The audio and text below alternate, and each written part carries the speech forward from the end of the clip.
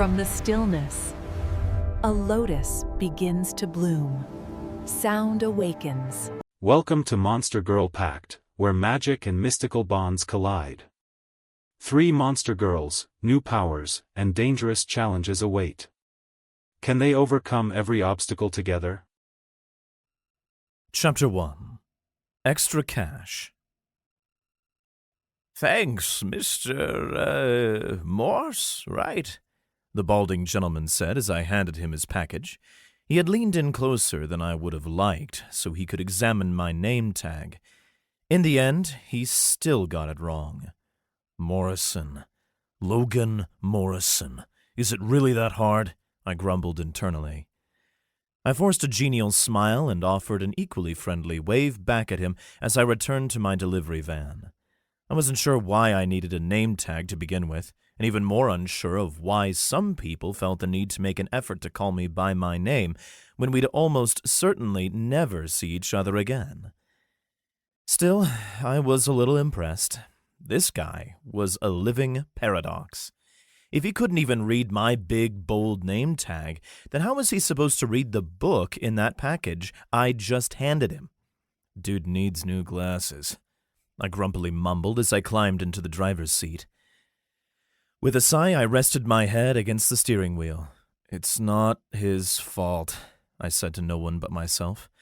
"I'm just frustrated and broke again." I had to remember not to let the stress overwhelm me. I wasn't a full-time student anymore, and being forced into working to pay for the rest of my schooling out of pocket was my own problem. I always knew things would be harder once I ran out of money. Sure, I could have taken out a loan and put myself into debt to finish school without interruption. Then I'd have that cushy life on campus surrounded by friends and cute co-eds for at least one more year. But alas, no. I'd seen how debt chained people down and forced them into jobs and lives they didn't want. No way. When I did graduate, I'd do it with work experience and entirely debt-free. I enjoyed my freedom and refused to spend years enslaved to financial aid repayments just to have one more year taking it easy. That was my choice, and I hoped it'd be worth it in the long term. Putting the van in drive, I saw the balding man with the outdated lens prescription still standing at the door with a smile. He noticed me looking and waved one last time before heading inside. I waved back, grinning at him in spite of myself. I enjoyed polite people, but at the end of the day, Spartan didn't pay me by the hour. Instead, they paid me by the package. So when polite people held me up with pointless interactions or small talk, it only made my life a little bit harder. But they didn't know that, and it wasn't their job to know that. So it's not like I could blame them, and I sure as hell wasn't going to punish their friendliness. You think that working for the largest online store in the world would mean you get paid a nice salary, right? Wrong. The only benefits were that I could make a full-time minimum wage without spending the full 40 hours a week to earn it, and the fulfillment warehouse was within walking distance from my apartment near campus. The faster I could finish up my load, the faster I could get back to my studies and prepare for my part-time night classes. That's why I was feeling so frustrated. I was broke after paying rent and tuition at the local state college again. I couldn't let the stress get the better of me. I couldn't allow myself to think about other guys my age who already had families and jobs, paying for everything themselves. I had no family, not even parents. Life wasn't fair, and I learned at a very young age that I would have to take what I could get and work for everything I wanted. This week looks like it's going to be nothing but PB&J and Easy Mac again, I silently seethed inside my head. Maybe I just need to skip the meal and go straight to bed. After wrapping up my last delivery and parking the van at the Spartan Hub, I pocketed my name tag and headed over to the student union on campus. I always seized every chance to save a little cash, so grabbing a couple of complimentary bottled waters and a pre-study coffee from the common area each night was a no-brainer. Yeah, I could settle for tap water, but if I was stuck with mostly water to drink, I might as well aim for the best, right? Even if it was just some generic bottled brand. Probably came from someone's tap, too, I muttered with a sigh. Scanning the room, I eyed the bulletin board adjacent to the corridor leading to one of the cafeterias. Sometimes it had something worthwhile. Most times it was just student activities I had no time for. I turned away from the board to head to the cooler. Or at least, I tried to. But there it was. A piece of paper on the board, seemingly calling out to me amidst the sea of mundane notices. It was odd. It beckoned me, almost like it was lit up in neon yellow, though it was just plain white. Even from a distance, I couldn't look away. Strangely, I didn't find it unsettling, though looking back on it, that must have been part of its magic too. With no other option, I approached the board. The closer I got, the stronger the urge to read it became, as if I were famished and only the contents of that note could satiate me. "What the?" I whispered to myself. The words were like a magnet, pulling me in until I was a breath away from the paper, reading the message written in quirky handwriting adorned with black hearts, dotting the I's and bat wings crossing the T's. It read, "Hey there, stranger. If anyone's free, I'm looking for someone to help tutor me in general mathematics. I've got a big test tomorrow and I really need to cram. I'm not picky, so I'll take any help I can get. I'll pay $20 an hour. Look for me on the second floor of the student union. I'll be at the table by the painting of that old bald guy in the tacky suit waiting for someone until at least 8 in the evening. If you see this note on the bulletin board, it means I'm still there. Cherry Cola." The strange allure of the paper faded once I'd read it. It was like a hypnotic trance suddenly coming to an abrupt end. Shaking my head to clear it, I muttered, "Damn, I must be more tired than I thought." A pleasant scent reached my nose. I leaned closer, sniffing the note. Did she spray perfume on it? It smells amazing. I pocketed the paper, deciding to investigate. This was a golden opportunity for me. I aced calculus, so tutoring in Gen Ed math? Easy peasy. Glancing at the offered pay, I couldn't help but imagine treating myself to a burger or maybe even a small pizza when this was over. The mere thought made my mouth water. But as I reread her name, I paused. Unique name. Probably a nickname. Glancing at the clock, I cursed. Shit, it's almost 8. Before investigating any further, I went ahead and grabbed a plain black coffee. Lucky for me that I liked it that way since all the sweeteners and cream were gone. I decided to save the bottled water for later and headed upstairs. It only hit me as I ascended the stairs that I might already be too late. Who knew? Maybe someone was already tutoring her, or perhaps the notice was from yesterday and she forgot to take it down. Only one way to find out. I quickened my pace, careful not to spill my coffee. Reaching the top of the stairs, I let out a sigh of relief. Only one person was up there, which was odd because the student union was normally full of students studying around this time. In fact, I haven't seen anyone since I came into the building, I suddenly realized. Across the room near the wall, just under the painting of a bald alumnus, was a girl who I assumed was Cherry Cola. I chuckled to myself. That fucking name, though. I couldn't see every detail yet, but from what I could make out, she was cute. Like, super cute. She spotted me, put one hand high in the air to wave me down, and I smiled. I smiled back and began that long, awkward walk. You know the one, where you and the person you're meeting are both looking at each other from across the room, but you're too far away to say anything without shouting, so you just walk forward until you're finally close enough that you can talk at a socially acceptable volume. Interestingly, it seemed that she didn't understand the basic etiquette of this walk because she shouted at me almost right away. "Hey, are you here to tutor me?" she asked before launching an unexpected wink at me. I had to admit that despite her wink not making any situational sense at the end of that question, it gave her a kind of quirky charm. What's more, her shout surprisingly made that walk's awkwardness disappear. Then again, maybe I was only thinking that because as I got closer, I realized just how hot she was. And when I say hot, I mean she was so hot that she was lucky she hadn't set her study materials on fire because of proximity alone. Cherry was short and petite. Not a classic supermodel physique by any means, but certainly an attractive one. She had pale skin, a dark brown or black French bob cut, and red, kissable lips. She seemed to be wearing red-colored contacts, too. Everything about her was attractive. The slenderness of her waist, the flatness of her tummy, the perfect yet not overbearing slope of her breasts. Everything.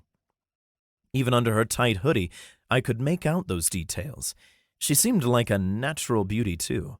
I didn't detect a ton of makeup on her, and even the subtle rosy color on her cheeks looked oddly natural. It's not that I have an issue with girls who wear makeup or anything. When done right, makeup can add a lot to a look, no doubt about it. Cherry, however, just looked like one of those girls that you could wake up next to after a long night of sweaty sex, and she'd still make you gawk at how amazingly cute she looked. And if I'm really lucky, maybe I'll find out how true that is, I thought, daring to dream. Her dark hoodie hid a lot of her figure, but her black miniskirt exposed enough of her legs for me to instantly think about them being wrapped around my waist.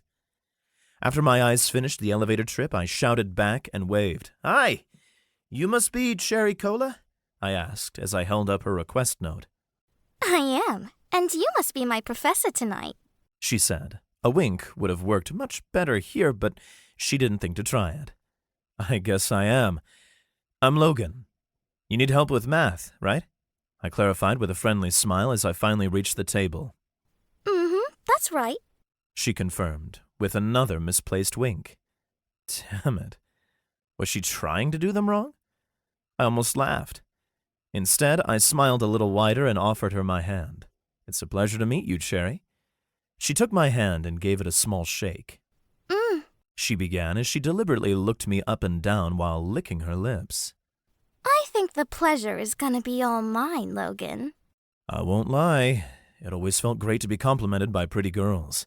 But to be flirted with so aggressively by a girl this gorgeous felt particularly flattering. You're not so bad yourself, I said as I took my seat.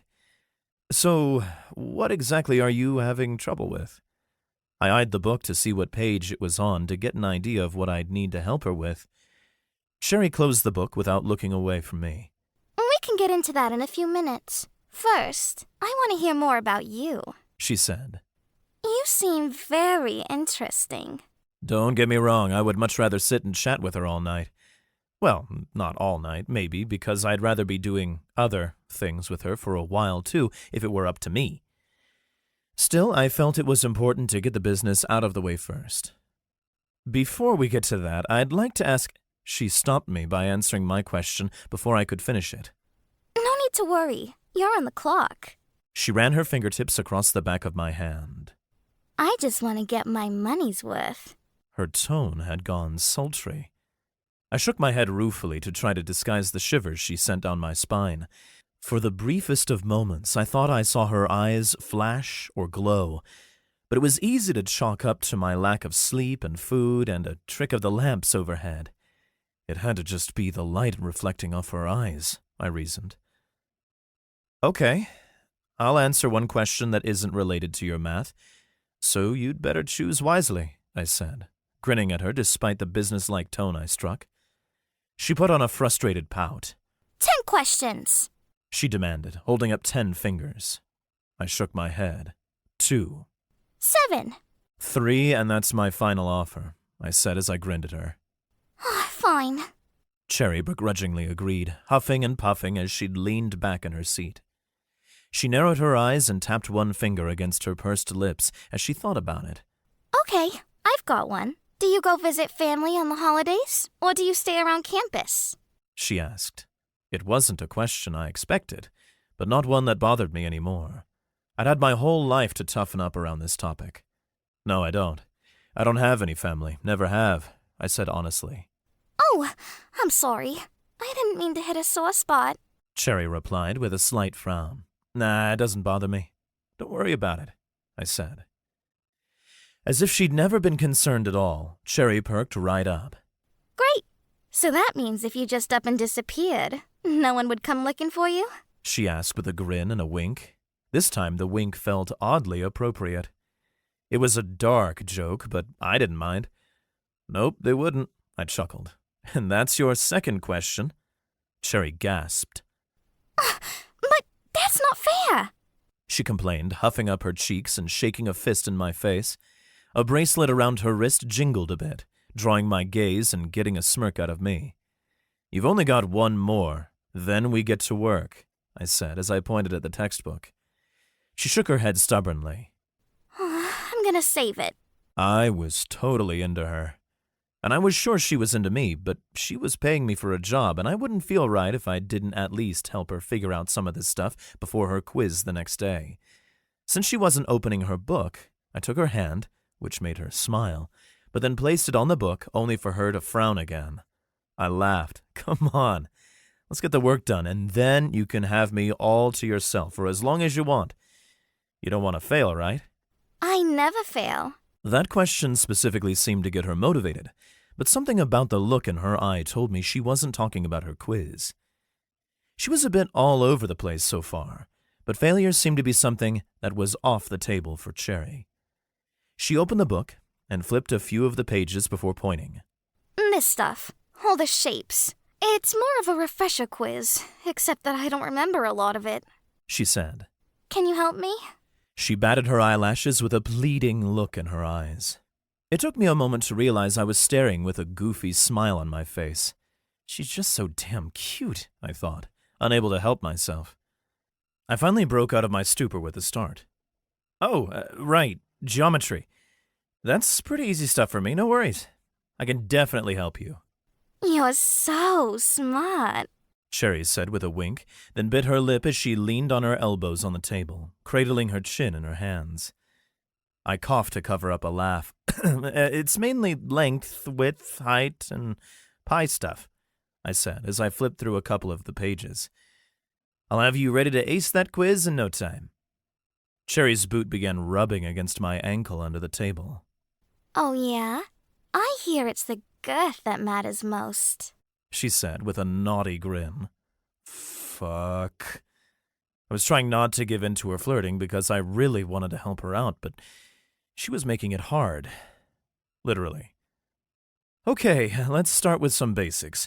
You probably remember rectangles and squares well enough? Length multiplied by height. So let's go over circles. That's where you start working with pi, I explained. Does that pie have cream in it? Cherry asked, as she pointed at the Greek letter on the page. I chuckled. No, that's the one you multiply by the radius squared. Cherry licked her lips. Wish you and I would multiply already. I felt the sight of her leg creeping higher up mine. I didn't want to encourage her by acknowledging it, so I pretended not to notice. Or I tried to. My throat was getting dry, so I took a sip of my coffee. My voice came out a little higher than I'd intended when I continued. All right, let's just move on to some 3D shapes. Let's take this glass, for example. We can find out how much fluid is in it, I said, as I pointed to a glass on the page. She put one finger to her lips, as if in thought. Instead of glass, what if I wanted to use a nice, thick sausage? She asked, with waggling brows. With a playful sigh, I lowered my head. Well, with a glass you have more liquid to measure. You won't find much fluid in a sausage, I said. Cherry smirked. You'll get plenty out if you do it right. Then she abruptly stood. I'm hot. I'm gonna take my hoodie off, She said. And then she did. She pulled it up slowly, and my eyes locked onto her thin waist just above her skirt. My gaze followed her motions to her cute belly button and flat stomach. Damn, she really is petite and fucking perfect. She kept going, and I thought for a moment she was topless under the bulky garment as more and more skin went on display. But instead, I barely caught the edge of her crop top underneath. My breathing deepened as it lifted, showing me a hint of the red, lacy bra underneath. Without the hoodie hiding the rest of her shape from me, I found it even harder to look away. She saw me staring, and her smile widened. I'm sorry. She said, exaggeratedly. Were you saying something about the glass? She was cleverer than I gave her credit for. I had been saying something about the glass on the page, and therefore I couldn't count that as her third question. Yes, I was, I said. I was just going over how you can use this formula to find out how much you can fit into the glass. Cherry bit her red lips. You're funny. Why would you want to know how much you can fill it up, when you could just fill it until it's overflowing and dripping wet on the floor? She asked coyly. I grinned. Are we still talking about math? I asked. In the sense that I want to see what you plus me equals, sure. But I'm not trying to skirt the rules, Cherry said as she slowly pulled her skirt up, exposing a little more of her thigh. She made sure I got a good look at the extra skin before lowering it, taking her seat, and leaning in closer. She rested her chin on her hand, and her eyes never left mine. I guess you're not, I said. Damn it, I held off longer than most could have, but in the end, I was only a man. I leaned in as well, putting our faces only a foot apart, the table our only barrier. Her hand rested atop my own. Being this close, I could smell that intoxicating perfume she wore. It was the same as what I smelled on the paper that got me this little job. My eyes looked into hers before flicking down to her lips and back. I saw her eyes do the same as she looked at my lips before licking her own. She moved in a little closer. I'm ready for my last question, she said softly. My breathing quickened. We were only a few inches apart. What's that? I closed my eyes as I leaned in just a little closer. Then I felt her tongue run up my jawline before flicking my earlobe. Do you want to come back to my place? She whispered in my ear.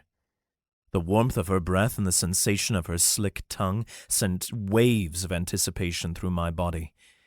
I wanted to say yes instantly, but then all the strange things I'd seen came back to me. First, the letter on the board that I couldn't look away from, then the odd question followed up with one about me disappearing forever, and finally, that momentary flash of red in her eyes all came back to me. On the other hand, I hadn't been laid in weeks, and she was easily the sexiest chick I'd ever met in... maybe ever. In the end, I decided that I needed this. Bad.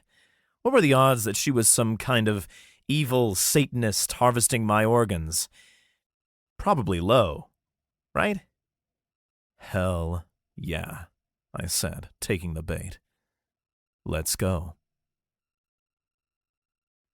Chapter 2. A Taste of Cherry. Cherry sprang off my lap in a heartbeat, skipping towards the stairs. All right, let's go. Observing that she only grabbed her purse, leaving her hoodie on the floor and her study materials on the table, I wondered if she expected me to carry it all. Not that I'd mind. Spending more time with Cherry was worth it. Still, a little respect wouldn't hurt. I stood and gestured at her things. Hey, what about your stuff? Cherry halted, slowly turned and flashed a wry smile. Right, my stuff. She hurried back to the table and swiftly gathered her belongings. I don't know how I forgot. She chuckled nervously, winking. Tucking everything under her arm, she headed for the stairs again. Shaking my head with a grin, I offered, I can carry it for you if you need me to. It's fine, she said. Her next response was unexpected, yet not unwelcome. Sticking out her tongue, she flipped up the back of her skirt and swayed her hips, revealing the enticing sight of her thong and tight ass. Don't fall behind. She teased before giggling and dashing down the stairs. Unable to resist, I laughed and chased after her, undeterred by her growing quirkiness. Taking the stairs 2 or 3 at a time, I completely forgot about the water I meant to take with me. When I caught up to her, I decided to be bold and pinched her ass.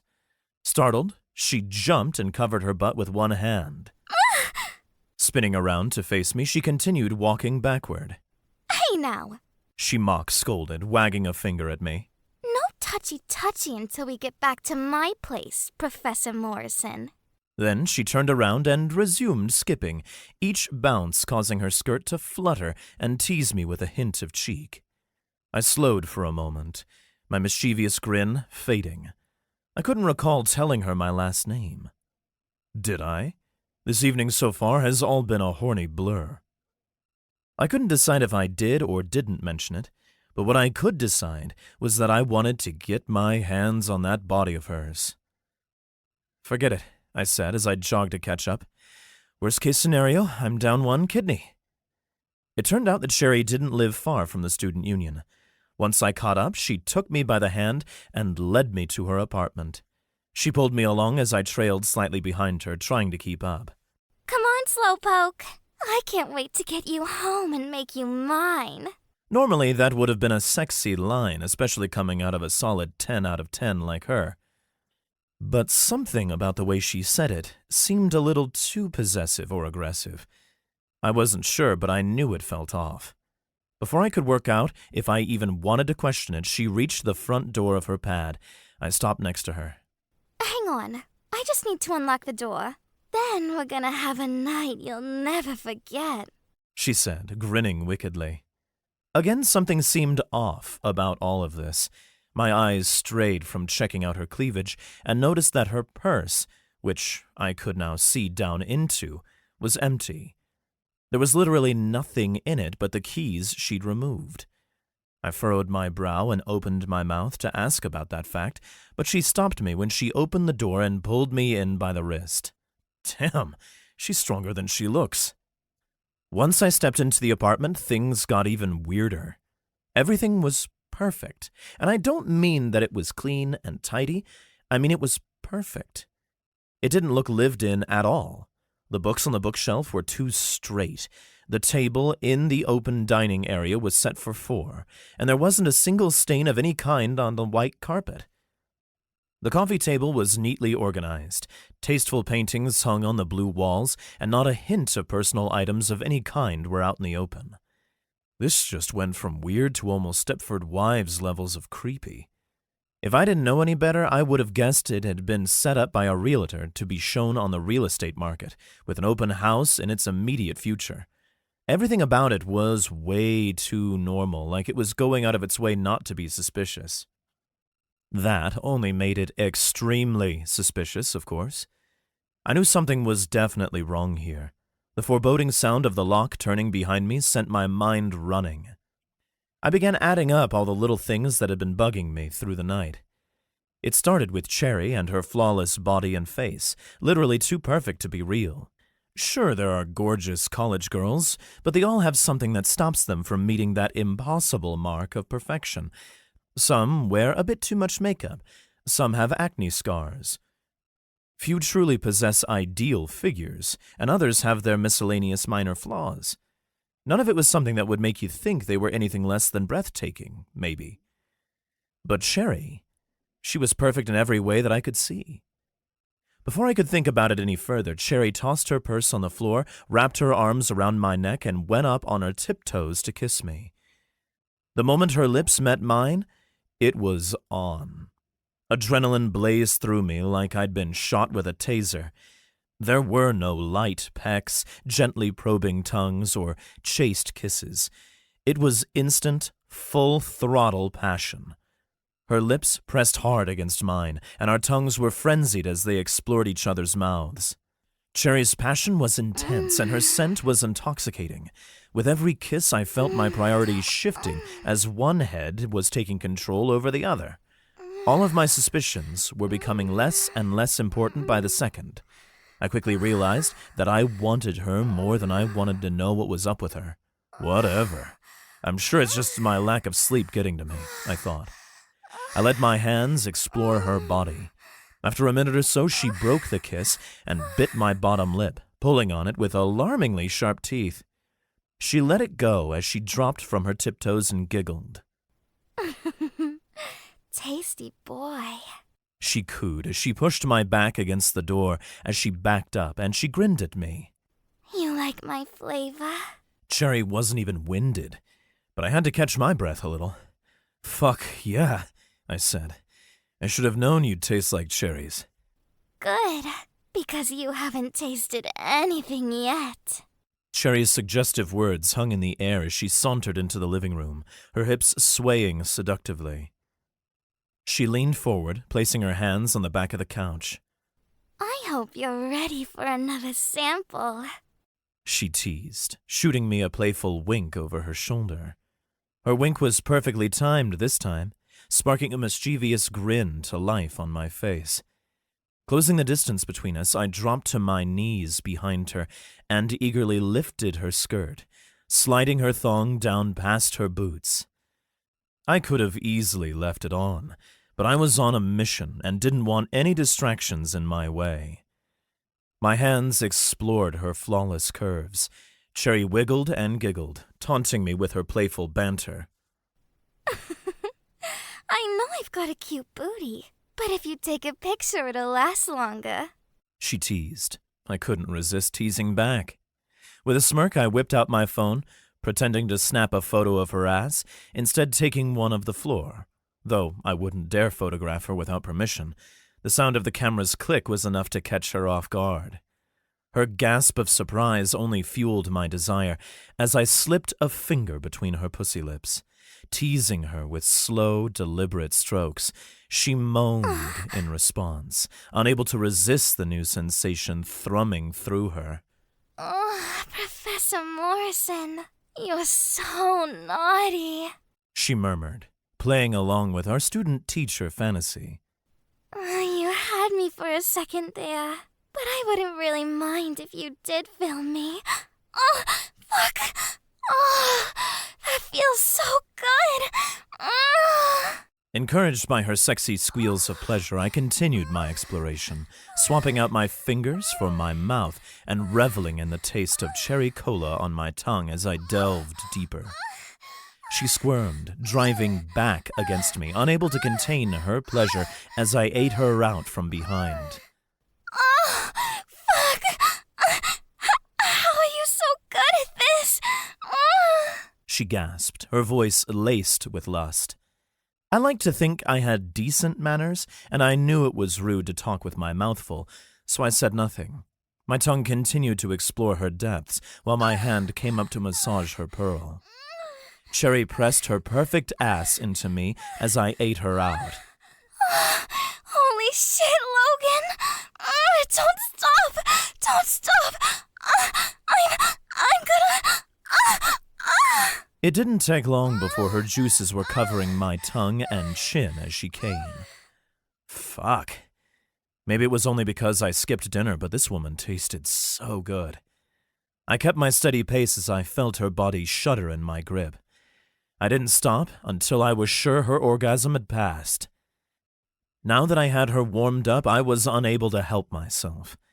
As I stood, I paused briefly to wipe my mouth and chin on my sleeve. She panted with ragged breaths, her ass still jutting out toward me. I caught her looking at me over her shoulder, trying to catch a peek as I pulled my pants down. Cherry grinned and licked her lips. Are you gonna fuck me, baby? She asked with an unnecessary wink. I would have sighed if I weren't about to be dick deep in the most beautiful girl I'd ever had the pleasure of meeting. Instead, I said nothing and winked back at her while I lined my tip up with her dripping center. I kept my eyes locked on hers as I pressed into her. Yup. At the moment of our collision, her eyes went wide and her mouth fell open. Holy shit, she was tight. So tight that I had to take my time and slowly work my way in. Also, I met a little unexpected resistance with the first push. Almost like she still had a hymen, but with the confidence and sex appeal she had, I was willing to chalk it up to my imagination. She clenched her teeth. Fuck, Logan! You're too big! Take it easy, baby! I paced myself so as not to hurt her. After a couple of inches, I slowly thrust in and out in a rhythm, taking my time so she could adjust to my size. Cautiously, I pushed in further, testing the waters each time until, finally, I hilted myself inside Cherry. She covered her mouth and squealed like a piglet, her eyes rolling back as she tried to look at me over her shoulder. With a feral moan, she tightened her grip on the nearby couch and struggled to get out her next words. Fuck! I feel so full! Oh, it's almost too much! Just go slow for now! I sat there for a while, until I noticed her starting to relax. Then I gently fucked her with slow, smooth strokes. Her pussy clung to me, as if begging my cock not to leave. Yeah, that's nice. She groaned, grinding back into me. Her moans were long and low, and I could tell she was finally ready when she continued with her fantasy. Oh, God! Yes, Professor Morrison! Oh, teach me how to get fucked by a big cock like yours! I decided I'd play along this time. I'd be happy to show you, Ms. Cola. If you're good, maybe I'll give you opportunities to earn extra credit. That seemed to do the trick for her, because she started pushing her hips harder into me. I stopped thrusting and held myself still, allowing her to fuck herself on my cock. More! I need more! She said. Fuck. Being inside Sherry felt incredible. She moaned and dropped her head low when I grabbed her hips and picked up the pace. It wasn't long before my balls were slapping against her thighs, and the wonderful sound of her squelching pussy being fucked joined her groans and squeals of delight. She was a goddess, her pussy a quality lock that perfectly fit my cock key. I heard something in the couch snap, and she threw her head back. Oh, fuck yes! I'm gonna come my brains out! Logan! Fuck, baby! Shit! I felt her walls clenching down on my shaft as her orgasm rocked her body, covering her in a glossy sheen of sweat and making her heartbeat noticeably throb even inside her cunt. I couldn't contain myself anymore. It was only with a blessed last-second thought that I remembered I didn't have protection and hadn't asked about it beforehand. It was definitely too late to ask now, so I pulled out and jerked myself as my orgasm hit me.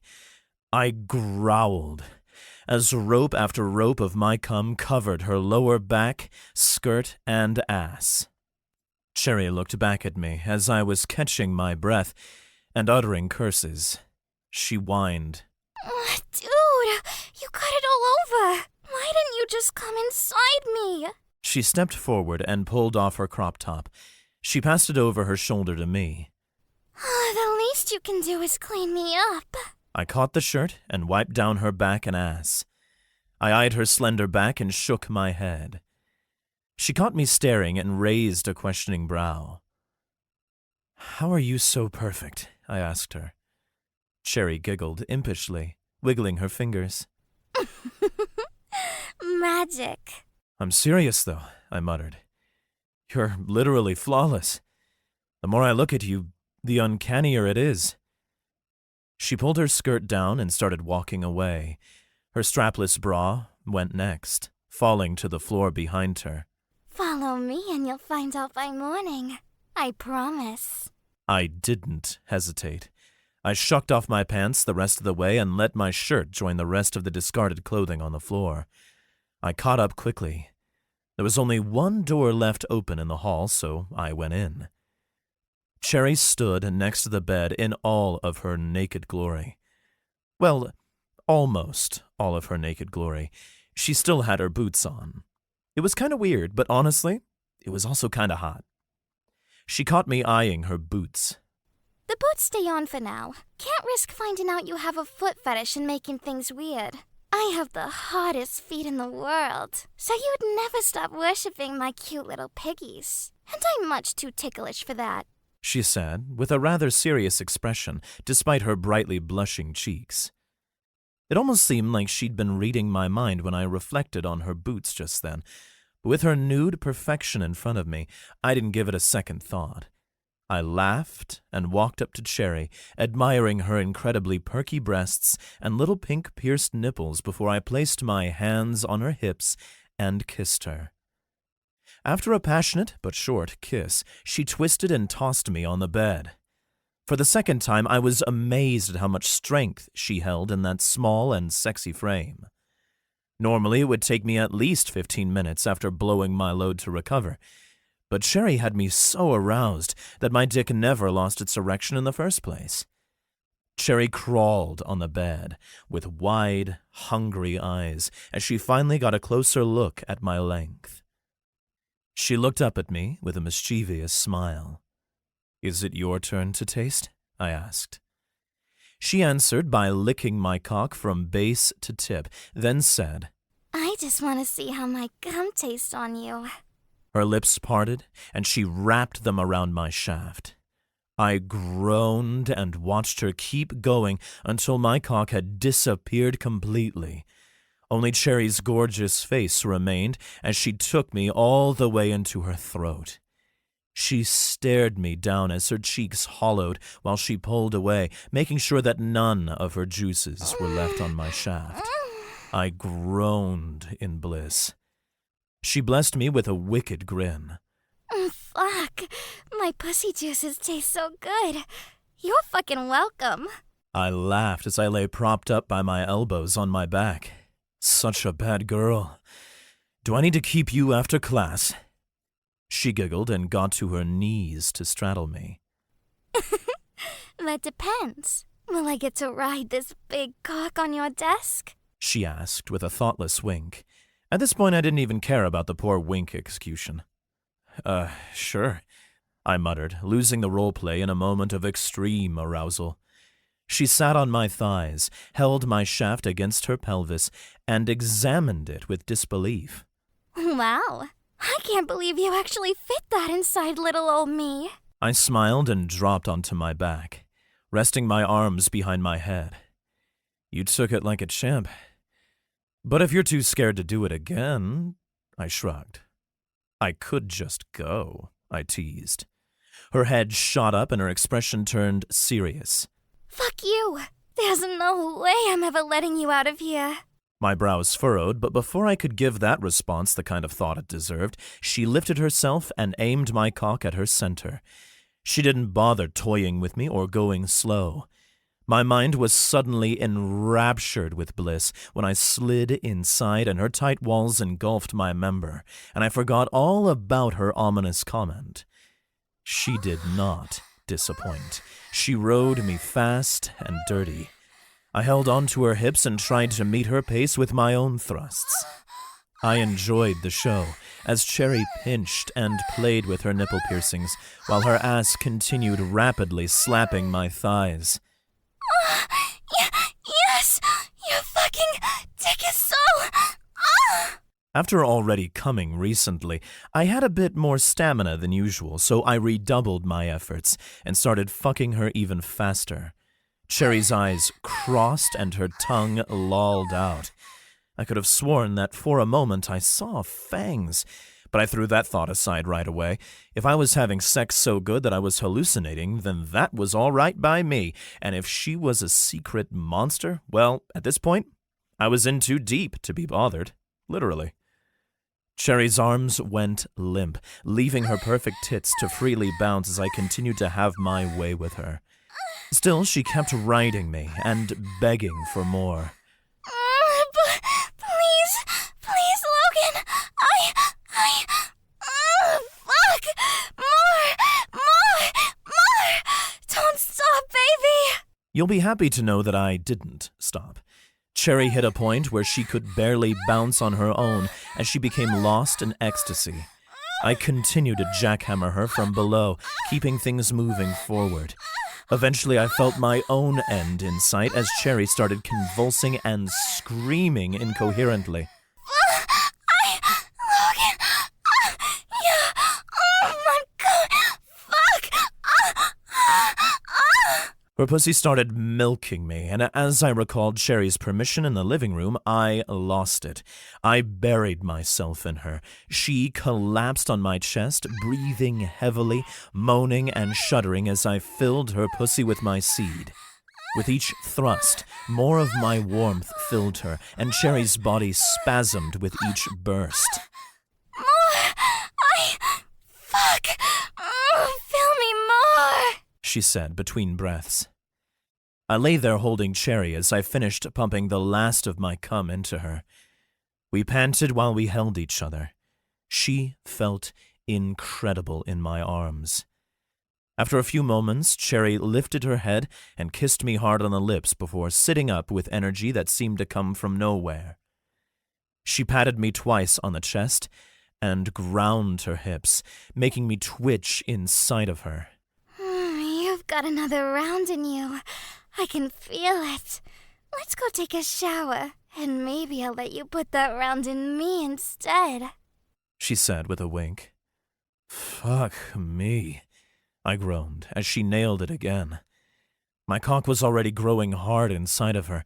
I didn't know where this stamina was coming from, but I wasn't going to complain.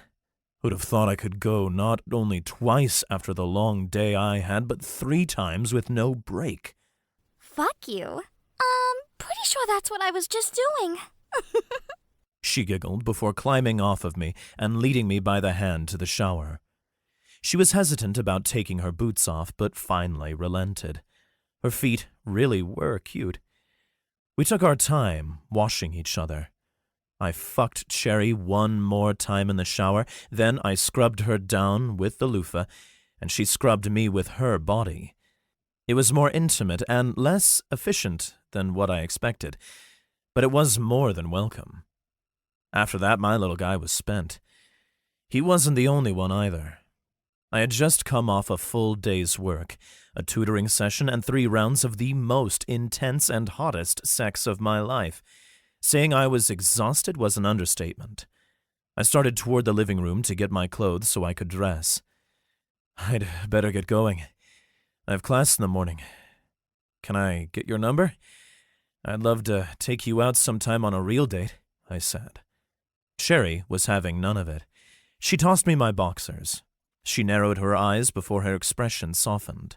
You're not going anywhere. You're exhausted. Plus, you wouldn't make love to a girl and leave her without cuddles, would you? She asked while batting her lashes. I put on my boxers and smiled. She had a point. It was rude of me to make love and run, and a lay this good definitely deserved some aftercare. You're right. I'd love to snuggle a bit and crash here. You know, you're pretty amazing, and I don't just mean your body. She froze for a moment as she donned her black bra and thong. I wondered why she didn't just grab clean clothes from her dresser, but I was too tired to care. Cherry blushed and smiled. Obviously, she said. I laughed and she led me back to the bedroom. I took my place on the bed and she laid down in front of me, being my little spoon for the night.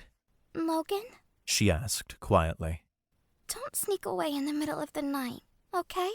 A small part of me tried to tell myself that I should be concerned by that question, but she was so vulnerable at that moment that I couldn't see why I should be. I kissed her gently on her neck. Don't worry, I'm not going anywhere.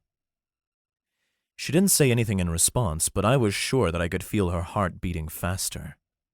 I felt like I was in heaven as I held this flawless, chaotic, quirky woman in my arms, and it didn't take long before I fell asleep.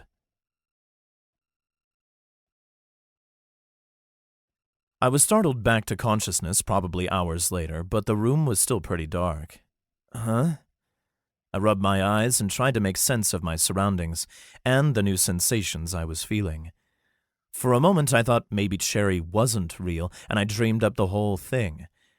But no, I knew that wasn't true. Cherry was very real and very hot. A smile split my face at the memories from the night before. I stretched out on the comfortable bed as my eyes slowly opened.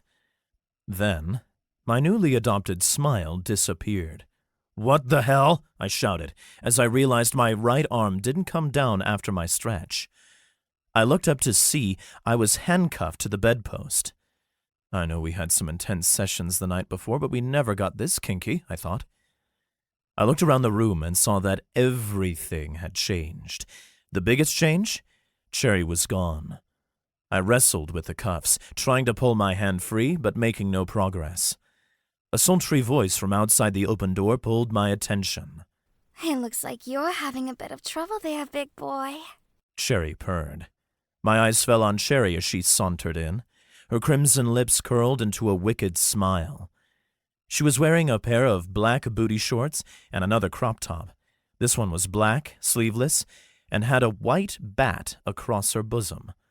My eyes went wide when I realized that Cherry was different. She was still just as gorgeous, just as perfect, but there was more going on with her than before.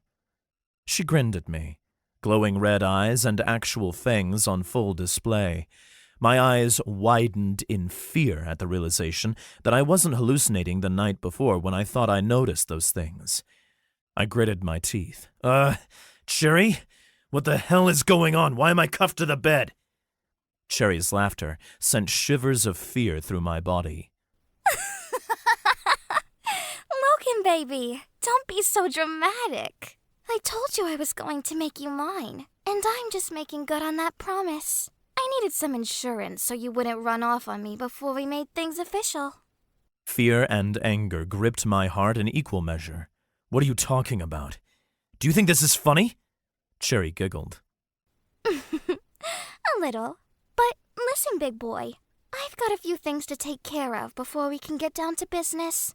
Do me a favor and stay put, okay? I'll be back soon with some friends, she said with a wink before turning and walking right back out of the bedroom. Like you so much, baby. My head dropped back onto the pillow and I stared at the ceiling. Is this really happening? I wondered. What gave her the right? This was kidnapping, wasn't it? I didn't care if she might have been wearing contacts and doing some cosplay stuff, or that the friends she was bringing might be part of some kinky fantasy she had. Okay, I may have cared if she was bringing friends for a kinky fantasy, but that was beside the point. I couldn't just lay there in a stranger's home, not one who chained me to the bed while I slept. In that moment, an old saying came back to me. If she's too good to be true, then she probably is. This is what I get for going after the perfect girl. Chapter 3. The Great Escape. Damn it, I swore under my breath. With Cherry gone, my anger had subsided, replaced by panic and despair. Here I was, cuffed to a bedpost by a random hot stranger, whom I tutored for a total of $40 that she never even paid me, and at this point I doubted she ever would. Hunger gripped my growling stomach at the thought. There goes my freaking burger, I lamented. And to top it all off, it looked like I was going to miss my morning class too. That would be a waste of my hard-earned money. I didn't let the despair grip me for long. Despite growing up in conditions that made many others give up, I never did. And if I didn't quit when I was alone on the street, then I wouldn't quit now when I was alone in a hot girl's bed. All I needed to do was find a way out, and there was always a way out if you looked for it hard enough. I knew I couldn't wait around for Cherry and her friends to show up. Who knew what kind of crazy stuff they had in mind? A part of me thought that crazy stuff might not be so bad if it was anything like last night. I shook my head. No, I'm getting out of here, I told myself. Thinking with my dick is what got me into this mess in the first place. I needed to stop and assess my situation. Pulling my wrists out of the cuffs wasn't going to work. In fact, it would leave me with nothing but a sore wrist and a lot of regret. Thoughts of my former life on the streets came back to me. It was a time in my life before I decided to stop fooling around and make something of myself. There were plenty of times I found myself in precarious situations after getting involved with less than savory individuals. It was then that I recalled a skill that I'd honed out of necessity, but hadn't used in a few years. I scanned the room for anything that might work. Then I spotted it, like a lighthouse signaling the shore to a lost sailor at night. A shiny hairpin on the floor gleamed almost as bright. It was a little far, but I thought I could manage. Climbing off the bed, I got down on the floor, extended my body as far as I could, and stretched out my foot like the manliest, most heroic ballerina the world had ever seen. Just a little farther. After a bit more effort, I finally snagged the instrument of my potential liberation with my big toe. Like a warrior prepared for battle, I held up my little sword with determined excitement in my eyes and wasted no time in freeing myself. Yes, time to get the hell— Ow! The moment the hairpin entered the lock, the cuffs glowed brightly, and a searing pain shot through my wrist. Shit! What the hell is going on? I rubbed my wrist, which thankfully seemed to have sustained no real damage. I leaned to examine the handcuffs. There were small, glowing shapes on the metal that looked almost like runes. I had no clue what they actually were, but I sure as shit knew that normal handcuffs didn't have them. Checking over the rest of the cuffs didn't reveal any kind of electrical power source that would explain how they caused me so much pain. Deciding that maybe I had only injured my wrist by pulling on the cuff too suddenly, I tried again. Motherfuck! Ah! I gritted my teeth and tensed my muscles. The second time was worse than the first by a lot. Anger filled me as I threw the hairpin across the room. Okay, I get it. No picking your stupid magical cuffs. The events of the night before kept playing over in my mind. It started with a simple note on the bulletin board with a magnetic effect on me. Then it gave way to a seemingly harmless tutoring session that was filled with flirting and banter. I was unable to resist because of how impossibly sexy and charming she was. Cherry had been far more interested in me from the start than she was in her studies. I'd always been able to pull chicks with ease at parties, so I didn't find it as suspicious as I maybe should have. More things followed. The flash of red in her eyes, the fangs, the overly perfect apartment, the empty purse, and her comments about making me hers and my never leaving. And now the cuffs had some strange power that was almost like magic. A chill ran down my spine as I connected the dots. What the hell is she? Some kind of vampire witch? Is that it? Is she a real bona fide witch with real magic at her disposal? Normally, I'd think I was going crazy, but suddenly it seemed to be in the realm of possibility. Wait, am I going to be sacrificed in some fucking blood ritual? Growing up, I'd seen plenty of cases in the news of people disappearing, never to be heard from again. And last night, she specifically asked me if anyone would come looking for me. I had said no. Why did I say no one would come looking for me? I learned a long time ago that you always make sure people know someone is looking for you, even if it's not true. But I let my guard down after years of playing things straight, ignoring my instincts, all because of how hot she was, how hungry I was, and I don't even know what. I swore not to make that mistake ever again. I guess a part of me thought something like this could never happen in Fresco City, Wisconsin. Adrenaline surged in my body and I firmed my resolve. Grabbing hold of one arm with the other, I pulled. Nothing came from the effort but more pain in my wrist. I swapped my grip to use both hands on the chain and put one foot on the wall, and I pulled and pushed with all I had. The bedpost groaned, and I was shocked to see that the bed itself refused to move. But with a final desperate effort, I used every ounce of strength I had left and tried again. Snap!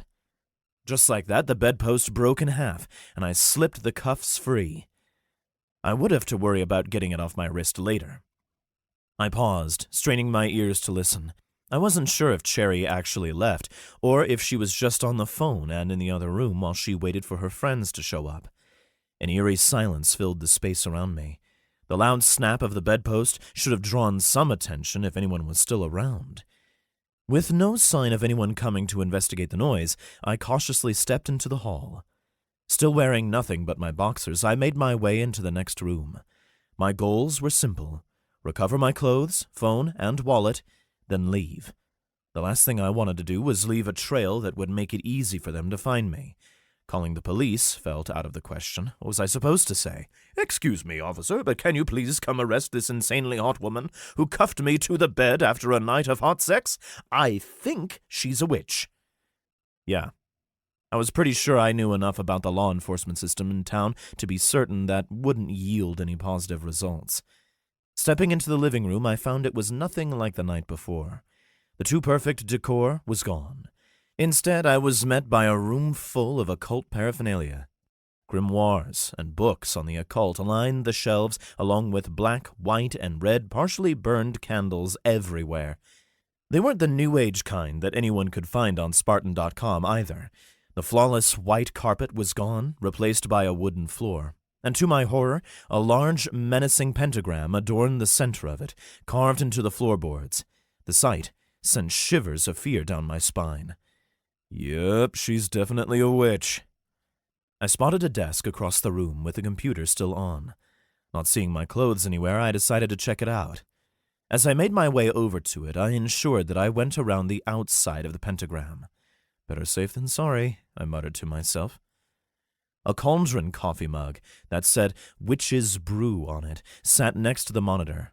Figures that a woman with obvious daddy issues like her would love dad jokes. I grunted before I examined the group chat that was still open on the computer. There appeared to be a conversation going between Cherry Cola and two friends, Halo Kitty and Alpha. And then I top it all off with strawberries and whipped cream. Goodness, it's so tasty. Hey, babes, guess who has a man in her bed? Golly, the GF potential? That Logan guy? That's amazing. How did it go? Can we come home now then? Good job. We'll head back soon. Halo, please stop using the chat to share your waffle recipes. How about I just make everyone waffles when we're all home, Alpha? Yeah, fine. Whatever. But put extra whipped cream on mine. And bacon on the side. Do we have bacon in the fridge? No, wait. Let's focus. Cherry, you still there? Did he try to get away? Did he fight you at all? If by fight me you mean rocked my fucking world, then yes. Hello, make me some pancakes too, but make mine chocolate chip. Sure, but first, spill the tea. We need details. All it took was a few of my sexy winks, and he was all mine. Cherry, your winks are so not sexy. Yes, they are. Tell her, Halo. Tell her my winks are sexy. Sometimes they are very cute. See, I'm sticking my tongue out at you right now, just so you know. Wait, here's a selfie. See it? Why didn't you just use an emoji? I couldn't find the stupid emoji. And I'm sighing. Girls, focus. Cherry, tell us how you captured him. My bad. It went great. I tricked him into tutoring me like we said. He's a student at the nearby university, conveniently enough. So I just laid a trap and he followed me home like a lost puppy. And? So I got him back to my place. And oh my god, that man can fuck. He literally fucked me senseless. Filled me up twice and everything. I think I came 3 or 4 times. Hell of a way to pop my cherry. You girls have no idea. Anyway, he's cuffed to the bed right now. I used a spell, so there's no way he can get free. You what? You mean you actually had sex with him? I totally did. And it was amazing. It's not a big deal since he'll be ours soon anyway. Girls, there was something special about him. Cherry, that's reckless. If we don't end up bonding with him, you'll lose your powers. You can't sacrifice your virginity before the contract is finalized. Don't even worry. We're basically in love. He won't go anywhere. And when he realizes his job includes having sex with not just me, but the 2 of you as well, do you really think any man would back down? Besides, there are spells to restore my virginity if we really had to go that route. Costly spells, risky spells, spells that might not work for restoring your powers too. Jeepers, Cherry. Are you sure about this? Alpha and I haven't even vetted him ourselves. All we know is he's a powerful candidate for being a Coven's greater familiar. That's literally it. He might be a total psycho. He's not like that. He's a good guy. You'll love him. Just wait and see. He's special. I see. Wait, what do you mean by special? You're not talking about his... Well, that was special too. But no, I'm talking about something else. I'll have to explain it in person. And let's just say you found a good one, Alpha. Cherry, you've got me pulling my hair out here. Do you think he'll want some waffles? I'll make him some waffles. What flavor do you think he wants? He doesn't need any waffles. He's our prisoner. You can feed him, fuck him, and spoil him all you want once he's our pet. Do you think he'll agree to the binding right away? Or will we have to convince him? I don't know why he wouldn't agree. I mean, what guy wouldn't want to be bound to 3 hotties like us? Especially when he sees what we have planned for him. Well, not everyone is okay with being basically enslaved. That's why we don't tell him he has a choice in the matter. We need him to do as he's told, so make him think he's being compelled. Don't even let him know he can back out. He's going to be our familiar, remember? How many covens do you see with rebellious greater familiars? What if he runs away or refuses to sign the contract? It's not like he can hide from me. I can find him anywhere he goes. If he agrees without running, we can give him a much nicer deal than if he pisses me off and tries to escape. If Cherry ends up losing her powers for good because of him, I don't know what I'll do. Probably have to kill him. Don't kill him. He'll be such a good pet. Like a community husband, really. You know, we're the first coven in centuries that found a human that's compatible with being a greater familia. At least I think so. Gosh, I thought you said that if he dies, then we'd be in a real pickle. Isn't he our only shot at this? Yeah, I said that, and it is true. But he doesn't know that, so we'll threaten as much as we have to. Human men with witch bloodlines are so rare now. This really is our only shot if we want to avoid being strong-armed into joining a bigger coven. If he won't be ours, or he dies, we lose our chance forever. And we'll have to take a weaker option for our greater familiar, or join up with someone stronger than us. Anyway, we'll head home soon. Stay focused, girls. We can't screw this up. On my way back now, too. I just stepped out for coffee and a few extra supplies for the ritual, just to be safe. Talk to you later, babes. Are we still on for the gaming session? Priorities, Halo. But yeah, after the ritual. I blinked. There was a lot of information to digest in there. It turned out that not only was Cherry definitely a witch, but so were her friends. Not only that, but they wanted to bind me and use me like some kind of pet or servant or husband. It sounded like not only would I be their servant, but also their sex slave. But the most troubling revelation was that running wouldn't make a difference. The only bright side was that they weren't likely to kill me. The terrifying reality started to set in. I trudged my way back to the bedroom and slipped that damn cuff back onto the bedpost.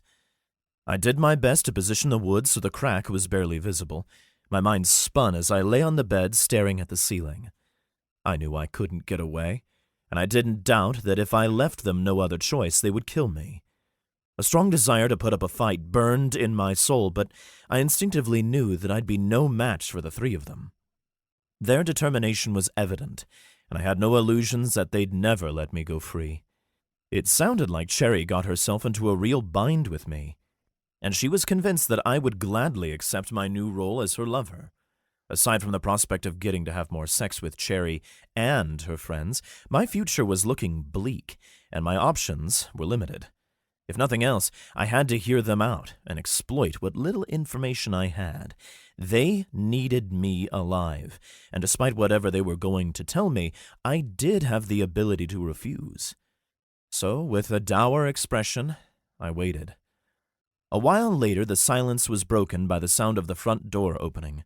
Muffled voices slowly found clarity as they grew closer. 2 of the voices were unfamiliar. The trio must have made it to the living room because the words started making sense, and I caught snippets of their conversation mid-sentence. Waffles on the table?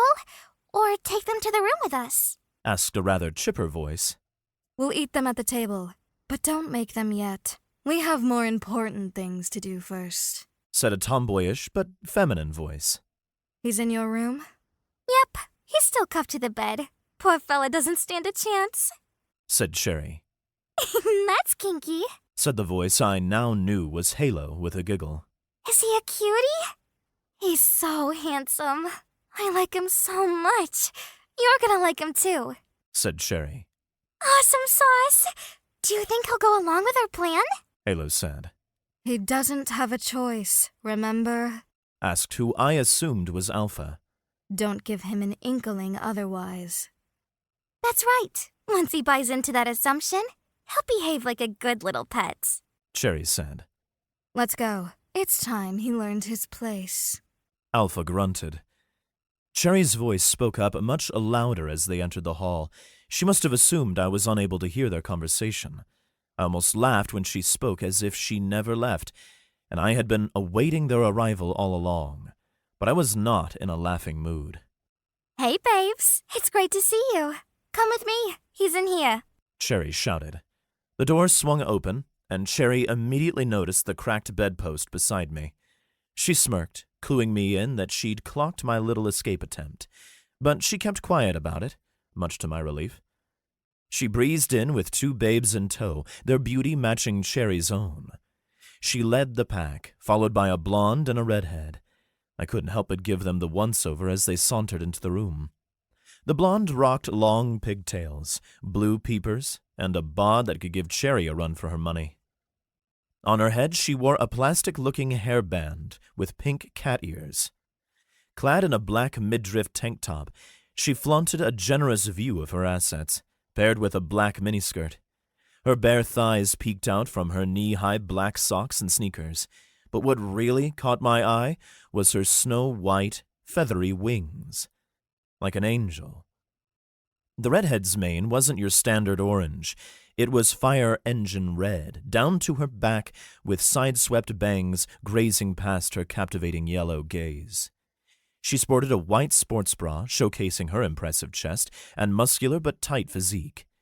Her tight black hot pants drew attention before my gaze trailed down legs that seemed to go for days. And like the rest, she had her own quirks. 2 triangular, furry, red ears with black edges were perched atop her head, while a fluffy red tail swayed behind her back. What the fuck? Cherry stole my attention back with an obvious fake cough. Eyes up here. You're looking at your new loving mistresses. Doesn't that make you excited? I bet that makes you excited. She said with a wink that mostly made sense. Say hello to my wonderful friends. This is Halo, and this is Alpha. She said as she pointed from one friend to another. Halo smiled and waved at me. Hi there. It's nice to meet you. I hope we don't have to hurt you. I look forward to our many adventures together. She was so damn upbeat that despite the circumstances and her apparent threat, I found myself waving back at her. Alpha smirked. I bet you'd like to know why you're here. I hesitantly nodded. I already had a pretty good idea of why I was there, but that didn't mean I shouldn't hear her out, or should let them know what I knew. She smiled at what she must have decided was a display of obedience, rather than the simple acknowledgement that it was. Good boy. So, here's the deal. You're special.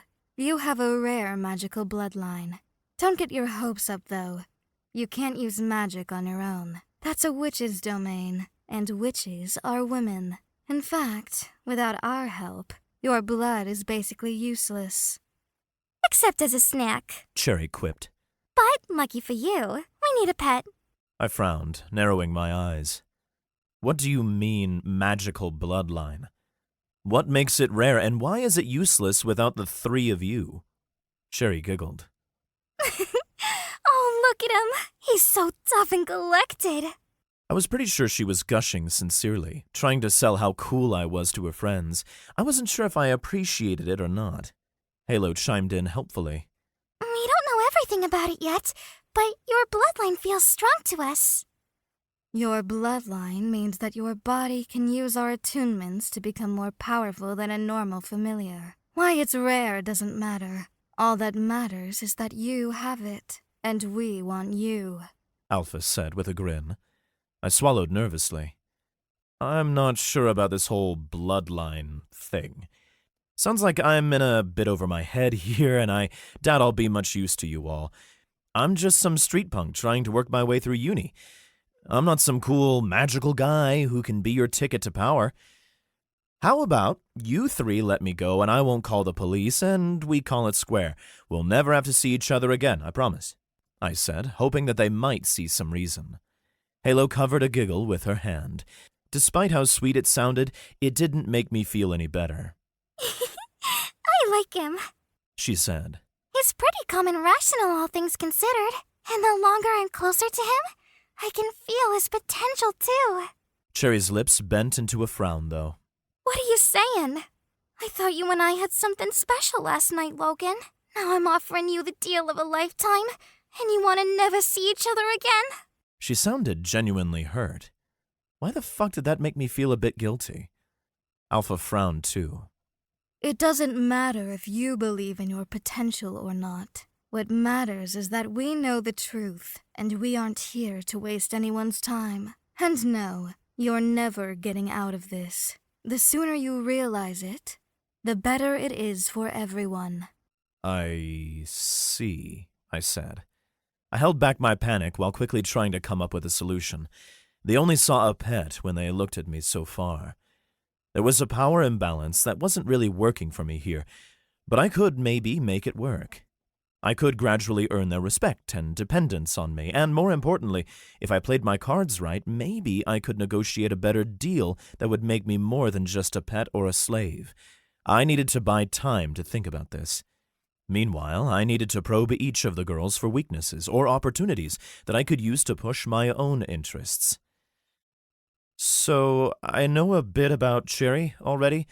Why don't you two tell me a little about yourselves? Since you want us to work together, then maybe it would be a good idea if we broke the ice. Halo perked right up at the suggestion. Wow, that's a wonderful idea. I enjoy. Alpha put a hand to stop the blonde beauty. Halo, focus, remember? An adorable pout fell on Halo's face, and she nodded. Alpha wore a scowl with her hands on her hips. Her frustration seemed to be increasing quickly. Listen, Logan, I don't need to get to know you. You're a familiar, a tool to be used to fulfill our goals. Here's what you need to understand. You're going to be bound to us by a magical contract. You're going to do what we tell you to do when we tell you to do it. And there's not a damn thing you can do about it. If you don't cooperate, then we'll have to go find a new pet. You don't want that. Trust me. I gulped. If I hadn't seen the chat on the computer, then I'd have really believed that I had no choice. I had to admit that not everything about the situation I found myself in sounded all bad. Like Cherry said in her chat, what guy wouldn't want to be bound to 3 hotties? But my freedom was more important than satisfying my libido. So I took a deep breath and gathered my courage. Ladies, I apologize, but I'm afraid I'm going to have to decline your offer. Yellow eyes widened. Excuse me? Alpha growled. Halo pouted. You don't want to be bound to us? I thought we could all be friends. Alpha wore a mask of incredulity. What part of you don't have a choice do you not understand? To my surprise, Cherry looked hurt. Wait, what? I thought... She let her words trail off, not telling anyone what she thought in the end. I wasn't sure what to say to their mixed response. I was still scared, but for some reason I felt bad about Cherry and Halo's reply. I shouldn't have. I was the one cuffed to the damn bed, after all. Maybe they didn't want to do it like this. Maybe it was all Alpha's idea to treat me like an animal. She does seem to be the leader. Pulling my mind back on track, I said the only thing that came to mind. I'm sorry. I'd rather die than be someone's slave. Alpha spluttered. It was exactly what she didn't want to hear. You can't just... No. Just no.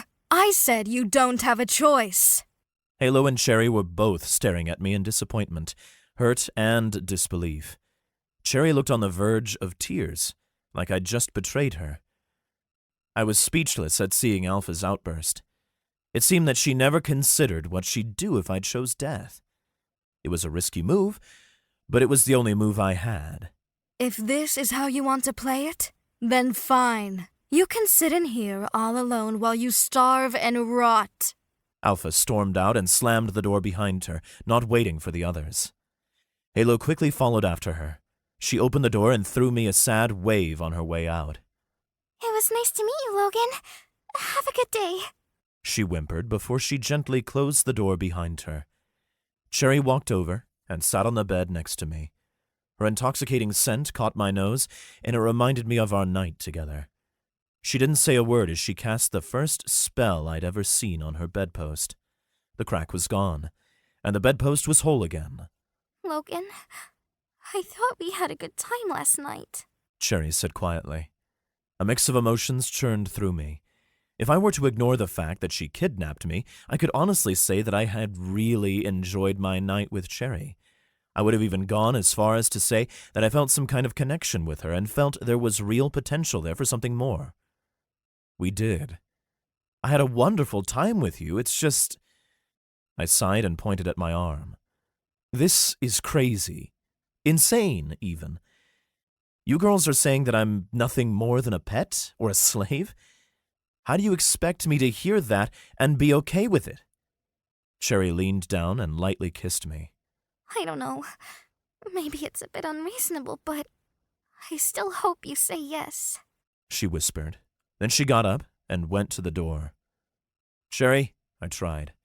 She cut me off and refused to look at me. Logan? She trailed off as she wanted to say more. But then her tone shifted to something on the verge of tears.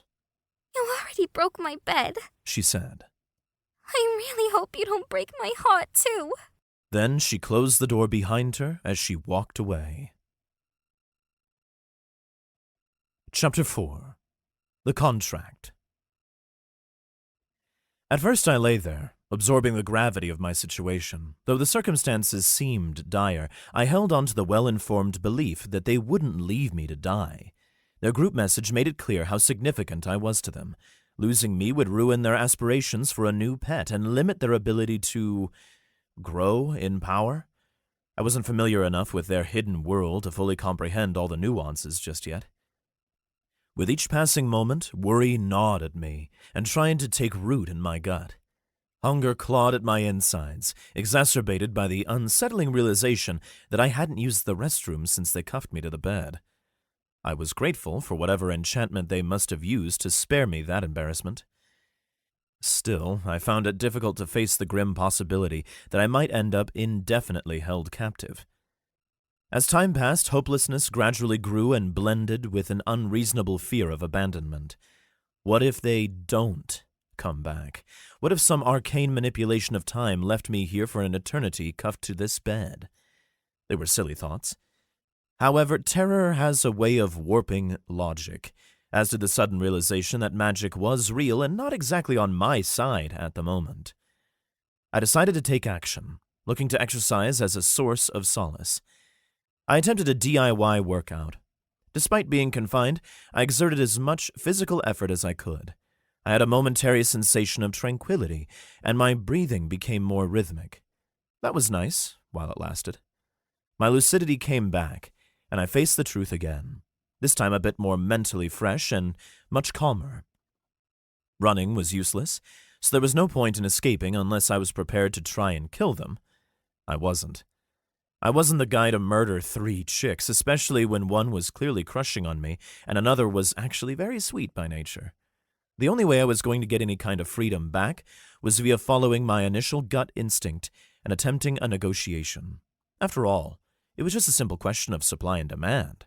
I was the supply, and whatever it was that I offered them, they appeared to be fairly desperate for it. And that brought on the question of, well, my life. What did I really have to live for? I was an orphan with no attachments, just a few classmates that were almost friends, who may or may not notice if I never showed up to another course ever again. The only person I could think of who would really miss me was my boss at the Spartan warehouse, and that's just because he'd have to replace me.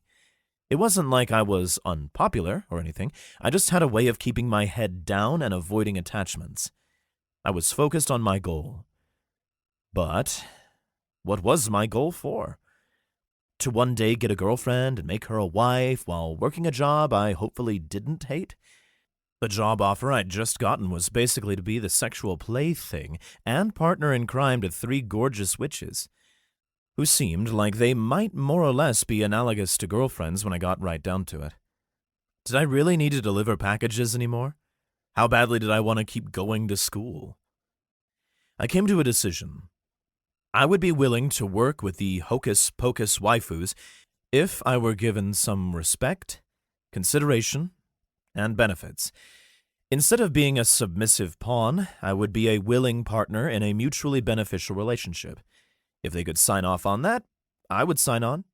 They could call me a pet if they wanted, but at the end of the day, I wanted rights and some form of compensation. A smirk bent my lips as I realized that I actually had most of the cards. It was just a matter of waiting for their return and persuading them that negotiating was their only course of action to get what they wanted. Still, it was obvious that they wouldn't be arriving anytime soon as the light faded and the shadows grew. As I lay there, hungry, mentally exhausted, and uncertain of what my future held, I gave in to the release of sleep, hoping to find relief from the fearful thoughts invading my mind. I woke up with a sore wrist and the morning light shining through the window. My stomach growled angrily, and my mouth was as dry as a bone in the desert. It wasn't long before I heard muffled voices heading toward the room. A knock sounded at the door, followed by Alpha chiding someone. You don't have to knock. Just go in. Alpha asserted. Come on, be a little polite.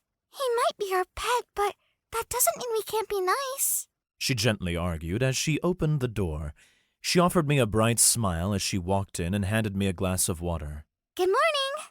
Good morning, Halo. Thank you, I managed before gulping it down. It was the most delicious water I'd ever tasted. Not that there was anything special about it, but it hit the spot like nothing else ever had. She accepted the glass when I returned it to her. You're welcome.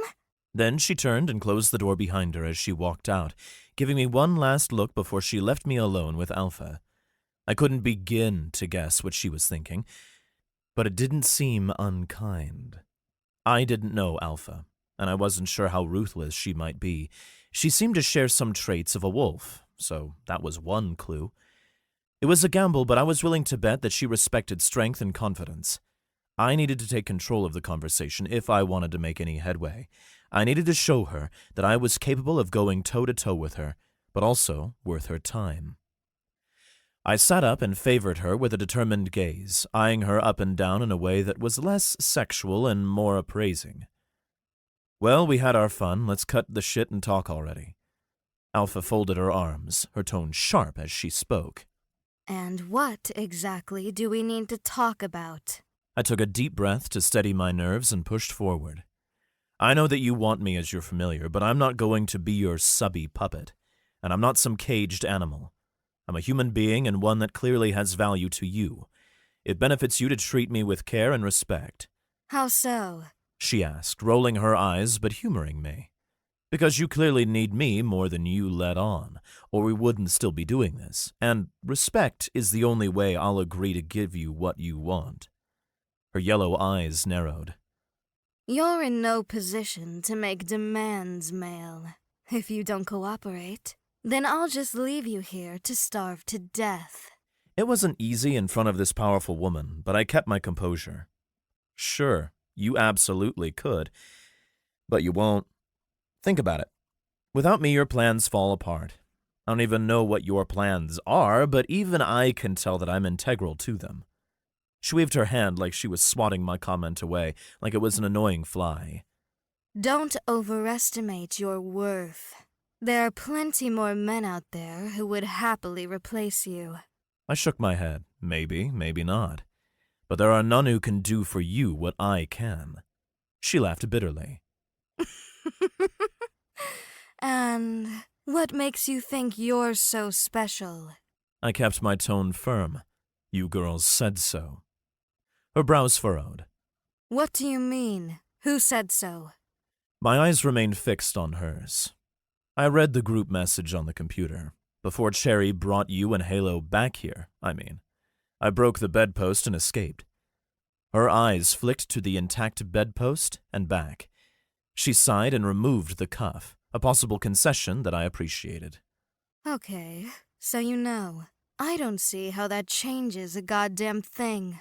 Her tail had gone taut, though, and her ears folded back like a nervous pup. I rubbed my wrist. It changes everything. I know what could happen to Cherry's powers if I refuse, for one thing. Alpha's eyes narrowed again. I suppose it also means you know how good you'll have it. she muttered, her eyes trailing to my crotch for a moment before flicking back up to my eyes. Even so, I've got some ground to stand on here with negotiations, even beyond Cherry. Explain. I met her gaze and didn't waver. You can't force me into the contract. If I die, then you gain nothing, and you lose your best prospect as a greater familiar? I think that was the term I saw. I grew up mostly alone, you know. Starvation is nothing new to me. I'm broke because I worked my ass off at a nothing job to pay for my night classes, and to be honest, I hate it. Being chained to a hot chick's bedpost isn't half as bad as the life I was already living. Death isn't even the worst thing that can happen to me at this point, so bring it on. I'm officially calling your bluff. You need me to say yes more than I do. She studied me for a time, but I held my stare, my face a mask of determination. Finally, she glanced away before putting her hands on her hips. So, what exactly do you want? I want us to negotiate terms. Wouldn't you rather have a familiar who's happy and eager to work with you, rather than one who resents you and works against you whenever he can? Her expression softened slightly. And what is it that you propose? I spoke honestly, only that I get treated with the same respect the rest of you share, and any time one of you has a large task or request from me involving any risk or serious labor, I want something in return. Let's say you cast a spell for me, or do some other favor that I believe is equal in value to the task. We make it magically binding, and in return you get a guy who is a willing partner and wants to leave his old life behind to be with you. She grunted. Huh, that's asking a lot, Logan. Again, my eyes refused to leave hers. Those are my terms. She didn't say anything as she eyed me. I held firm and showed as much strength as I could. Eventually, she huffed and left the room. Once she was gone, I let out a deep sigh of relief and let my head fall back against the headboard. I sat, patiently waiting. I played my cards, and now it was up to them. My stomach growled again. I could deal with the hunger, but it didn't make it any less unpleasant. Fortunately, I didn't have to wait very long. After only a few minutes, a knock came at the door. "Come in," I said. Halo walked in with a smile, her wings fluttering happily behind her. She handed me my clothes. Come with me, please. I offered her a tentative smile, but my nerves were on high alert. I watched cautiously as I dressed. So far, Halo had been nothing but nice to me, but that didn't mean that I trusted her yet. Even if she did have angelic wings and a gorgeous smile, she was one of the witches who kidnapped me. I followed Halo to the dining table where Alpha and Sherry already sat. A large plate of pancakes sat in the middle of the table. There were multiple types, from plain to chocolate chip and even banana. Around the plate were bowls with various freshly cut fruits, creams, and syrup. Halo took her chair, and I saw one more place set for me. I figured this was a good sign. I was sure that Alpha already discussed my terms with the others, and this felt like an olive branch. I remained cautious, and my nerves kept me on high alert, but I tried not to let it show. We sat in silence for a minute or two, and I prepared a plate for myself. I saw the girls all stealing glances at one another. I ate my first plate rather quickly since I was so hungry, though I tried not to seem desperate. The taste was almost orgasmic. As I forked seconds onto my plate, I finally broke the silence. "So, Alpha, does this mean that you've accepted my terms?" I asked before taking another bite. She looked at me, considering her words. Not quite. Let's call this more of a trial run. It's a chance to see how well we can all get along. I nodded as the knot of tension in my stomach loosened slightly. Halo flashed me a pretty smile, and Sherry winked at me. The angelic blonde set down her glass. What do you think of the pancakes? I was mid-chew, so I waited to answer until I swallowed. "They are incredible. Did you make them?" She nodded happily while chewing. Mm-hmm. "You did a fantastic job," I said, and I meant it. The brief exchange seemed to help ease the mood of everyone at the table. So, what do you think is tastier, the pancakes or me? Sherry asked me with a wink, her fork pointing from the pancakes to her lips. I almost spit out my food since that was the last question I expected. Halo and Alpha both laughed. Golly! Logan, you don't have to answer that. I don't want Cherry to feel bad. Halo said while covering a giggle. I couldn't help but smile at their antics. So how did you girls get into, witchcraft? Alpha shrugged. It's a long story, but let's just say it was something we were born or otherwise thrust into. What about you? What's your story? I hesitated. I wasn't quite sure how much I wanted to reveal to the women who kidnapped me, but I did set terms, and it seemed like they were going to accept at this rate. If we were going to work together, I'd have to extend a little trust at this point. Well, I grew up without any family in the system. I got in my share of trouble in tight spots. As I grew older, I worked odd jobs here and there just to get by. The last few years, I've been trying to get my education so I might be able to make something out of my life, I said. Alpha nodded with a look of respect in her eyes. She seemed to be warming up to me, and I figured that my gamble had paid off. Well, rest assured, you're definitely going to make something of yourself if you end up with us. Halo perked up. How lucky that your life led you to us. Halo was so damn sweet and cheery that it was hard not to nod along with everything she said. I took a sip of milk. So, how did you three meet? God, this conversation was awkward. Cherry put her fork down and pushed her plate away from her. I met Alpha and Halo at Hot Topic. Gosh, I met Alpha at a bar for witches. We had a swell time and have been together ever since. Halo said as she offered both of her friends a beaming smile. Cherry started playfully arguing with Halo over the former taste debate.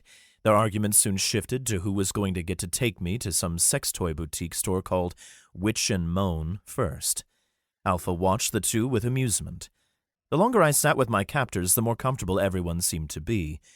For the first time since I woke up in cuffs, I found myself thinking, maybe this familiar thing won't be so bad after all. Eventually, Cherry and Halo excused themselves to their rooms. I finished up the last of my food when Alpha got my attention. All right, Logan. Alpha said. We agree. I smiled, feeling more comfortable with all this after our meal, but some of my nerves returned. Oh, okay. Good. I'm really happy that we could come to an understanding, I said with a genuine smile. Alpha allowed a half smile and held out her hand. Then we have a deal. I took her hand in mine and instantly noted how soft her skin felt, and how strong her grip was. Yes, we do. She let go and stood. Wait here.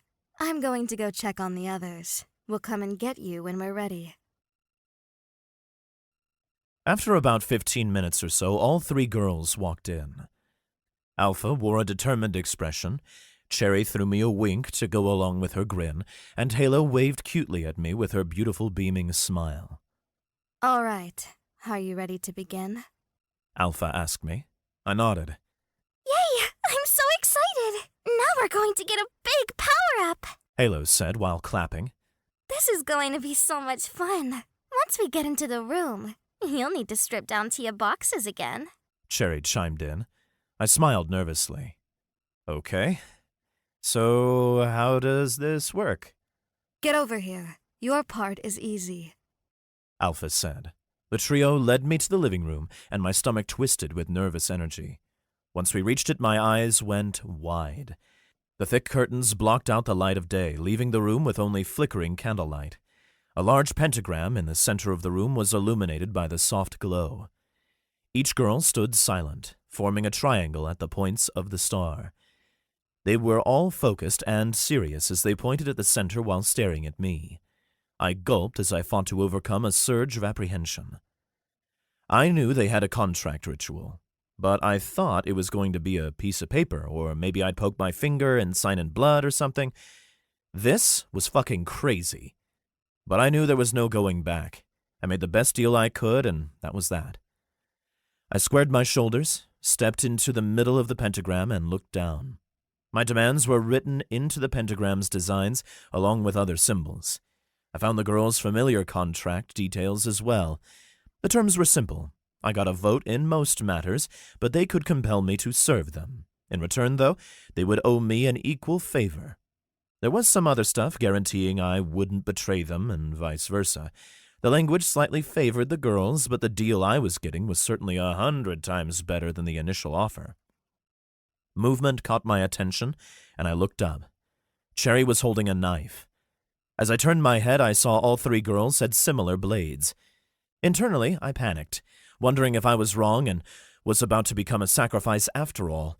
But before I could do anything, the girls all made cuts on their own palms. They all spoke in unison as they said, My breathing quickened as they each took a step closer to me. I broke into a nervous sweat. One by one, they stepped up to face me. Alpha approached first, and the reflective candlelight in her eyes mirrored the fire that was already there. She took my hand and turned it palm up. I didn't react as she ran the knife across it, keeping my cool despite the beating of my heart. She held her bleeding fist over the contract writing on the ground and let her blood drip onto the words. She nodded for me to do the same, so I did. I squeezed my fist and let the blood drip where it was meant to go. Alpha put her bloody palm against mine, almost like a disgusting high five. Then she said, Bloed bin uns unotte, inde van leven, ij mire tar te kon, ij vulirno et rof sofer uns prum. Finally, to my surprise, she kissed me. It wasn't much, just a quick, chaste kiss, but her lips were soft and gentle, and I found myself wanting more. After the kiss, I felt a warmth inside me. It was like an electrical ball of heat that crackled with power. Halo stepped up to me next, and we repeated the process.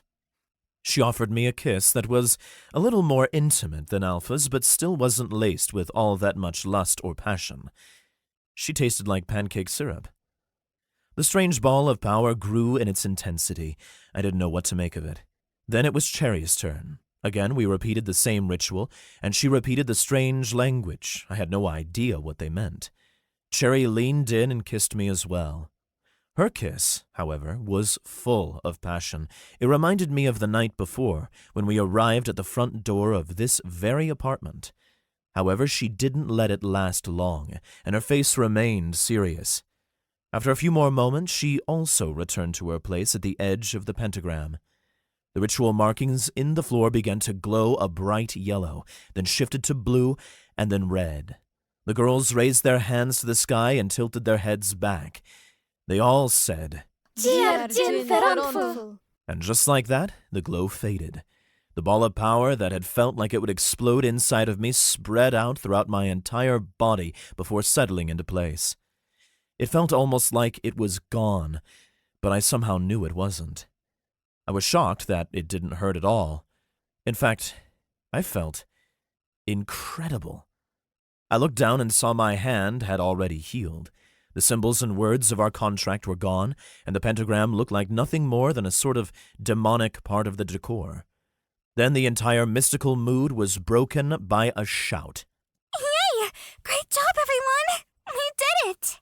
Halo squealed with excitement.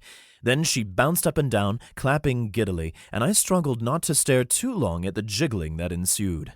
Logan, buddy, what have you gotten yourself into?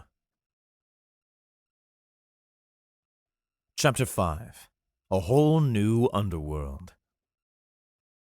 I stood there blinking, feeling as if a weight had been lifted off my shoulders.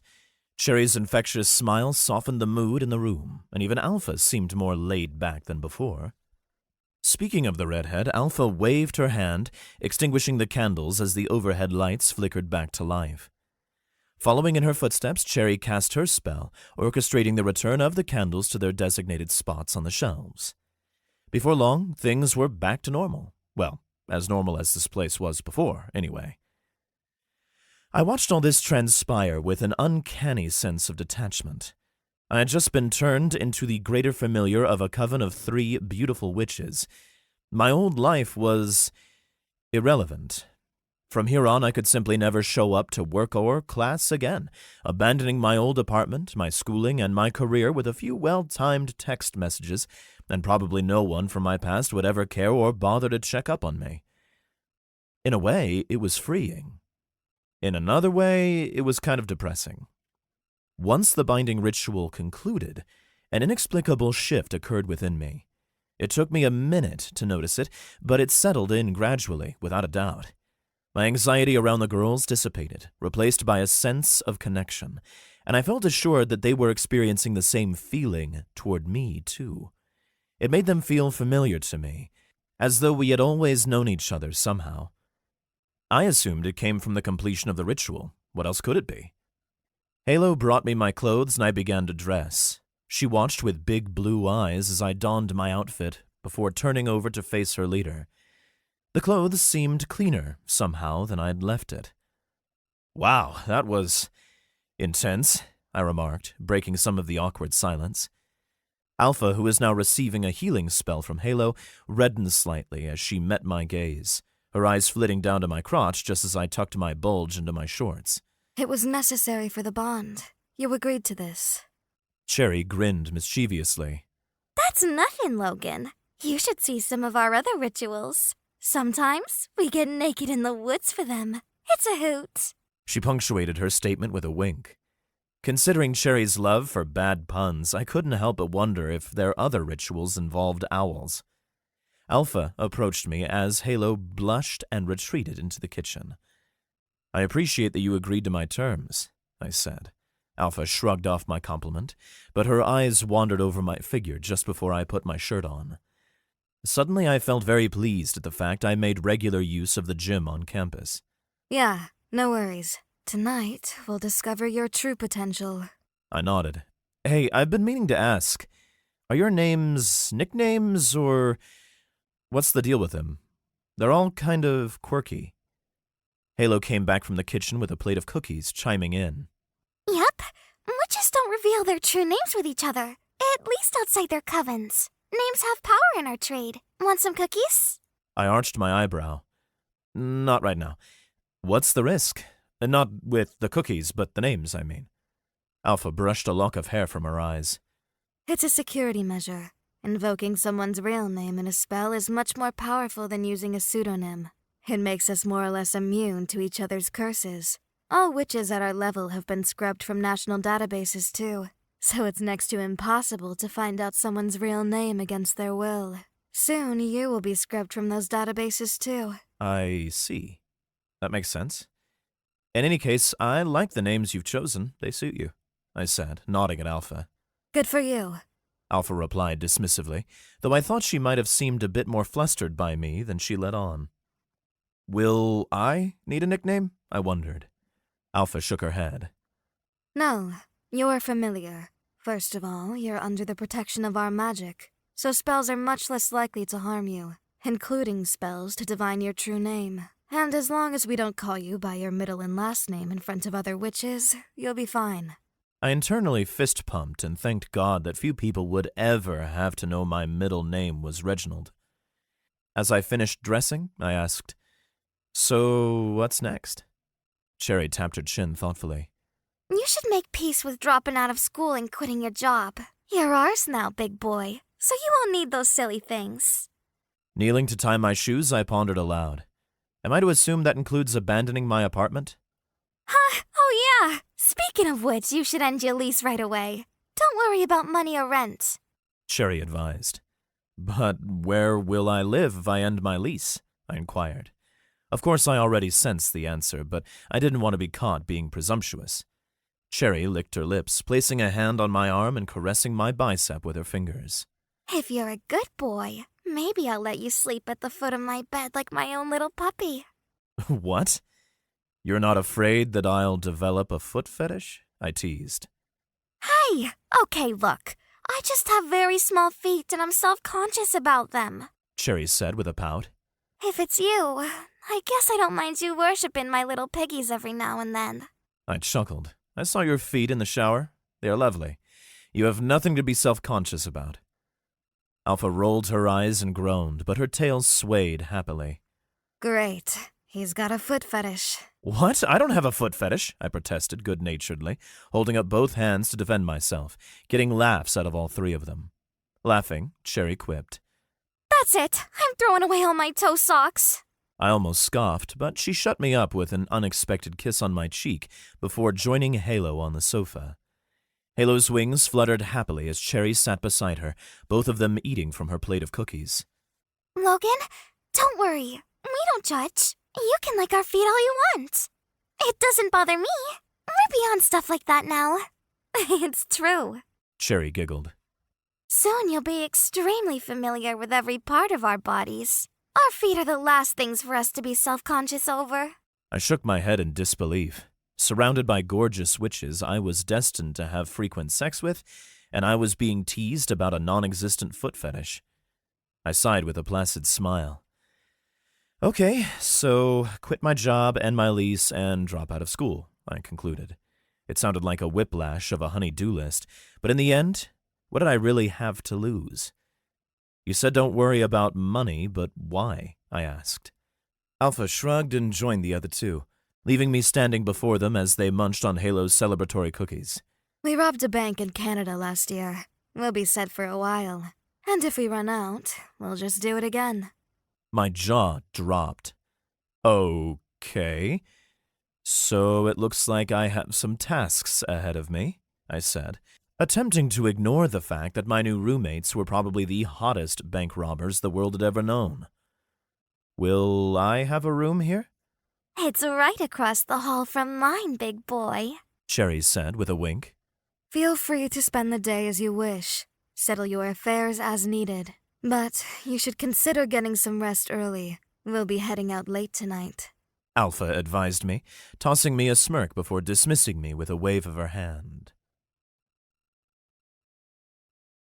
As I stepped out of the house, the warmth of the sun greeted me, yet anxiety coiled in my gut. My cell phone lay lifeless in my pocket, prompting me to walk to my apartment to recharge it, or to just get the charger anyway. Knowing I'd be home, it seemed like a good time to pack that and everything else I had. Conveniently, I didn't have all that much. I made a mental note to inquire about my phone bill from the girls later, but I figured they'd handle it. Honestly, with no bills to pay, I kind of felt like a trophy husband for a harem of supernatural hotties. I didn't hate it. It could be worse. And with the contract I'd negotiated, I knew that I was going to be enjoying my new life more often than not. It was a hell of a lot better than delivering packages. Inside my apartment, a surreal aura of normalcy enveloped me, almost erasing the tumult of recent days. If not for my fresh connection with the girls, I might have questioned my sanity. Plugging in my phone, I began stuffing clothes and my laptop into duffel bags and even some plastic bags from the grocery store.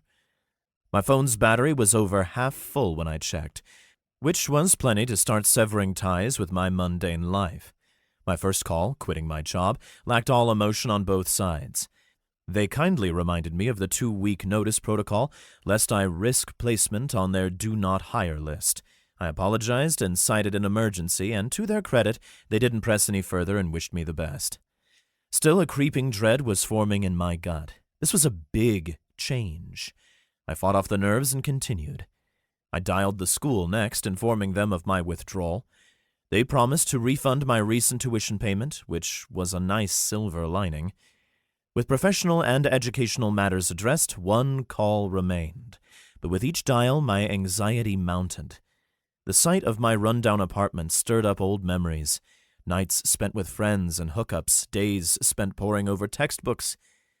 There were some memories worth recalling, even in my old life. Nevertheless, I terminated my lease, and they gave me 30 days to vacate. That version of Logan Morrison was gone now. Things had changed. Part of me was still terrified of making a huge mistake because I had worked so hard to get this life, to pay for my own college, to get a job, and be on track for a career, even if it was boring. It wasn't much, but it was everything I worked for. Before panic consumed me, I took deep breaths, unexpectedly reflecting on my night with Cherry. She was my kidnapper, or former kidnapper, but since the binding ritual, that didn't seem to matter anymore. It wasn't the best way to kick off a new relationship, but for some reason I trusted her now, trusted all of them. I focused on our connection in my mind. I replayed the image of her winking at me in my thoughts, making me smile. Thoughts of her dissipated my fears. With my worry lifting, I focused on my packing, feeling my accelerated heart rate subside. As I opened my closet, I instinctively reached for the light switch, only to be met with utter darkness. With a shrug, I contemplated fetching my flashlight before realizing it wasn't necessary. Despite the lack of illumination, I had no trouble navigating the dim space. This unusual vividness with which I could see in the dark wasn't something I remembered encountering before. A boon of the bond, perhaps? Alpha did mention it benefiting me. After I finished packing, I couldn't ignore how tight my shirt felt, too. Removing it, I caught sight of myself in the mirror. Holy shit! I'm jacked! I exclaimed, momentarily struck by my enhanced physique. I was already in solid shape before any of this happened, but now I look like an action hero.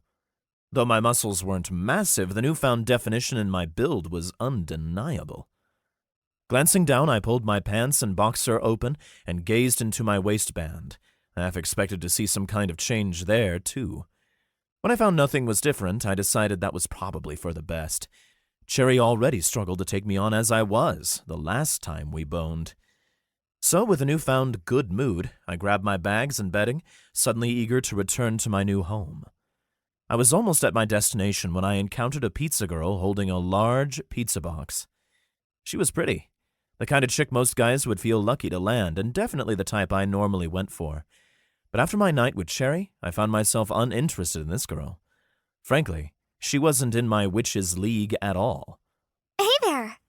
She called out cheerfully as she eyed me up and down. Oh, hi! What's up? Well, I got this pizza and they already paid for it. She thumbed at the door behind her. But no one's home.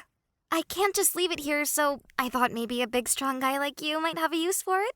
Feeling my hunger return, I was more than happy to accept free pizza. I mean, I'll take it if you're sure. Awesome. Let me just...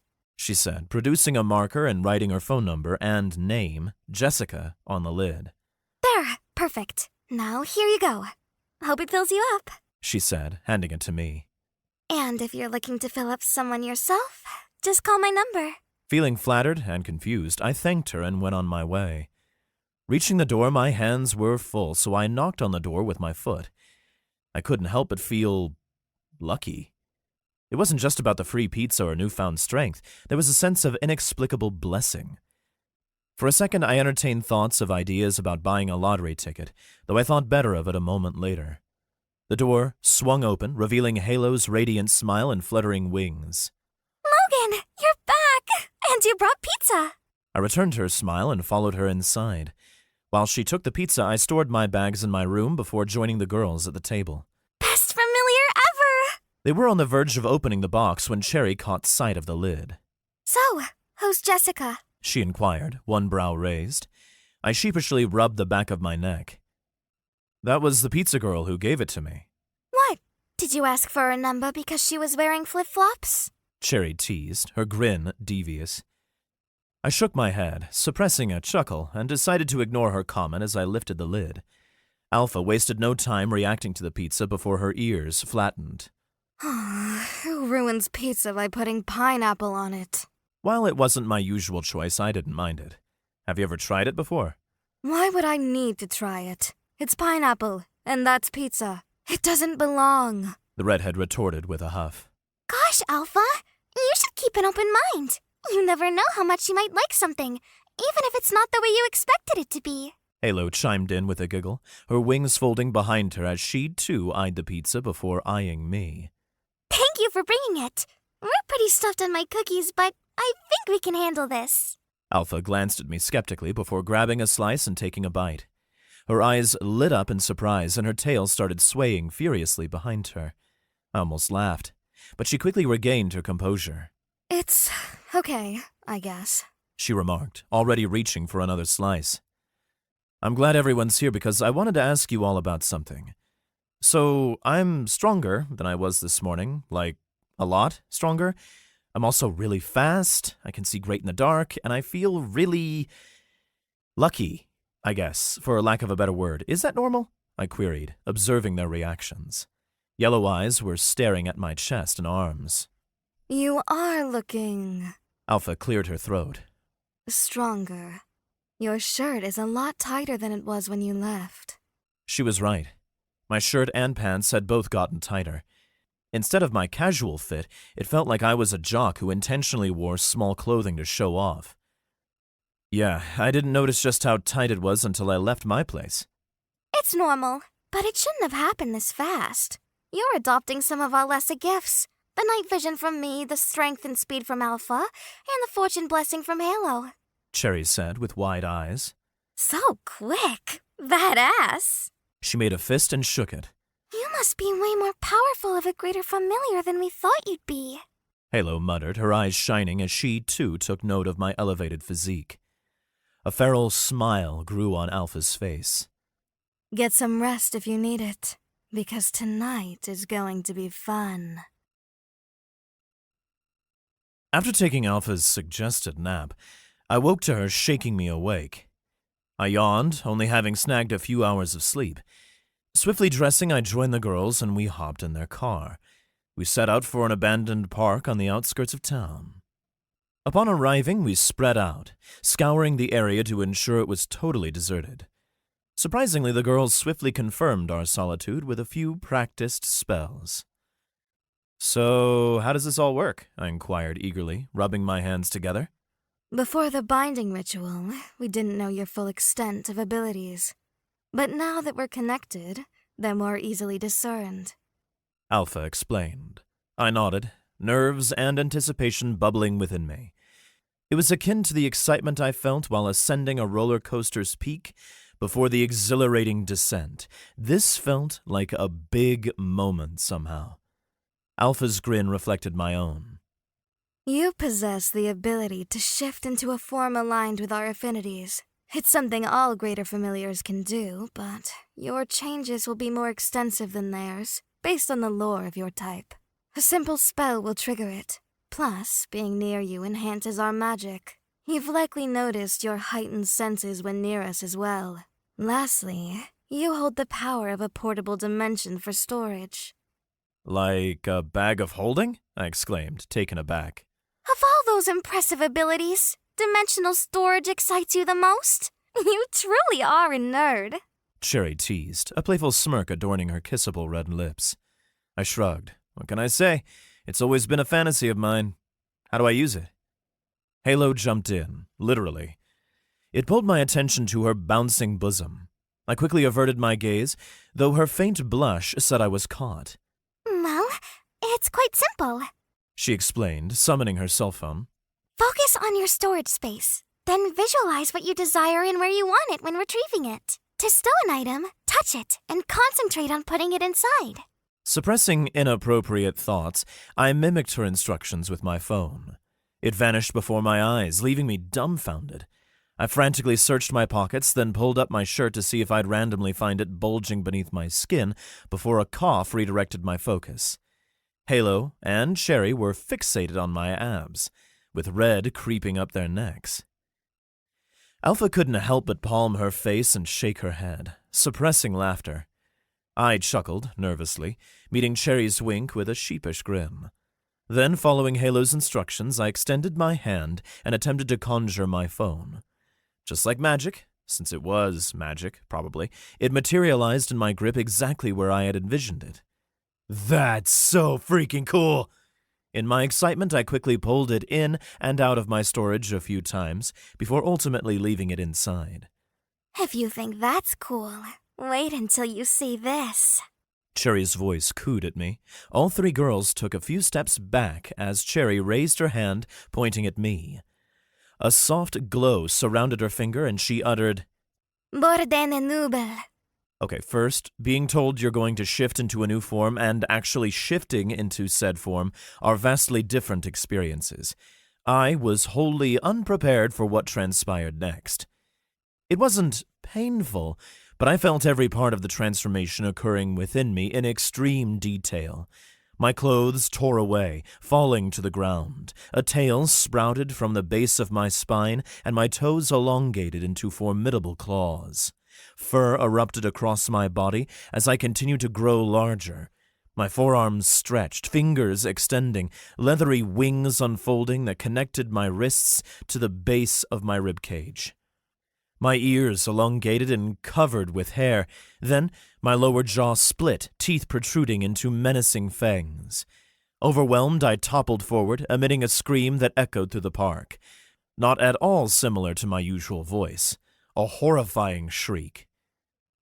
Though the new body felt oddly natural, an avalanche of sensory input assaulted my mind as sound waves reverberated around me. I discerned the presence of hundreds of bugs and the flights of 20 birds and bats taking off from a nearby tree, with another 15 already soaring above. Even the subtle movement of the old swing set, moved by a passing gust of wind, didn't escape my attention. I struggled to process the deluge of information falling to the ground in a futile attempt to clear my head. Logan, you're okay! Calm down! A familiar voice cut through the chaos, sounding different to my altered ears. I forced my eyes open to confirm. It was Cherry. She cupped my face in her hands and smiled at me. Focus on me, baby.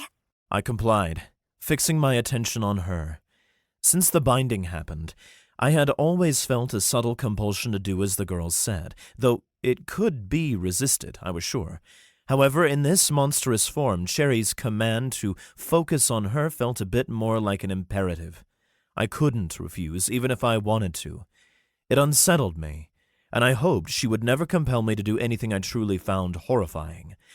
But then, seeing her gazing affectionately into my eyes as she held my bestial face in her hands, there was nothing between us but trust. I tried to speak, but it emerged as a deep, growling groan. Yet she still seemed to comprehend somehow. No, silly. We didn't shrink. You grew bigger. Cherry explained before kissing me on the snout. Growl chirp, I attempted to articulate. That was your echolocation. You'll get used to it. You just weren't expecting it. Try a smaller scream this time. She instructed me.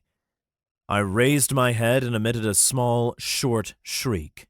Information still flooded back from all around me, but it was significantly reduced and much easier to manage. She was right. All it took was focus and preparedness. Roar chirp! She laughed. No, you won't stay like this. You'll transform back after I end the spell. But let's see what you can do first. Cherry stated. The next thing I knew, a bright flash hit my eyes and I blinked. Gosh, sorry. I had to get a picture of this so you could see how cool and scary you look later. Halo apologized.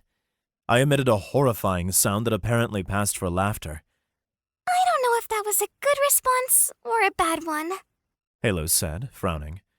It was a good one. He laughed, Said Cherry, patting me on the head. He's so cute. We have different definitions of cute, apparently. Alpha said. Yeah, he's such a good boy. Cherry remarked before peppering my monstrous face with kisses. I didn't want to admit how good it felt. It brought me to an unexpected amount of happiness to be doted upon by her in this form, and I doubted I'd feel the same about the action in my normal body. Not that I'd dislike it. But carpe diem, right? So I allowed myself to have fun with her praise and affection. Now, go and see what you can do to that dumpster. Cherry commanded. I got off my belly and rose on all fours, towering over the girls by a few feet. I walked towards the dumpster, the movements feeling natural to me now. Each step resonated like a giant's footstep, leaving imprints where my feet and hands had once been. I discovered that grabbing things with my bat-like hands was more awkward than I was accustomed to. However, using a finger and thumb, I grasped each side of the dumpster and pulled.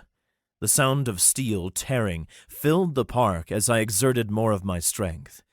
Once I had ripped it entirely in half, I discarded both parts, sending them soaring through the park and crashing into trees.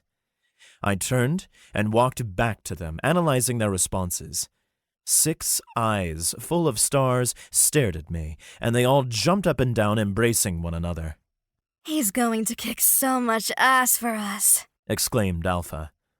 He's way stronger than I thought.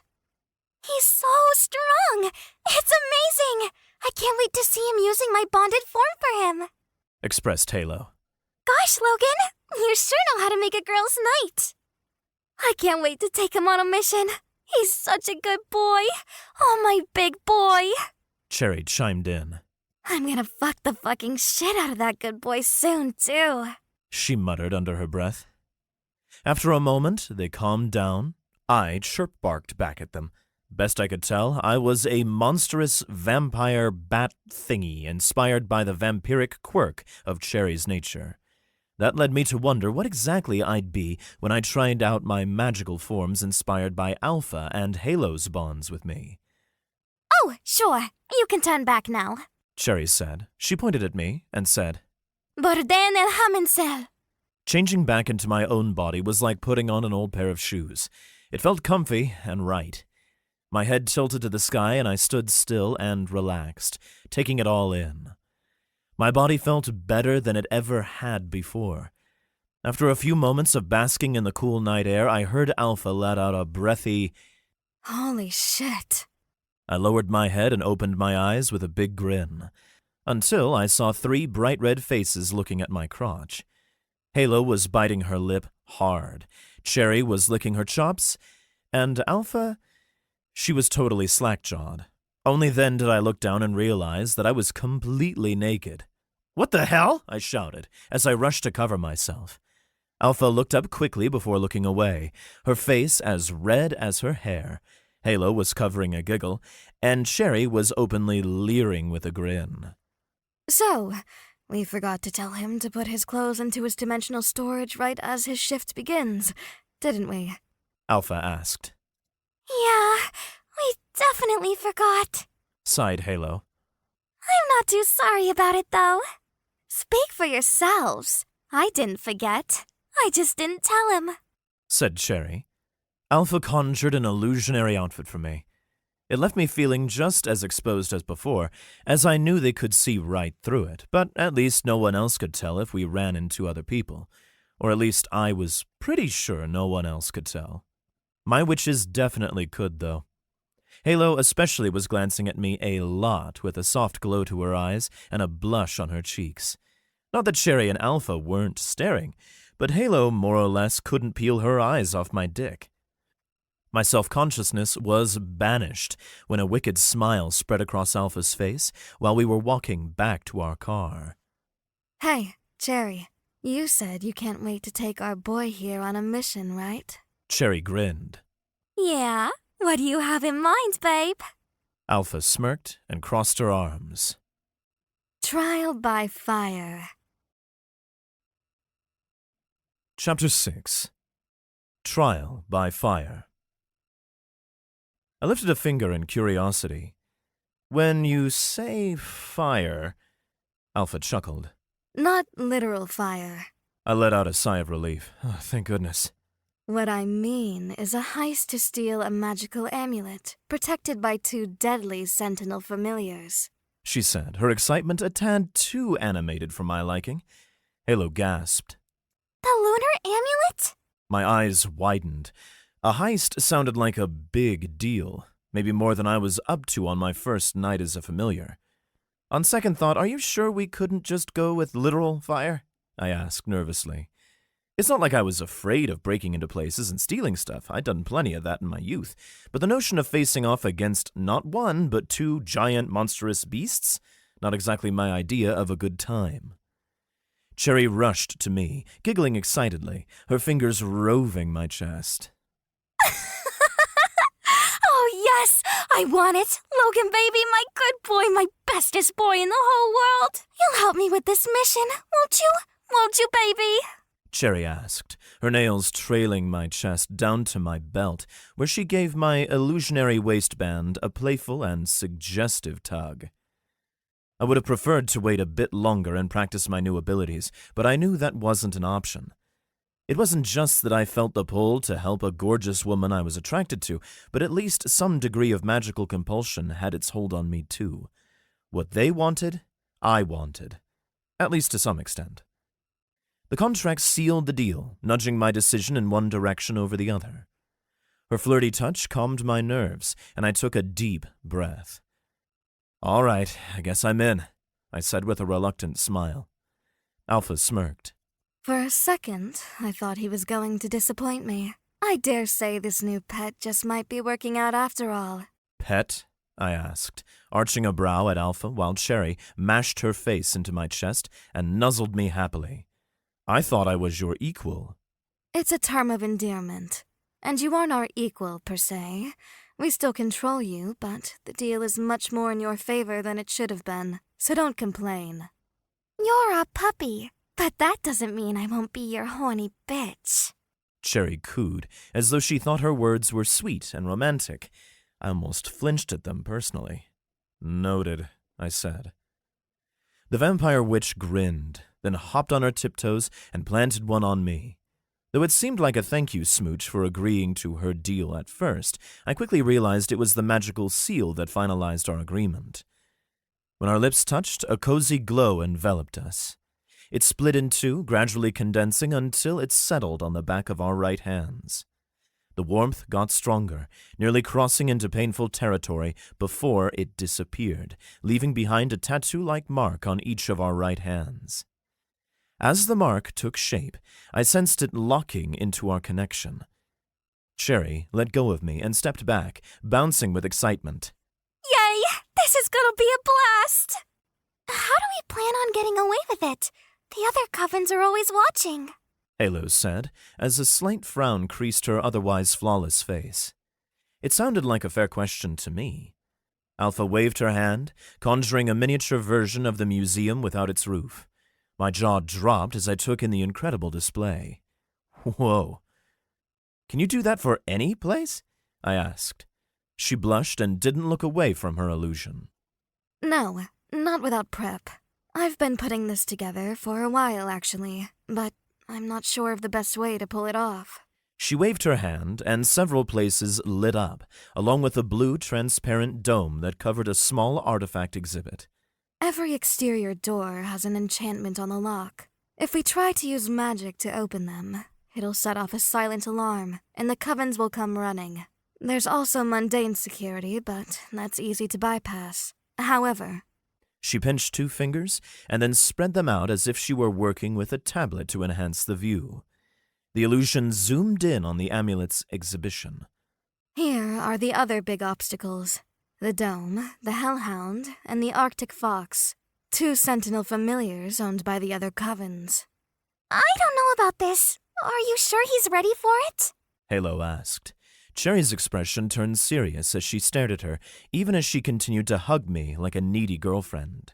We can handle it, she said with conviction. He'll learn best on the job. We all will.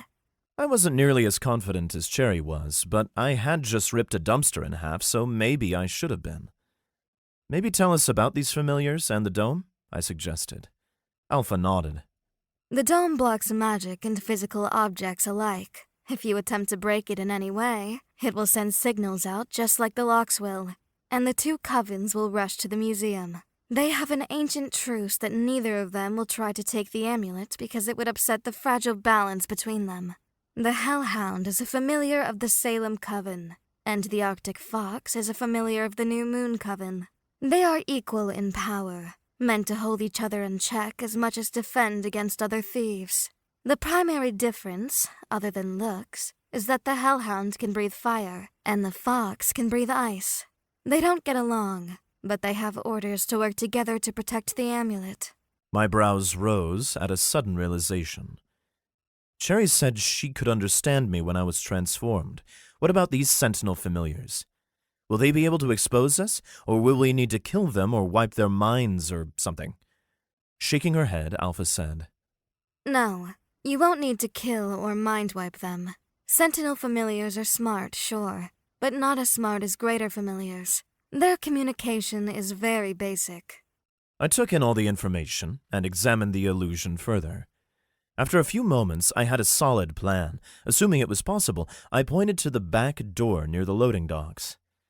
This might not be the closest ingress, but it's our best point of entry. I can pick the lock without using any magic, so the enchantments are no problem. Cherry and I will enter there. She'll use her spells to disable the surveillance or hide us from it. Alpha, can I assume that once the dome is down, it won't be able to send magical signals anymore? Alpha was looking at me curiously, but she nodded. That's right. If its power drains or it's broken, it'll reset itself after about a minute. If no one touches it after that, it won't send them again. But while it's down, it's down. Good. There are probably still at least 1 or 2 regular guards in the museum. Either they can't see the familiars or they are working for the covens. Either way, we don't want them to see what's happening.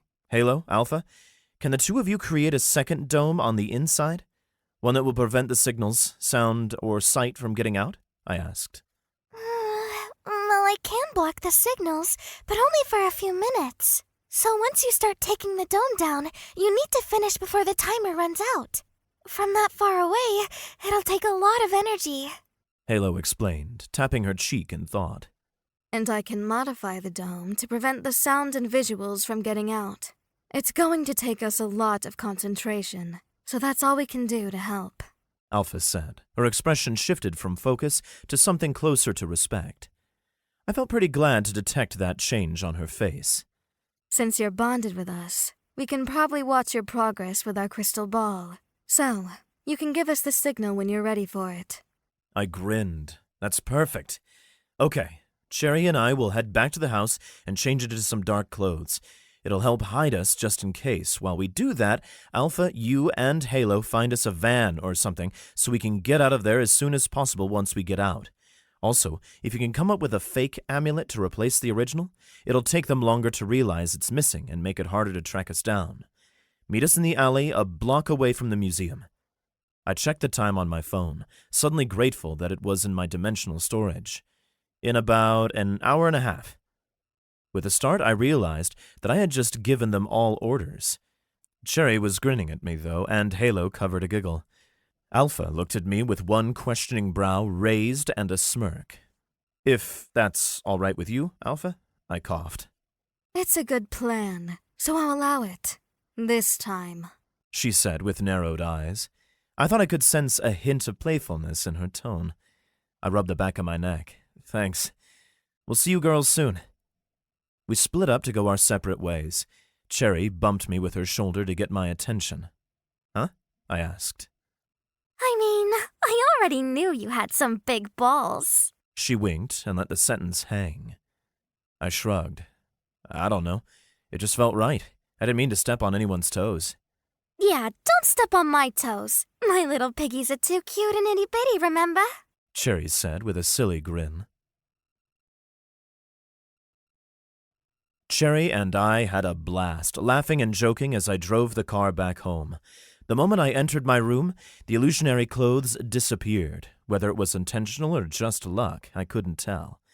Hastily, I threw on some black jeans and a long-sleeved shirt. Trusting Cherry to keep my identity under wraps, I stashed my old lockpicking set and some spare clothes in my dimensional storage before heading to the living room to wait for Cherry.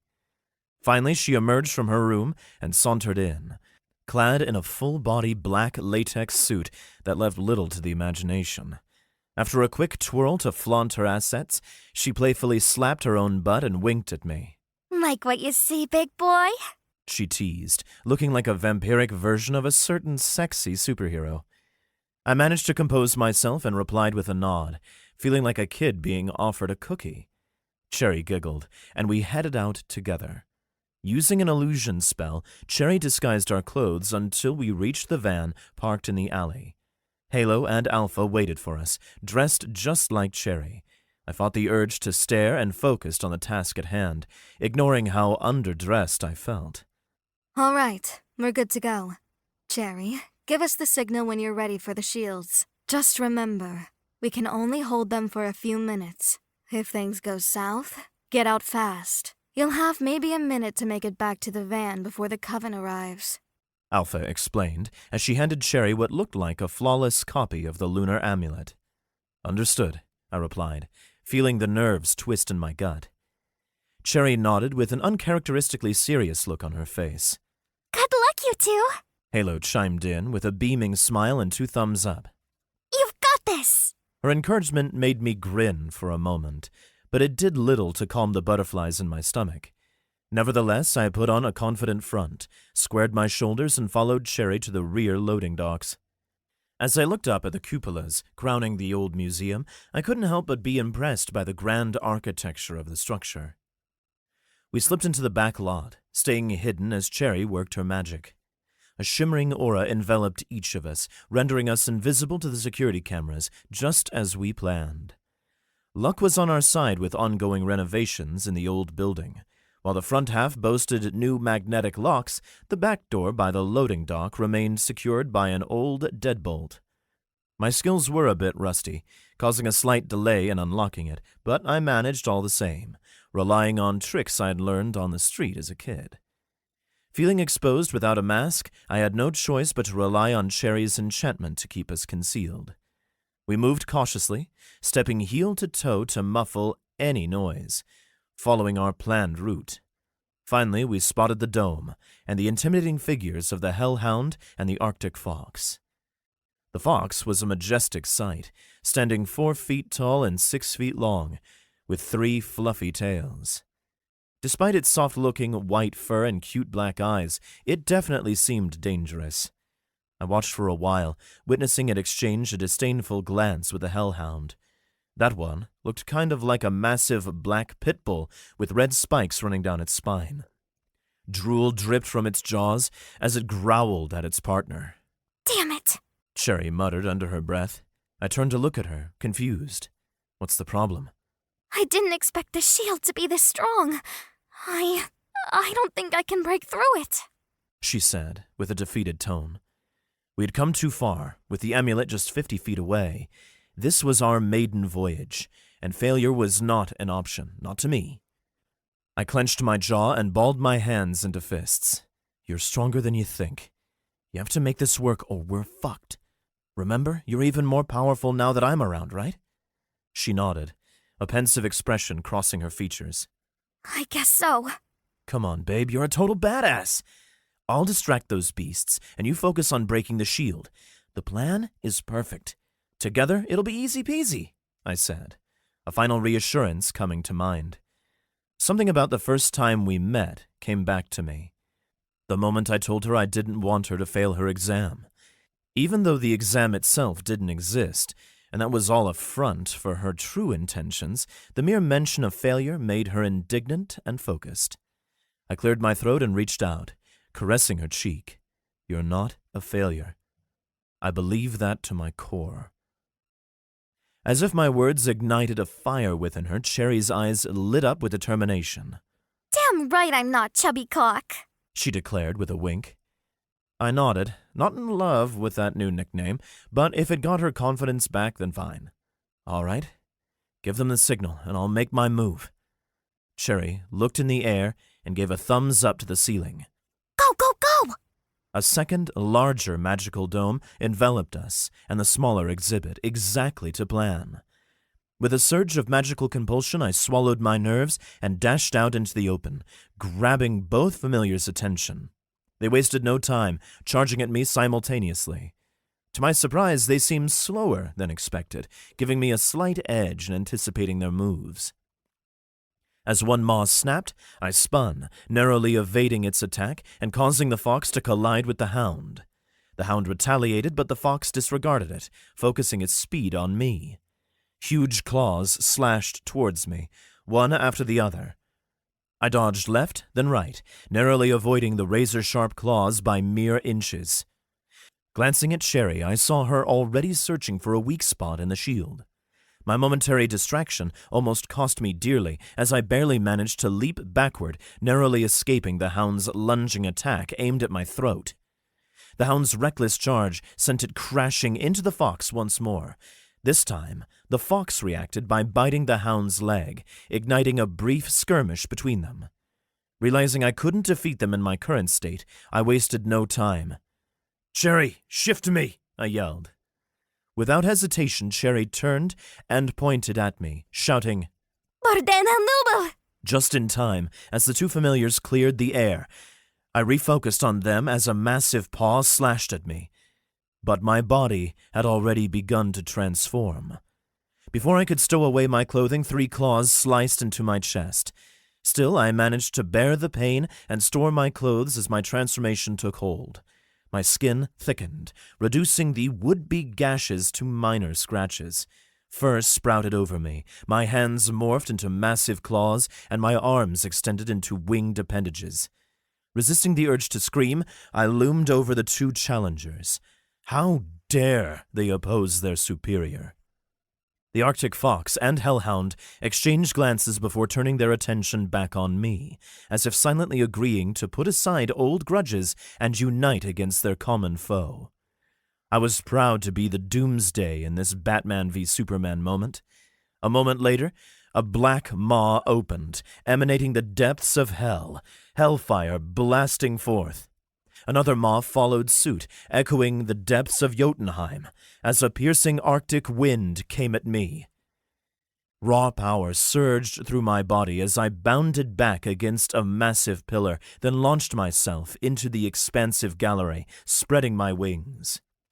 With a single beat, I angled myself toward the two useless pups as twin blasts, one fire, one ice, shot straight at me. A surge of impending doom rippled through my body, and instinctively, I let out a powerful shriek. Waves of sound clashed with the flames and frost, pushing them back until they faded, and I continued my dive. In the final moment, I tucked in my legs and shifted my position, leading with my feet. My talons slammed into both the fox and the hound's heads, gripping onto them tightly. Flapping my wings, I ascended into the sky, then flipped both familiars, letting their dazed bodies plummet to the floor below. My goal was merely to incapacitate them. Killing them would alert the covens that something was amiss, despite our shield. I could deduce as much from the fact that Alpha was able to track me with her crystal ball, even with the shields in place. It was then that I noticed Cherry casting a massive spell that enveloped the entire dome, protecting the amulet. The dome vanished, and Cherry dashed in while I descended to the ground. Without warning, Cherry shouted, and I began to shift back to my human form. Almost fully shifted, I summoned my clothes, envisioning them on me as before, dressing just as the fur retracted, preserving my dignity. Though there was a slash in my shirt exposing 3 bleeding scratches. As our shield dropped, both beasts lay dazed and bleeding. A casual observer would assume they had harmed each other, but I figured it wouldn't take long for the other covens to figure out what really happened, assuming they had a way of communicating with their familiars. I glanced over at my partner. Cherry was finalizing the position of the fake amulet before rushing out to meet me. Come on, we gotta go! She shout-whispered. The covens must have enchanted the area around the exhibit, as there was no visible damage from my battle with the familiars. Cherry and I stuck close as we retracted our steps out of the museum. Once beyond the lot, she dispelled her spells, concealing us from surveillance, and cast another illusion on our outfits. When we reached the van, Alpha was already in the driver's seat, and Halo had the door open. Cherry and I hopped into the cargo area, collapsing next to each other, both panting from the run and adrenaline. I turned to Cherry and grinned, unable to contain my relief and pride. She smiled back, then enveloped me in a tight hug. We did it! She exclaimed. We did it, I echoed. You were incredible. You dismantled that shield flawlessly, I praised. Me? Did you see yourself? You was such a freaking badass. You took those mutts down and made them your bitches! Cherry exclaimed. She covered my cheeks with kisses, and I had to imagine that red lipstick now covered my face. But then our lips collided. It held a deeper passion than our first kiss. Less about lust and more about intimacy and a bond that felt more earned than it had even an hour before. Our connection sparked, igniting something far more intense. But then Cherry seemed to snap back to reality and realized what we were doing. She quickly pulled away as her cheeks flushed crimson. Good familia, she said, awkwardly patting me on the head. I coughed as Cherry avoided eye contact. Glancing over, I saw Halo grinning ear to ear, sitting cross-legged with her chin resting in her hands, leaning in to watch us. Golly, don't mind me. You two are so adorable. She exclaimed.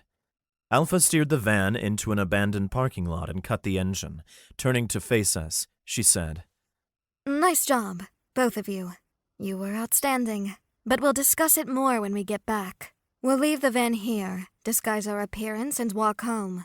The fake amulet we left will only throw them off for a short time, and things might get heated as they try to piece together what happened.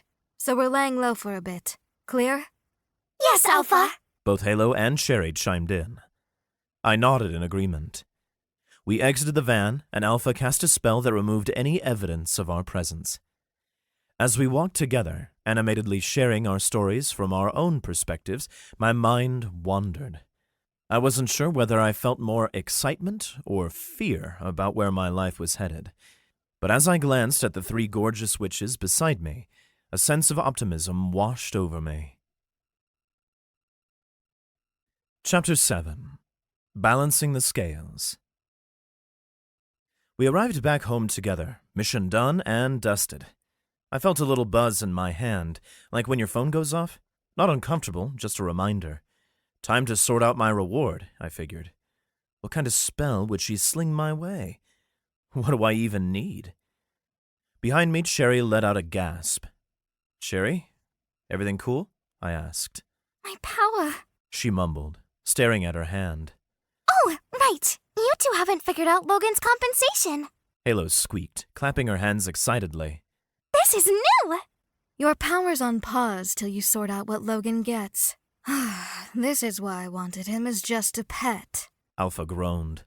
This will be a pain to navigate. I'll make him breakfast tomorrow morning. Done. Cherry said, eyeing her hand. She fist-bumped the air triumphantly, making me snicker. Listen, you dumb tattoo thingy. I figured out my end, so give me my power back. Her offer seemed way off the mark for fairness, and our deal was pretty clear. I had to agree in my heart that the reward evens the score between us. But that didn't stop me from laughing at her antics. Cherry, pretty sure breakfast was in the cards anyway. Nothing's certain. Cherry jabbed a finger at me. Oh, shush you. Halo giggled. We both know I was already planning his waffles and French toast for tomorrow. She strutted to the living room, beckoning us to follow. We've got just the magical artifact for balancing minor contracts. Or have you forgotten? We trailed after her. Alpha lounged on the couch, checking out the lunar amulet, while Halo grabbed a set of scales off the shelf. They looked ordinary, a classic set with 2 plates on a pivot. She pressed her hand against it and chanted, Bintrar and homlik, heaven lands te dins van de hart. A golden glow engulfed the scales and then settled inside. Glimmering runes lit up the surface. I was mesmerized. The ladies didn't seem as impressed, but that made sense. To them, this kind of thing was a normal part of their world, but to me, it was amazing. I wasn't used to magic yet. Even after realizing my own powers as a shapeshifter and having my physique enhanced by a mystical bond to these witchy cuties. Honestly, seeing these scales light up like that made me a bit sad that I lacked traditional magic myself. Halo smiled warmly at me. This enchanted scale is now activated. It can't lie and will always be honest about the heart's desires. She put up one finger, now going full instructor mode. But how do we use it to measure the heart's desires? With these, she said, as she turned and grabbed 2 small, nondescript figurines from another shelf. My eyebrows scrunched up. How are those going to measure our heart's desires? Like this, said Halo, holding both figurines. With one in each hand, she pressed them against Cherry's and my chests. Refrekten te dens van de hart. I felt this weird sensation in my chest, like paper tearing, but the sound was the feeling. It was kind of freaky, to be honest, and then, poof, it was gone. As Halo pulled back, my brows knitted together. What was that? That spell just swiped a piece of your soul and stuck it in the figure. But don't worry, it's just a tiny chunk. Your soul's gonna patch itself up in no time. The bits in the figurines, they'll be linked to you until we dispel them. See? Look! Halo showed off both mini statues. They used to be just plain metal dudes, but now one looked exactly like a mini cherry cola, all sassy with a hand on one hip, blowing a kiss with the other. She was confident and alluring, true to form. It made me grin until I saw mine. It was like looking at my old self, clenched fists, staring off into nowhere with this lonely vibe, brows all furrowed, jaw set. It hit me, you know? I did look pretty good in a brooding sort of way, though. The girls were eyeballing my figure, not saying a word about it, to their credit. But when I peeked at Sherry, she had this small smirk. I didn't have time to ponder over what that meant, because Halo was apparently raring to go with the next step of this process. The next part is easy. Place your figures on the scales. Cherry makes her pitch about what she wants to do for you. Logan, if your gut says it's fair, the scales even out. If not, it's a no-go, and the scales will show that too. Cherry's powers stay gone until it's sorted. If she doesn't come up with anything, she'll be unable to use magic until she delivers. Halo explained. Cherry and I nodded. It was simple enough to understand. I honestly kind of hoped that it wouldn't be too hard on her. I could see how this was irritating and stressful. Got it. Halo placed each figurine on the scale. Mine sank low, but Cherry's soared high. All right, Cherry, give us your best pitch. Halo chirped. Cherry looked tense, but nodded. For Logan's help last night, I'll whip up breakfast tomorrow. No movement on the scale. Okay, fine. I'll cover breakfast and lunch. Still nothing, and I definitely wasn't surprised. I busted my ass and fought off monsters for that amulet. I was already going to be eating breakfast and lunch, so what exactly did that offer do for me? She squinted at me. All right, She threw her hands up. I don't know. Why's this fucking thing stuck? What's your deal? What do you want? I shrugged. I had no clue about the extent of her powers or what they could do. I wanted to ask her for a spell, but I didn't want to get too fixated on one idea now if it turned out she couldn't pull it off, and I didn't know a damn thing about the girl's magic or actual capabilities just yet. I was just as unprepared for this as she was. I'm not sure, I muttered with a sigh. With a stomp of her foot, Cherry grumbled. I should have set terms before the mission. Halo giggled. Gosh, you're thinking about this all wrong, honey. Cherry crossed her arms and gave Halo a squinty look. What do you mean? If he doesn't know what spell to request, keep it simple. Men aren't that complicated. They all want the same thing. Just offer to suck his cock every morning for a week. Halo said, bouncing her shoulders with a simple shrug. You already told me you like the taste, right? So it's not that bad of a deal. My eyebrows shot up and Cherry's cheeks went red. She gave me a skeptical glance, but caved in with a saucy grin. For Logan's help with my mission, I'll wake him up with a blowjob every morning for a week. My heart raced as the scales tipped drastically. My side was still lower than Cherry's, and the fulcrum was a bit off, but that was major progress.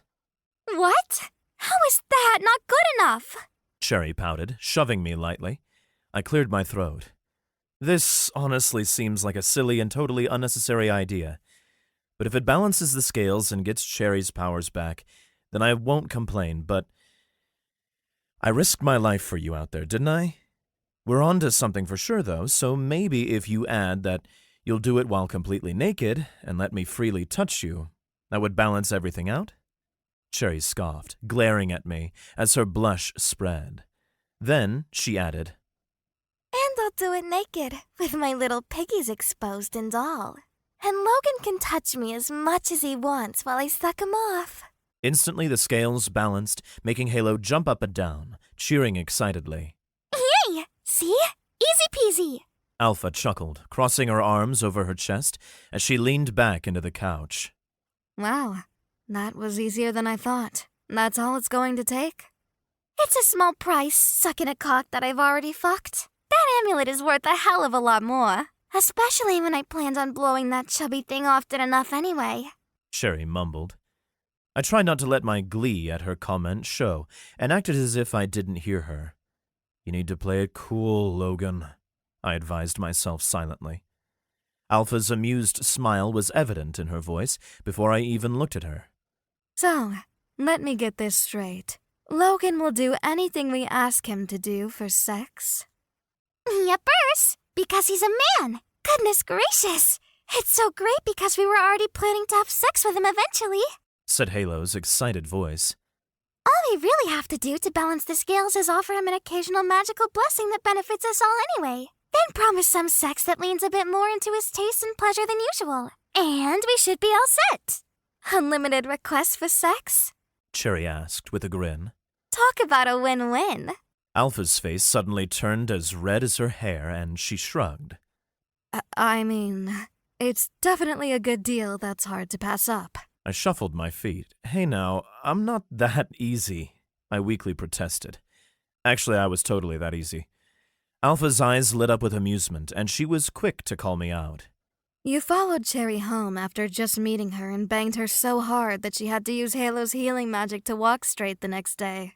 I lifted a finger and opened my mouth to argue, but then closed it again. I tucked that little tidbit away as a self-esteem raiser for a rainy day. Halo patted me on the back. Her smile and sugary tone eased my mortification. Aw, it's okay, big fella. You belong to us now. So as long as you're only easy with us, then we're square. I lowered my hand and shook my head, unable to wipe off the small smile on my face. I feel like such a slut, I muttered, earning laughs from all of them. I might have been miffed about being called easy, but that didn't mean that I didn't fucking love this arrangement. Still, I wanted something more with them. A meaningful relationship, unlike anything I had before. I felt a hint of it when Cherry kissed me in the back of the van earlier. That was everything. That kiss was full of passion, love, and mutual respect, camaraderie even, but hotter than that. Still, I felt like I had to point something out. Well, sex won't always be good enough. It's not like I'm a caveman or something, I tried to explain. If you serve pancakes every day, eventually people get tired of pancakes. Halo gasped. That's not true. It is. Alpha muttered. It definitely is. Cherry confirmed with a groan.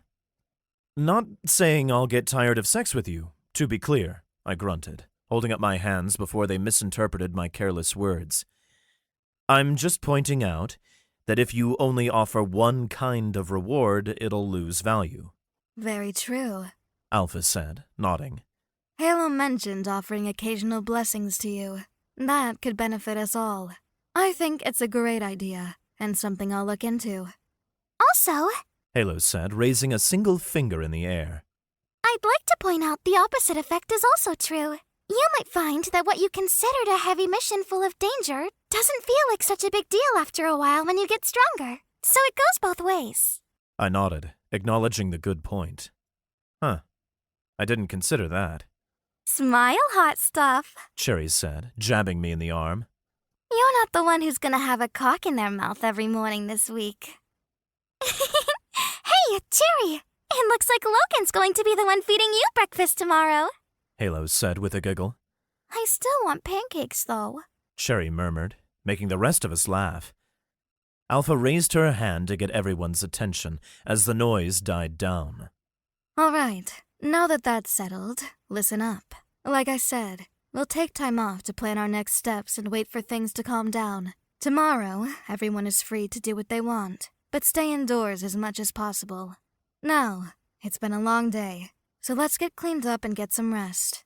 Halo poked me in the chest.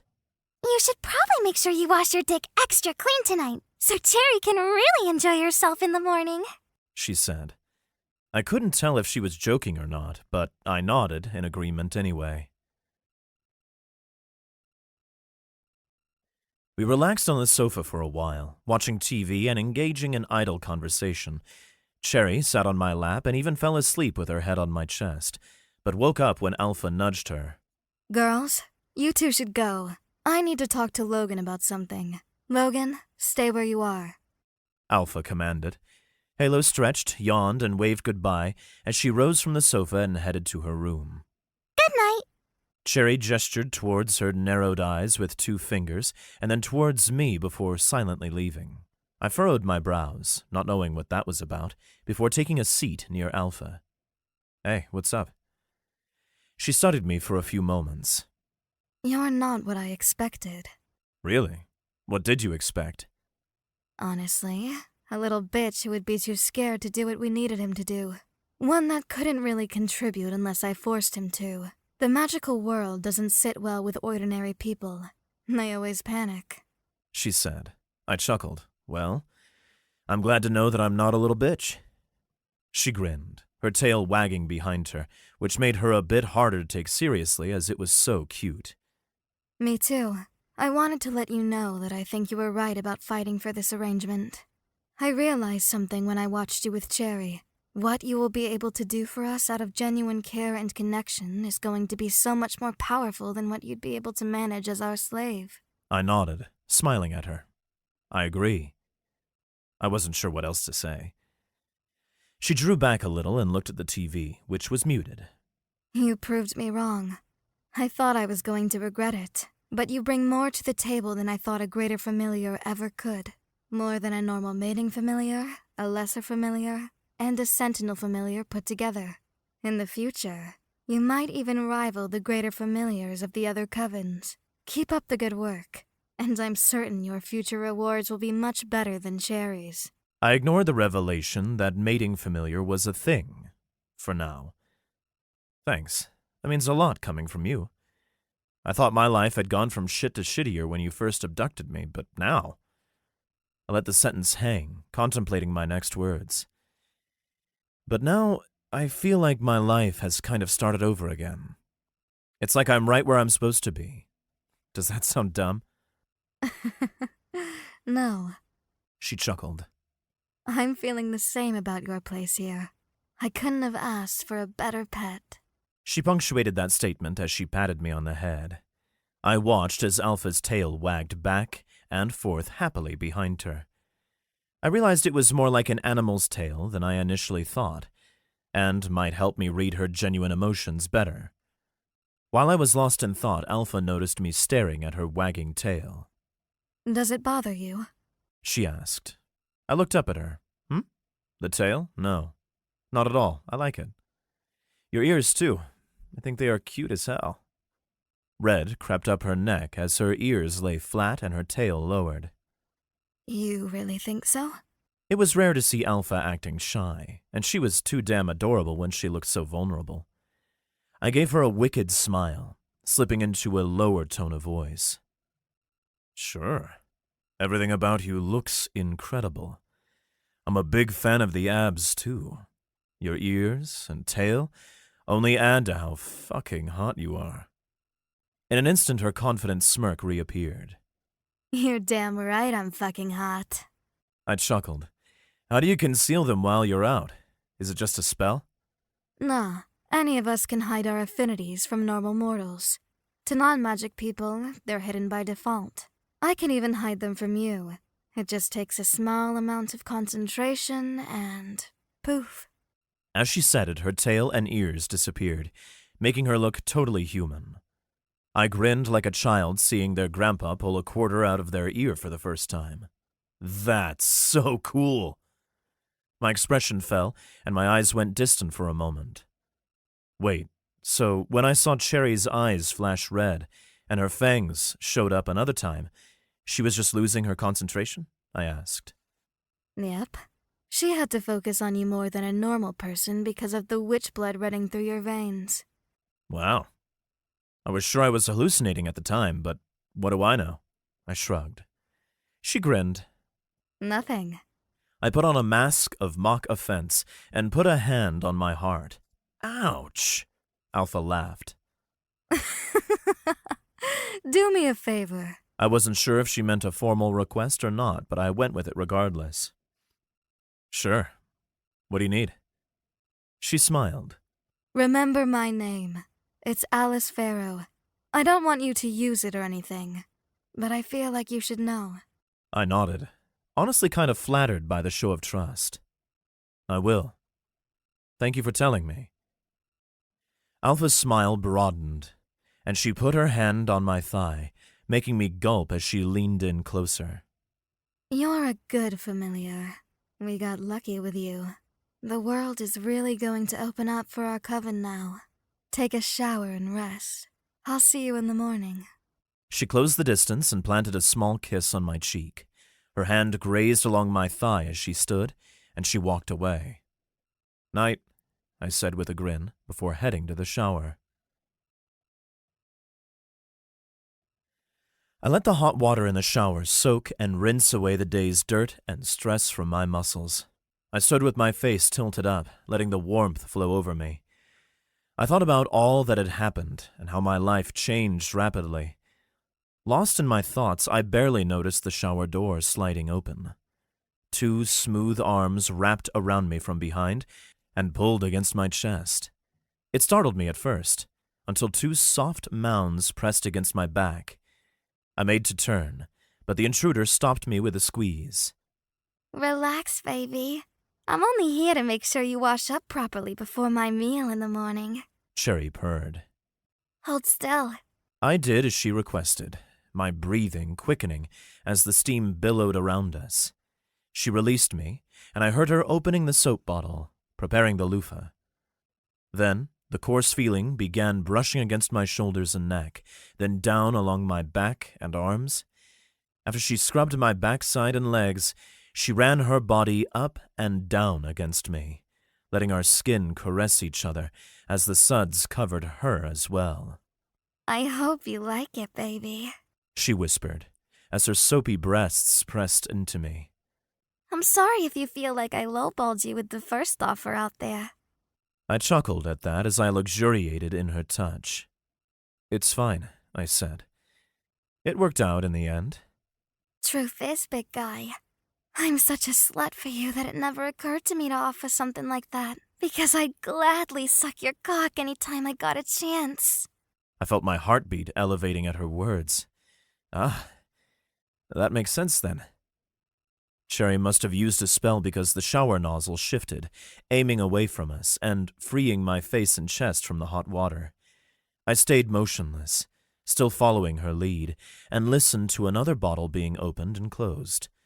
Soon 2 hands were running through my wet hair, lathering it thoroughly. Her fingernails gently scratched my scalp in small circles, sending little shivers down my spine. It was all so relaxing that, despite our closeness, I wasn't even hard.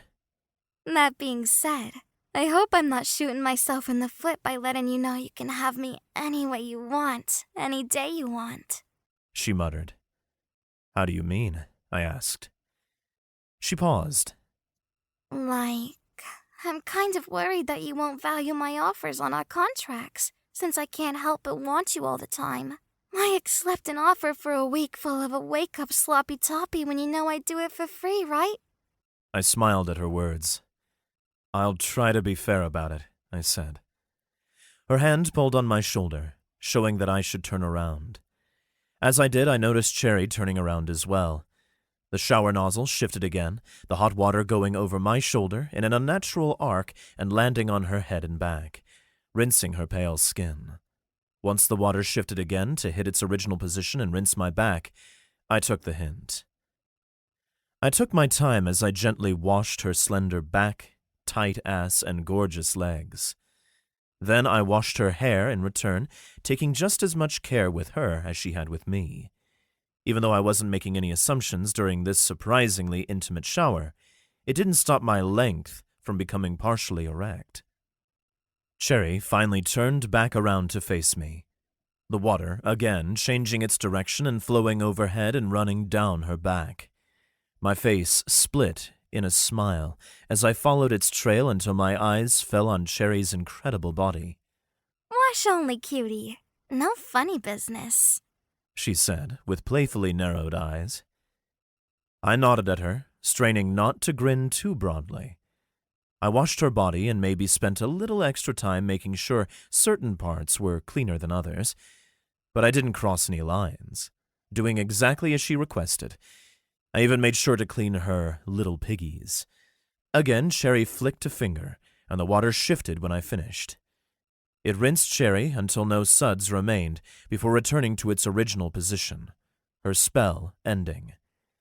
She smiled as she took the loofah back and cleaned my front. Her hand roamed freely, and Cherry dropped to her knees, skipping my groin and washing my legs. She gradually guided the loofah to my balls, lathering them thoroughly, and smirked as my manhood stood fully erect. Now, let's make sure this big fella is ready to go in the morning. Cherry cooed.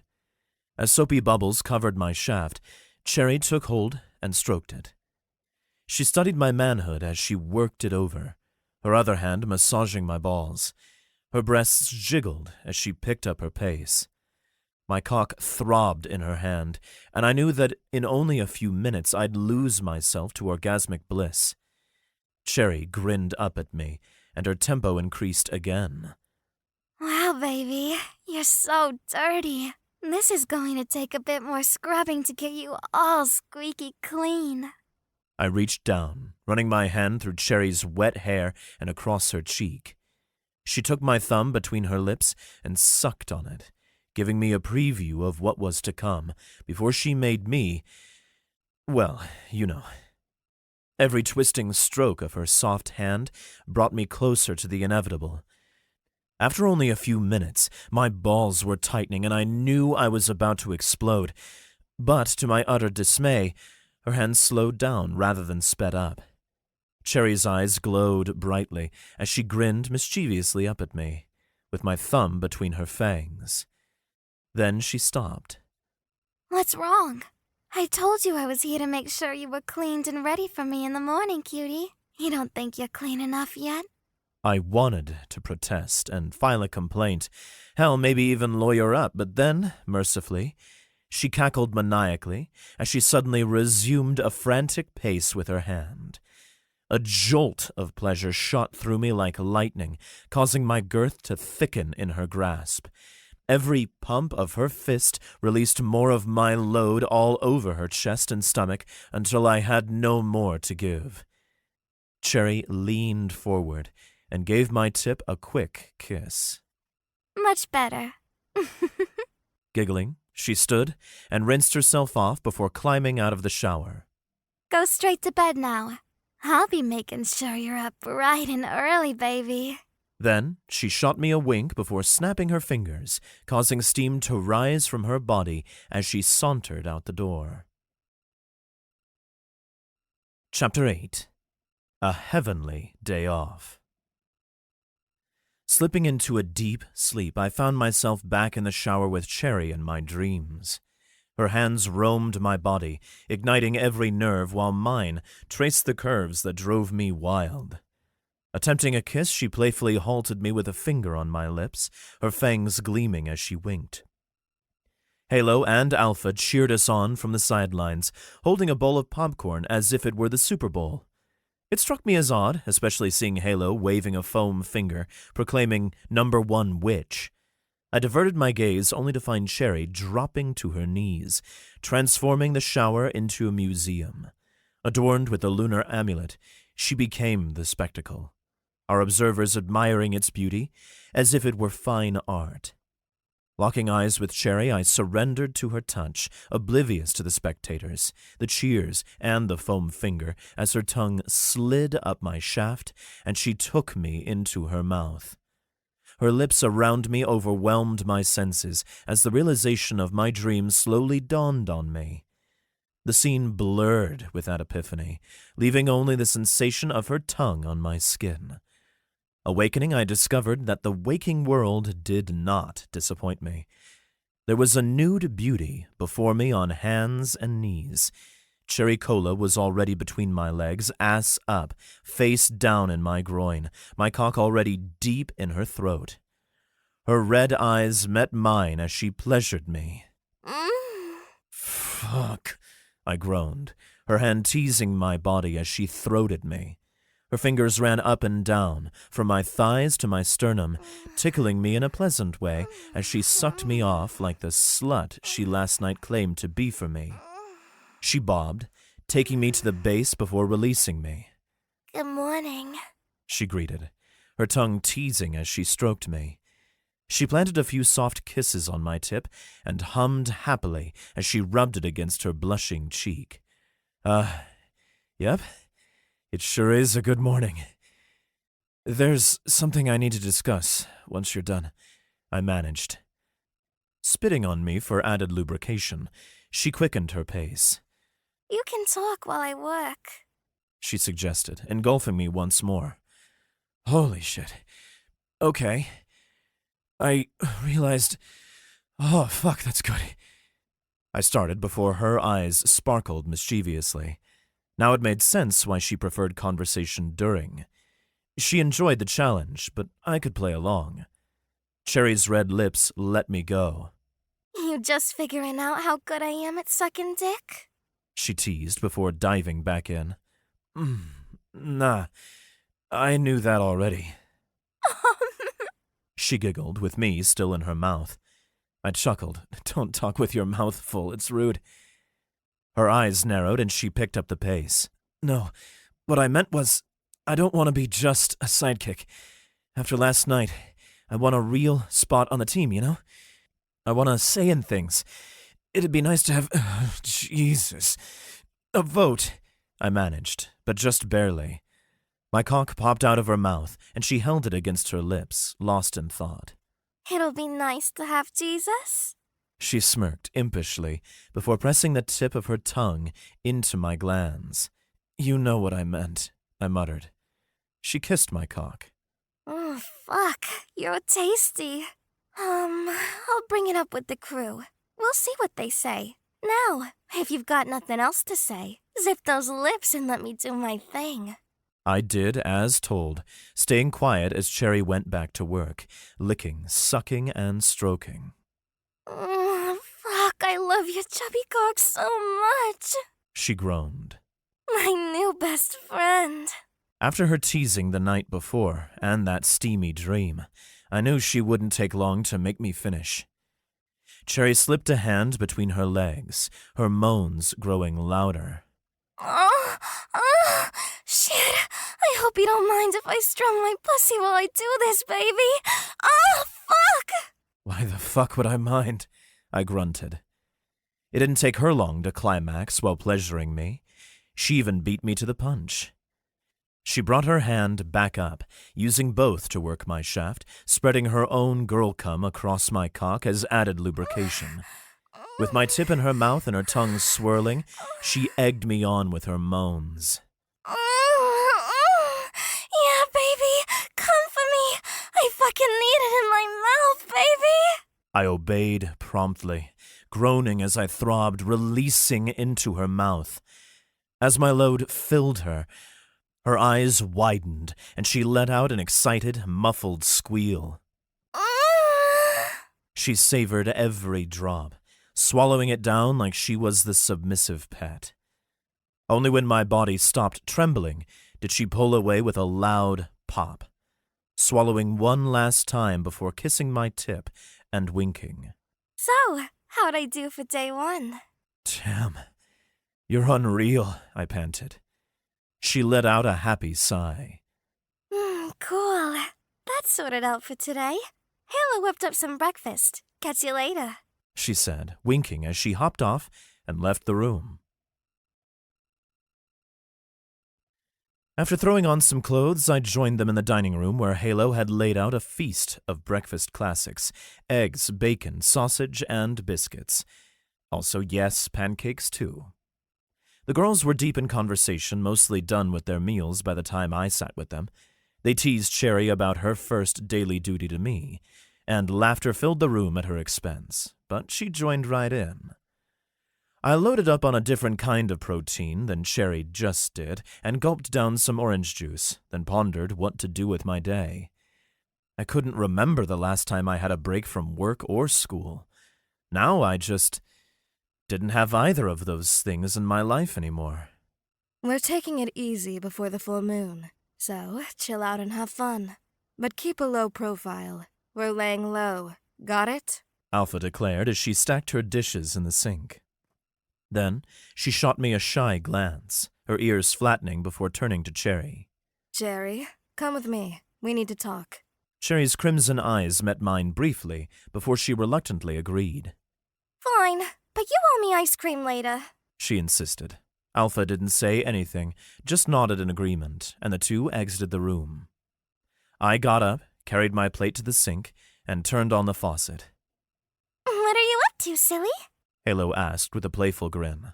Oh, I figured since you went to the trouble of making breakfast, I could at least clean up, I replied. She chuckled and waved her hand dismissively. I recoiled in surprise as the plate I'd just placed in the sink levitated, while a scrub brush swooped in to clean it. In no time the dish sparkled, steaming dry before floating into the cupboard. The rest of the dishes followed suit one by one. Halo laughed and grabbed my hand, leading me towards the front door. Come on, they can wash themselves. I'm declaring you my boyfriend for the day. So you're taking me shopping and showering me with affection. I followed, brows furrowed. It's not that I don't want to, but why? She turned to face me, walking backward, her wings fluttering excitedly, and with a radiant smile on her face.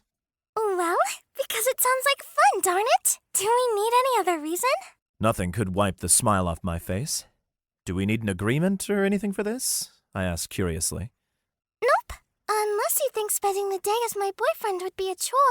Halo said with a playful pout. I laughed. Of course not. It sounds like a great time. Her smile returned.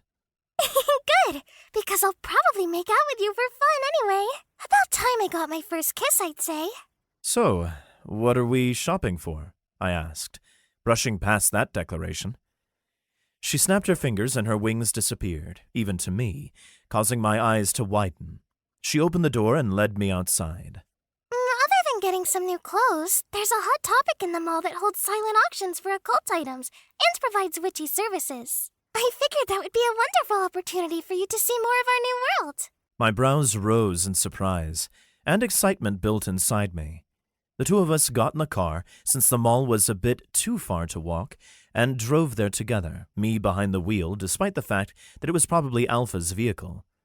All along the way, we talked about everything she liked and disliked. I asked her questions about her past, interests, and hobbies.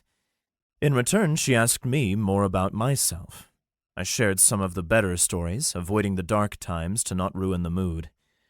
The two of us casually explored the various stores, and laughter and smiles filled our time together as we grew more comfortable with each other. We got hungry and walked to the food court. Halo ordered some fried rice, and I ordered a slice of pizza.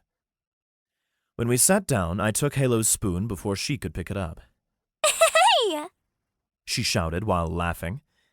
I smiled and scooped up a bit of her food and brought it to her mouth. Go ahead. She opened her mouth, never taking her blue eyes off mine, as she leaned in and let me feed her. She covered her mouth with one hand as she giggled and chewed. Then she grabbed my pizza and held it up for me. I opened my mouth and leaned in, but before I could take a bite, she pushed the pizza against my face, covering my nose and mouth in sauce. She began laughing and letting out a snort. You should see your face! The moment her snort came out, her eyes went wide and she covered her mouth and nose with both hands. You weren't supposed to hear that, she said, as she kept her flushed cheeks mostly covered. I chuckled, a smile splitting my face as I wiped it with a napkin. Why? It was the most adorable thing I think I've ever heard, I admitted. She hesitated to uncover her mouth. You mean it? You don't think it was stupid? What? No, it was the best. You have the best laugh. I want to hear more of it, I exclaimed. Okay, I'm glad you like it, she said, finally uncovering her face. Want to feed me again? I really enjoyed that. I fed her and managed to make her snort at least 2 more times before we wrapped things up. When we finished, we tidied up our mess and headed to a clothing store. Halo linked her arm with mine, pulling me to the side before planting a kiss on my cheek. Warmth spread through me, and I couldn't help but wonder how the day could possibly get any cozier than this. We finally reached the clothing store. Being the manly man that I am, I wasn't a big fan of shopping for clothes. This stop was the one I was looking forward to the least on our trip. I tried not to let my disinterest show, but Halo caught me immediately. Her mouth opened in feigned disbelief. Don't be like that. I promise it won't be that bad. I grimaced. It was that obvious, huh? Shops like this have never really been my thing. I'm only here because I like a certain someone enough to be willing to suffer such an injustice. I grinned. Oh, Injustice, is it? She said with a devious grin that made me wonder what she was plotting. Yes, the great injustice that all my brethren must face. It is a trial, a tribulation, a burden that we bear for the women we like, I said, with a fist in the air and mock conviction. Halo laughed. You poor thing. She put the back of her hand against her forehead as she looked up with despair. Whatever shall we do? My lady, I shall endure, I said, with my jaw set and a fist to my chest. We both burst into laughter, her eyes turned to slits. Gosh, I think you're going to have a far better time than you assume, my Mr. Poor Oppressed Dreamboat. I grinned at her, shrugging my shoulders noncommittally. Challenge accepted. We spent some time looking through the clothes. I didn't pay much attention to the various girly garments, but I did pay attention to the lovely blonde next to me. Halo led us toward the changing rooms, and I tried to break off to find a chair to wait in. But Halo didn't let go of my hand. Where do you think you're going? She asked with a mischievous smirk. I was just gonna... She let go of my hand and waved hers in the air. A soft glow emanated from her fingertips as she cut me off. Nope, you're coming with me. How else will I know if these outfits look good enough to buy or not? Now, this was a fun development. I assumed her magic would hide us, and no one would see me follow her inside, so, like a kid walking into a candy store, I followed Halo into the changing room. I took a seat on the bench, getting comfortable, with one leg crossed over the other. She blushed and smiled while she pulled her top off, exposing her black bra beneath. Then, Halo did a slow turn before flipping her skirt up and letting it fall, only giving me a quick view of her panties. Halo giggled and then straightened out her legs together and unhurriedly bent over as she slowly pulled her skirt down until she was touching her toes. Then, she straightened up gradually before wiggling her hips. See? Clothes shopping isn't so bad. She purred. I said distractedly. Much better than I remember. Halo's body was perfect. It differed from Cherry's, but it was equally flawless. Where Cherry was more lithe, Halo was both petite and curvy. My eyes shamelessly traveled from her plump, perky breasts to the curve of her hips and juicy ass. You know, Logan, Cherry told me all about the night you two shared, she said while pulling on another shirt. I quirked a brow. Oh, hopefully all good things. Halo practically purred, her eyes crescenting as she looked at me with a hunger I hadn't seen in her until now. They were very nice things. The truth is, we didn't tell you everything. You see, you're kind of a loophole for us. My confusion only grew, along with a hint of anxiety. What do you mean? Noticing my expression, Halo was quick to reassure me as she tried on another outfit. It's nothing bad. As witches, we have to be virgins to keep our powers strong. But by binding you to us, it means that sex with you won't count towards spoiling our purity, since you're basically like an extension of us now. A look of realization appeared on my face. I see. I heard Alpha mention mating familiars. Yes, She said. bigger covens can afford to take normal human men as sexual servants to keep them satisfied while not despoiling the witches. Most men join willingly. As a rare human greater familiar, you can do multiple jobs for us at once. My eyes opened as I remembered something I saw in the group chat between the girls when I was still their prisoner. This was sounding real familiar all of a sudden. Wait, Cherry and I fucked before we made the contract. Does that mean she lost some of her power? Fortunately, it didn't happen. She took a chance on you, though. If you died afterwards or waited over a month before completing the contract, she would have been permanently weakened. Maybe even lost everything. But since you got smart real quick and joined the crew, the magic connection was made soon enough that it didn't count against her. She took a big risk by choosing to go all the way with you. Alpha suggested we kidnap you from your delivery van or drug you. Halo cheerfully explained as she changed her outfit again. I let out a sigh of relief. Thank goodness. I would have felt terrible if I were the reason she spent the rest of her life as a magical cripple. Aw, golly, you're so sweet. But yeah, having sex with you is, well, kind of like masturbating. From a magical perspective, anyway. We can get away with anything we want as long as it's your body having its way with us. So, if you see us all eyeing you like a juicy piece of meat sometimes, that's why. She said, with a giggle. Well, you probably should have emphasized that point back when you were negotiating. You probably would have gotten a better deal, I joked. Suddenly, Halo's grin and tone turned sultry. She held up a bra and panties. Would you like to watch me try these on? My eyes widened. Of fucking course I would. She stripped off her top and bottom, standing in nothing but her underwear again. A blush crept up her neck, and she turned around, dragging off her panties and then unclasping her bra. Halo faced me again with her arms covering her breasts and crotch. I looked on, an intensity burning in my eyes, and I wanted nothing more than to see every bit of this angelic woman. She bit her lip and uncovered herself slowly, looking away. Fuck. You're perfect, I said. Do I make you hard? Halo asked, nervously.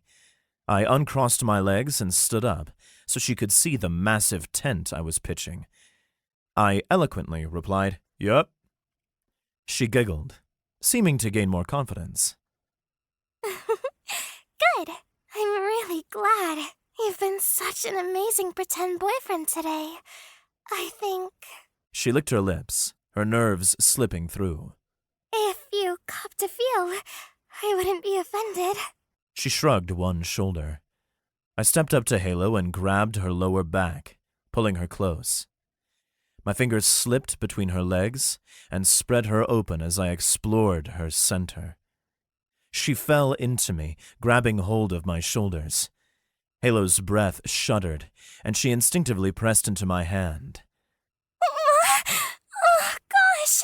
I massaged her pearl before slipping a finger inside her tight little pussy. After a moment, I slipped a second finger in, and she gasped. Fuck! I meant my boobies! She said between moans. I smirked. You didn't exactly specify. I gripped her plump ass and squeezed while pulling my fingers out of her and using her fluids as lubrication to better massage her. Slowly, I circled her nub as she whimpered against me and thrust her hips. Logan, you're so good. Her breasts pressed tightly against my chest and her body tensed. I kissed her along her neck and slightly increased my pace. Fuck, Logan, She bit down hard on my shoulder and almost screamed, allowing my shoulder to muffle the sound. Her body shook against me as I continued to pleasure her as she rode out the waves of bliss. In the middle of her orgasm, a knock sounded at the door. Is everything all right in there?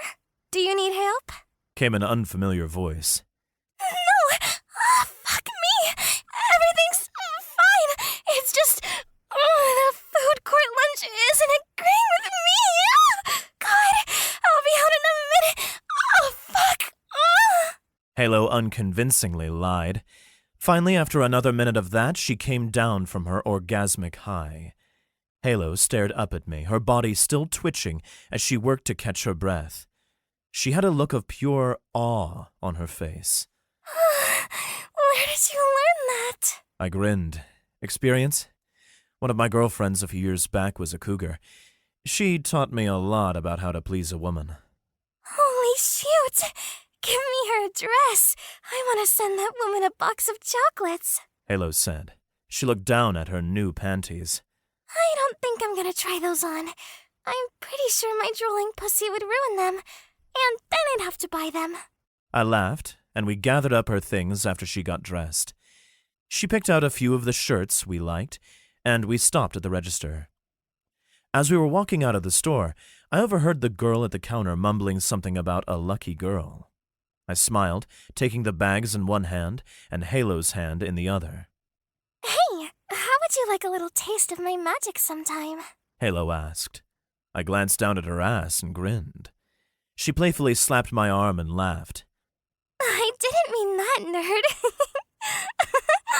I meant real magic. I know we didn't make a contract today or anything, but I've had such a great time that I think a little reward is in order. My brows shot up at that. I mean, if you're all right with it, then definitely. Good. I might have something in mind. But for now, let's just say I'll owe you a small favor, She said. As we stepped into Hot Topic, I wasn't sure what to expect. The store didn't look magical to me, but I'd been wrong before. However, it seemed Halo wasn't in a rush to explore the back room or wherever the magical items were. Just like the rest of our date, I went with the flow. We weren't very far into the store when I took a step and I froze after the long, loud sound of a fart died down and slowly turned to face Halo. She was struggling to hide her snickering. Logan! Gross! How could you do that in front of a lady like me? I narrowed my eyes, trying hard not to laugh, but failing. You little... I bent down and picked up the whoopee cushion that somehow made its way beneath my foot without me noticing, and held it up in front of her with a playful, accusatory glare. Halo burst into laughter, her adorable snort joining in on the fun. Little cutie? I'm pretty sure you were about to say little cutie. I laughed with her and put the toy back on the shelf before catching up to Halo, who ran ahead in excitement. Oh my god! Look! Funyo Pops! Oh, it's Vic and Emmy from Zombie Bride! I love that movie! She rushed to the shelf, gushing over the plastic toys. I liked it. He was just a normal man who found himself in a whole new world full of strange and unusual things, and in the end he finds himself falling for a girl that he initially found to be terrifying. It sounds more and more familiar by the minute, I said, with a cheeky grin. Halo turned, slowly. Her lips curled up into a huge smile and she quirked a brow. Oh, just how familiar are we talking? Taking a step closer, I didn't let my gaze leave hers. I stared into the blue depths of her eyes. I'd say at least 3/4 of the movie so far, I said, our bodies only a foot apart. I see. The blonde beauty said, her eyes glancing at my lips. But if I remember right, Vic was starting to fall for multiple girls by then. I'm not too proud to admit that I blushed at that moment, but I kept my cool. He did, didn't he? Can you blame him when they were both incredible? I asked, leaning in a little closer. Not one bit. She said, before she closed the distance and kissed me. But I would be a little jealous if I were Emmy. Her arms wrapped around my neck and I grabbed her waist. Her lips were soft and she tasted like maple syrup. Lips parted and our tongues danced. I felt our connection flare between us and my heart pounded so hard she could probably hear it. We allowed ourselves to bask in the moment of our first kiss, but all good things must come to an end, and we eventually pulled apart, both of us catching our breath. Golly, your lips are just as talented as your fingers. She said. You're not so bad yourself, I replied. She let go of me and grabbed my hand. Come on, let me show you the real store. Before she pulled me away, I grabbed the Zombie Bride toys from the shelf and we walked to the counter.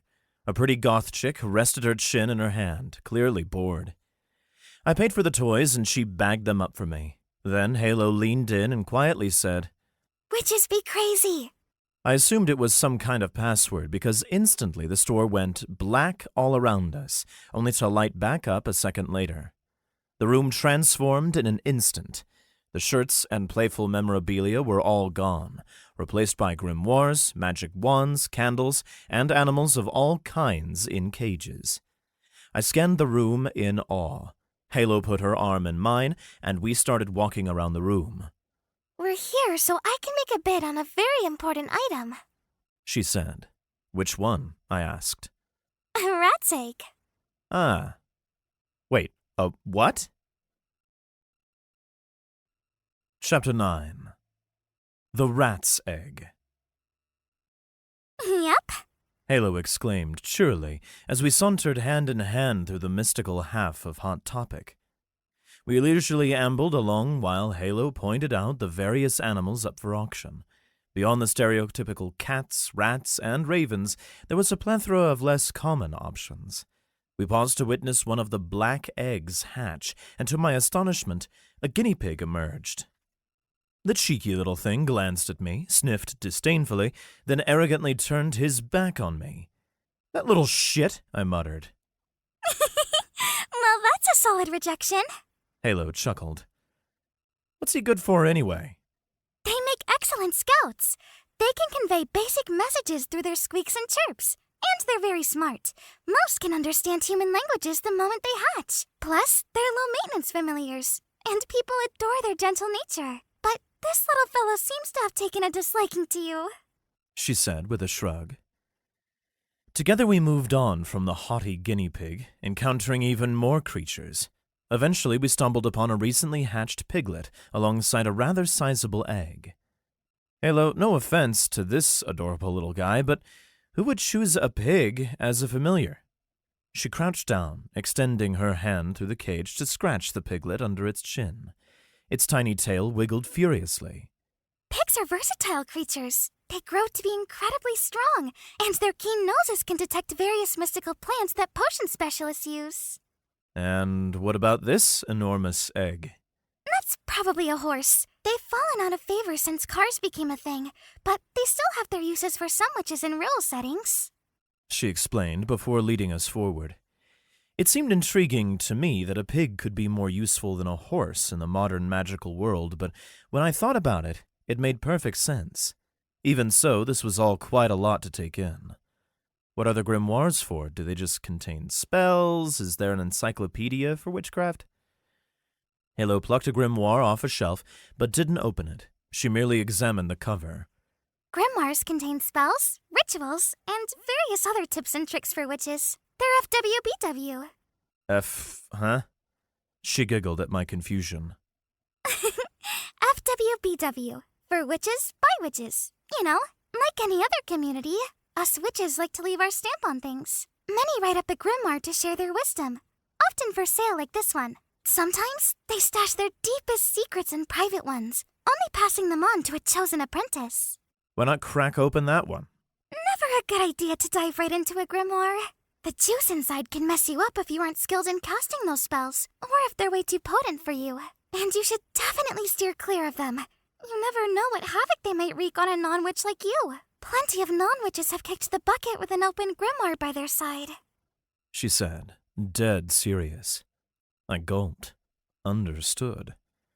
Would have been nice to know earlier, to be honest. And just in case I got nosy about one sitting in the living room, I blurted out, feeling a tad irritated about that. She chuckled. Aw, you're so cute. We seal ours with magic, so only members of our coven can open them. You may be one of us in a sense, but you don't quite fit that requirement. You think we'd keep something like that from you and risk our cute pet's life? She teased, arching an eyebrow. I grinned sheepishly. Fair point. Then I sidled up to a shelf stocked with wands, letting my curiosity overpower my embarrassment. How about these wands? Haven't seen you wield one before. Halo snagged a smaller wand, its surface white with a vine pattern etched all along it. Wands are mostly for initiates or weaker witches. We started Cherry on one when she joined us. Once we've got some experience under our belt, we tend to ditch them. They're handy for casting more potent spells than usual, but not essential. Honestly, they're kind of a crutch. I've still got mine, but you probably won't catch me with it anytime soon. I nodded with interest at that. I'd be down to check out your wand sometime. She smirked, glancing at my crotch. Goodness, maybe I'll show you mine when you show me yours, Halo said, her voice taking on a sultry tone that mixed in an interesting way with her very sweet voice. I coughed awkwardly, trying not to make a scene in the mystical hot topic. So, what's the deal with that rat egg? Halo giggled. This egg's been on my radar for over a month. I've been saving up for it. I thought you robbed that bank. Is it really that pricey? I asked, furrowing my brow. Not money, silly, she said, pulling out a golden coin from her pocket. It emitted a slight aureate glow, making me think of a sort of holy light. I've been saving these. What are those? I asked, feeling a bit awestruck. It's a spell token. During a witch's downtime, she can channel her leftover spell power each day to create spell tokens that other witches can use for extra power. It's a witch's main form of currency. My frown returned. But doesn't that mean the big covens hold all the power and wealth? Halo shrugged off my concern. Yep, but here's the kicker. People usually want specific types of spell tokens. The New Moon and Salem covens are big, with nearly 100 members each. But they're full of your more run-of-the-mill witch archetypes, so their tokens aren't that valuable. In the end, they still come to us for the good stuff. I nodded, getting the gist. My tokens are celestial, since I'm an angelic witch. Celestial tokens allow witches with no connection to heavenly magic to use my tokens and cast celestial spells. So you're saying you three have unique affinities not found in the big covens? I asked. Exactly. The three of us have distinct and potent affinities. That doesn't mean there aren't other witches with similar affinities out there, but it means we're not at a major disadvantage, even if they've got more people than us. Eventually, we stumbled upon the only white egg in the store. To me, it looked like a regular egg, just larger. If I had found it in the mundane world, I wouldn't have assumed anything special about it other than its size. Here it is! Halo said excitedly. I spotted it here last week. It's an albino rat egg, and the seller wants celestial tokens. Since no one's bid yet, I'm going to make the buyout offer. 15 full celestial tokens. Then I'll finally have a familiar. Confusion clouded my expression. I thought I was your familiar. She hushed me and quickly glanced around to make sure no one was close. Shh. You're my familiar, but you're what we call a greater familiar, shared among our whole coven, and with unique powers connected to the coven's core members. She whispered before changing the subject a bit and talking louder. This here is a personal, or lesser familiar. Not quite the same thing. I nodded, still super curious about how it all worked. Mating familiars, lesser familiars, sentinel familiars, and greater familiars. I wondered how many types there were. I watched as the sale happened, realizing it was just like any other silent auction. She wrote down her witch name and her offer.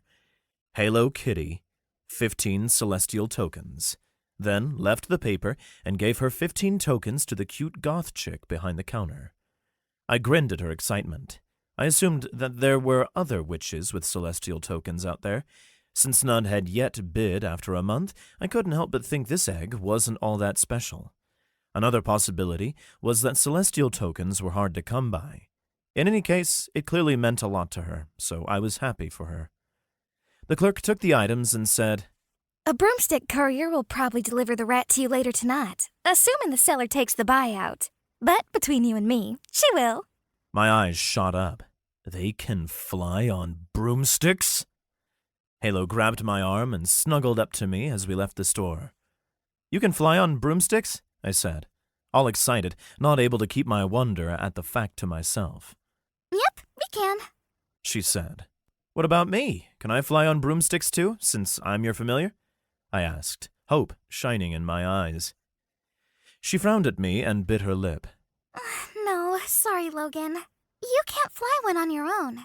And you're too big to join us on ours. It would take up way too much magic to get around quickly with you that way. When we're with you, we're walking or taking a car. In rare circumstances, we might be able to use a ritual to teleport.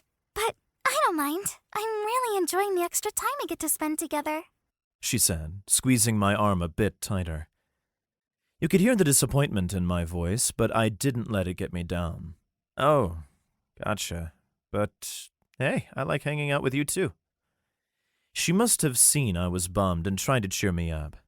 Well, maybe in the future, we can cast a spell so you can fly by yourself. That would be worth a shot, right? I grinned and slipped my arm out from hers, then slung it around her shoulder, bringing her in closer. Her hand rested on my waist as we strolled along. We fell into a comfortable silence until we hopped into the car. Logan, today has been gosh darn amazing. You've been the ultimate pretend boyfriend. She said, her lashes fluttering and hearts practically in her eyes. I could tell she had a lot of fun, and honestly, I did too. Plus, I learned a lot in the back half of the trip. I mean, I am pretty awesome, right? I shot back with a cheeky grin. She playfully swatted my arm with an exaggerated eye roll. You're so cringe. I cracked up. I'm just kidding. Today was fantastic. Halo suddenly struggled to maintain eye contact with me, and she spoke quietly as she asked, Logan? Alpha told me she told you her real name.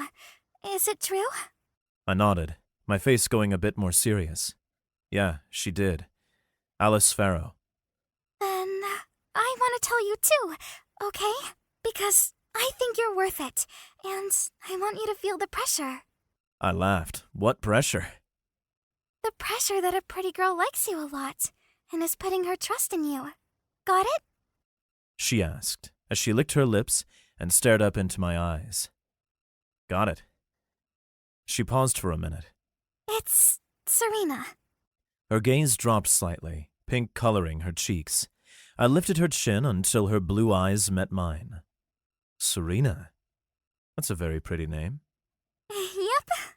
She said nervously while pointing at herself with both thumbs, attempting a playful tone. Serena Golding, aka Hello Kitty. I beamed. Sure thing, Serena. Your name is just as wonderful as the rest of you. The moment her name slipped from my lips, the vulnerability was gone, replaced by a hunger that burned in her eyes. Say it again. What?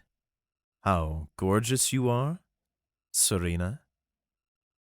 Halo dove at me with insane passion, her lips crashing into mine like a violent wave against the shore. She bit down on my lower lip, almost drawing blood, as she climbed into my lap and straddled me. Her hips ground into mine like she couldn't wait any longer, and before I knew it, my seat fell back, leaving me lying flat. Oh my goodness. I need you. I need you inside me so darn bad. Her hands pawed at the hem of my shirt, pulling it up and over my head. As I helped get it off, I felt her nails digging into my skin, leaving 10 hot scratches down my chest and abs. Halo didn't seem like the type to lose her cool all that much, so hearing her get so passionate got me all worked up. Fuck, I want you too. She wasted no time in undoing my jeans and freeing my manhood. Her hand wrapped around it and she stared down, her eyes going wide and mouth dropping open. Holy shoot! Jerry wasn't fudging kidding! I mean, I saw it before and it was big, but it wasn't this huge. Her gaze shifted to me, a look of total disbelief. I smirked. It gets a bit bigger when it's hard. Brace yourself. We'll just take it slow at first, I suggested. The hunger never left her eyes, and she set her jaw. Nope. I need you inside me now, all the way in. I've been a virgin my whole life, and I never felt tired of it until I met you. Now, all I can think about is having you make love to me. She flipped up her skirt, tucking a part of it into the waistband. Next, she pulled her panties to the side and positioned my tip against her tight, dripping entrance. Her palm pressed against her pelvis before she lowered herself, hilting me inside of her. Ah! Cheese and rice! I groaned as her tight walls gripped my shaft, a hell of a welcome into her pussy. My jaw dropped at the immense pleasure that bordered on pain as her muscles tightened even more. I watched her hand glow a golden hue before her grimace of pain instantly turned into a sigh of relief. Healing spell? I asked. Her eyes were closed, and she bit her lip, but nodded. Holy heck! It feels so full. You're so deep inside, where no other man has ever been, or will ever be. Halo gently circled her hips, testing the waters. While her healing spell helped her adjust to my size, it was still the tightest fit I had ever experienced before. I've been thinking about this since the moment I first laid eyes on you. I couldn't wait for her to do more than her teasing circles. I felt our connection flaring, only making me feel even closer to this absolute beauty, and I grabbed her hips and lifted her before dropping her back down. She squeaked in surprise before the pleasure took over. Logan! Your cock feels so good, yes! It only took a few times before Halo took over and started bouncing. The sounds of her ass slapping against my thighs joined our chorus of moans. She leaned forward, one hand on the car door, the other on the center console. and rode me like her life depended on it. Oh, shoot! Your dick feels so fucking...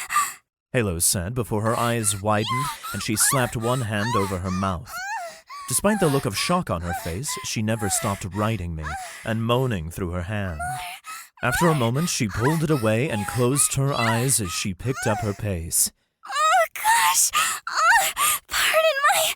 Oh, yes, language! Ah, yes, baby! I would have chuckled at that if I wasn't busy lifting her top and bra, freeing her from their constraints and letting her bouncing breasts sway. I massaged them and took turns pulling and playing with her pretty pink nipples. As I pinched them, I felt her wetness increase, her muscles tense, and I knew she was reaching her first orgasm. Logan, I'm about to... oh my god, I'm coming! I'm gonna... It's gonna get all over! Her juices forced their way out between us, making a mess of my jeans, but I didn't care. While her ability to move on her own was diminishing because of the spasms that rocked her body, I took hold of her slender waist once again and lifted, dropped, and thrust, fucking her harder. It sent her immediately into another round of bliss. Yes! Harder, baby! Harder! Oh, yeah! Just like that! Yeah! Sweat droplets formed on my brows as I grunted and found another gear, meeting her request. Yeah! Yes! Logan! I wasn't sure how much longer I could last. Halo's pussy felt so good, and with our magical connection flaring, it was becoming too much. But her begging was the final straw for me. Logan! Please! I need it inside me! Fill my little pussy until I'm overflowing! She cried out as she reached yet another apex of pleasure, or maybe the first one never ended. I was overwhelmed by the intensity of her pleas and the forceful contractions of her walls, which made it hard for me to hold back. "It's about to happen," I warned her. My cock thickened and pulsed inside of her, but I kept thrusting. Every motion caused more and more of my hot seed to fill her womb. Gosh, yes! Keep coming! I want it all, honey! Halo threw her head back, leaning against the steering wheel, accidentally sounding the horn. Lost in her blissful spasms, she didn't move from the horn right away. Only after they settled did she fall forward onto me, letting her lips lock with mine. Logan, She whined, catching her breath. you came so much. I'm gonna make a mess of my seat when I move. My jeans are already ruined, I commented. She pulled back from my lips and grinned a drunken grin. I want to frame those jeans. Your cum is all mixed up with my cum. She sighed contentedly.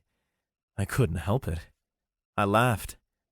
She laughed along with me, both of us breathing hard, until I heard a tapping on the windshield.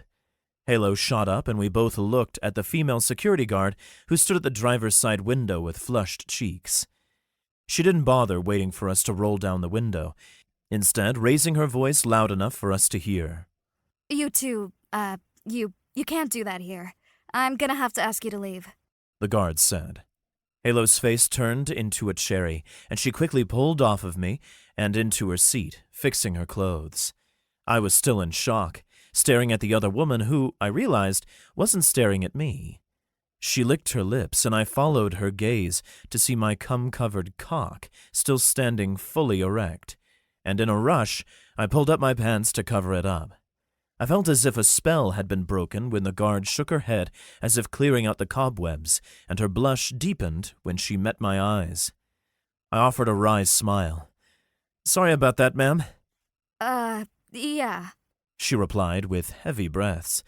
She seemed reluctant as she said, Just, don't let it happen again, all right?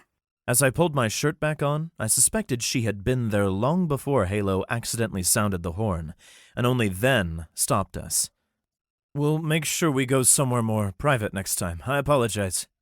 Yeah, you do that. Have a good day, sir. Then the guard quickly walked away. In response to her leaving, I fired up the car, shooting Halo a glance. She was nibbling her finger with a huge grin and rosy cheeks. Guess that's my bad. She giggled. I just chuckled and shook my head. Twice in one outing. It's almost like you enjoy getting caught.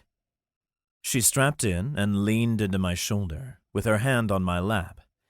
It was intimate, but not in a sexy way. It was vulnerable, I guess. Close. Logan, did I do a good job? It was my first time and all. She asked nervously. I turned and planted a kiss on her forehead, eliciting a smile. Certainly got my seal of approval. She let out a soft giggle before a big yawn escaped her. Her voice got quieter as she spoke. Good. Glad to hear. Thanks for today, Logan. I had a blast. Before I could say anything back, she was out like a light. I froze, making sure not to jostle her. As she continued to snooze, I sat there in silence, not daring to turn on the radio and risk waking the sleeping beauty next to me. I chuckled as her wings popped back out while she was resting. When we left the house, I thought today would just be a goofy adventure, exploring more of the magical world I stumbled into while doing some light clothes shopping. It was that, and also a lot more. I'd been with a few girls before and shared some intimate moments, but this was different. It was hard to tell if it was the magical bond between us or just us clicking. Probably both. Love was never really my thing, especially growing up without a family or real friends. I didn't really believe in the concept all that much. Why would I? But damn, whenever I looked at any of the witches I was bound to, my heart did a little flip. Even Alpha, but especially Cherry and now Halo. I couldn't help but wonder, is this what it's like when you're falling for someone? I guess that time would tell if that were the case. But glancing down at the pigtailed blonde as she slept, I knew I wanted to find out. No matter what lay ahead, one thing was certain. I'm ready to see where this flying broomstick takes me. Wincing at the thought, I put the car in drive, starting our trip home. My cheesy metaphor was a disappointing reminder that I couldn't fly on broomsticks. But before I could come up with a better metaphor that didn't involve brooms, my thoughts were swept away by the soft snores coming from the beauty next to me. Chapter 10. Ms. Cola. Only one day had passed, and there was still zilch about the lunar amulet as far as news circulating in the witch community. No one came pounding on our door either, so that was promising. Still, after the security guard incident in the mall parking lot, Alpha didn't want us going anywhere if we didn't have to, at least not until we warded the lunar amulet with obfuscation magic. So we kept ourselves occupied indoors, deciding to play it safe and lie low as much as we could. Waking up with Cherry's lips wrapped around my cock felt like a goddamn blessing every morning. I tried not to dwell on how miserably sad I would feel after her week was up, because the thought always brought a tear to my eye. I was getting spoiled by her attention and got too used to starting my day with a sweet release. Screw Folgers. At this point, they needed a new slogan. This morning I woke up barely pre-climax with Cherry fingering herself to completion just as I was about to finish in her throat. I'd been up late the night before, having some quality alone time with Halo in her room. I must have been dead tired to almost sleep through Cherry's blowjob, I realized. Lucky for me, after she gulped down the first load, she said it didn't count if I slept through most of it and demanded a do-over. Being the gentleman I am, I obliged. After several long minutes full of licks and kisses, among other things, Cherry was swallowing for a second time. When she was done, she crawled up to cuddle with me, resting her head on my shoulder. Cherry's finger traced patterns on my chest. We're going to spend the day together. Just you and me, baby. I turned my head to look at her, and she adjusted hers so I could see her face rather than the top of her head. Grinning, I asked, "You don't think the others will try to steal me away from you?" She shook her head with a fanged smile. Nope. Halo has to create more spell tokens today, since she spent most of her spare celestial ones on the rat egg. and Alpha's busy planning for the ritual, so that means I've got you all to myself. Leaning in, I kissed her forehead. So, what'd you have in mind? I don't think Alpha wants us to go out and about yet. You can call me Miss Cola, because this time, I'm your teacher, baby. Cherry said while bopping my nose with one finger. I cocked a questioning eyebrow. Oh, really? Well, Miss Cola, what's the subject today? She patted me twice on the chest. You'll find that out once you're dressed and ready for class. Then she hopped out of the bed, swaying her hips on the way to the door. What can I say? I took the bait and stared the entire time, grinning like a fool. Cherry looked back as she opened the door, catching me in my obvious leer. She winked. Don't be late. Meet me in my room ASAP. I'll be there soon. Cherry sauntered off, gently closing the door behind her. I dressed quickly and went to Cherry's room. An oddly familiar table and chairs sat in the middle of it. They hadn't been there the last time I was here, I noted. Is that the table from the student union? Yup. Cherry said as she walked into the room holding a large brown paper sack with a receipt stapled to it. I consider it a holy relic now, so I'm going to keep it. I chuckled, running my hand across the smooth surface. You stole it? Is it really the same one? My hand brushed a rough spot, and I looked down. Someone had recently carved a heart into the wood with C+L written inside. Cherry's trademark bat wings, crossing the plus sign, clued me in on who the artist in question was. Did you carve this? I smirked, as I asked the obvious question. Her eyes shot to the table and her cheeks flushed a red. She tried to act confused, setting the bag on the table and scratching her chin as she examined the carving. She failed miserably. No, it wasn't me. Huh? That's quite the coincidence. Then she promptly changed the subject. Sit. I'm teaching you about spells today. Cherry pulled a grimoire and a folder of paper off the shelf, placing them on the table. My brows shot up and I could swear there were stars in my eyes. I'm going to learn spells? Are there, like, reagents or something I need in the bag? Cherry snickered, clearly laughing at my eagerness in a rather deflating way. Her small laugh crushed my hopes. No, you still can't cast spells, silly. She pointed at the bag.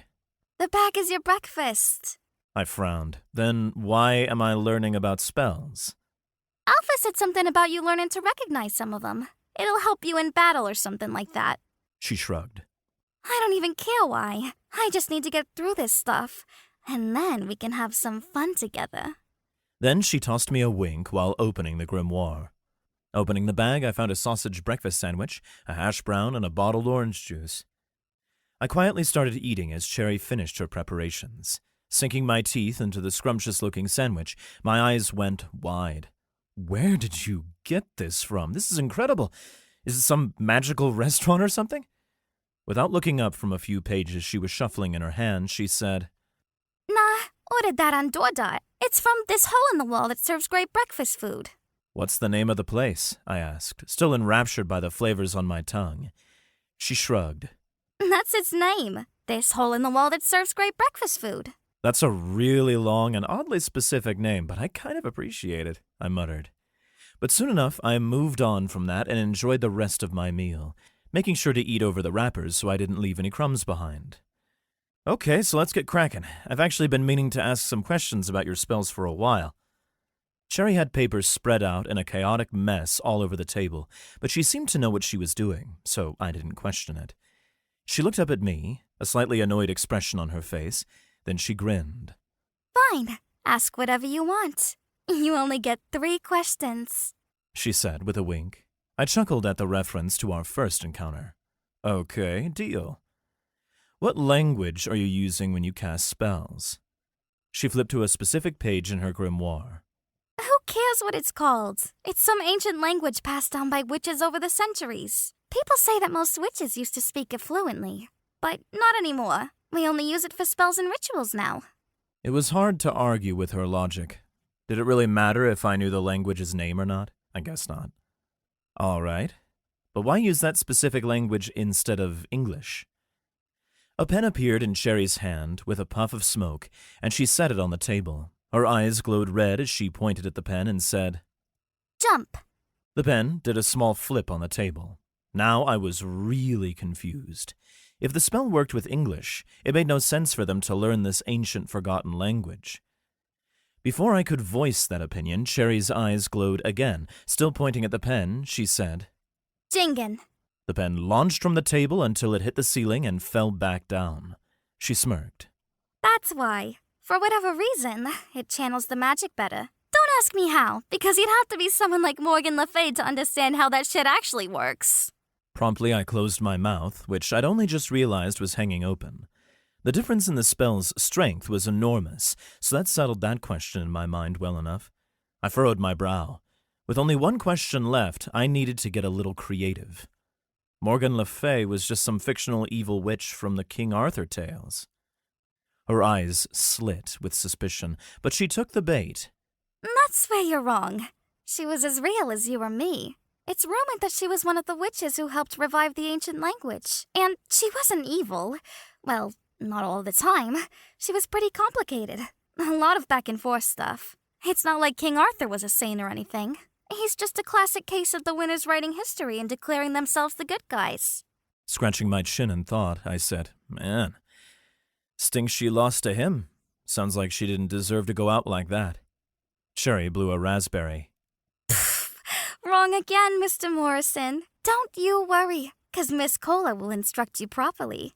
No one knows if she's dead or not. She was so powerful, who knows what kind of spells or magic she had at her disposal. For all we know, she created a pocket dimension somewhere with her own little world inside it, and still lives there to this day. It wouldn't be the first case like that. I blinked. It took several moments for me to process that information. That doesn't seem possible. She shrugged. Well, it is. Now, ask your last question so we can move on and get the boring stuff over with already. Shaking my head, I set those thoughts aside, then I grinned. You know what? I think I'll save the last one for later. Sherry playfully rolled her eyes and picked up one of the pages she had lying about. Fine. We'll start with the basics and cover up some of the spells we used to help you transform. We spent the next few hours reviewing various spells and what they meant. After that, Sherry gave me a list of the common spells the girls used in battle and told me I could memorize those on my own. As the lesson went on, and I looked over some from the list, I could see why Alpha wanted me to know them. Depending on what type of attack spell I heard them calling out, I could react accordingly, even if I didn't have a line of sight on what they were doing. Still, memorizing this much would take a while and even longer to apply it. She led me to the kitchen where we made some chicken nuggets, or chicky nug-nugs, as Cherry liked to call them, for lunch. I asked what we were doing next, and she triumphantly declared that to be my third question. It seemed that just because our study time was over, it didn't mean Cherry was done teaching me yet. After lunch, Cherry wanted to school me in video games. We parked ourselves on the floor in front of the old rabbit-ear TV. Cherry opened the cabinet of the TV stand below it, revealing a classic Super Nintendo with none other than Street Fighter II locked in. She passed me a controller and started it all up. As I navigated the character select screen, I asked, "Are you like a pro gamer?" She tapped around on the D-pad a few times, trying to decide who to choose. Not really. It's not like I'm on some competitive esports team or trying to be a famous streamer or anything like that. We just have some downtime here and there, and it's a fun way to pass the time. Fair enough. Are you ready to get your butt kicked? I asked, with a smile as I selected Ryu. Cherry landed on Chun-Li and slowly turned her head to face me. Her eyes were glowing. You want a piece of this? Who am I kidding? She lowered a hand down to her side, as if she were displaying herself as a prize on a game show, and winked. Of course you want a piece of this. Bring it on, big boy. With a round one, fight, it was go time. It was at this moment that Cherry learned I had very little experience playing video games. She caught me off guard, jumping with a flip to dodge my punch, and followed it up with a roundhouse kick to the back of my character's head. As the match went on, she proceeded to prove her timing and skill far surpassed my own. Round 2 came and went much the same. When she hit me with a jumping kick, the announcer shouted, "KO!" And Cherry threw her arms in the air with a radiant smile. She shouted, All bow down to the glorious Cherry Cola. She's lucky I wasn't the one holding the controller, or things would have gone real different. Alpha announced as she strolled into the room. Cherry turned, squinting at her furry-eared leader. That's only 'cause you cheat. Alpha let out an exasperated sigh. I don't know how many times I have to tell you. Uppercutting you every time you stupidly jump isn't cheating. Sounds like something a cheater would say. Cherry muttered with a huff and a puff. I shook my head, amused, then turned my attention to Alpha. Anything up with you this morning? I heard Cherry's battle cries and wanted to make sure that she went over the spells with you. The redhead explained. Yes, you know I always do my job. If that's all, you're cutting into my Logan time. Shoo, shoo. Cherry said, waving Alpha away. Alpha rolled her eyes. Fine, but my money's on Logan next match, she said, exiting the room with a happily swaying tail. The vampire witch wasted no time turning back to the screen. All right, you ready? Cherry's excitement was infectious. At that moment, seeing the bright-fanged smile on her face, I forgot all about magic, witchcraft, and familiars. I just kind of stared for a minute. Her brow furrowed. What? She reached up, touching her cheek. Is there something on my face? Shaking my head, I chuckled. No, I was just wondering, does this count as a date? Crimson eyes flashed, but then she looked around shyly. No way. This can't count as a date. We're in the living room playing video games. This is just hanging out. I don't know. I mean, people have staycations, right? Isn't this kind of like that, but with a date? I prodded. Her eyes narrowed playfully as she fought off a smile. You really want this to be a date, huh? Too bad. She stuck her tongue out at me before looking back to the screen with a smile while selecting her character. Then, without looking back at me, she scooted over until our legs were touching. What do you say we play for it? If I win, it's a date, and if you win, it's not. I held out my hand. Cherry gave me a raspberry and a wink, which was a really odd combination, but she kinda made it work. Easiest bet I ever won. Then, she shook my hand. This time, I selected E. Honda, the sumo guy. The fight announcement popped up on the screen, and I went full button mash on her. Cherry tried to hit me with combos and grabs, but my flurry of random strikes proved to be too much for her as I took her down in round 1. She narrowed her eyes at me. You little... Better pay attention, round 2 is starting, I interrupted. This time I came at her, and my luck wasn't so good. I ended up jumping, and she caught me on my descent with a high kick, sending my character flying back. And as I tried to stand, she pelted me with a barrage of combos, Cherry's relentless assault ending round 2. You're going down! She shouted. At first I thought she was right, and all was lost as round 3 was in full swing and things had heated up. But with a quarter of my health left, I managed to back away from her assault before coming back at her with an endless stream of random button presses resulting in kicks, punches, and leg sweeps. Before we knew it, we were both down to an 1/8 of our health bar. Cherry came in for a punch, and I blocked. I was practically licking my chops as I furiously tried to land the finishing blow. Then it happened. The leg sweep felt around the world. It seemed like slow motion as the character squatted, narrowly avoiding a punch, and spun, its heel connecting. My health bar dropped to 0. KO! Shouted the game's announcer. Cherry dropped the controller and wriggled in joy. Take that, button masher. How dare you challenge the mighty Cherry Cola? Victory is mine. It's not a date. We're just two people hanging out who just so happen to be madly in love and to have a lot of sexual interactions with each other. She shouted with an evil laugh. Unable to help myself, I snickered at her outburst. I'll teach you to laugh at Cherry Cola. She shouted playfully. She turned and practically tackled me to the ground. We fell back in a heap of laughter. Oh, yeah? I said, then reached down and tickled her sides. Cherry started laughing hysterically as she rolled over and I followed, coming up to my knees as she squirmed to try and free herself from my wrath. Logan! Logan, stop! No more! You win! You win! I stopped tickling her as we both caught our breath, our laughter slowly fading. Reaching for her, I brushed the hair from Cherry's face, letting it join the rest that was fanned out on the floor under her. Crimson eyes met mine, and they glowed brightly. I glanced at her lips, and she did the same to mine. Still smiling, I lowered myself until we kissed. Before the kiss went very far, Cherry started giggling. I pulled back just enough to let her speak. It's still not a date, but I think I'll let you take me on one if you want, she declared, before pushing her mouth back into mine. Chapter 11. Harpy and the Beast. Our last day of isolation had finally come. Tonight was the night of the full moon.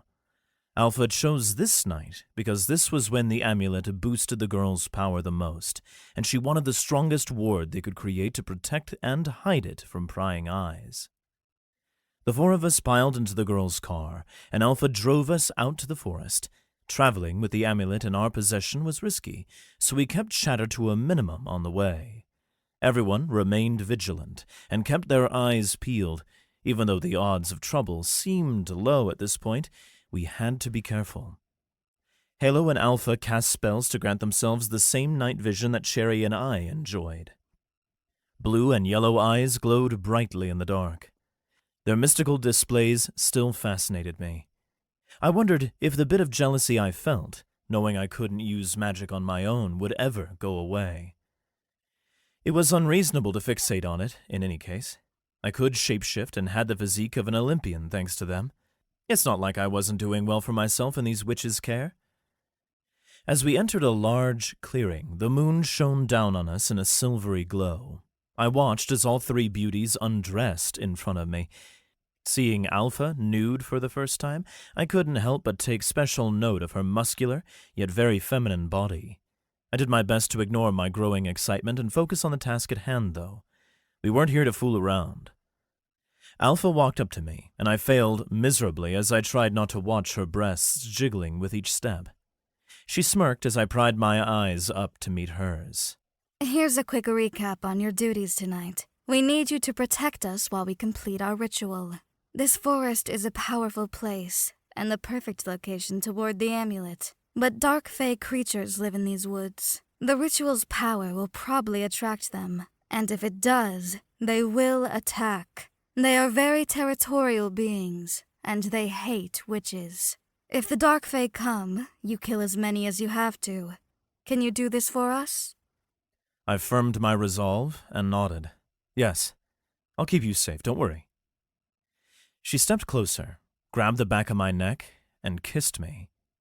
My hands rested on her hips as we shared a more passionate kiss than our first. The glow of our contract lit up around us before condensing and forming a tattoo on the back of our right hands. Alpha ended the kiss, her face all business despite the flush creeping up her neck. I stared at her expectantly as she took several steps back. She pointed a finger at me and said, Borden Eias. Her hand flashed a vibrant yellow, and I felt my body change. I chucked my clothes into my dimensional storage as thick black fur sprouted all over my body, and my skin thickened, the color changing into a deep gray. My hands and feet morphed into massive paws with huge, deadly, razor-sharp claws jutting out. I dropped to all fours, feeling my chest, legs, and muscles bulging to monstrous proportions, while a massive tail unfurled behind me. My face stretched and contorted into a vicious maw, my teeth extending into deadly fangs, the size of kitchen knives. I thrust my colossal head to the sky and let out a deafening roar. Sleeping birds scattered in terror at the monstrous sound. My enhanced hearing easily picked up the sound of a camera. Glancing down at the three small and gorgeous witches, I spotted a smiling Halo, shrugging and stashing her phone away. The girls switched to business mode now that their protector was primed. They clasped hands with the amulet resting on the ground at the center of their small circle. The trio began chanting in an unfamiliar tongue. Unfamiliar to me, anyway. At first I thought it might be Latin, but this time it seemed like something else. Their voices took on an almost ghostly quality that carried through the air, bouncing off the trees. The trio's chorus of 3 voices soon seemed to multiply to 6, then 12. The lunar amulet was engulfed in a bright blue glow. As soon as they commenced their bizarre dance around the amulet, a scent hit me. Some instinct told me that the aforementioned dark fae were en route already. I bellowed with rage, thinking the beast's own thoughts like they were mine. How dare these puny insects attempt to harm my mates? What absurd delusions they harbor, thinking they owned any territory where my majestic paws tread. The first fae came into view, stopping at the edge of the tree line with a look of murder in its beady black eye. "Witches!" It screeched. "Kill the witches!" Without hesitation, I rushed forward and lashed out, slashing across its feeble chest, nearly tearing it apart. Too easy, almost boring. They truly were pathetic creatures. They resembled what I imagined fairies might look like, only they were a deep gray, almost black, with bat-like wings, pitch-black eyes, tiny sharp teeth, and sharp claws on their hands and feet. But compared to the grandeur of my form, they were nothing. 3 more to the south, I darted around the circle, sparing only a moment to ensure the girl's safety, slashing the first fae while grabbing the second in my jaws. The first one dropped dead instantly, and I savored the taste of magical blood as I chewed on the second fae's corpse. A searing pain scorched my back as the third raked a claw just deep enough to penetrate my skin. Roaring in fury, I spun, batting it from the air and slamming it to the ground, crushing it beneath my paw. I spat out the dead fae in my mouth, knowing this wasn't the time for feasting. A group of 10 approached from the north, much too close for me to dispatch them all at my current speed before they reached my girls in the circle. And after seeing how deep they managed to get into my skin, I knew all too well how fatal that could be for one of my girls if they were caught unaware. Adrenaline surged through my veins, and the world slowed. I was upon them in a flash, leaping into the air, soaring over the ritual circle and covering more than 50 feet in a single bound. Each paw left nothing but fae goo splattered on the ground as I landed. The little assholes were still trying to ignore me. What a useless tactic against my magical might. Their wings were way too slow in my adrenaline-fueled heightened state. 3 more dropped into a pool of black blood with a single swipe. 1 turned back and went for my face. I barely moved my head an inch, narrowly avoiding the loss of an eye. But the little bastard cut a gouge just above it. Blood trickled down, slightly obscuring part of my vision. Like a lightning strike, my maw shot up, snatching it from the air and biting it in half. The last 2 went for Alpha, but there was no way I'd let them harm my pack. I was there just in time, shredding one with a claw and the other with my teeth. I snarled as I scanned for more enemies, but none came. With a shout, I let out a mighty roar of triumph. This was my territory, my pack, and my mates to breed, and no scrawny little fairy would take any of it from me. Panting, I listened. The singing had stopped, and I looked down at my beautiful mates, all smiling up at me. Their ritual was complete, and I'd succeeded in my task. I strode over, letting my paws leave huge tracks, and settled down in front of them.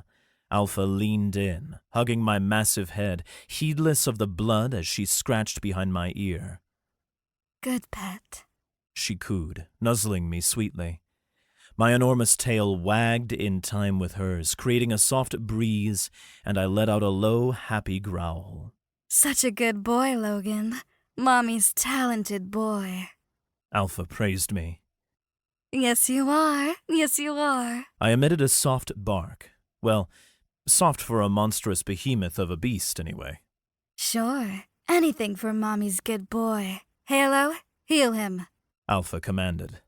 Of course, it'd be my pleasure. Halo placed one hand on my forehead and another on my back. Golden light emanated from her hands, healing my wounds. Alpha pointed a finger at me. Borden el Hamensel. The yellow flash of her hand triggered my transformation. I waited for the right moment, then summoned my clothing from my dimensional storage and stood. Back in my human form, I realized there was an awful taste in my mouth. Logan? Halo said, pointing to her kissable lips. You've got a little something. And then I remembered feasting on the dark fae bodies and relishing the taste of their blood. Ew, gross. The girls all laughed as I frantically spat out black blood. I really need to get a grip on my personality when I shift.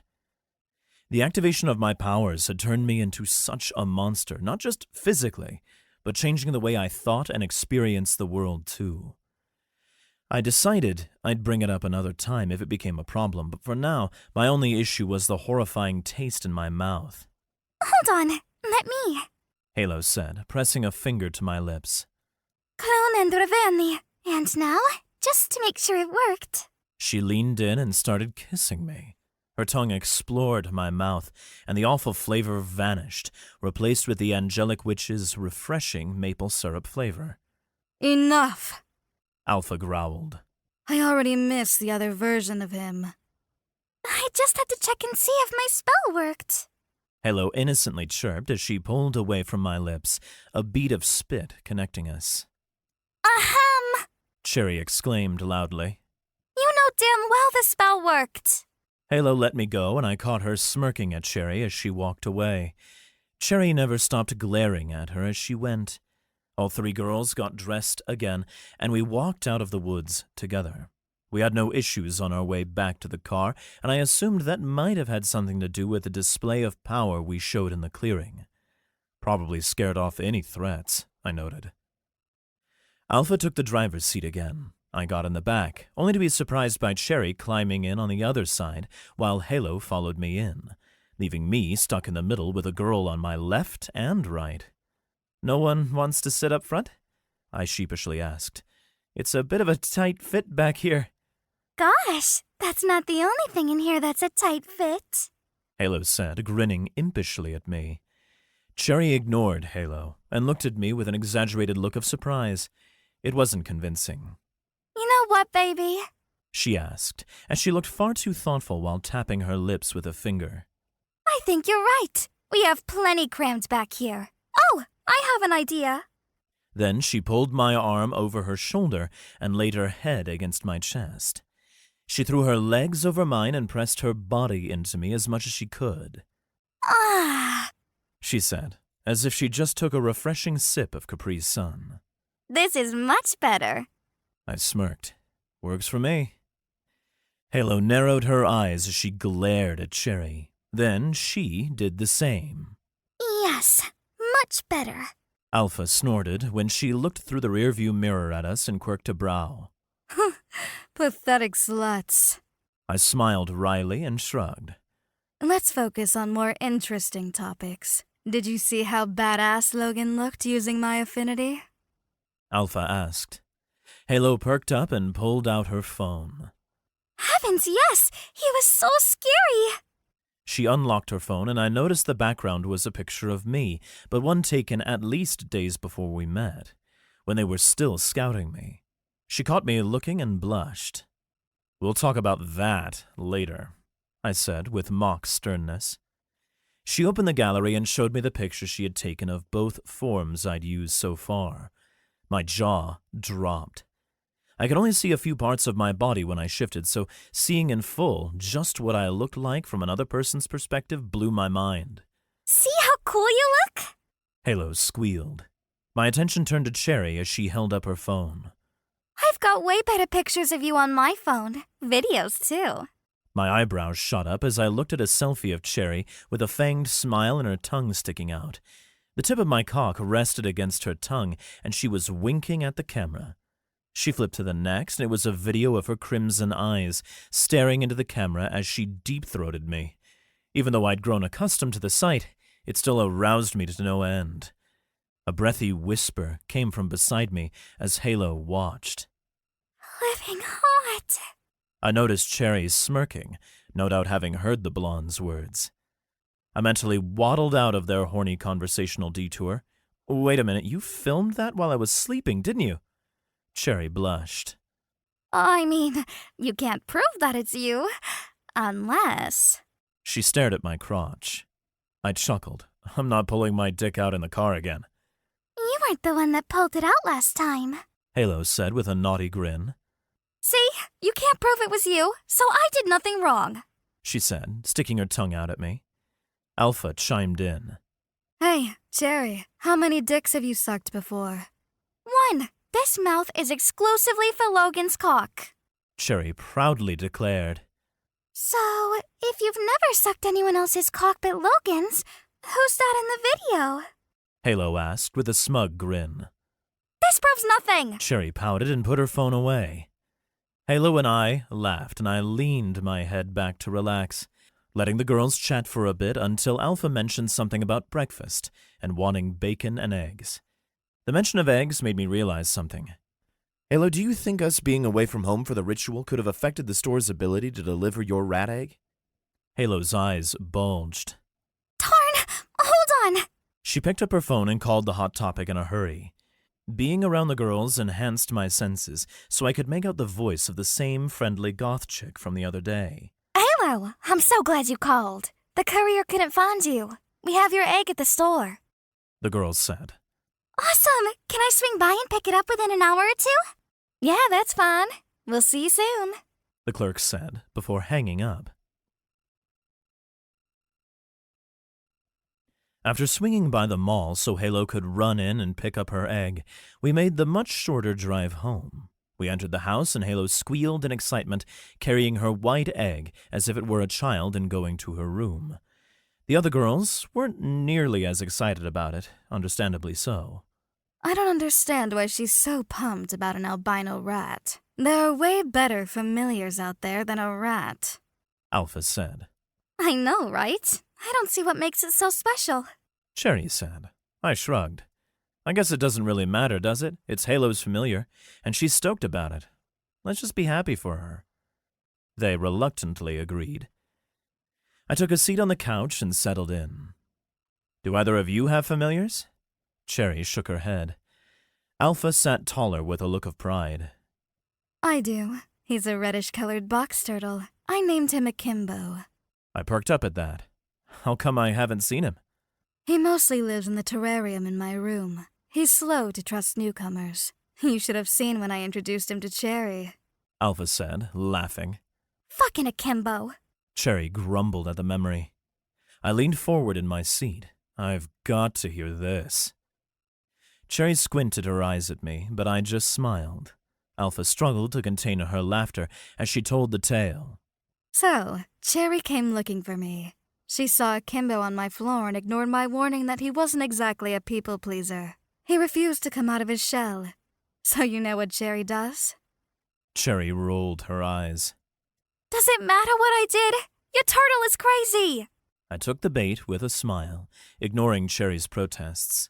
What did she do? She pokes his shell over and over, saying, "Hey, turtle, get your ass out here and say hello," and shit like that.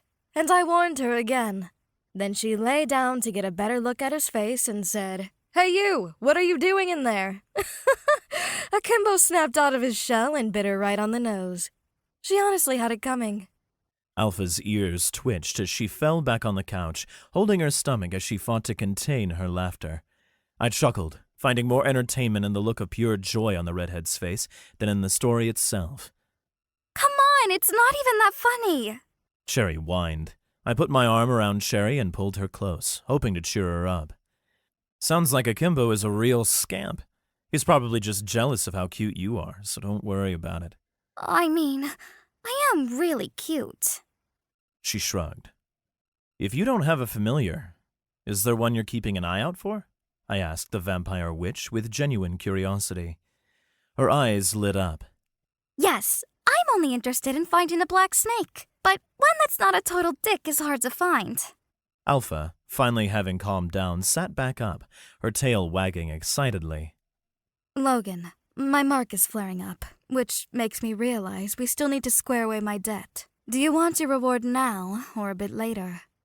My breath hitched as my mind instantly went to inappropriate thoughts after my last reward, but I kept my cool, not wanting to make any assumptions. I'll take it now. I stood and eagerly walked to the scale. Alpha joined me. She had her figurine made by Halo earlier, so we were ready to go. Her figure stood tall and proud, with hands on hips and a determined look toward the future. She placed it on the scale, and I took mine off the shelf. I examined it briefly. To my surprise, it was a little different than before. It seemed like a bit of the emptiness in its eyes was gone, and it had a small smile on its face. Then again, I could have just been imagining it. Refocusing on my reward, I dropped it on the other side of the scale. As before, my side went low while Alpha's rose. Alpha's eyes met mine, and she smiled. I know you want a more involved role in the Coven, and to be more than just the team's cute mascot. You'll never be a witch, and there's nothing I can do about that. I'm sorry. But your role as a greater familiar is far more important than you know. You're poised to become an equal part of this team in time.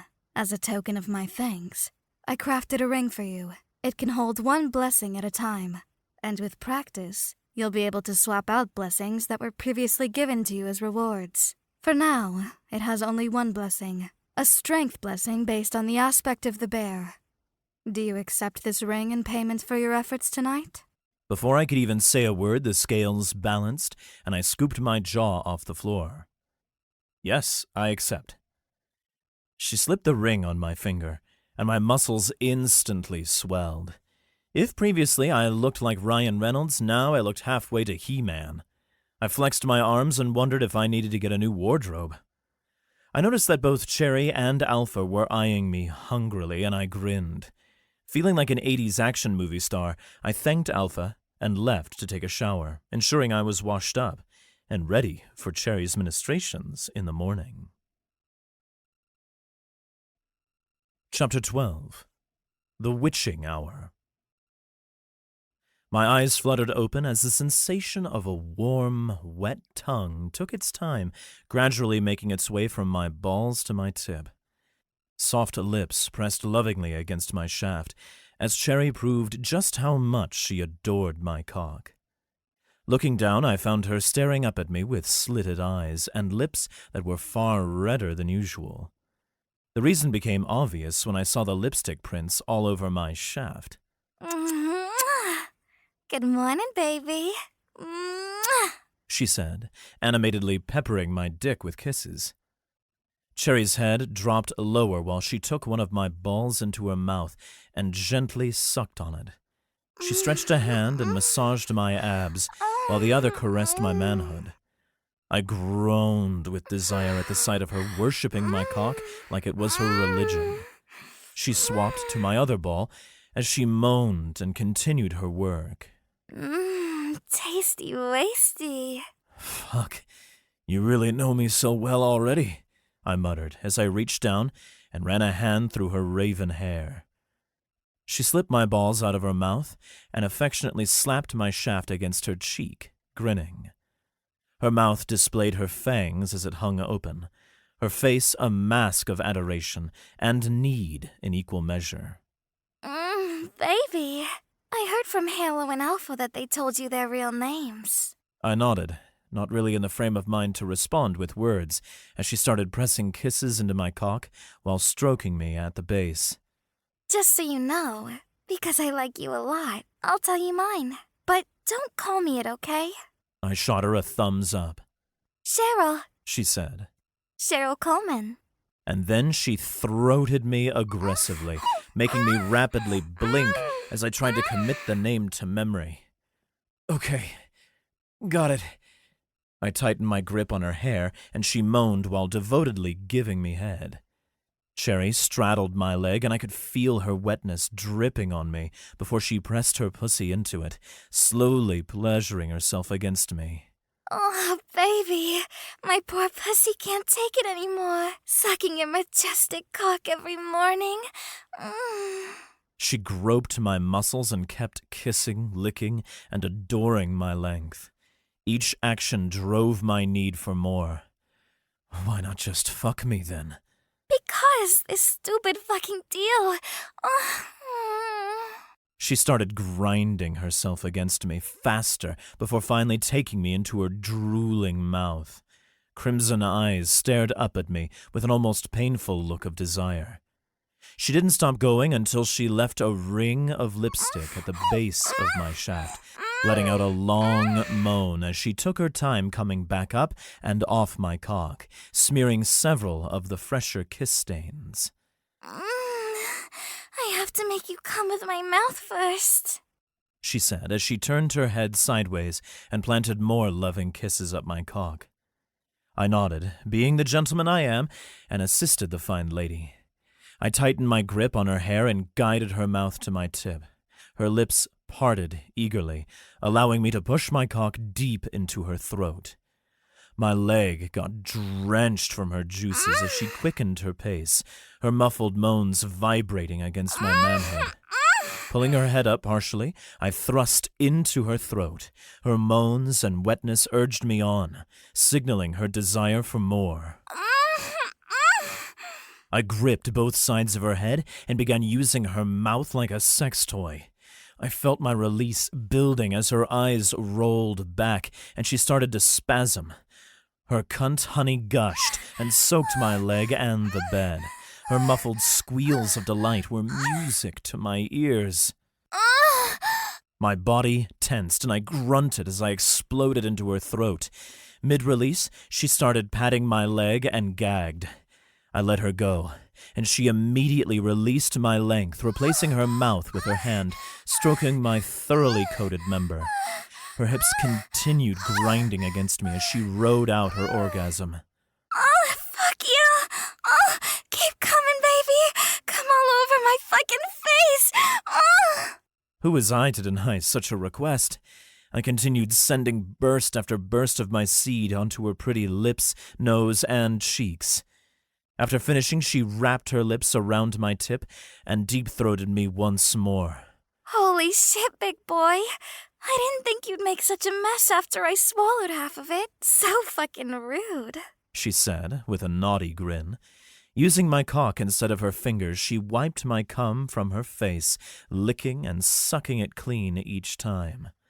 I chuckled. Hey now, I feel like you can't blame me too harshly for that. Fine, that's fair, but I can blame you for this, she said, as she climbed onto her knees and straddled me. Her hand began stroking me back to firmness, and she positioned my tip at her entrance. I'm gonna You two need to come out here now, Alpha shouted as the door flung open. She blushed upon seeing us, but her stern look remained. Halo stood behind her, worry and desire in her eyes as she peeked past Alpha while biting her lip.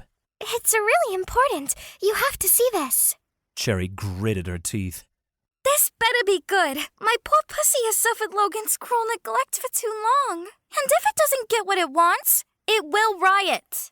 You both will feel its wrath. She climbed off me and stormed out of the room, leaving a trail of wetness behind her. I quietly wondered what her pussy's wrath entailed. I quickly got dressed and followed them to the living room, dealing with that awkward feeling of disappointment when you have to wrangle your erection back into your pants after being so ready for another happy ending. Soon the sound of an old-fashioned broadcast reached my ears. As I entered the living room, I saw their old boxy TV with the classic metal rabbit ears was on. That old thing actually picks up shows? I thought it was just for games, I said. Halo nodded. Yep, since the mundane world stopped broadcasting on VHF spectrums, the witches started using it. Alpha pointed at the couch. Sit. I was watching No Charm, No Foul, and a commercial mentioned the story they'd be covering on the Witching Hour this morning. It's about to start. The show kicked off with generic music that sounded like it came from the early 90s. I expected to see a man and a woman sitting at the news deck or something, a common sight. However, it was two women, one a very attractive blonde, and the other a heavy-set brunette, were sitting together on comfortable chairs. The third chair left empty. A small smoking cauldron sat on a coffee table in front of them, and the wall behind was full of shelves with vials, candles, grimoires, and more. I felt silly as I remembered all witches were women. Good morning, witches. Welcome to the Witching Hour. I'm Sarah Sanderson. And I'm Mary Sanderson. We have important news for you this morning, and it could spell disaster for us all. That's right, Sarah. There has been a robbery at the Fresco City Museum, but they didn't just take any old artifact. No, they didn't, Mary. Someone has stolen the famous and powerful lunar amulet. The balance in Fresco City has already been in turmoil for some time, and with the number of skirmishes rising between two main covens, many believe that war is imminent. Before we dive into all that, we did something a little different today. You'll notice we have one empty seat this morning. That's no accident. We have a special treat for you today. Our sister Winifred is at the scene of the crime. And we are going to let her explain why the theft of this specific artifact is causing such a storm. Winifred, are you there? The scene changed to one that was far too familiar. A slightly older witch with red hair was standing in front of an empty display where our fake copy of the lunar amulet used to be. As she explained, the other hosts' voices came on, but the screen remained on the new witch.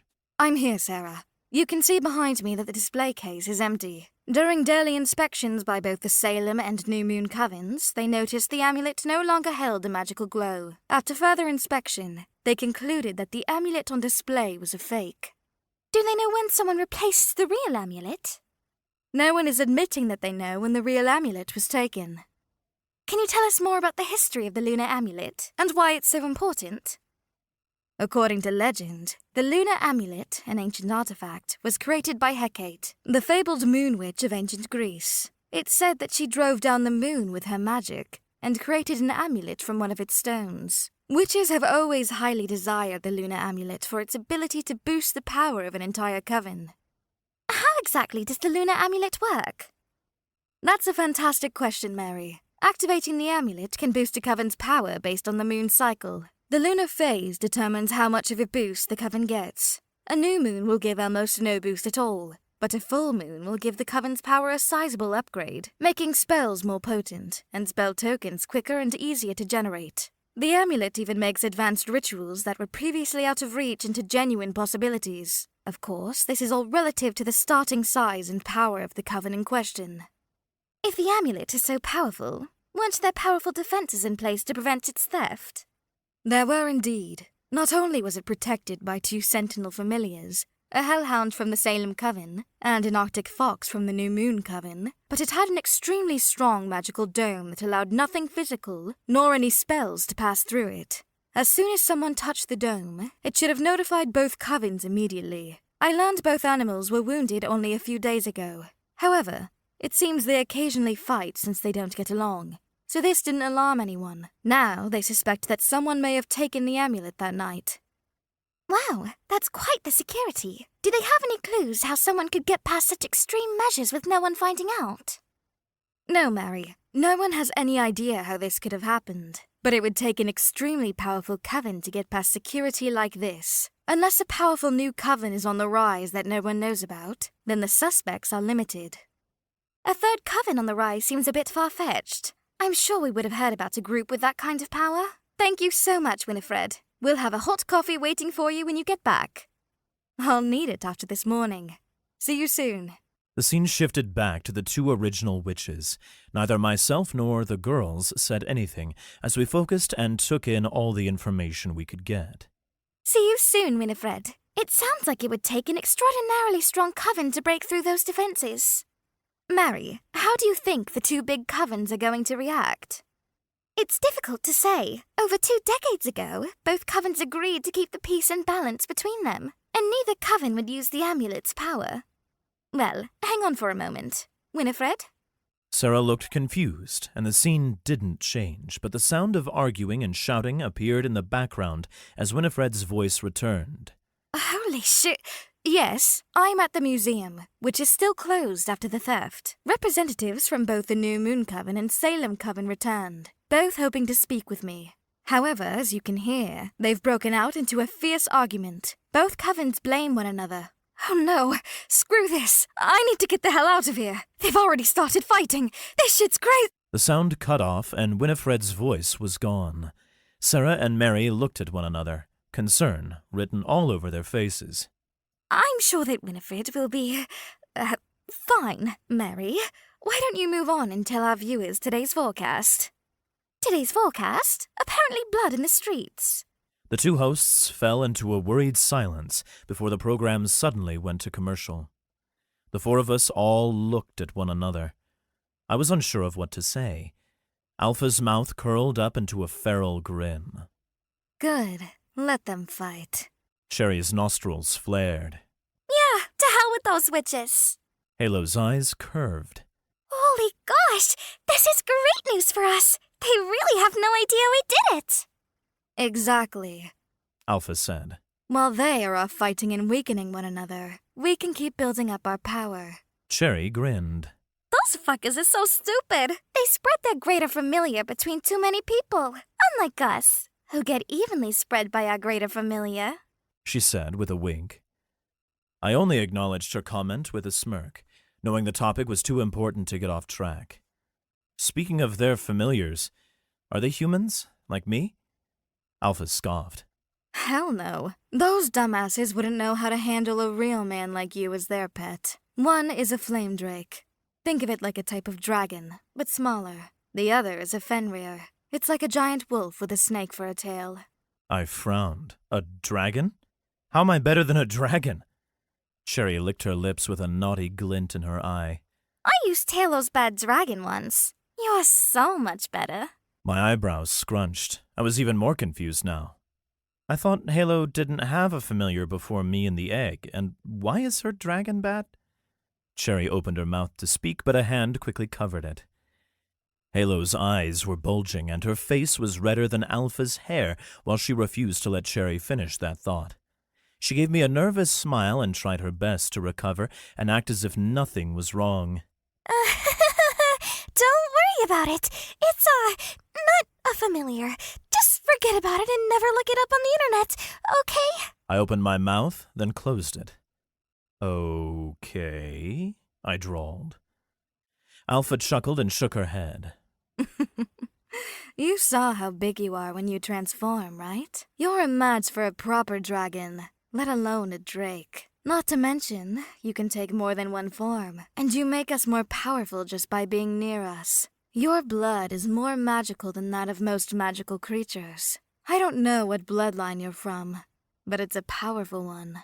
But you said that other greater familiars can also take on traits of their witches too, I protested. Nodding, Alpha said. That's true, but their ability to take on the forms is vastly limited by both their natures and intelligence. They don't transform nearly as much as you do. Cherry, having finally gotten her mouth free from Halo, smiled. Plus, you offer us other benefits that they could never get from their familiars. She said, while waggling her brows. I sighed in relief. I see. The idea that I'm more powerful than a flame drake or a fenrir is crazy. Halo was pulling herself together and fixing her pigtails. Better start believing it. We've known this war is coming for a long time, and we're going to need you to be confident in yourself. I sat up. About this war, you girls have mentioned it here and there, and you even went out of your way to find and recruit me, but you never explained why a war between two other covens matters so much. Alpha leaned forward in her seat.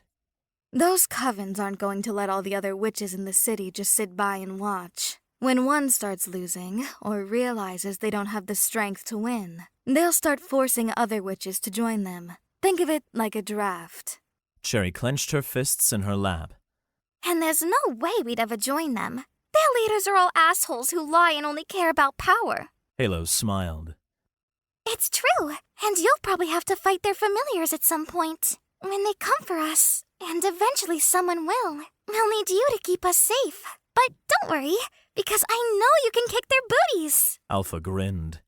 If they come, we'll deal with it. We're a bunch of badass witches with an equally badass pet after all. Her confidence was infectious, and I grinned. So, what's next? Alpha nodded, acknowledging the question. She took a moment to breathe in and offer a reply. Right now, I'm thrilled that we came so far this fast. And it's thanks to you. For now, we're gonna lie low for a while longer and let people start to forget about the amulet. We'll see if the covens officially go to war. If we think of more ways to build up our power before it starts, we might go for it. For now, take some rest. Get cozy with each other. Strengthen those bonds. I nodded. Sounds like a solid plan. My stomach let out a loud growl. Oh, I forgot all about breakfast. Halo said. I stood. Don't worry about it. I'll go pick us up something to eat. It'll free you up to check on your egg this morning. Are you sure? I could always... Halo started to say. No, it's all right, really. I got this, I said. Halo tilted her head to the side with a bright smile. She quickly stood and jumped at me, wrapping her arms around my neck and giving me a big hug. I had to grab hold of her back to help support her as her feet lifted off the ground. Thank you. You're the best. I enjoyed the embrace and the gift of her scent that filled my nose before she gave me a quick kiss, dropped, and ran to her room. Amused by Cherry's narrowed eyes, I chuckled while watching Halo go. I set off toward the door. Before I reached it, Cherry caught up to me. Grabbing my arm, I turned around. What's up? Her cheeks were rosy, and she was looking down at her feet. The toes of her boots were pointing at one another. I want you to be careful out there. I frowned, noting how vulnerable and nervous she was acting all of a sudden. Is everything all right? Slowly she looked up. Her crimson eyes met mine, and her lips stuck out in a pout. It's just, you shouldn't be going out without one of us. She looked at her feet again. You shouldn't be going out there without me. If something happened to you, I don't even know. I realized she was genuinely worried about me. The sexy, flirty, chaotic, quirky Cherry Cola was growing genuinely attached to me in a way that seemed to transcend mere sexual attraction. The way she was acting was so fucking cute. Honestly, I had already known I was growing attached to her as well, and not just because I fed her a rather unique breakfast smoothie every morning. I lifted her chin with a finger until her eyes met mine again, and I gave her a reassuring smile. I'll be fine. It's 8 a.m. That's not exactly the most dangerous time to be out and about, right? She paused for a moment, studying me, then she reluctantly nodded. Okay, you're right. Sorry, I'm being stupid. No, you're just being careful. I appreciate it. But I'll be back soon, I said, and then I leaned in and placed a tender kiss on her lips. I walked out the front door, shaking my head and chuckling at her adorable, unnecessary worry. What could possibly go wrong? Oh, how naive I proved to be. Chapter 13. Mistakes were made. I stepped out into the crisp morning air, soaking in the warmth of the rising sun despite the slight chill. As I strolled, I took a moment to reflect, realizing how damn lonely I'd been all my life until now. I hustled day in and day out, grinding away at work with few actual prospects for a bright future, throwing myself into part-time classes, never stopping long enough to acknowledge the void that was eating me up inside. What did I have to look forward to? Managerial gigs at warehouses? It's a good career, but did that really compare to a world of magic and my potential in it? How much longer would I have kept fooling myself, thinking my grind was leading to happiness, when all it did was lead me to shallow, dead-end relationships? Thank fuck for Cherry, with her twisted tricks and the quasi-Stockholm Syndrome affection I'd developed for her and the others. If it weren't for them, I'd still be stuck waking up each day ignoring the growing void in my heart, rather than waking up each morning filling the void in Cherry's stomach. But now life had some goddamn meaning. Saying my purpose was just to serve my coven would be selling it short. The bonds were getting deeper, and I genuinely wanted to be there for my witches, that lonely feeling I used to carry around like a ball and chain. It was entirely gone, wiped clean, along with my old life, and I sure as hell wasn't looking back. Thinking of Cherry, Halo, and Alpha brought a real smile to my face. Who'd have thought I'd fall for a bunch of kidnappers, especially ones that were actual witches? Yet here I was, headed to grab those same babes some breakfast, and smiling while doing it. I glanced across the street at the pump and go, looked both ways like the responsible adult I was, and strolled over with a big grin plastered on my face. The ding of the door welcomed me as I stepped inside, but instead of feeling the warmth I expected, I was hit with an even deeper chill. I could see my breath, for crying out loud. Rubbing my arms, I scanned the store. Seems like the damn heater is on the fritz, I guessed. I made my way to the roller grill and found a few breakfast burritos under a heat lamp, but they were colder than a witch's titty. It was at that moment that I realized just how wrong that old saying was, having plenty of experience with witch tits by this point. I chuckled to myself. Guess I'll have to nuke the burritos when I get home. The store was dim as hell. I hadn't noticed because of the combination of my night vision and the fact that my eyes were still adjusting from coming in from the sunlight. Most of the light in here came from outside, shining through the windows. Walking under a vent, I felt a blast of cool air. Wait, is the AC busted? Why the hell wouldn't they just shut it off if the heater was broken? It's not going to be that hot today. Grabbing some fruit and yogurt parfaits, I sauntered over to the coffee station. Let's see. Black for Alpha and me, vanilla creamer for Cherry, and a latte with 2 packs of sugar for Halo, I muttered to myself. Having collected everything I came for, I hurried toward the counter, ready to get the hell out of this icy store. For the first time, I looked at the store clerk. She was a hot but flat-chested goth chick through and through. Her short black hair, pale skin, and piercings in her nose, ears, and lips caught my attention first. My eyebrows rose as I realized that her beauty actually nearly rivaled my lady's. Despite her goth appearance, she was surprisingly sweet when she spoke. Hey, mind if I check you out?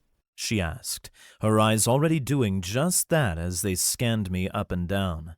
Hi. Yeah, sure, I said, placing all my stuff on the counter. She smirked at me teasingly. That's a lot of food for one man, even if you are a big one. You got a roommate or something like that? She asked, flashing a flirty smile. I chuckled politely. Yeah, a few. She finally rang up my first item, her gaze never leaving me for more than a second. She pointed at her name tag, which was right atop the subtle slopes of her breasts. The name's Sue Ellen. What's yours? I was getting some strange vibes from this chick, and as I thought about the condition of the store, I felt my instincts telling me something was wrong. The last time I ignored my instincts for a pretty girl, I got myself kidnapped, even though that didn't turn out too bad in the end. I didn't think it was worth taking the risk. My name's John. It's nice to meet you. She frowned, and I couldn't help but feel like she sensed my lies somehow. So, John, She eyed me sternly, but tried to keep up the friendly facade. what do you do for a living? Yeah, she definitely knows I lied. I'm a part-time student, and I work full-time as a delivery driver. I lied. This time I said something closer to the truth to throw her off. Sue Ellen narrowed her eyes. Then she finally scanned my second item. Are you happy? At last, a question I could answer honestly. I smiled. Yeah, I'm very happy. How about you? Her eyes widened a little. Yeah, I'm happy. She said, unconvincingly. Are you sure? You don't feel like something's missing in your life? My instincts once again told me that something was up. Then again, she seemed kind of like a sweet, misunderstood girl who was more than a bit lonely. I used to, but these days I'm feeling pretty fulfilled. She took a deep breath as I answered, and I couldn't help but glance back down at her chest as it filled with air, making her small breasts strain against her shirt. As I looked down, I spotted something on the floor behind her, and I leaned in a bit more. My eyes went wide when I noticed a person was lying on the ground behind the counter. Who's that? She looked down, completely unconcerned. Oh, that's just my boss. She called me to come in early today because she didn't feel well. She wanted a few hours to rest. Isn't there a break room or something for that? I asked, my brows furrowed, trying not to look suspicious. She smiled at me, leaned forward, and rested her chin on her hand as she continued to scan my items slowly. So, are you new to the neighborhood or something? How come I haven't seen you around before? My instincts screamed that this was all wrong and I needed to get out. I've been around. Must just be a difference in schedule. During this time of day, I'm usually occupied with either class or work. I made sure she scanned all of my things and readied my payment. I threw the cash on the counter the second the total came up. "Keep the change," I said, before I turned and hurried to the door. But when I put my hand against it, it wouldn't open. I pushed harder and still nothing. Suddenly desperate, I rammed my shoulder into the door with all my strength and bounced right off. Setting the bag of food and the coffee on the ground, I drew back my fist and punched the glass. But rather than break, it wiggled and pushed back as if I were punching rubber. I slowly turned around. My eyebrows shot up as Sue Ellen was standing only 15 feet away and didn't look so innocent anymore. 8 black eyes replaced her former 2 human ones. 4 huge, hairy tarantula legs with clawed tarsi extended from her back. Her mouth opened too wide, and webbing shot out, hitting my chest and sticking me to the door. Her mouth curved into a wicked smile. I'm going to make you mine. You'll be my pet, and we're going to have a great time together. I didn't reply with words just yet. Instead, I easily pulled myself forward, breaking through the webbing as if it were nothing more than a weak Halloween decoration. The spider witch shrieked at how easily I shrugged her webbing off. You've already been bound? You've completed a greater familiar contract, haven't you? I nodded. I'm afraid you're too late, but it doesn't have to... No! If I can't have you, then no one can! Then she rushed me. Now that I was ready for it, I batted away her next ball of webbing. Then I quickly dodged a spiked leg aimed for my head and dove into a forward roll over another that swiped for my legs. My roll got me more distance than I thought, and I took 2 more steps before turning around. She spun, with all 10 fingers lit up, and small glowing magical balls flew in my direction, one after another. I dodged the first, feeling a searing cold clip past my cheek, then dodged the second before the third hit my thigh. My movement felt slightly hampered, and 3 more of the 10 slammed into my torso. They were cold as hell, but ended up feeling like nothing more than decently powerful punches. "We don't have to fight," I shouted. She snarled. She screamed, and then spat a ball of web that expanded, blocking my view. I swiped an arm through it, breaking it into pieces, but before I could gather myself, she was on me again. I blocked, parried, and dodged before leaping away. "Come on, Sue. We can talk this out. I don't want to hurt you." I tried to reason with her, but I remained in a ready stance.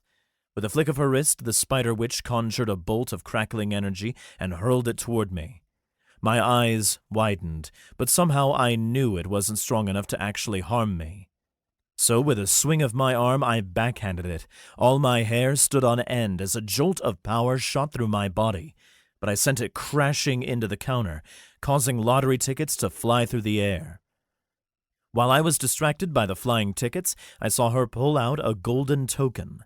She held it up and shouted, Helen's Liven! The token flared a deep red and projected a perfect copy of itself that expanded into the air, displaying a large crimson circle around fangs with a droplet of blood hanging from one. I felt a pull on my chest, and as I looked down, a wavy, red, glowing line left my chest, heading directly for the spider witch. But I felt my connection with Cherry flare, and suddenly the line sucked itself back into my body. She narrowed all 8 eyes at the display, and with a guttural growl, she unleashed a barrage of spells, each one more potent than the last. I dodged those I could, and was forced to eat those I couldn't. Powerful bursts of heat seared my shirt before ice shattered against me.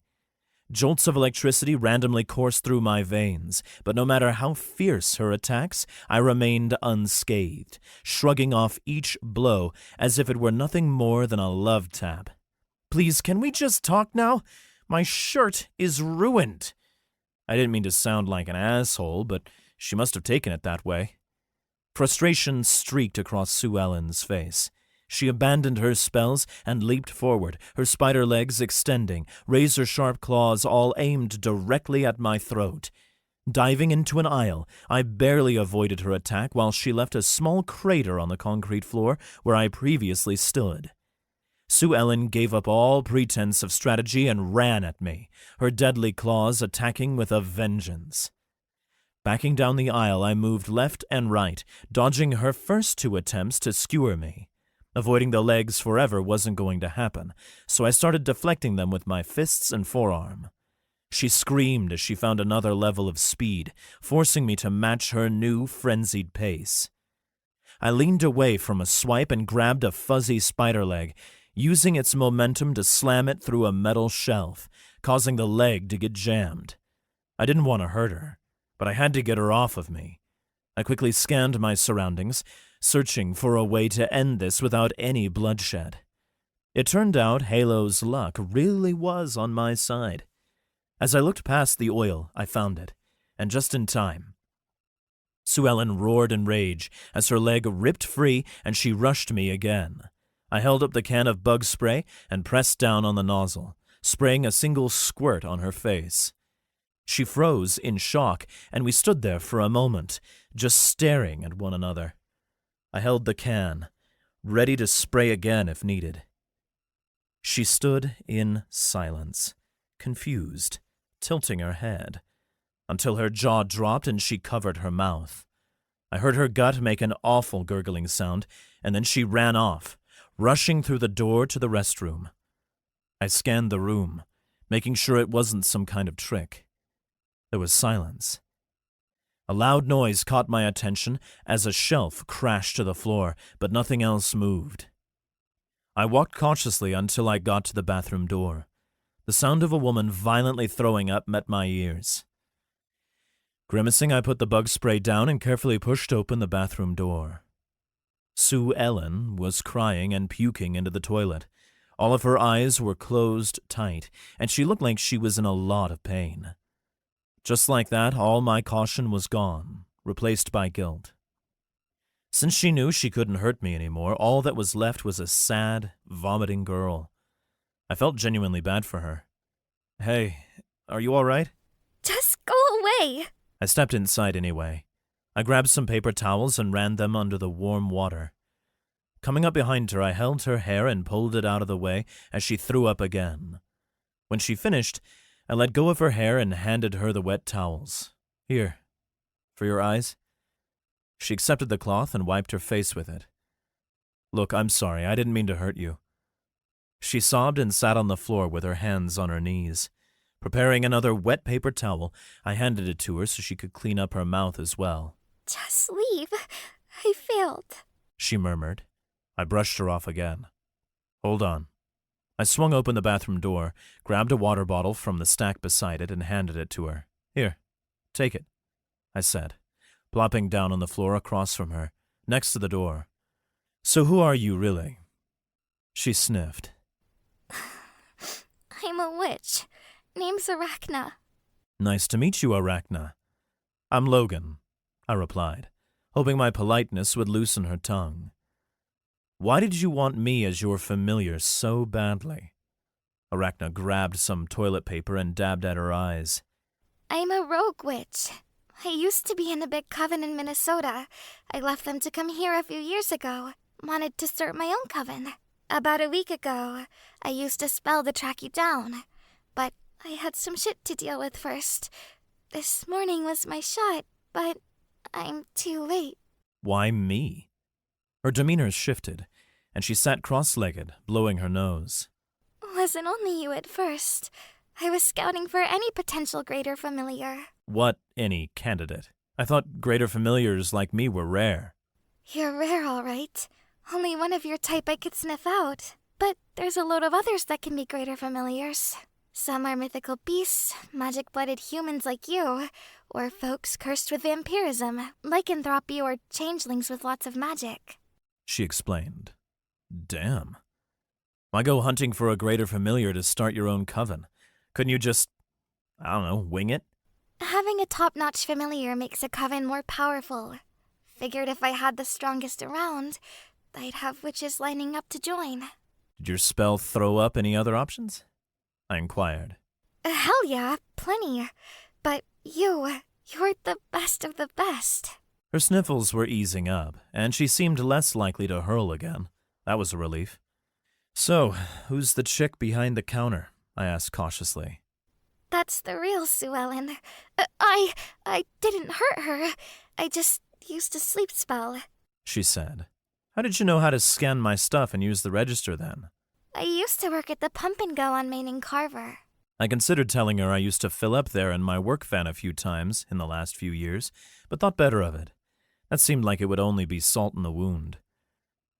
So if I'm desired that much, why do you think it took witches so long to find me? It seems like someone would have picked me up years ago, but suddenly I'm in demand. Arachna shrugged. You probably had some kind of warding spell protecting you that only recently broke. Most likely it was a female family member of yours that kept it going for so long and died. Did you lose anyone recently? I shook my head. No. I've been an orphan all my life. Never had any family that I know of. Arachna's head dropped.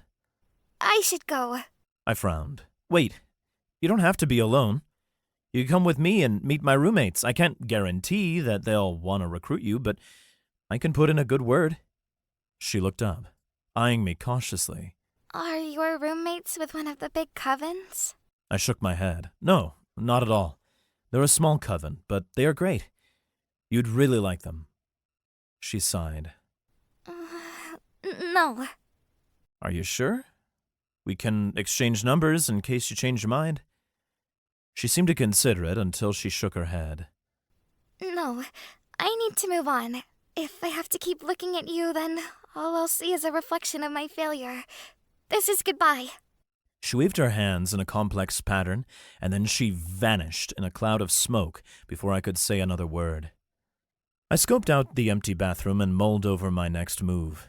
Pulling out a spare shirt from my pocket dimension, I swapped it with the ruined one and stuffed the old shirt back in. Heading towards the front door, I snagged our breakfast and coffee before stashing them away in my dimensional storage. My thoughts drifted to the store clerk and how fucking cold it was in the store.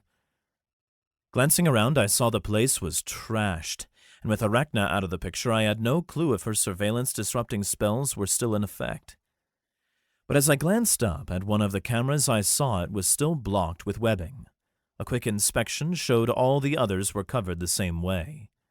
Slinking behind the counter, I tried to rouse the woman on the floor, but she wasn't budging. She was still breathing, but if she stuck around in this cold, she might not be for long. I scooped her up and laid her down on the sidewalk under some shade before dialing the cops.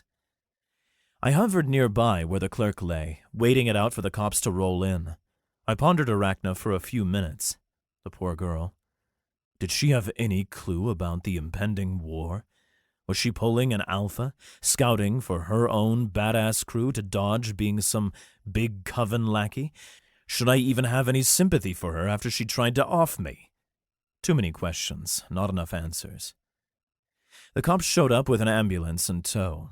I explained the lie I'd concocted, how I stumbled upon the store-turned icebox with the clerk knocked out.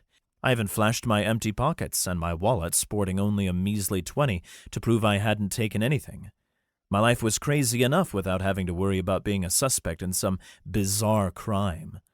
They grabbed my number and congratulated me for being a stand-up citizen before sending me on my merry way. I started my trek back home, reflecting on how fast I brushed off Cherry's warnings. Could others still track me now that I'm under contract? Or was it only the ones who scoped me out before I became a familiar who could find me? Only my ladies at home could answer those concerns. But that was a problem for future me. For now, I soaked up the sun's warmth on my skin. Looks like I'd be eating my words when I got back, and hoped Cherry wouldn't be too upset when I admitted she was right to worry. Chapter 14. Rage of the Tortoise. I took a deep breath and swung open the front door. Cherry wasn't there. fuming and tapping her foot like I expected. Relief flooded over me, but that relief was short-lived when I stepped into the living room and found all three of them waiting. Logan, you're back! Halo beamed, her eyes sparkling. Cherry shot up from her chair, almost sprinting towards me before she stopped, eyes narrowed. Logan? She drawled. I gulped. Yeah?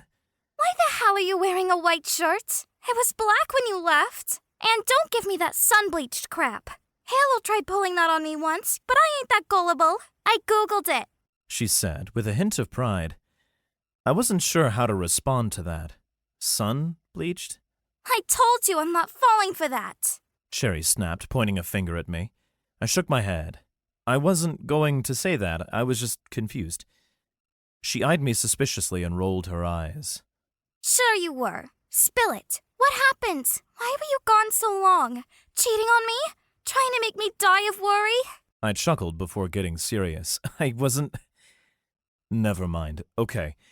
I went to the pump and go and bumped into another witch. You what?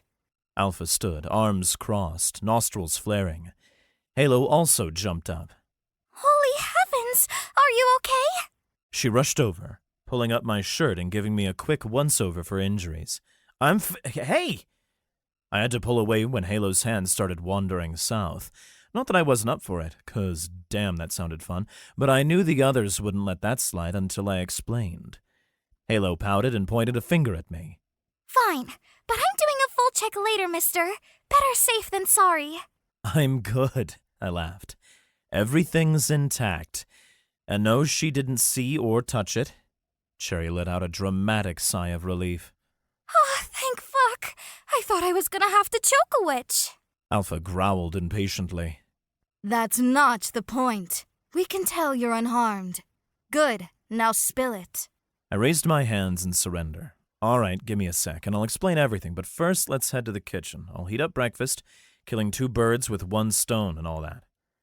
The redhead nodded, her tail and ears perked up. Everybody, dining table, now. I pulled everything I bought for them from my dimensional storage. While passing out the coffee, Cherry clapped her hands and wiggled her fingers over the burritos. I felt a sharp heat emanating from her hands. Within seconds, the burritos were steaming hot. Enough delaying. Tell us. Alpha demanded, taking a sip of her black coffee. I set down my burrito, one finger signaling for patience as I finished chewing. So, I walked into the store, and it was cold as hell, figured the heater was busted and shrugged it off. Grabbed the food and coffee and took it to the register. This goth chick was there, waiting to check me out. Cherry crossed her arms. Check you out, huh? Where's this slut? I'll choke her. Halo squinted at me, too. I rolled my eyes. Not like that. Ring up my stuff at the register. Even though she did totally check me out, I thought to myself, but no way was I admitting that right now.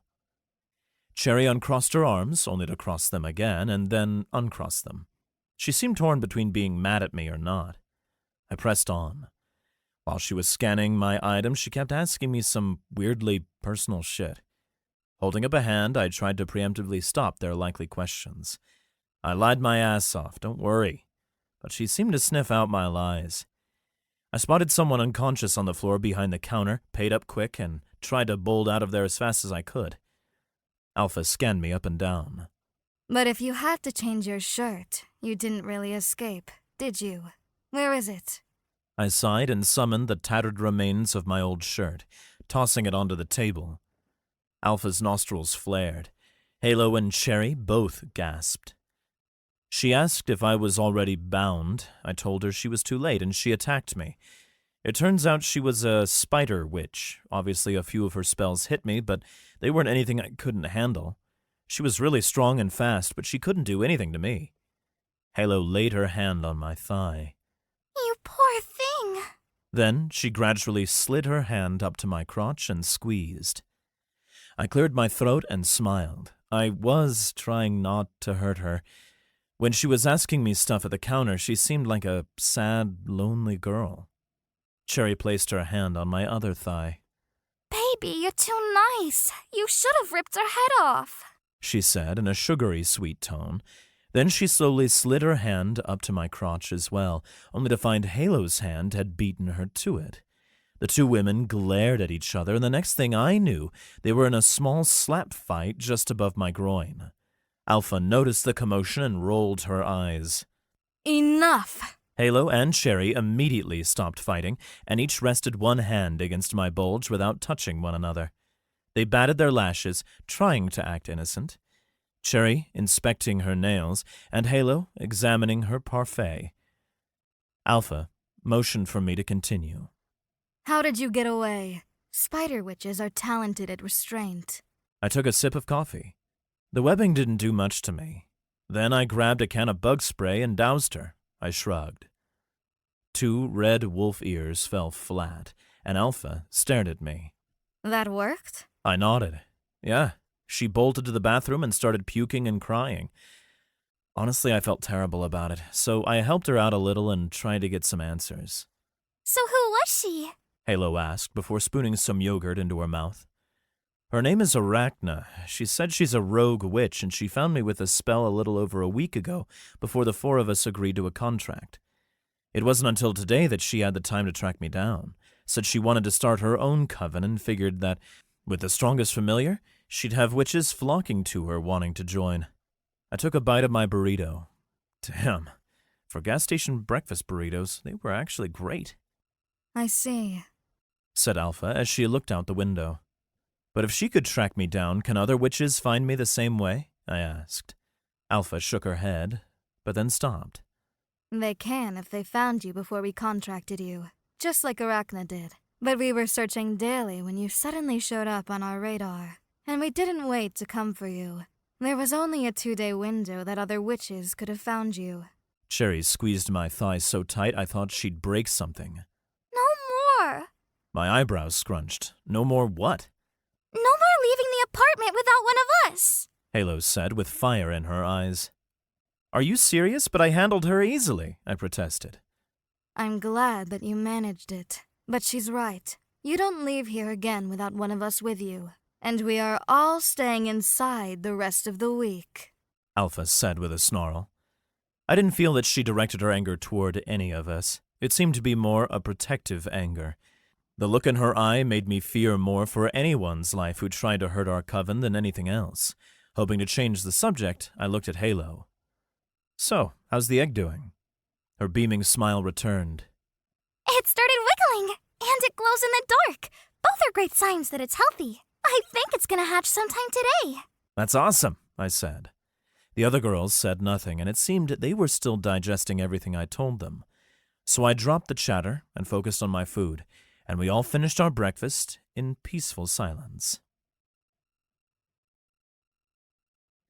A couple of hours passed, and I was lounging upon the couch, watching When You Witch Upon a Star, a historical documentary about astrological witchcraft. Cherry had her head nestled in my lap, and I rested my hand on her stomach.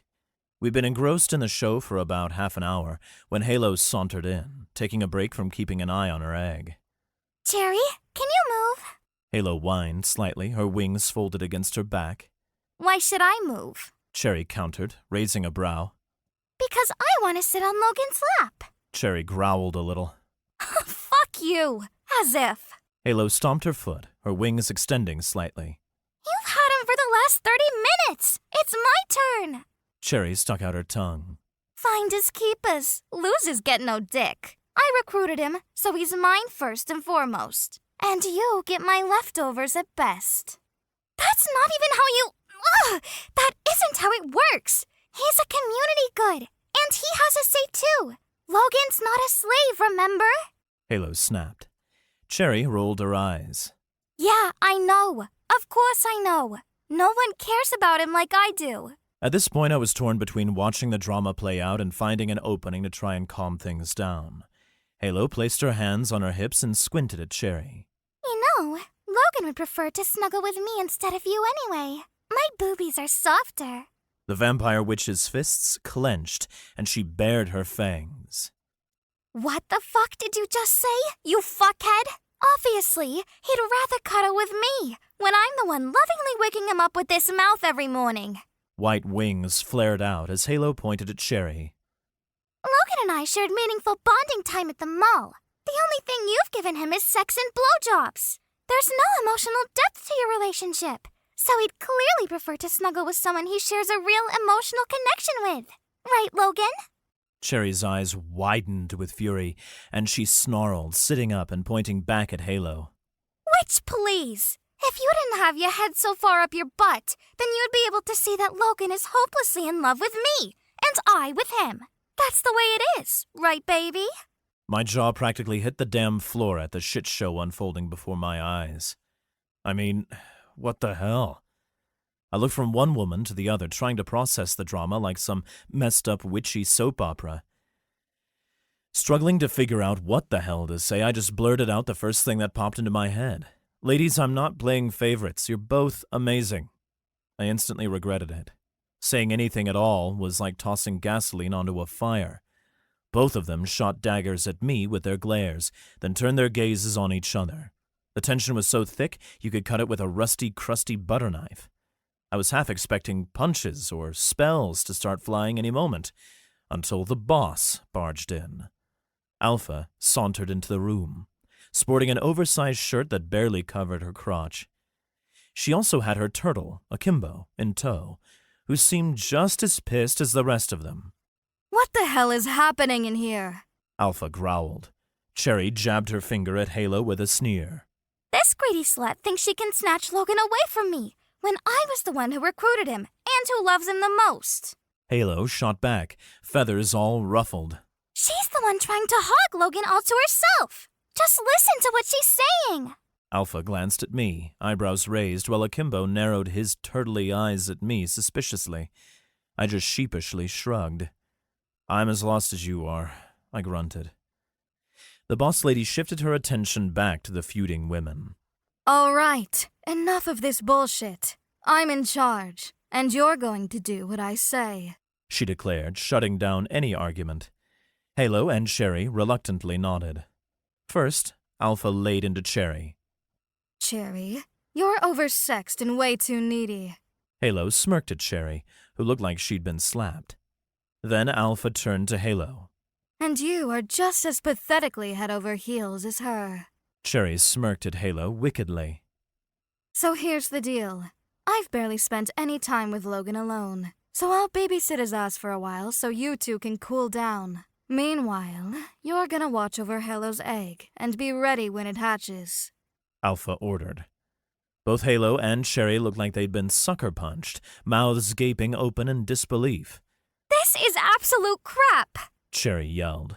Not fair. Halo shouted. I held up my hands, though. I think it's a fair compromise. Alpha didn't bother trying to argue and started toward her room. I quickly followed behind, finally seeing a way out of that madness.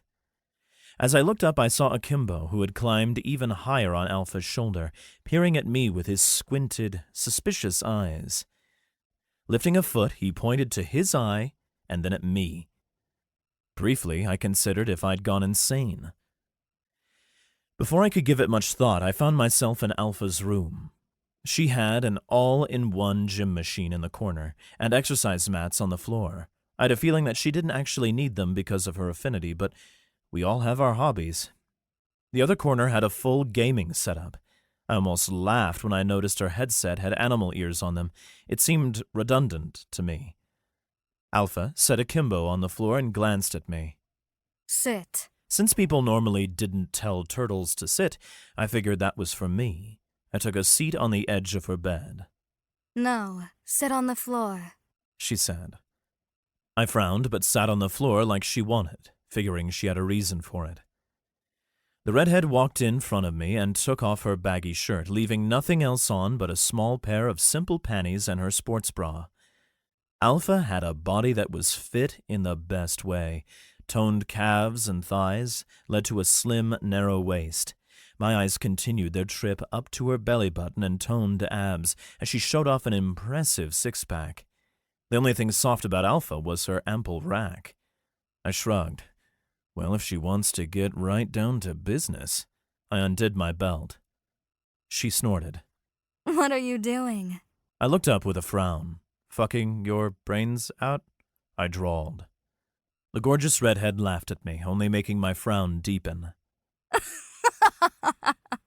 I'm not some subby brat like Cherry, and I'm sure as hell not a cuddle-drunk pushover like Halo.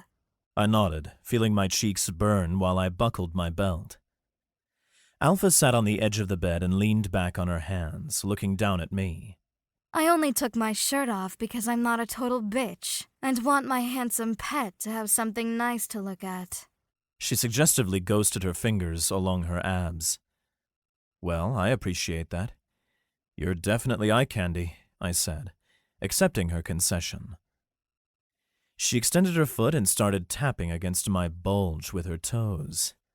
I figured I'd let you indulge in your fetish.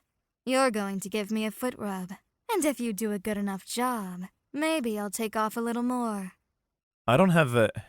I started to say, but was interrupted by her snicker and foot tapping against my groin.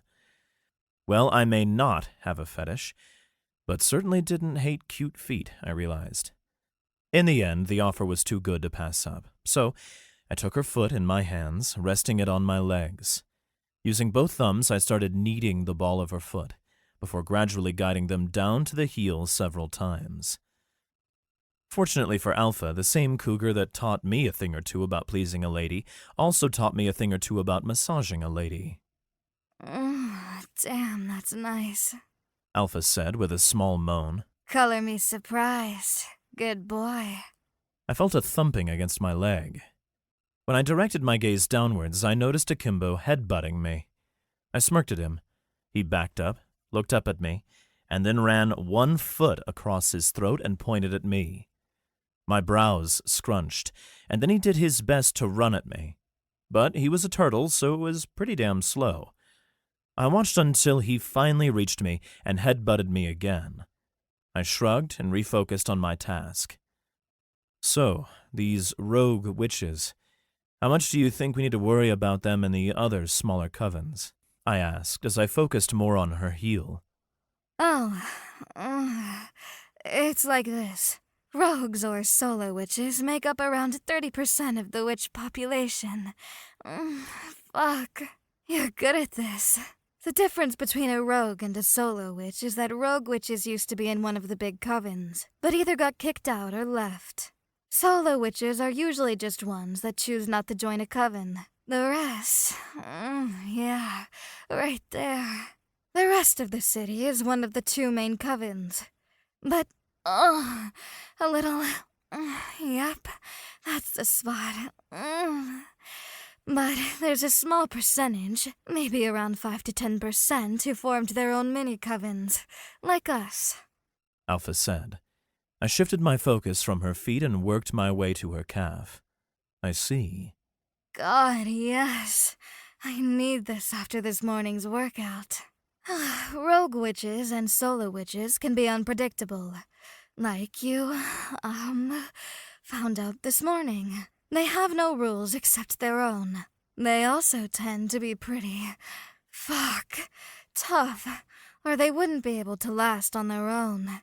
I'm actually really impressed that you, stood up to one in your human form. Continuing my work, I noticed her moaning and groaning had only increased, and she became even more distracted, not even answering when I asked her how I was doing the first time. I smirked up at her and asked again. So, am I doing a good job? Oh, yeah, you're doing a great job, she said distractedly. Well, a deal's a deal, right? Does that mean you're going to take off the rest of your clothes? I asked with hope in my eyes. She lifted her head, quirked a brow at me, and smirked. I said I might take off more, not necessarily all.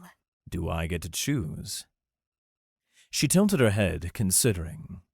Well, since you've been such a good boy, I'll allow you to pick which one. Without hesitation, I reached up and pulled down her panties.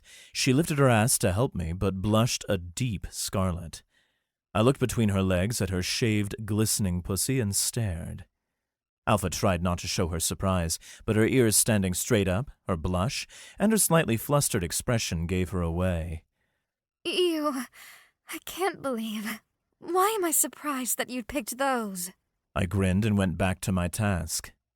Slowly my hand crept up her thighs as I massaged her firm muscles, gradually bringing my fingers closer to her center. She let out the girliest, cutest giggle I'd ever heard from the strong woman. I know what you're doing. Just go ahead. Touch it. Often I thought of myself as a kind man, the type of man who would go out of his way to help others in their time of need, and when a lady just so happened to have a wet pussy in front of me and instructed me to touch it, how could I deny her? Impossible. I slipped my hand between her strong thighs, first rubbing her mound and massaging the lips. Then I separated them and allowed my fingers to explore gradually between her folds, moving up and caressing her shy clit. Fuck, that's my good boy. I looked on as her tail swayed left and right, and she let her head fall back. While I continued slowly massaging her pearl, I reached behind her to grab her ass, but with too much of it on the bed, I couldn't get a good grip, so I grabbed her tail instead. I gently pulled it as I stroked it. That seemed to get her going. Logan!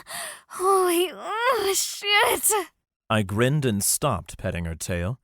Leaning forward, I spread her lips and licked her from her opening all the way up past her clit and onto her shaved pelvis. She shuddered in response, so I did it again, enjoying how damn good she tasted. Raising her head, she growled at me, her yellow eyes full of hunger. Fuck! Stop fucking teasing me! She put all her weight on one hand, grabbed the back of my head with the other, forcing my face against her dripping slit, and started grinding it aggressively against my mouth. That's right. Right fucking there. Lick my fucking pussy. Logan, that's a pet pet. See, it's not so bad being Mommy's plaything, is it? It, indeed, was not. I indulged her and lathered her folds with my tongue while slipping a finger inside. Muscular legs wrapped around my neck, and she locked her ankles, keeping my head in place while she rotated her hips against me. I looked up to see her face staring back at me. Oh, yeah. You fucking... like the taste of that pussy, don't you? Correct, madam, I said. Puckering my lips, I sucked on her pearl while I beckoned her hither with my fingers inside her. She stopped holding herself up with her arms and dropped her back, freeing up her hands that she used to grab both sides of my head. Alpha used my face like a toy while I pleasured her. I gripped her tight ass and squeezed as her juices started dripping down my chin. Yeah, don't stop. That's Mommy's good boy. Fuck. I redoubled my efforts as she sped up her pace. Her nails clawed at my scalp as she pulled my hair. A part of me worried I might need some Rogaine after this session. Alpha started screaming in bliss as she reached her peak. Fuck! Don't stop until I'm done! Yes, Logan! Remaining diligent and opting to acquiesce to the lady's polite request, I kept going as orgasmic sparks rocked her body. Her back arched and her thighs were squeezing me so tightly that I thought my head would explode like a watermelon with one too many rubber bands around it. Once she'd finished riding her orgasm, she released my head and pulled me by the hair off of her drenched mound. Such a good familiar, she said as she ran her fingers through my hair. Now get into this fucking bed. Yes, ma'am. I climbed up between her legs. After pulling her top off and exposing her perfect breasts, she undid my belt, button, and zipper. When I reached to pull my pants down, she slapped my hands away and wagged her finger. I tried to kiss her, but Alpha put said finger over my mouth and smirked. We aren't there yet. Sliding higher and pushing my head down, she positioned her breasts under my mouth. When a perfect pink nipple touched my lips, I immediately took the hint. I licked, nibbled, and then sucked on it. My eyes widened when a delicious burst of something like sweet milk leaked into my mouth. I coughed, as I wasn't expecting it, but it wasn't an unwelcome development. Alpha laughed at my reaction. It's a beast affinity spell which is used to feed familiars of all kinds. Drinking from my breast will make you stronger over time, and you'll feel fuller longer than you would with normal food. Plus, it'll make you more in tune with my magic. Fuck it. Can't really say this is any stranger than being a familiar for a group of hot witches in the first place. I latched back on, sucking down her milk eagerly. If it was going to make me stronger, then I was more than eager. Meanwhile, Alpha reached between her legs and fished out my cock. She let it go and must have gone diving into her own depths because it soon returned, slick, with the scent of her sweet juices flooded my nostrils. Giggles came from above my head. I wonder what my pet likes more, the taste of my juicy pussy or my milk. I gripped a breast in each hand, swapping from one to the other as I drank down every drop I could. Alpha stroked my shaft with a firm grip, twisting her wrist as she went up and down, but she was going so agonizingly slow. It felt so good, but I needed more from her, so I bucked into her hand. Such a greedy boy. You wanna come, huh? Yeah? Fuck Mommy's hand then. She squeezed my cock tighter. Fuck it like you would my tight, hot pussy. Imagine puncturing my virginity. You're gonna, you know. Any minute now with how good you've been lately. That's it, my good boy. Thrust your big cock. It's gonna be so good, won't it? She licked my ear as I continued to follow her commands while lapping at her nipples. Her urging was driving me insane and sending jolts of desire through my body. I went faster, and Alpha picked up the pace of her stroking as well as a little reward. There you go. You need to come so bad, don't you, handsome? You can't wait to explode for me. Of course you can't. You know your role. She started jerking me off even faster, so I stopped thrusting and let her do as she pleased. That's right. I can feel how hard you are. Your cock is so fucking huge for me. I love it. She moaned, her breaths coming in harder and heavier. Oh, you're about to come, aren't you? Do it. Come for Mommy. Oh, come for me. Now. Not only were her words extremely fucking hot, but to my surprise, our bond also seemingly compelled me because of the urgency in her demand. My mouth released her nipple and I lifted my head as I grunted. My body tensed and orgasmic bliss exploded out of me. Come on, be a good boy for Mommy and come. Oh, yes, there it is. Keep coming for me. Get it all out, baby. Alpha cooed. I emptied completely, covering her stomach, hand, breasts, and neck. She continued pumping my length until every drop of seed spilled from my tip. When I was done, Alpha cast a spell, instantly cleaning the mess I'd made of her. Smirking, she patted me on the head and purred. You're Mommy's good boy. Those bitches in the New Moon Coven would wish you were theirs. Now, don't you feel better? She asked, kissing the top of my head. I looked down across her incredible body and I noticed her tail was sticking out to the side, wiggling a little. You know, before this I wasn't even feeling particularly bad, but I feel fantastic now. She grinned. I decided that now was a good time to test a theory I had. Reaching down, I started rubbing her stomach. Sure enough, her tail started wagging like crazy and she moaned. Fuck, she said before she caught on to what I was doing. Her cheeks turned scarlet, and she quickly rolled over, laying on her stomach. Her tail still wagged furiously, though. I smirked. Her stern tone came back as she instructed. Get back to massaging my body. No one said you were finished yet. I chuckled. I don't know. Now that you're naked, I don't know if I'll be able to resist fucking you, I said, as I threw my shirt on the floor. She grinned, deviously. What will be, will be. As I prepared to get back to work, I had a strange feeling that I was being watched. I looked down to see Akimbo glaring at me. I smirked at him and flipped him the bird before grabbing 2 firm cheeks, one in each hand. He shook his little head, turned his back on me, and pissed on my shirt. I sighed. Fucking Akimbo. Chapter 15. Logan Jr. After a few hours and going a few rounds with Alpha, we lay on the bed as she enjoyed letting me spoil her with belly rubs while I slurped up every last drop of her breast milk that I could claim. We were gearing up for another round when a knock came at the door, distracting us from our fun. Alpha groaned. What is it? Halo shouted through the door. The egg! It's hatching! We're in the living room! We're coming! Alpha shouted back, suddenly excited. I found it charming how much she cared about being there in this moment for Halo, so I got caught up in the spirit of it as well.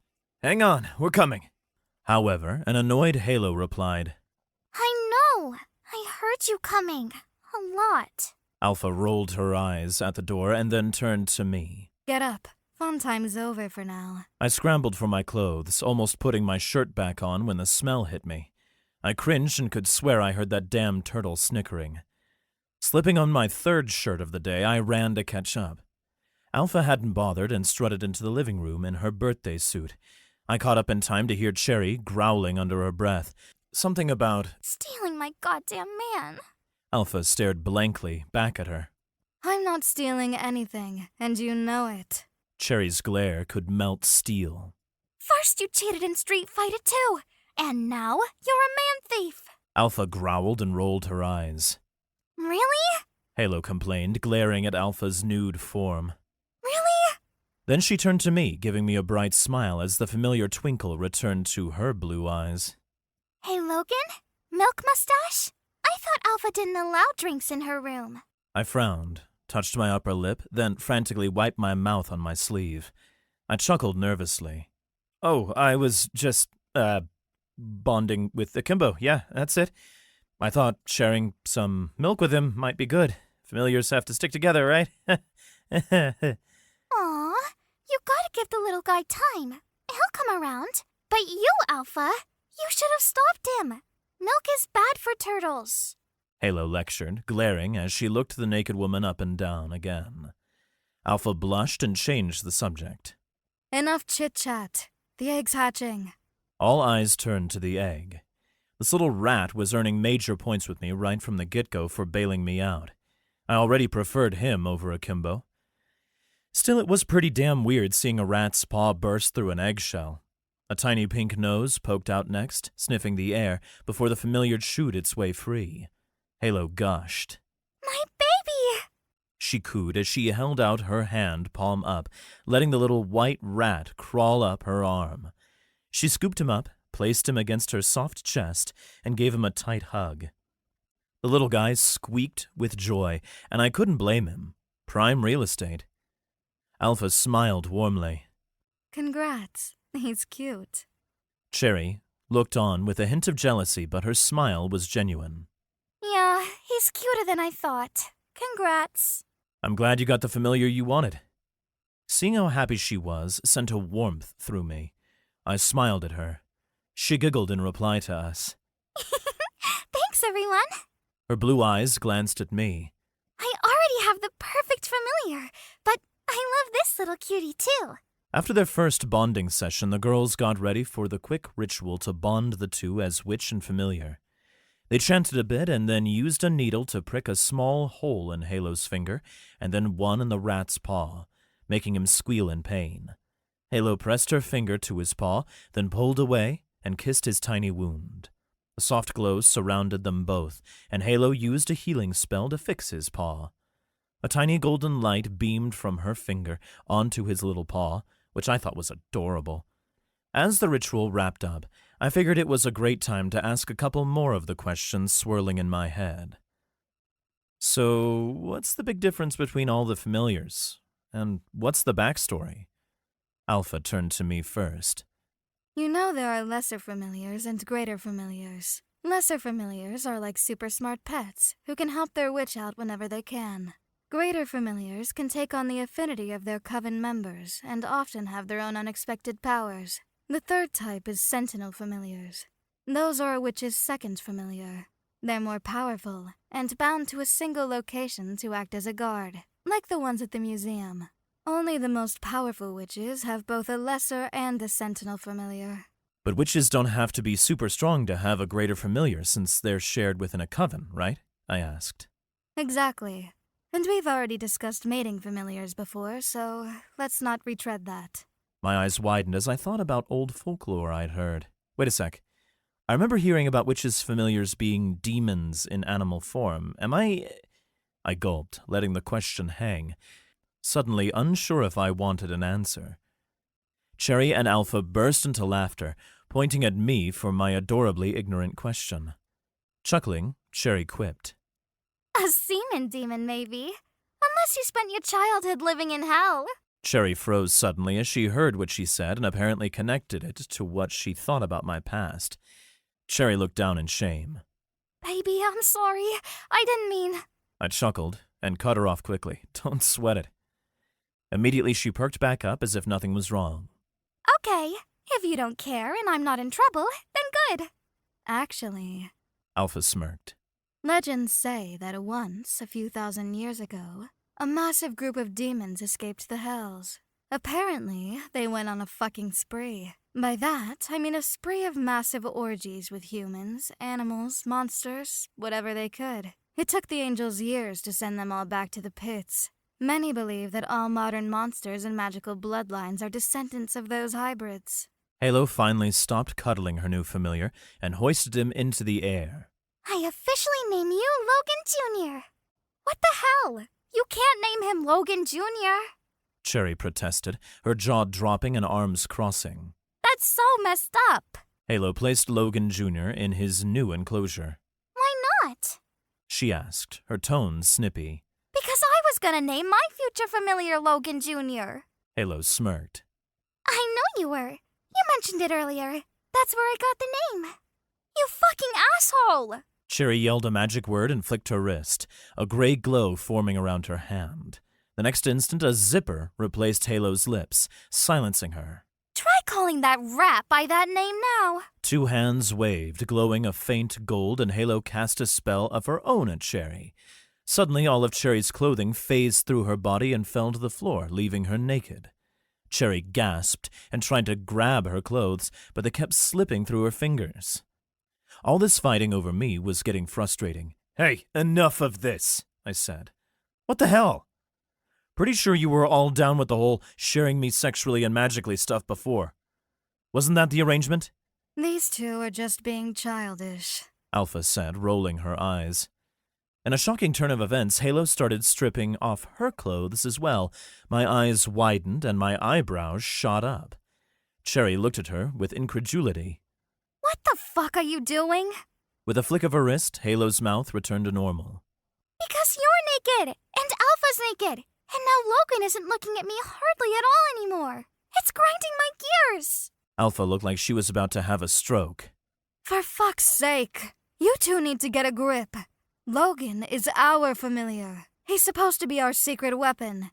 Get your shit together, or he'll be our undoing. If you don't learn to share, then we'll all be fucked. And not in a good way, Alpha said, firmly asserting herself and glaring at the girls. Cherry and Halo both pouted and crossed their arms, looking away from one another.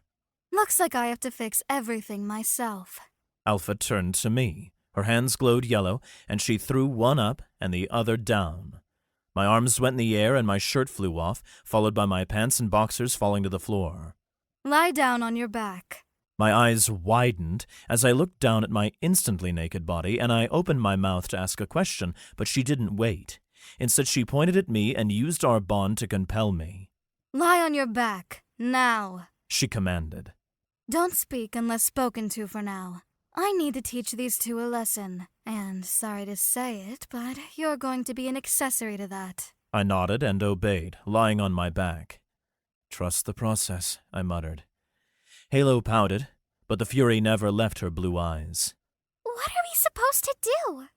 You're going to learn how to share. Alpha pointed at both girls, then she pointed down at me. First, the two of you are going to watch me ride our pet. Halo cut off Alpha with an angry whine. But Alpha! No buts. You're not only going to watch me ride, Logan, but you're going to masturbate while you watch.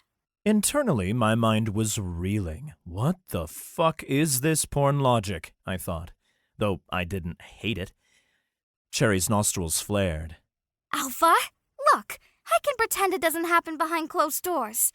I just put on my headphones and do-do-do-do-do, listen to my music. But you want me to watch my precious cinnamon roll get ruined by someone else's pussy? Halo agreed. Yeah, this is messed up. He's mostly mine. I can't accept this bull shrimp. Alpha refused to back down. This isn't up for debate. Sit down and start stroking those pussies, witches. That's an order from your coven leader. Halo and Cherry grumbled but complied. Despite their protests, they positioned themselves on either side of me so they could get the best possible view of the action, while treating me to a perfect view of their dripping slits whenever I turned my head. The toned redhead dropped to her knees, straddling me. She gripped my cock at the base. Take a good look, ladies. You see this massive cock? Halo and Cherry barely grazed their labia and sat in silent protest. It wasn't rhetorical. Alpha emphasized each word of her question. Do you see this massive cock? Yes or no? Yes, Alpha. Both Cherry and Halo reluctantly said in unison. Good. This is our cock. This cock belongs to us all. She stroked me slowly. Spread those legs more, girls. If Logan can't see your gaping pussy while you rub those clits, then you're doing it wrong. This was the hottest experience I'd ever had in my life. My cock was already throbbing as her smooth hand kept gliding up and down. I looked to my right and saw Halo spreading her legs even wider, her juices spilling onto the floor below as she massaged her pearl. Glancing to my left, I saw the same scene, but from the fanged vampire witch who already had a puddle forming below her while she played with her pussy. Alpha smirked. Good girls. She pressed my length against her body. Look, ladies. Look just how fucking deep inside me this enormous cock is going to be. Take it all in. Before I take it all in. Halo and Cherry both pouted with a furious hunger in their eyes. The fiery redhead hoisted herself up, guiding my tip towards her dripping pussy, eager for action. Her juices were already flowing, coating my cock before it even entered her.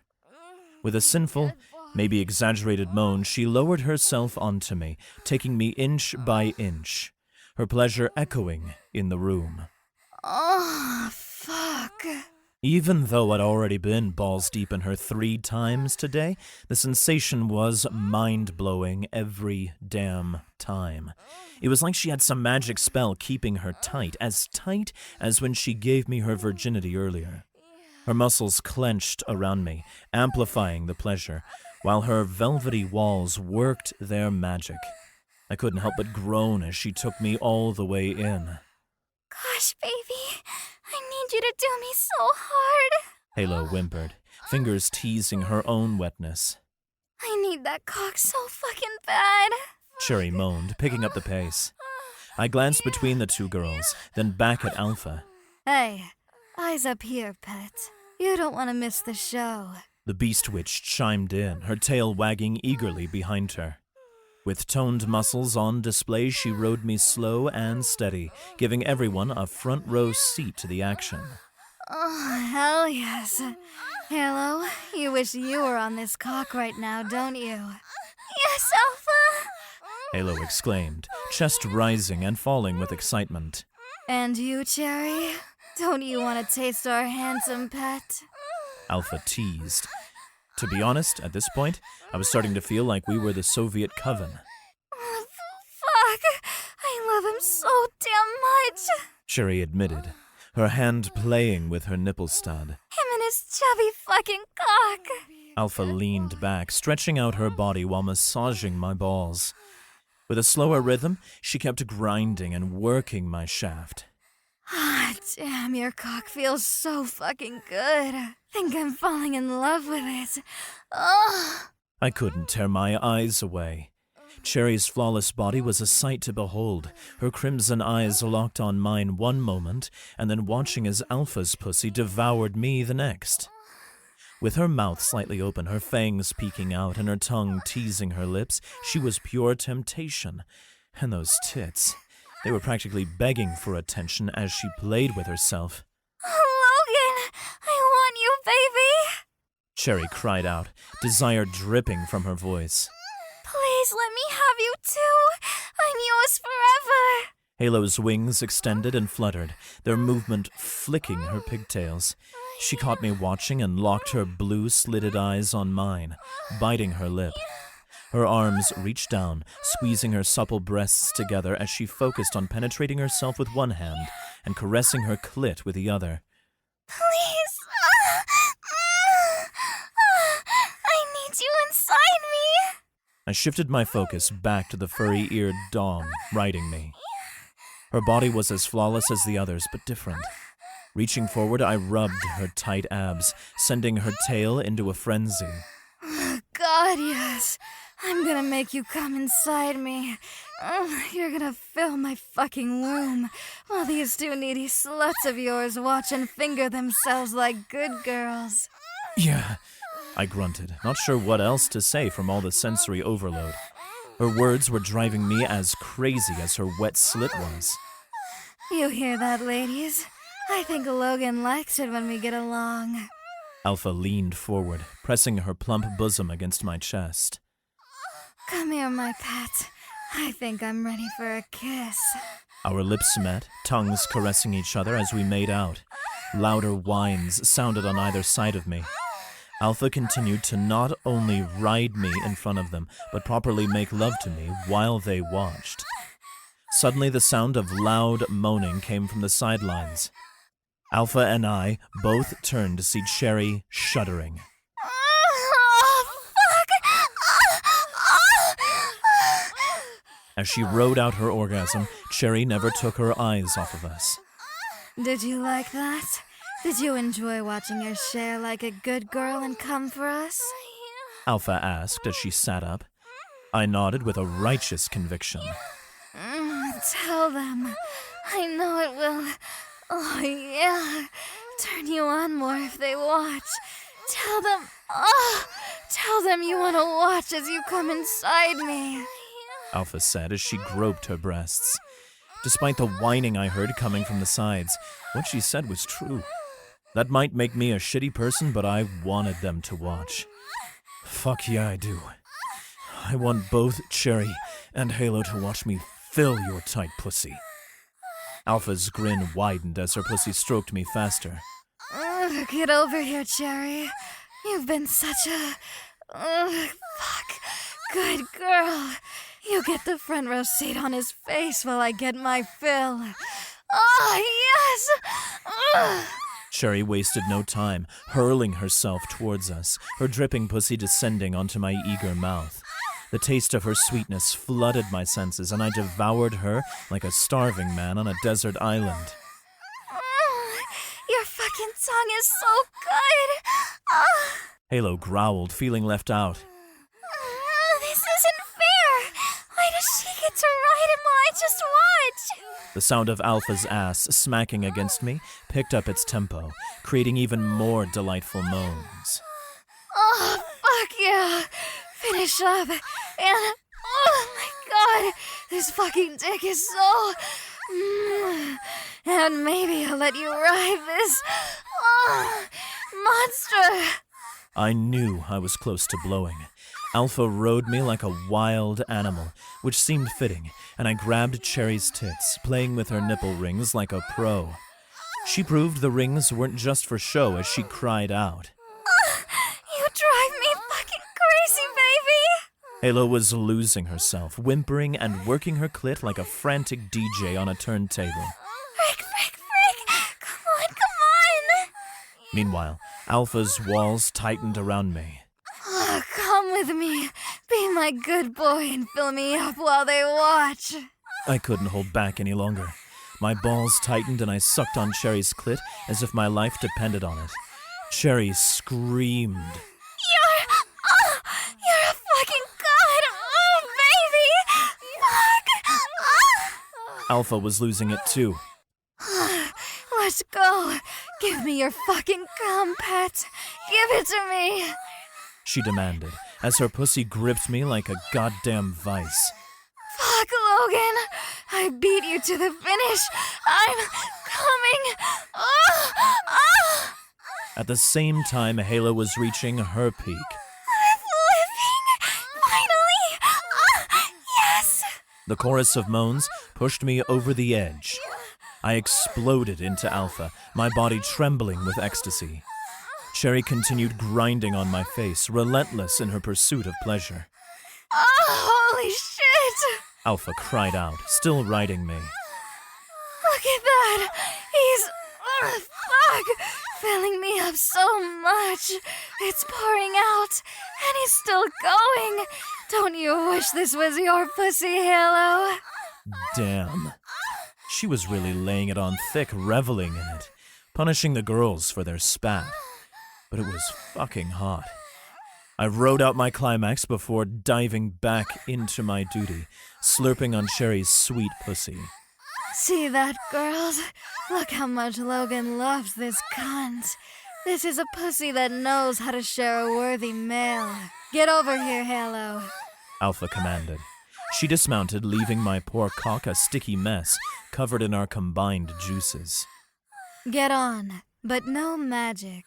Give him a pussy job until you get him hard again. Then you can fuck him. Halo straddled me as I delved deeper into Cherry's depths. Finally! I need your cock so bad! Halo said. No, turn around. Alpha ordered. But I don't want to see her. It'll kill the mood. Halo protested. If you don't turn around, you won't ride our pet's magnificent cock. Alpha warned. Fine. Halo turned around obediently, her lower lips instantly grinding against my shaft, coaxing it back to life. But even with my face buried under Cherry's tight ass and pussy, I could sense the tension in the air. I knew both women were shooting daggers at each other, especially as Cherry's hips started grinding harder on me. You two better kiss and make up. Alpha demanded. Forget that. It's bad enough I have to see her on his cock while I'm riding his beautiful face. Cherry protested. What? No way! How can I enjoy this majestic penis if I have to ruin my experience by smooching with her? Halo argued. No debating this. And it'll turn Logan on to know you two are making out while you use him like your personal sex toy. Alpha said. By now, Halo's pussy job almost had me fully erect again, and I was savoring Cherry's taste too much to stop sucking her clit. I won't do it unless Logan tells me to. Cherry said defiantly. Yeah, sorry, but Logan decides what I do with these lips. Halo agreed, her voice dripping with irritation. I threw up both thumbs, struggling to talk with my mouth full. Yeah, go for it. Alpha was probably smirking at that. See? I know what our pet likes. Halo's tight little pussy slid onto my already sensitive shaft, and I couldn't help but groan. Pressing my tongue into Cherry's center, I felt her lean forward. The sound of kissing mixed with Halo's intense fucking. Then came the slap. Just above my head, followed by another from slightly farther away. Halo and Cherry began moaning into each other's mouths as they got heated, spanking each other and pleasuring themselves on me. Tongues explored, hands roamed, and bodies writhed as the women rode my face and cock. Halo and Cherry's anger dissolved into passionate kisses and groping. Alpha guided my hand to her dripping pussy, and I eagerly obliged, plunging fingers inside as I rubbed her pearl, providing relief to all three of them at once. As the end approached, I met Halo's bounces with my own thrusts. Body shook and spasmed, orgasms hitting us hard. I grunted, releasing into her hot depths, painting her inner walls white as she coated my shaft in return. Gosh, yes! Halo screamed, her ecstasy filling the air. Oh, God! I'm gonna fill his mouth with my cum! Oh! Cherry shouted, exploding into me. Yes! Yes! I fucking come! Oh, fuck! Alpha screamed as she coated my hand. Noisy squeals of womanly pleasure filled the room. After the orgasmic bliss subsided, Alpha relaxed with her back against the couch, and Cherry and Halo cuddled up to either side of me. With a sore jaw, cramped hand, and spent cock, I lay there, grinning like a fool. This is the peak, the pinnacle of existence. My life is complete, and from here it's all downhill. I furrowed my brows, staring at Cherry as she tried to catch her breath. Enjoy yourself, she giggled, a mischievous glint in her eyes. More than I should have. I nodded, a smirk tugging at my lips. Good, I said, before we lapsed into a comfortable silence. Suddenly, a squeak shattered the tranquility, and Halo gasped. Oh, shoot! I totally forgot about Logan Jr. He's probably starving. She bolted up, dashing over to tend to her pet. I couldn't help but admire Cherry's handprint on her firm, jiggling ass as she ran, already anticipating the delight that came with spanking it, thinking back to the sweet sounds it made when Cherry did it. Cherry growled at the mention of the pet's name, rising to argue with Halo once more. I exchanged an amused glance with Alpha, both of us rolling our eyes before bursting into laughter. I shot a grin at the fiery-haired witch. Guess you can't win 'em all. Chapter 16. Experimentation. Things were calm, so I was lounging on the couch with Cherry's head on my lap as she delved into a grimoire. Ever since our outrageously hot four-way, Alpha had been glued to the TV, looking for any morsel of news on the Coven War or the amulet that she could find. Halo was sprawled on the floor, softly snoring, while Logan Jr. nestled between her boobs. Clever little bastard. I idly ran my fingers through Cherry's dark locks, enjoying the silky smooth strands between my digits as I watched the news with Alpha. My mind kept drifting to recently minted memories, a smile tugging at the corner of my lips. Glancing down at the vampire witch, I admired her flawless features and found her already staring up at me. She grinned, flicking one of her fangs with her tongue. Hey, do you think it would be improper if I sucked your cock while I read my book? It comforts me, She said sweetly, winking, but definitely not joking. Just like that, my rapidly growing bulge pressed against the back of her head. Before I could respond with just how proper I thought that suggestion was, Alpha cut in with a growl. Not now. Cherry arched her back, peering upside down at Alpha with a pout, her head pressing into my crotch and making things even harder for me. Why not? Alpha rose from the couch, stretching out her limbs. Because I need you to keep an eye on the TV for news, while I whip up the bestial spell tokens for us to sell. You can't do that with your nose buried in a book, or in his pelvis for that matter. The talk of spell tokens roused another growing curiosity in me. I tilted my head, focusing on Alpha. About spell tokens, Halo gave me a rundown at the mall, how it's your primary currency and how the different affinities help witches to cast spells that are outside of their affinity, but I want to know more. Feeling Cherry's movement in my lap, I noticed her holding a mirror that she'd grabbed from somewhere. She held it up in front of my stomach, bobbed her head a few times, then shook her head and adjusted the mirror. I ignored her, turning my attention back to Alpha. Alpha settled onto the floor, cross-legged. Like you said, they're basically our money. That's one reason the three of us formed a coven. With our rare and strong affinities, we stand a good chance of becoming a top-tier coven, despite our size, thanks to you and the lunar amulet specifically. Cherry stole my attention as she unzipped my pants and wrapped her hand around my shaft. I can make this work. Just as she was about to pull it out, she was interrupted. Cherry, Alpha said. run to my room and get my purse. Cherry's eyes remained glued to the mirror as she snapped back. Can't you see I'm busy here? I'm trying to watch the news for you. She continued trying to fish my cock out. Now, Cherry. Alpha growled, cutting through Cherry's horny haze. Fine.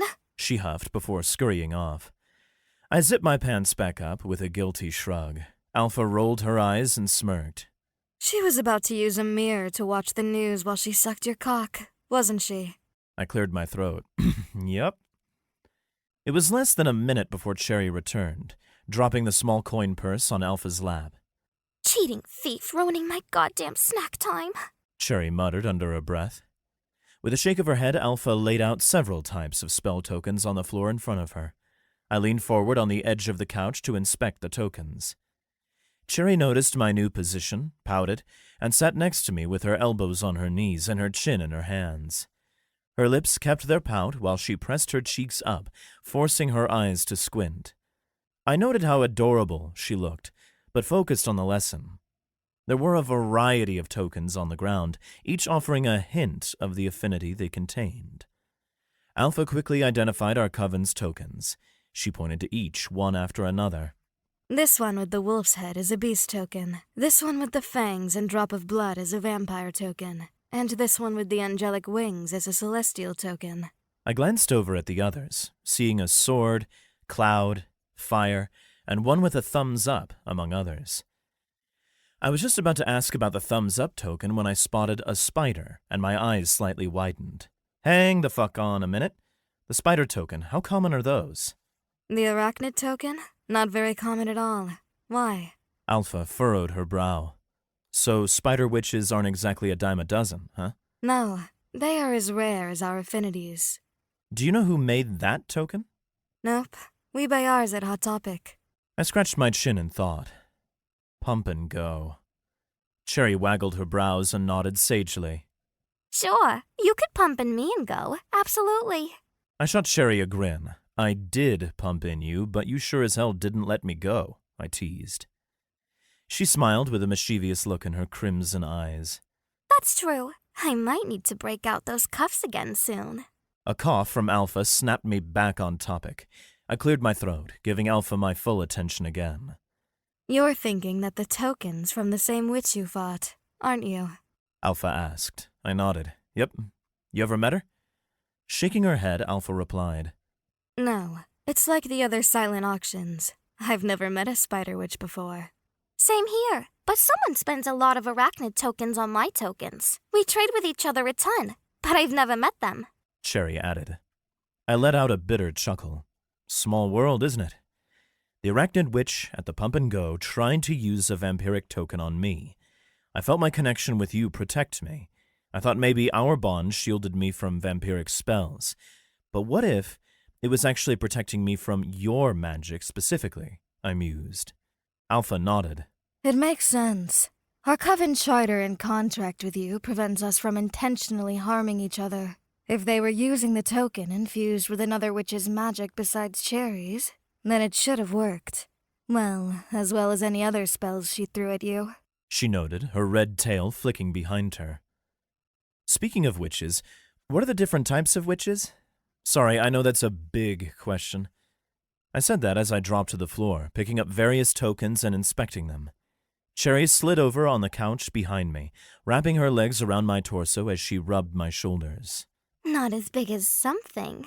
She purred in my ear. Two furry ears twitched, but otherwise Alpha ignored Cherry's innuendo. There are hundreds of types of witches, too many to cover all at once. Each has their own grimoires and traditions. Halo warned me about the grimoires and their danger, I said.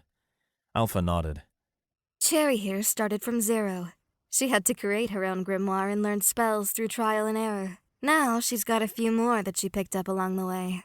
The topic of magic always left me with so many questions. Some spells the girls did were completely invisible, just a flick of the wrist or a few whispered words. Others needed rituals, glowed, changed the temperature of the room, or gave off calming or creepy vibes when cast. I see you girls casting similar spells all the time. Is there, a basic magic that every witch can perform? And when do they specialize? Patiently, Alpha nodded at me as I finished. Yeah, there is a basic magic. Some grimoires teach all kinds of general magic that all affinities can use. However, even though they're the same basic spells, we still have to connect to the magic through our affinities. I nodded, trying to keep up. So it's like the magic faucet, but you need a specific glass to drink. You're so fucking obsessed with filling glasses. Cherry muttered behind me. Looking over my shoulder, I said, "Right, you'd rather have a nice thick sausage instead?" It was in reference to our first meeting in the student union, and it took me back for a moment, making me grin. Cherry waggled her brows. Alpha brushed her off. Yeah, kinda like that. But each affinity has its own spells, with strengths and weaknesses. Take healing spells, for example. All witches can patch up a minor cut and stuff. But some affinities heal way more serious things. Nothing can beat celestial magic and angelic healing. They can heal pretty much anything short of true death. Body, mind, and soul. Barely containing my shock at how powerful Halo's healing apparently was, I tried to absorb everything Alpha said. Can you tell me about your attuned magic? Maybe show me something cool? I shifted my position to get a better view of Cherry, too. Cherry giggled like a mischievous imp. Hell yeah. Watch this. Aiming a finger at the sleeping blonde beauty, a red ball of power shot from Cherry's fingertip and into Halo's neck, without leaving so much as a blemish on her skin. Tiny red sparks drifted behind it like a miniature comet. At first, nothing happened, but then only a few seconds later, a small crimson mist wafted out of Halo's mouth and zoomed across the room, diving back into Cherry's finger. Logan Jr. caught on to what was happening and hissed. Halo's eyes popped open after that. Her nostrils flared as she sat up so fast that she almost launched poor Logan Jr. across the room. She caught herself, quickly putting the rat down, but fury burned in her fierce blue eyes. Cherry, don't steal my libido! I need it for Logan! Cherry snickered like a maniac, but otherwise ignored the angry witch.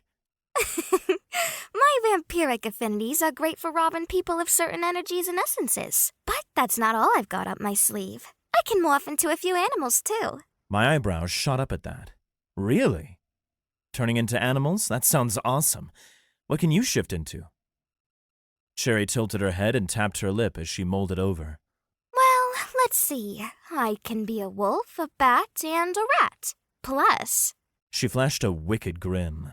I can patch myself up if I suck the blood of a human. She winked with suspicious timing. But don't sweat it. You're too magical for it to work with you. I wasn't sure I was sold on the whole blood-sucking thing, but there was something about the animals Cherry could morph into that gave me pause. Unfortunately, before I could give it any consideration, Halo started taunting Cherry. Oh, so you're saying that you don't want to suck Logan? Halo quipped with hands on hips. What? Of course I do. Watch, I'll do it right now. Cherry shouted.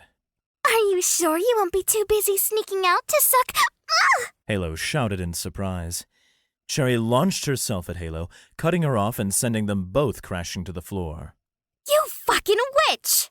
Alpha rolled her eyes but continued with my lesson. Anyway, bestial spells include shapeshifting similar to what Cherry can do, but they aren't just for that. Dirty twat waffle! Halo bellowed as she and Cherry tumbled past us, grappling for dominance.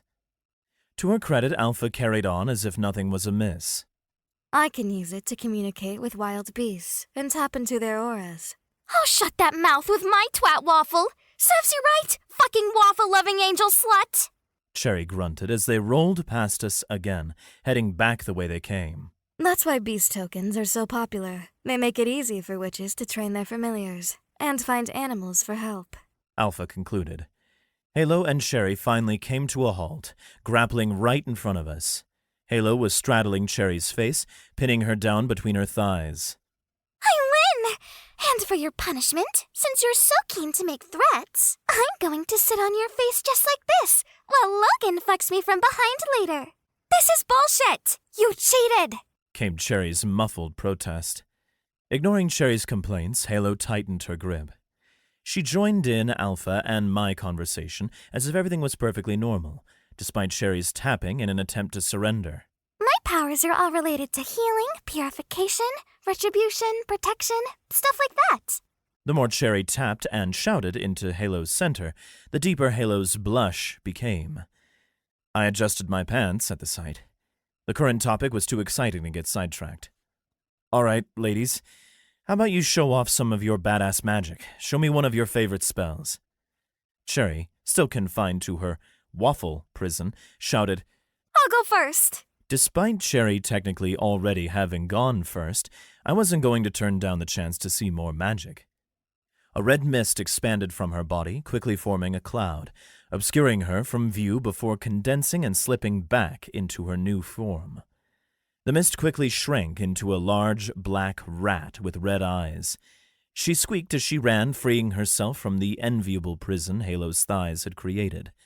Mid-run, another puff of red smoke burst from her tiny body. It quickly condensed into the form of a black wolf with the same red eyes as she finally reached my lap, where she curled up contentedly. Unable to resist, I began petting her soft fur as Halo handed me a red solo cup. Here, take a sip. She said. I did, then frowned. Beer? She nodded, smiling at me as she took the cup back. Her glorious white wings spread out on her back.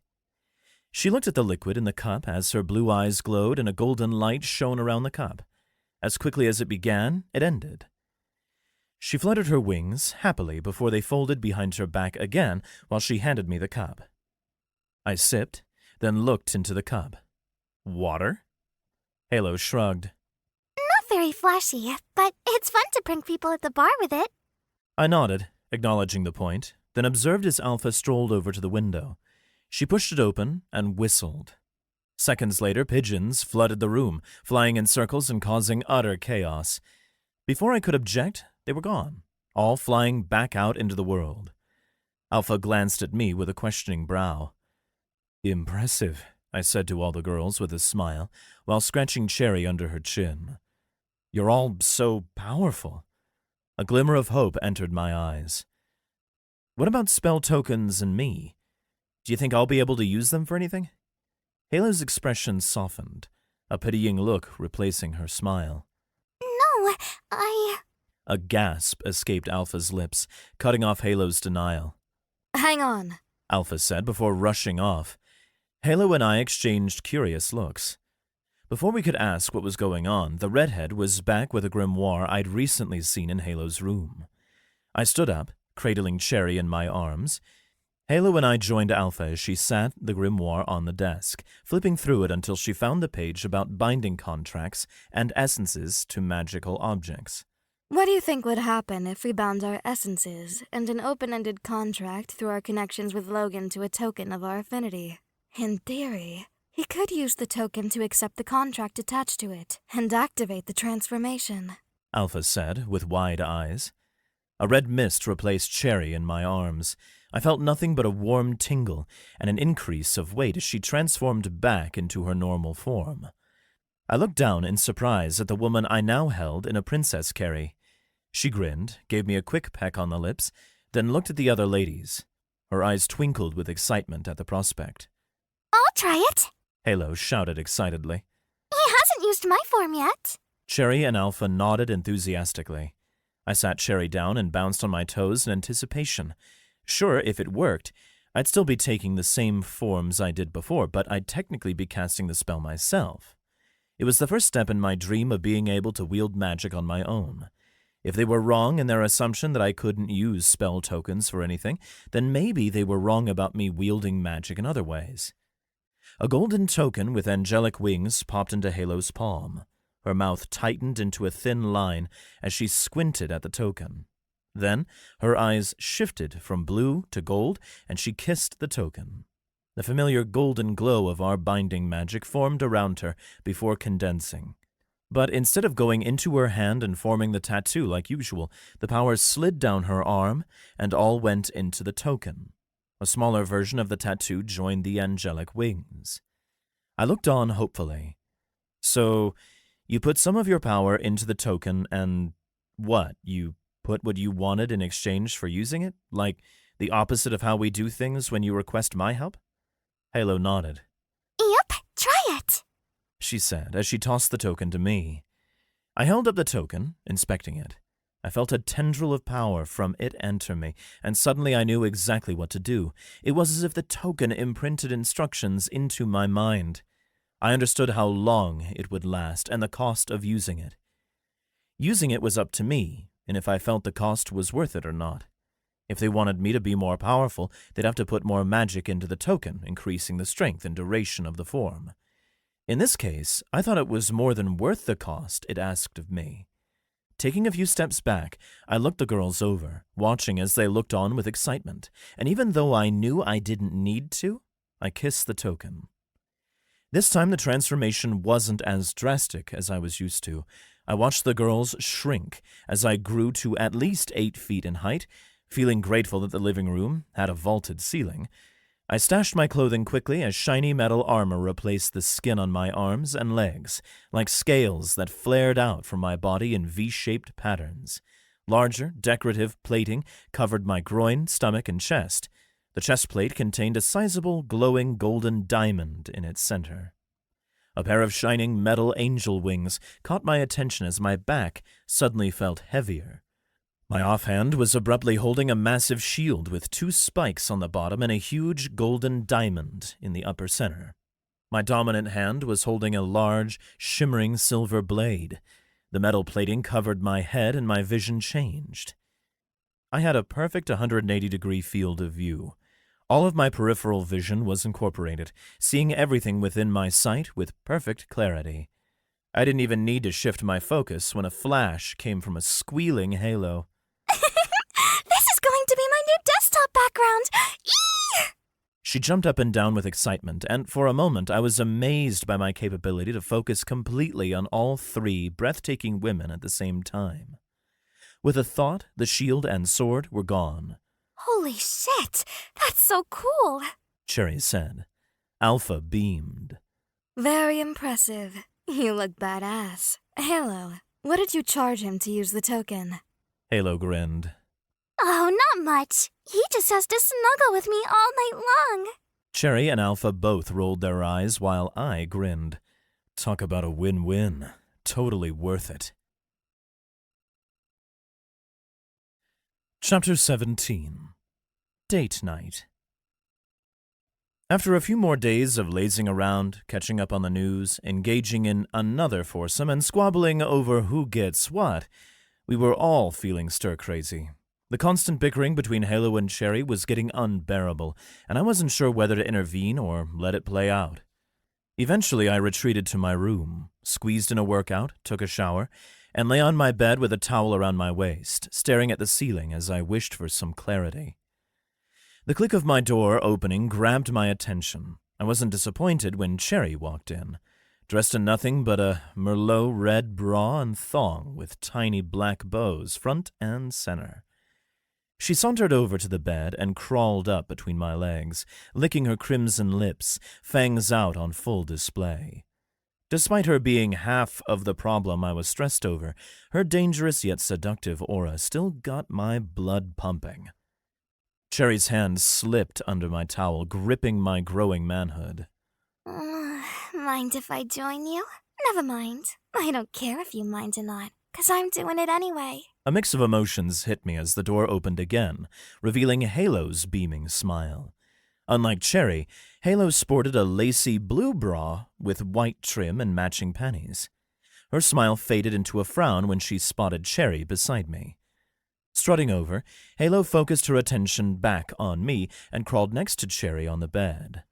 Scoot over. Alpha says we gotta share. With that, she yanked my towel open, making Cherry shift over. Cherry resisted, but Halo's physical strength won out. Fine, but you can only play with his balls. This cock's mine, since I got here first. Halo, already fondling my balls, scowled at Cherry, who was busy stroking my shaft. That's not sharing. With a smirk, Cherry licked my tip, eyes locked on Halo.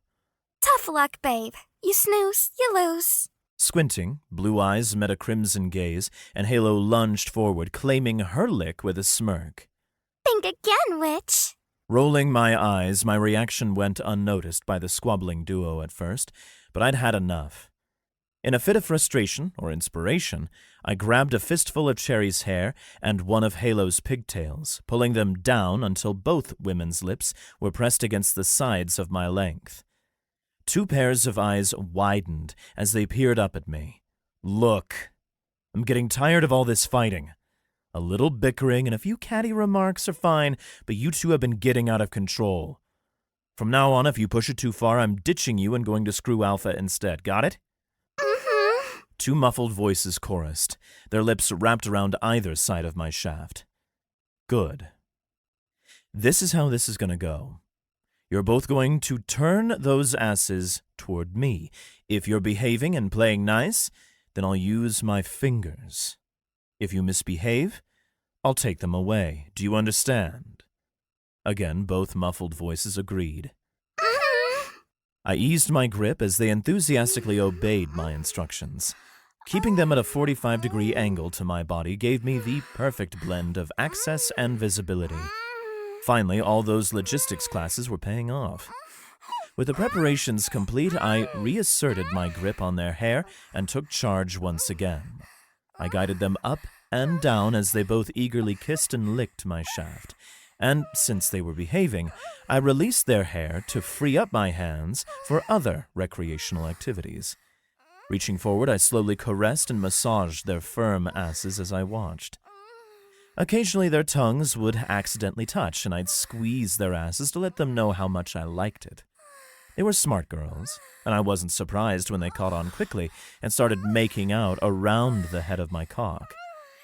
They were playing so well together that it only seemed fitting to start rewarding them. I slapped both their asses, eliciting moans of pleasure and a shout from Halo. Gosh, yes! Harder, baby! I obliged, giving them a harder slap. Then, just for good measure, I gave them one more. Halo's head dipped, disappearing as she worshipped my balls while Cherry's lips parted and she began sucking on the tip, all while they both stroked my shaft. After a few moments, Halo slipped me out of her mouth. Golly, baby! Your balls taste so good! She was interrupted when I slid both girls' panties to the side and slipped a finger into each of their tight, wet slits. Cherry moaned before releasing my tip. Not as good as this thick fucking cockhead tastes. She prodded. As a slight punishment for Cherry's minor attempt to antagonize, I removed my finger. Her response was swift and expected as she began to pout and beg. I'm sorry, baby. I won't do it again. Please put it back in, baby. Halo giggled. That's what you get. Without wasting any time, I started fingering Cherry again and pulled my digit out of Halo. Cherry stroked my shaft like a seasoned pro. Fuck! You're so good with your fingers, baby. I need more. Then her eyes glowed and I could swear that I saw a light bulb turn on above her head. In contrast, Halo's head shot up and her giggling was swiftly replaced by her own set of apologetic cries, but her hand still dutifully massaged my balls. Logan! No! I'm sorry. I didn't mean it. It was just a silly joke. I promise I won't... Her words were swiftly cut off as Cherry pushed her head down and forced my dick into Halo's throat. See? I can share. I'm a good little slut for you, baby. Reward me more. Cherry cooed like she just performed the most romantic gesture the world had ever seen. If I weren't busy gasping from the instant sensation of Halo's tight, warm throat engulfing my cock, I would have happily agreed. Instead, I reached over with my only free hand and slapped Cherry on the ass before inserting a second finger inside of her. As far as I was concerned, that kind of innovative thinking deserved a little extra reward. Well, baby, don't fucking stop. She cried out as she continued to guide Halo's head up and down my length. For Halo's part, she took this new development like a champ, desperately bobbing along with Cherry's direction for all she was worth, earning her own pair of slightly used Logan phalanges in the process. She moaned around my length as I fucked her with my digits. Eventually, Halo was forced to come up for air, and Cherry greedily took her place. Halo's hips pushed into my hand as she begged for more. Holy moly! You know just what my pussy needs, baby. I want more. Please give me more. I couldn't deny such a polite request, so I picked up my pace and did my best to wreck those pussies with my fingers. All the while, the girls swapped back and forth between my cock and my balls in an impressive display of coordination. I only wish I had a free hand to wipe the tear from my eye as I looked on and learned that teamwork really did make the dream work. I knew my end was growing near, so I pulled out of them and started furiously rubbing their firm pearls. Their cries of pleasure brought me even closer to reaching my limit. Oh, fuck! You treat my pussy so... good! Cherry moaned. Don't stop, baby! Please! I'm... so... gosh darn! Close! Halo begged. Cherry was slurping on my cock like there's no tomorrow, and I felt it getting thicker by the second. Her eyes lit up as I stiffened even more in her mouth, and she knew I was about to blow. Cherry encouraged before the first spurt of cum shot into her throat. She pulled off my tip and Halo joined her as the two continued stroking my shaft. The sight of the two witches as they tilted their heads and started making out around the tip of my cock as I came was magical. Pun intended. Rope after rope of my warm seed shot in the air before landing on their faces and hair, painting them in white. Just as my orgasm ended, both girls reached their peak. Cherry's body trembled and she cried out. Fuck, baby! Halo's body spasmed at the same time while she moaned. Oh gosh, Logan, baby! Suddenly, my feeling of arousal was joined by confusion and sheer amazement all at once. Halo started licking Cherry's face frantically, trying to take the mess for herself. Give me that! It's mine! Rather than simply back away, Cherry was on the same mission, trying to swipe all of my cum from Halo's face. No! You give it back! I was here first! The cum is mine! Shaking my head in disbelief, I watched as they rolled off the bed and onto the floor, grappling for dominance once again. I decided to look on the bright side. At least they were working together for a little while. One step at a time, Logan. Take the wins where you can get them, I reminded myself, before getting dressed and slipping quietly out of the room. Eventually things settled down and we were back to chilling in the living room. With tensions over the amulet easing in the city, but tensions over cuddle time with me heating up in the house, we decided it was time for us to get out for a bit. Alpha declared we were all going out for dinner. There was a round of cheers and applause at the decision. Well, I cheered and applauded anyway. Halo and Cherry were back to wrestling again. With a woohoo, I ran out the front door, only for two girls to come sprinting behind me. Shotgun! Cherry shouted when she noticed me getting behind the wheel. Aw, not cool! Halo whined. Enough! Alpha snapped, apparently finally having had enough. I won't tolerate this fighting tonight. We all need this, and if you two don't cut it out, then Logan will just take me out alone. Immediately, both girls beamed at her sweetly and held each other's hands as if there was never a problem to begin with. Here, please allow me to get the door for you.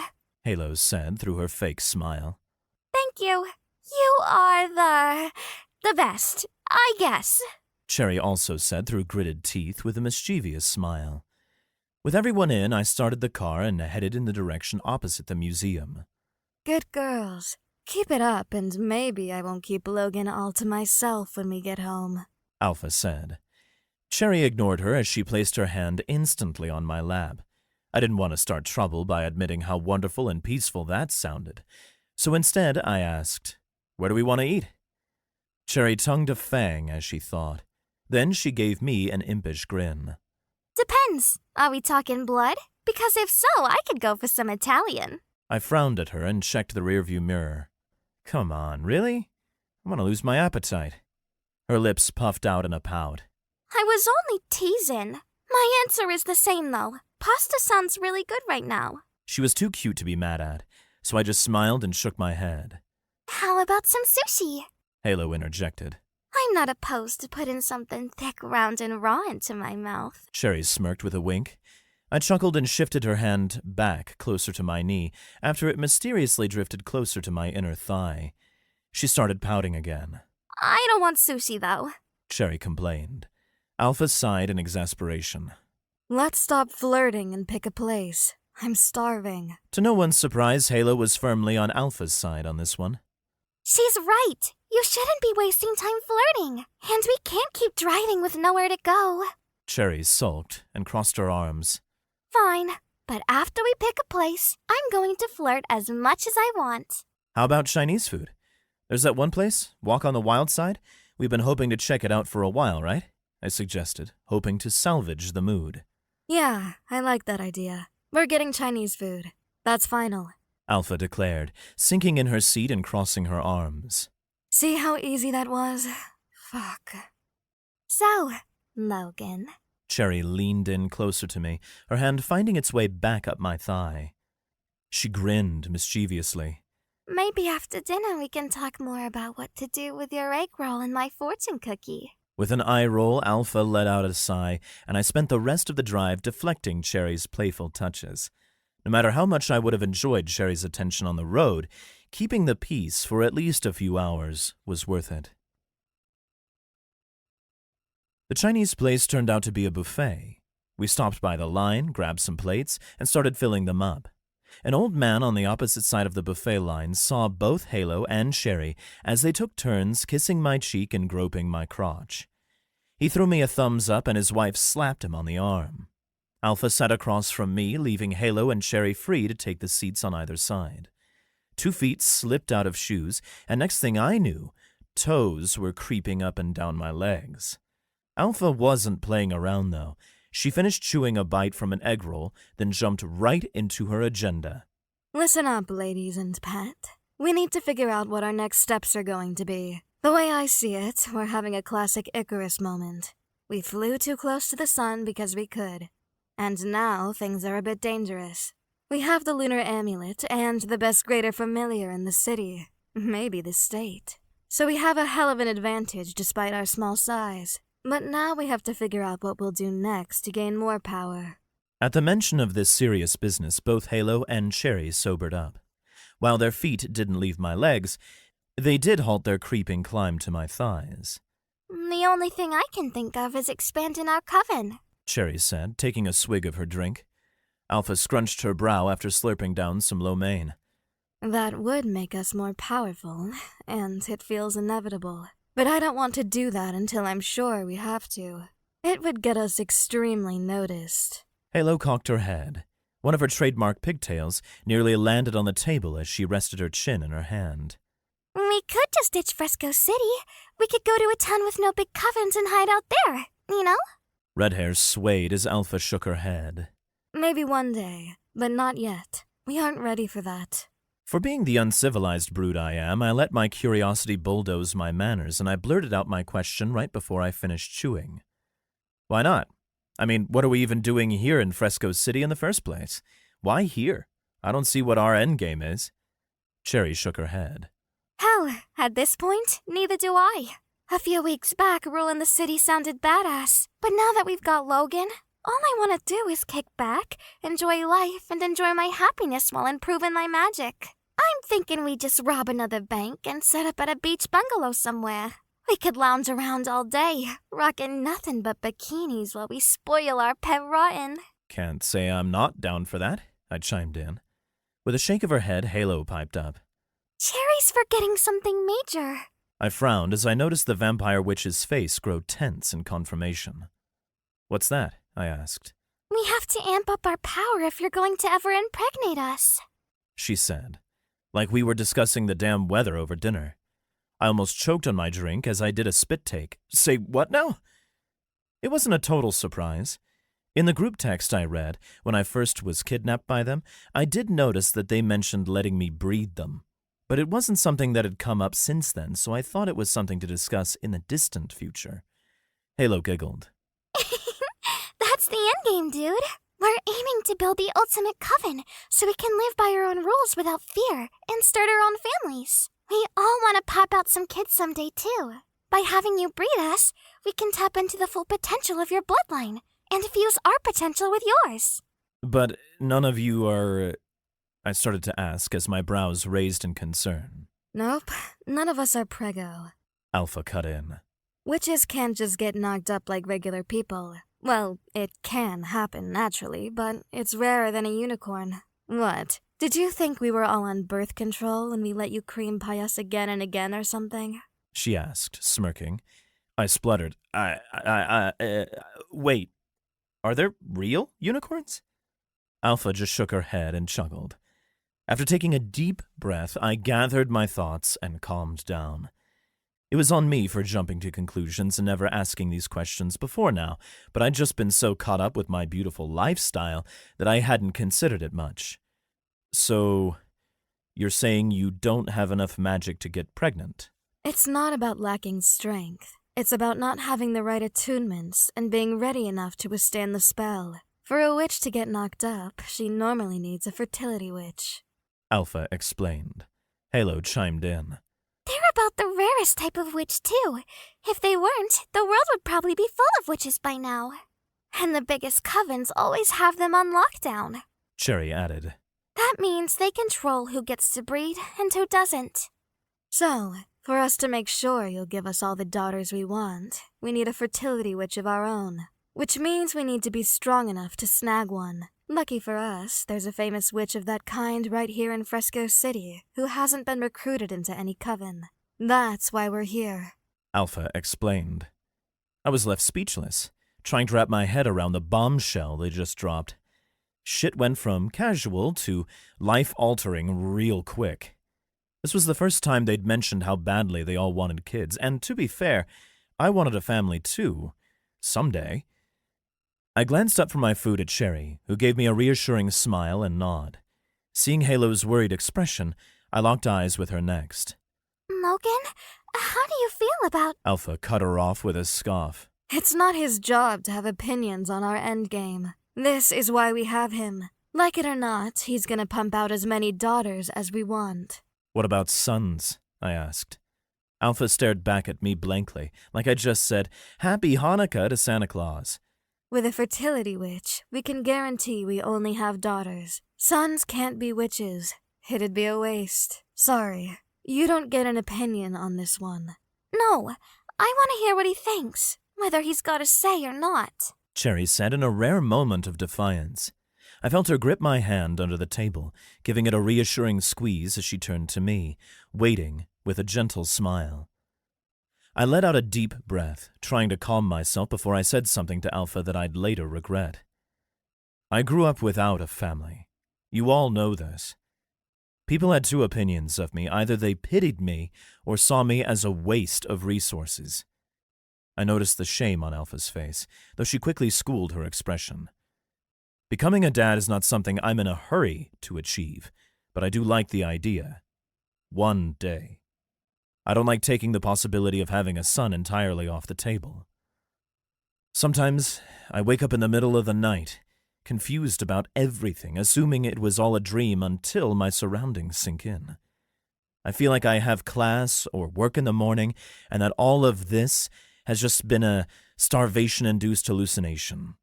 Those nights, a part of me panics and I feel like I've made a huge mistake. I ask myself how all of this madness happened to me. But then I think about the three of you, and those fears slip away. It's those thoughts of you girls that help me realize how special what we have is. And I admit I don't hate the idea of spending the rest of my life with all of you. You're all hot, fun, and total badasses. But having kids is another thing altogether. I do want to be a dad one day. If I don't have a choice about when that happens, I'll do whatever I can to be a good father, even if I have no examples of my own to look to. It's not your job to be a father to our daughters. Alpha pointed to me matter-of-factly. Your job is to protect the three of us, keep us sexually satisfied, keep our magic thrumming with power, and eventually give us daughters to raise. The only fatherly duty you'll have will be to protect the children, just as you'd protect us. We'll teach witches how to be witches. What could you possibly offer them? I was stunned by what she said, but not surprised. She didn't say the words to hurt me, but they still felt cruel. Cherry leaned against me and squeezed my hand, not ready to speak up, but offering some kind of reassurance, at least. I appreciated that. Halo frowned at Alpha, though.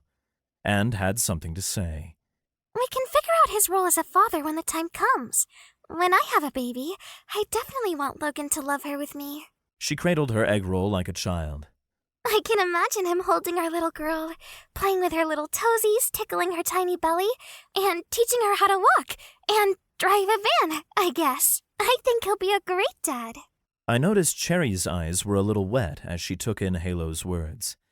Alpha seemed unimpressed, however, causing my frustration to bubble inside me again. Great. We let our food get cold because of all this talking. She growled. It's all useless to discuss anyway, Logan. You know your job.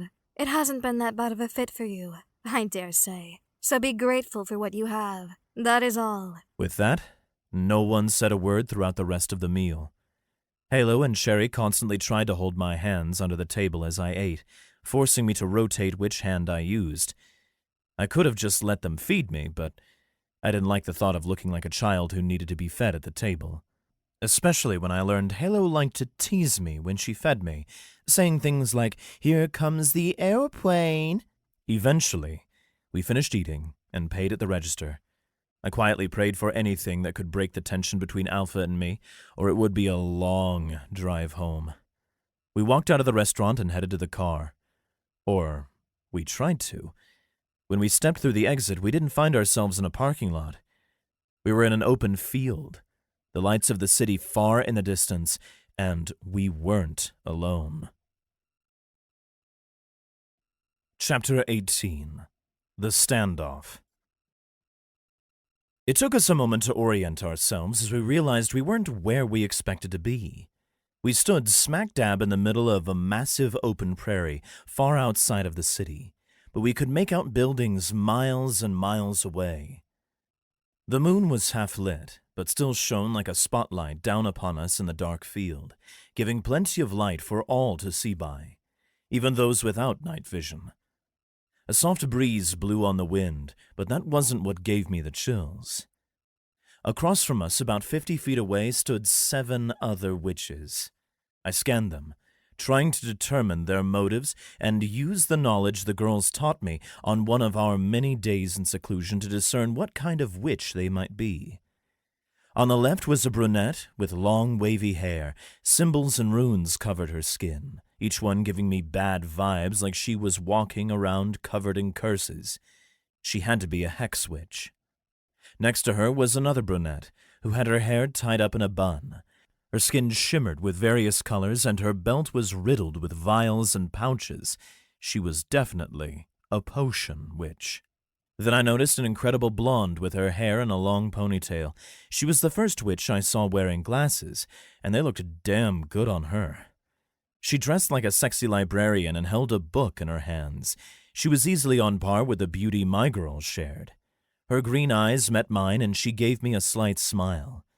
From what the gals told me, the only type of witch that would carry a grimoire with them to a potential fight was a grimoire witch. I didn't think flirting with potential enemies in front of my girls was a good idea, so I quickly averted my gaze far to the right. There stood a pretty redhead in a black dress. The only thing that gave me a hint of her affinity was the belt she wore with several different wands sheathed on it. No doubt a wand witch. Next in line was another blonde with short curly hair. She was lithe and wore a scarf around her neck and held a broom in her hand. That was a broom witch, if I'd ever seen one. Number 6 of the 7's black hair peeked out from beneath her chef's hat. She wore white robes and held a frying pan. I could guess the affinity, but I'd have to ask the girls about her later. Is she a kitchen witch? A cooking witch? I wasn't sure. So for now, I just decided to dub her Chef Witch. The last but certainly not least stood in the middle of the mall, and I assumed she was the leader. She was maybe 5 feet tall with light green skin, long dark green hair that looked more like vines, and large black eyes. She smirked, running a hand down the pink flower petal atop her head. This witch was a solid 10. She wore a black corset that barely contained her bust, and hanging off her hips was a matching miniskirt that exposed a tempting amount of leg, all the way down to her bare feet. Cherry was standing to the far left of our lineup with Alpha, Halo, and finally me at the other end. My suspicions were confirmed when the short, plant-like witch sauntered closer. Her higher-pitched voice wasn't a surprise, and even if she was an enemy, I had to admit it was adorable. The green witch stopped after only a few feet and put a hand on her hip. Well, if it isn't Alpha and her freaking ragtag group of misfits. You found yourself in quite the predicament, haven't you? Alpha's ears perked up, her tail stiff as a board. Hello, Rose. Oh, Alfie Pooh, you're just as tough-looking as ever. Rose said with a wicked grin. What a waste of a perfectly good witch that you started your own coven of rejects. Crossing her arms, Alpha scowled at her. Cut the crap. What the hell do you want? Why are we here? Rose sighed. Fine. You want to know what I want? What I really, really want? What? Tell me what you want, what you really, really want. Alpha said. Rose's lips suddenly sank into an angry pout. You shouldn't have to freaking ask. You know damn well that we're here for the lunar amulet. Cherry scoffed. What? You think we snatched it? Just us three? You have to be kidding. You think we're that badass to pull off such a cool-ass heist right under the big coven's noses? The librarian-looking witch gave a polite cough. Apologies, Miss Cola, but I'm confident we are not mistaken. Like you, we also found Logan and have been tracking him for weeks now. We had planned to make our move, but when we caught up to him, you had already lured him into your house. Man, I had to admit, one way or another, I was apparently always going to end up the greater familiar to some fucking coven. First Arachna, and now them? I fail to see how you being a peepin' Tom and spying on me fucking Logan has anything to do with the Luna amulet. Cherry protested, resting her hands on her hips. Rose's cheeks turned a darker shade of greenish-brown, which I figured was her version of blushing. Hey, we aren't peepin' Toms. It ain't our fault you left the freaking curtains wide open when we were already spying on your horny ass. And it's not like I flicked my bean to the two of you banging or something. The librarian maintained her calm facade, but her cheeks were flushed. Let's get our facts straight. He was the one fucking you, and doing quite a wonderful job at it, if I remember correctly. It was so hot. Rose gushed, biting her lip and squirming. Okay, maybe we did touch ourselves a bit, but that's besides the point. Stop trying to make me confess.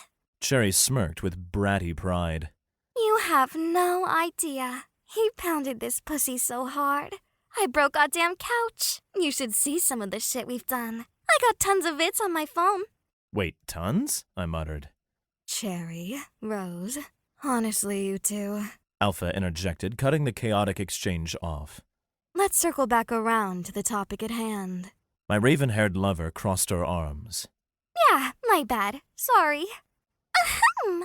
Rose interrupted, clearing her throat. She crossed her arms under her ample chest and lifted her chin. As I was saying, we're here for two things. The lunar amulet and Cherry's cell phone. Or a link to her iCloud video folder. We already told you. We don't have it. Halo chimed in. The amulet, I mean. The video folder is... I'll text you later. Rose rolled her eyes. Oh, come on, honey bunches of oats. We ain't dumb. Connect the dots, see? She held up 2 fingers on each hand, then touched her fingertips together, as if that explained it all. Told ya. We ain't freaking stupid. You snatch our greater familiar candidate one night, and the next, the lunar amulet disappears, while the rest of the city is engaging in a, forgive the term, witch hunt.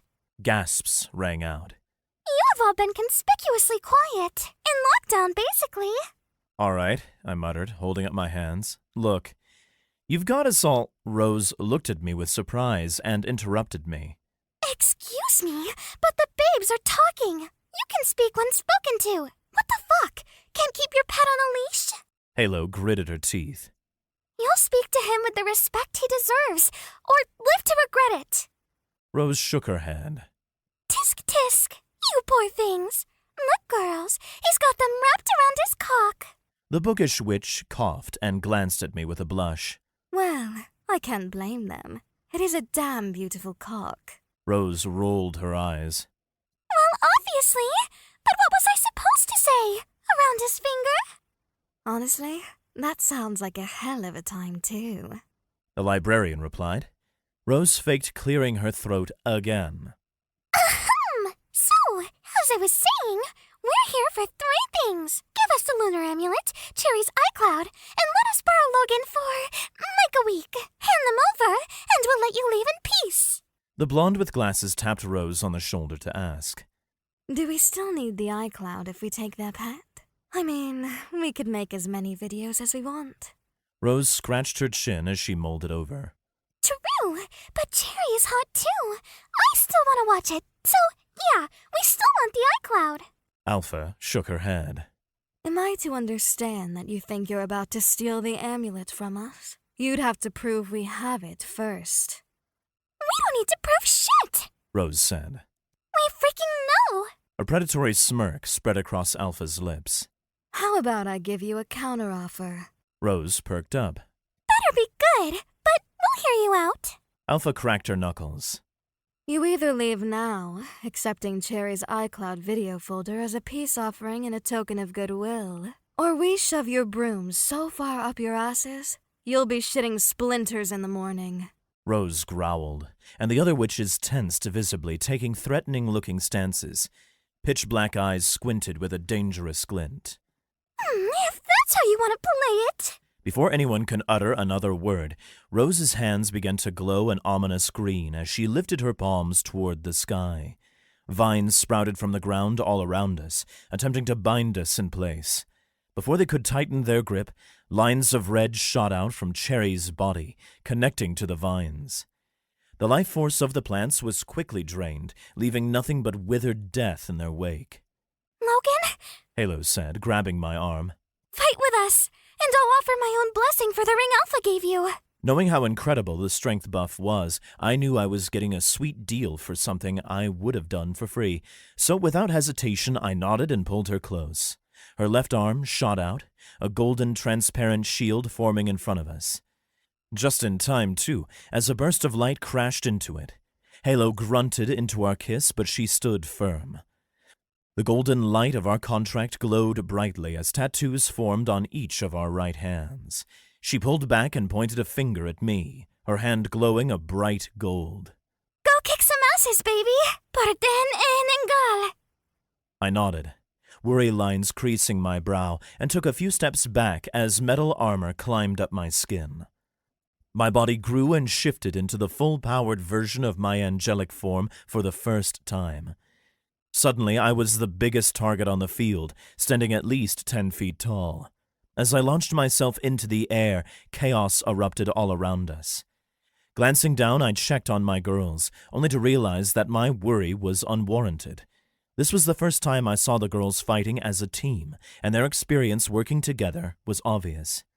Halo's wings were out, and she wielded a smaller, transparent version of my sword and shield.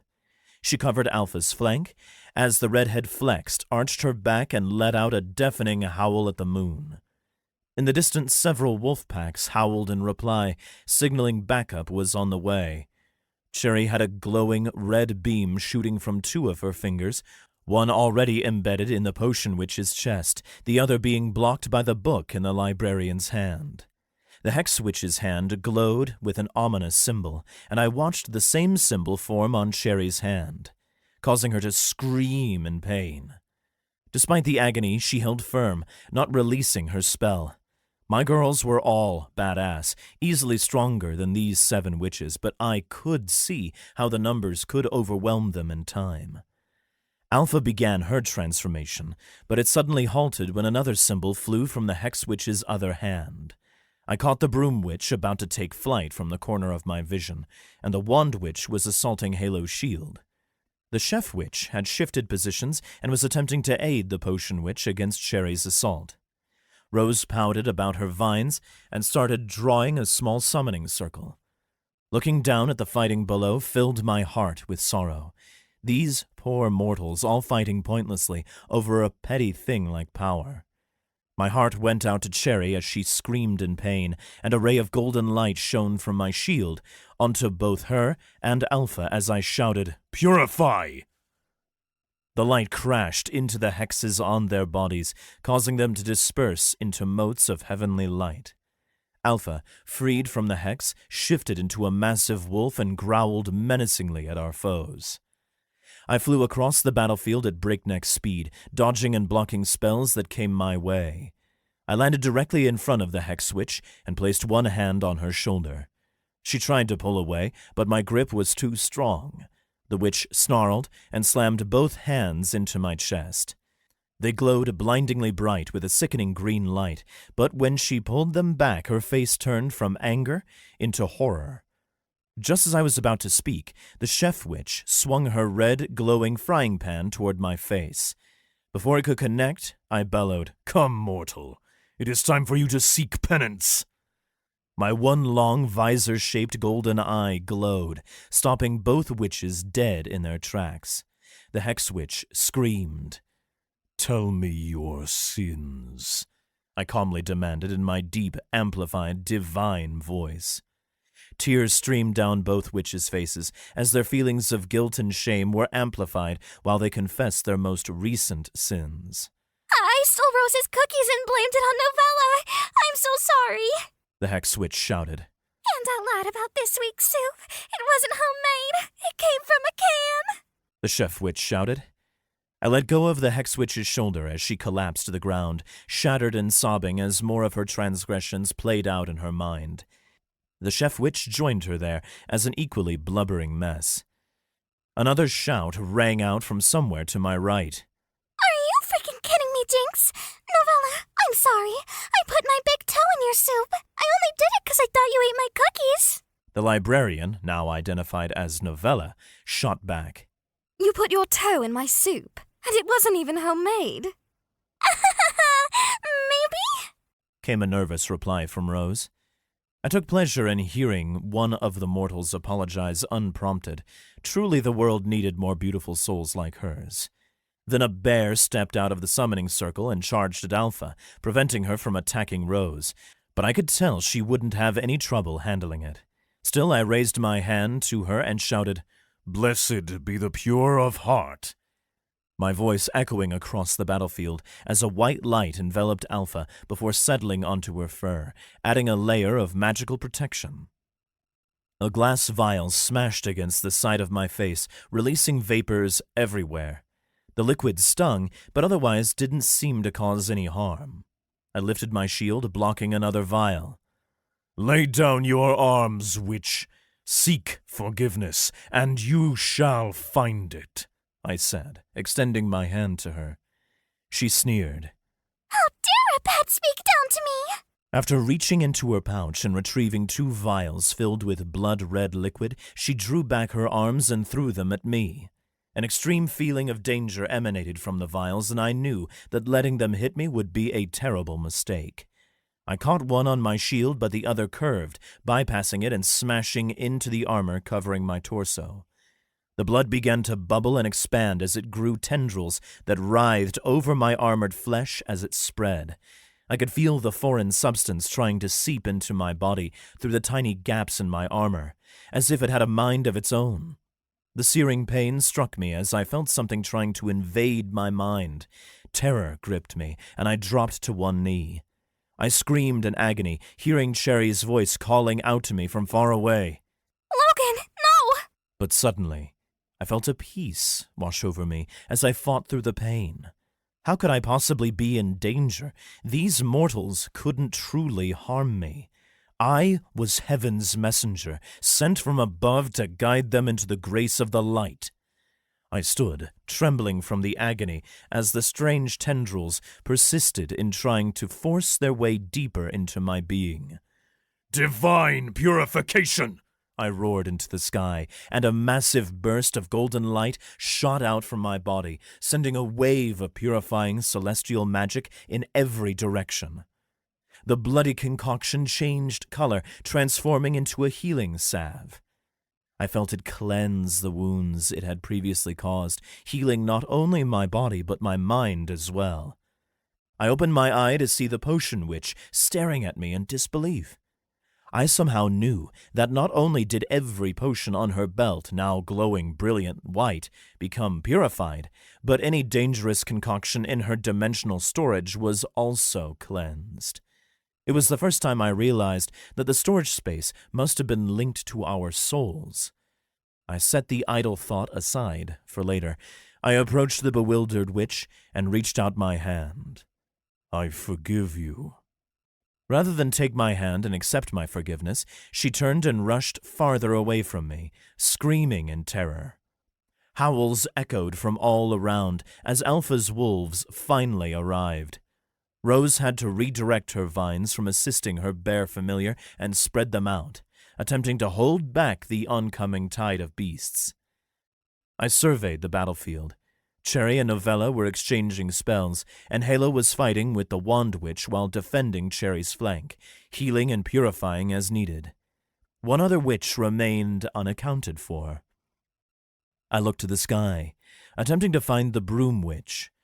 Sure enough, the lithe woman soared through the air, circling back around before diving toward Halo from behind. I bent my knees and launched myself into the air, my steel wings flapping and offering me a burst of speed. The Broom Witch wore a wicked smile as her scarf fluttered in the wind. Her gaze fixed on my blonde beauty's back as she released her spell. I swooped in, blocking it with my shield, and watched her eyes widen as she found herself on a collision course with me. With a thought, I dismissed my shield and sword, opening my arms. "Come into my heavenly embrace." She tried to turn, but she was moving too fast, and she came at me sideways. I caught her in my arms, her broom falling away. I lowered to the ground in front of Halo and shielded us with my wings. The Broom Witch's eyes were dazed and full of fear from her hard landing against my armor. My arms glowed gold as waves of healing light passed through her. Clarity returned to her, and I set her down. "Child, you must repent for your sin. Apologize to Halo, the righteous witch. Blessed celestial grace." Halo's brows furrowed, and she cast another heel past me on Alpha. Logan, seriously? No? Your grace. As heavenly mandate says, forgiveness is always on offer for those who seek it, I said. The girl nervously glanced between Halo and me. Sorry, Your celestial grace. Please forgive me. She offered a shaky bow. Halo beamed at me, then gave the girl a gentle smile. It's okay. Just go back to your side and don't mess with us anymore. Otherwise, I'll shove your broom somewhere it shouldn't go. Despite her words, her tone sounded far too cheerful in my ears. Halo patted me on the stomach. Go finish this, big fella. I dropped to one knee with my fist on my chest and bowed my head. Of course, heavenly lady. Then I launched myself into the air, summoning my sword and shield once again. I wasted no time as I flew straight at the wand-wielding witch. She saw me coming, and realizing that none of her spells could pierce through my wings, she understood that fighting was futile. Tossing her wand to the ground, she threw up her hands in surrender. I nodded and redirected my flight. Descending to the ground, I leveled my sword down at Rose's throat. Come, little one. She cut me off with a gulp. Fuck! She shivered. You don't need to tell me twice, Daddy. No, that's not what I meant, I said, shaking my head. Come here, kneel and... But baby, you're so tall that if I kneel, I won't be able to. Would you cut that out? Just ask for forgiveness and give up this fight, and we'll let you leave. By the 7 layers of heaven, woman. Oh! She said as realization struck her like a magic missile to the face. Rose's cheeks flushed a deep greenish brown. She laughed nervously. That's my bad. I'm really freaking sorry that we tried to steal you and your stuff. I dismissed my weapons and patted her head. You are forgiven, little one. She bit her lip. So, would you maybe call me a good girl? I suppose in the eyes of heaven's grace that you are sort of a good girl, I said suddenly, feeling confused about how I knew heavenly law and why I was talking so fucking weird. She shuddered. Nice. Okay, we'll go. Come on, girls, back to the drawing board. I raised my palm, sending waves of warm golden healing light into each of them, and then a bit more at my women for good measure, even though I knew Halo already had them covered. In less than a minute, all 7 witches were mounted and flying off into the night. I turned back to my ladies. "Blessing of the heavens be upon you," I said, putting my hands together in a sign of prayer. A white light glowed all around them. It was only a minor blessing that would help relieve the stress from the recent battle, but every little bit would help. Halo shouted with a glowing finger pointed at me. I watched as my field of vision decreased and I became closer to the ground. My body was returning to its normal state. I summoned my clothes in time to remain decent and let out a sigh as relief flooded through me, along with a hint of regret. Losing my immense strength and the feeling of raw power coursing through my veins was always jarring, but slipping back into my regular form did feel like coming home after a day at work. I anticipated cheers, but all I got were quizzical smirks. Alpha raised an eyebrow. Blessed be the pure of heart. Cherry chuckled. Seek forgiveness and you shall find it. Halo's brows furrowed as though in disgust. Bless celestial grace? I shrugged, sheepishly scratching the back of my neck. Let's talk about it when we get home. I kinda need to try and process it myself. I looked around. How exactly are we getting back, by the way? The girls looked at one another before nodding. Alpha sighed. We're too drained to teleport that far. We can't take you on our brooms, and we sure as hell aren't leaving our beloved greater familiar behind. Which means it's going to be a long walk home. I nodded, resigned to our fate. I guess we'd better get going then. Alpha patted me on the head with a smile, while Cherry and Halo both kissed me on the cheek and held my hands. We walked mostly in silence, enjoying the stars in the sky that were usually obscured by the bright city lights. It was a good reminder that sometimes we had to enjoy the little things. Chapter 19. The Second Blessing. The walk dragged on for hours. We made a pit stop at a late-night pizza joint to rest and have a snack. No one spoke a word as we took it to go and ate on the way. Every step grew heavier than the last as we realized just how bad things had become. Instead of going straight home, we picked up the car from the restaurant. Thankfully, it was on the way and helped to ease the rest of the trip. The feeling of my ass hitting the car seat was about as good a feeling as anything ever had been, and I don't say that lightly. Entering the house around 1 a.m, I braced myself for the inevitable talk that awaited us. The long walk gave me the opportunity to mull over our situation and consider what the hell was going on when I transformed. While morphing gave me newfound knowledge and instincts, it also came with a shift in my personality. It hadn't caused any issues for us just yet, but the realization that I wasted precious time during our brief battle to say out-of-character nonsense weighed heavy on me. But if I could harness the power without sacrificing a part of myself, then I could unlock the full potential of each form.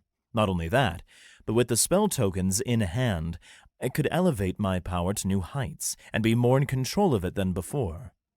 The only problem was understanding the root cause of the mental alterations and finding a solution. We collapsed onto the living room furniture, physically unfazed thanks to Halo's spells to ease the physical strain from the walk, but mentally we were drained from the ordeal. The tension hung thick in the air. I knew just how tired we all were when neither Halo nor Cherry vied for my attention as they drifted into their own thoughts. A yellow, penetrating gaze locked onto me. All right, you've had plenty of time, Alpha said. Tell us what's up. With a resigned nod, I knew it was time to come clean. Something strange happens to me when I shift. It's like I gain all this knowledge and new instincts, but it comes with something else. Something else? Halo's brow furrowed. I nodded solemnly. Yeah, something else. Taking on your angelic form tonight, I not only knew exactly what my abilities were, but kind of lost my own identity. For that stretch of time, I really was just your divine guardian and nothing else. Halo's frown deepened. But you seemed just fine when you tried it out here. I'm not so sure about that, I admitted. I didn't transform for long, and I wasn't at full power, since the token was weaker for our test. Even then, I felt a little of the pull of that personality.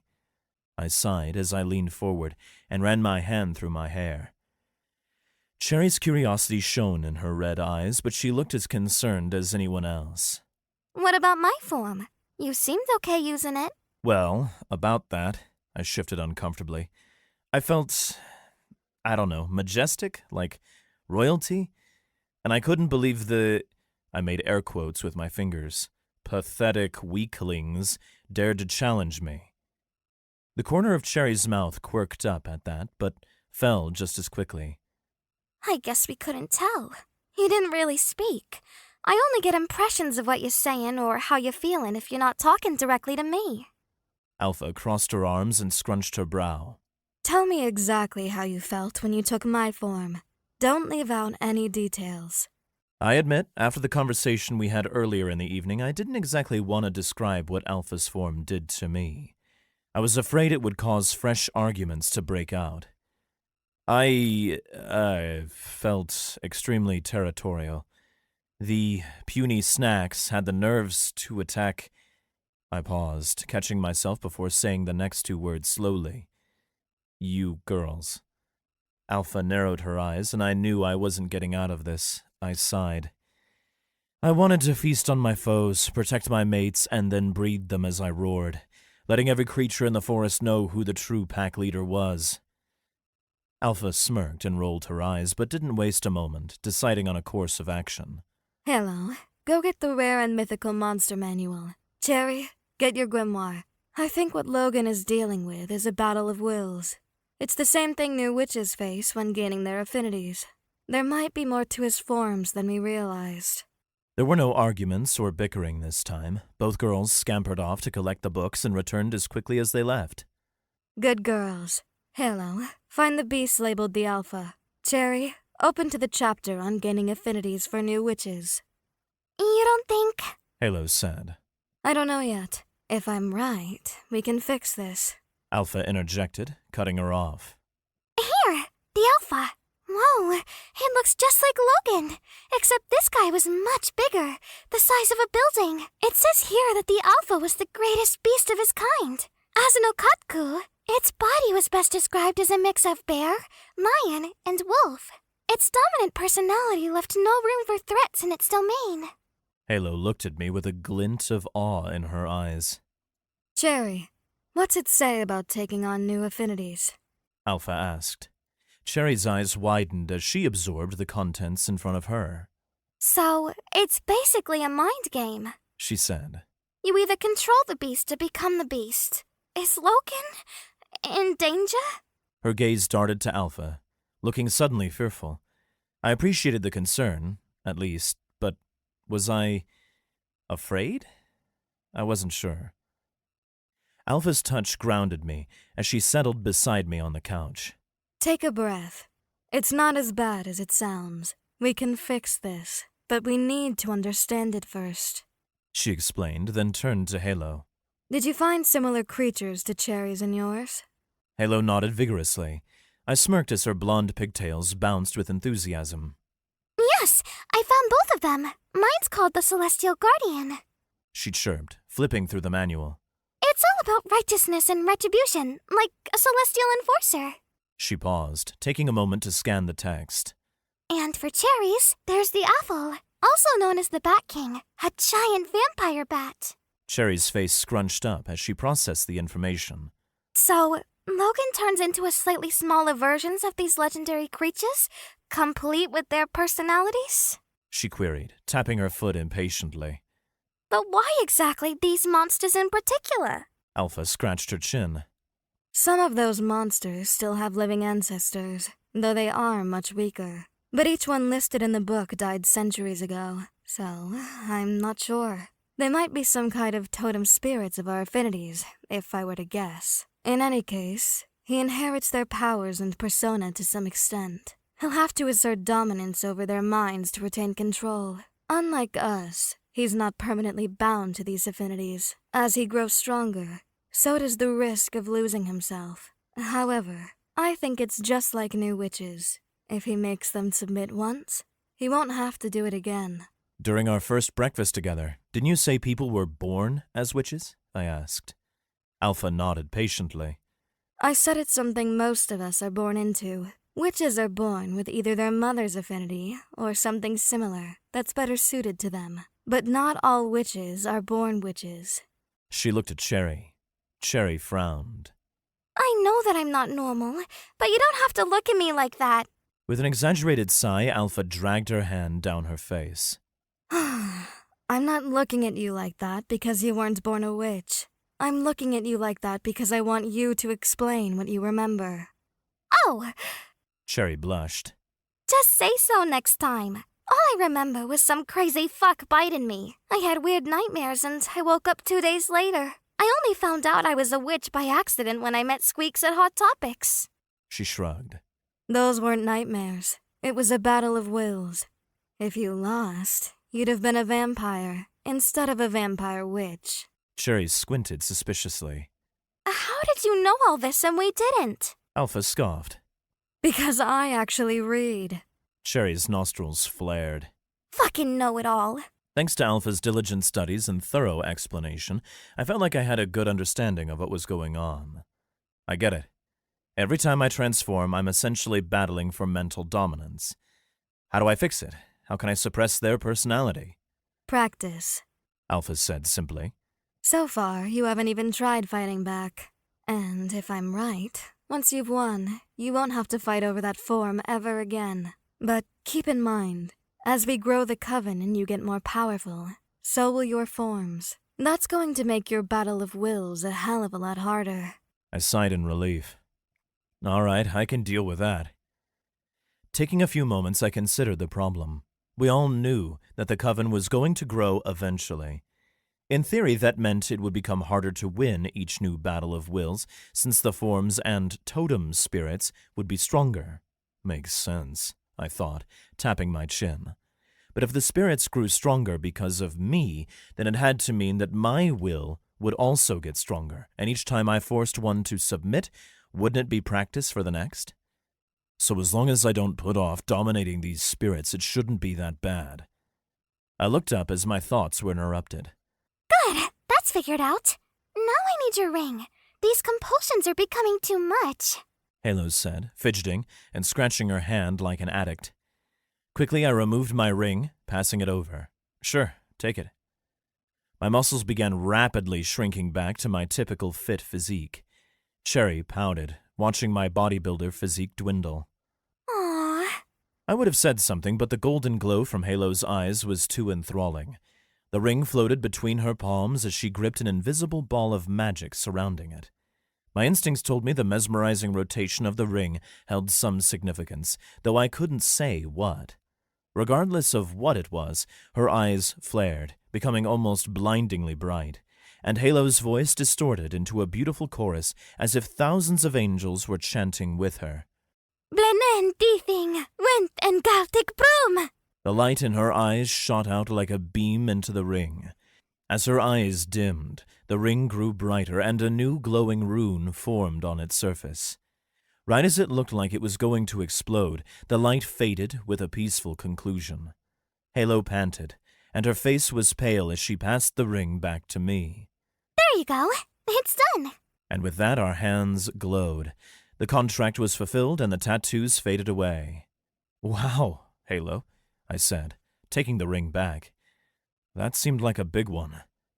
Halo's chest heaved as she tried to catch her breath, but she grinned with obvious excitement as her wings fluttered. Thanks. It takes a lot of power to do permanent enchantments. Put it on. Let's see it. I stood and slipped the ring on my finger. With that, the angelic blessing took hold, and I felt it right away. I didn't bulk up like a bodybuilder as I did with Alpha's blessing, though. Instead, my muscles tightened, becoming more compact and athletic. I felt more like a gymnast or parkour athlete, flexible, resilient, and fast, with extreme agility and explosive energy rather than raw power. Repositioning myself, I took a deep breath and then performed a flawless standing backflip. Then a forward flip. Finishing that, I struck a pose.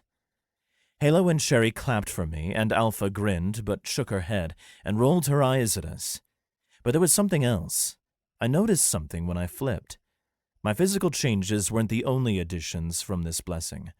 I hopped up on the arm of the couch and jumped as high as I could, letting my body glide back to the floor. Hey, you can fly? Halo asked with a beaming smile. Cherry blew a raspberry. That's not flying. It's falling with style. Hey, Alpha chimed in with a disapproving glare.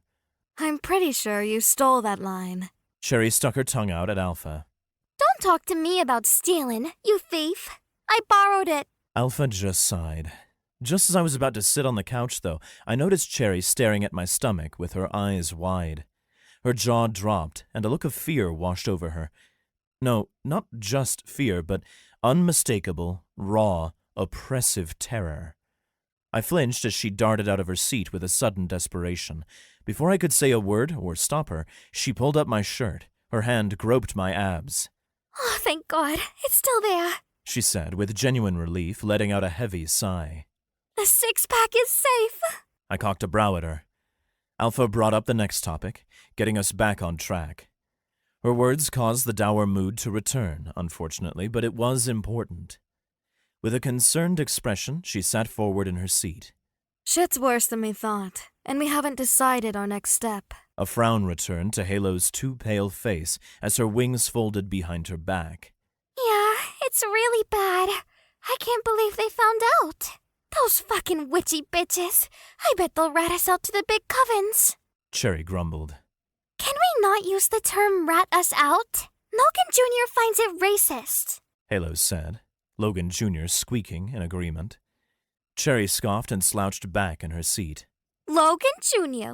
Wah. She said in a high-pitched, sarcastic tone while mimicking speaking with her hand. Maybe someone would give a shit what he thinks if he'd change his fucking name already. Halo's eyes turned into slits.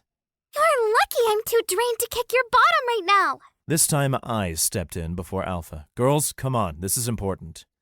We need to figure out what the hell we're planning to do. I don't think they would expose us to the big covens.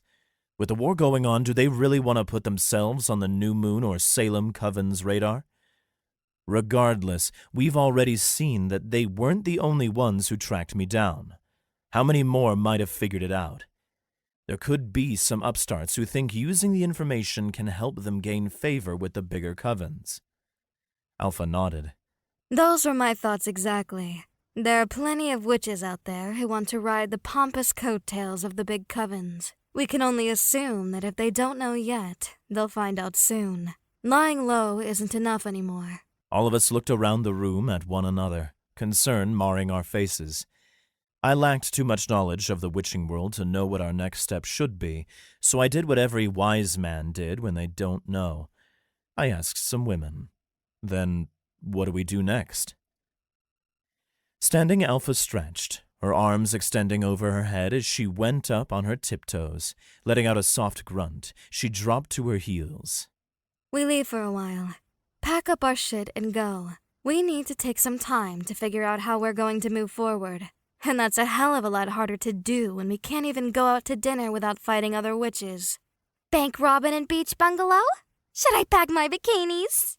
Cherry asked with a hopeful glint in her eyes. Meekly, Halo agreed. Yeah, that idea is starting to sound a lot better. Alpha put her hands on her hips. It's not a vacation, and we're not going for good. Only a few weeks at most. We need time, and Logan needs to train. I'd say we leave tonight, but we need a rest. Tonight, just get showered and we'll sleep in Halo's bed since it's the biggest. We take no chances anymore. In the morning, we'll get our shit packed and head out. What about breakfast? Halo asked, with a hint of sadness in her voice. We'll stop at a drive-thru on the way. We'll splurge and get some witchy D's, all right? Alpha asked, giving the blonde a gentle smile. Halo nodded. We took turns showering, everyone doing some packing while we waited for our turn. I had little to worry about. I already kept a lot of my clothes in my dimensional storage, a precaution I started making ever since finding myself nude in public once, not to mention my shirt being destroyed on a second outing. It wasn't long before I cleaned myself up and hopped into Halo's bed. Though I found myself surrounded by 3 beautiful women, there was no fooling around tonight. The mood was still too somber for that, and we were all exhausted. Still, we clung to each other and took comfort in the closeness. With my mind finally finding some peace, I drifted off to sleep with a twitching, furry ear under my chin. Chapter 20. The Mystic Realm. I stirred as I awoke in a tangle of limbs, already feeling fantastic.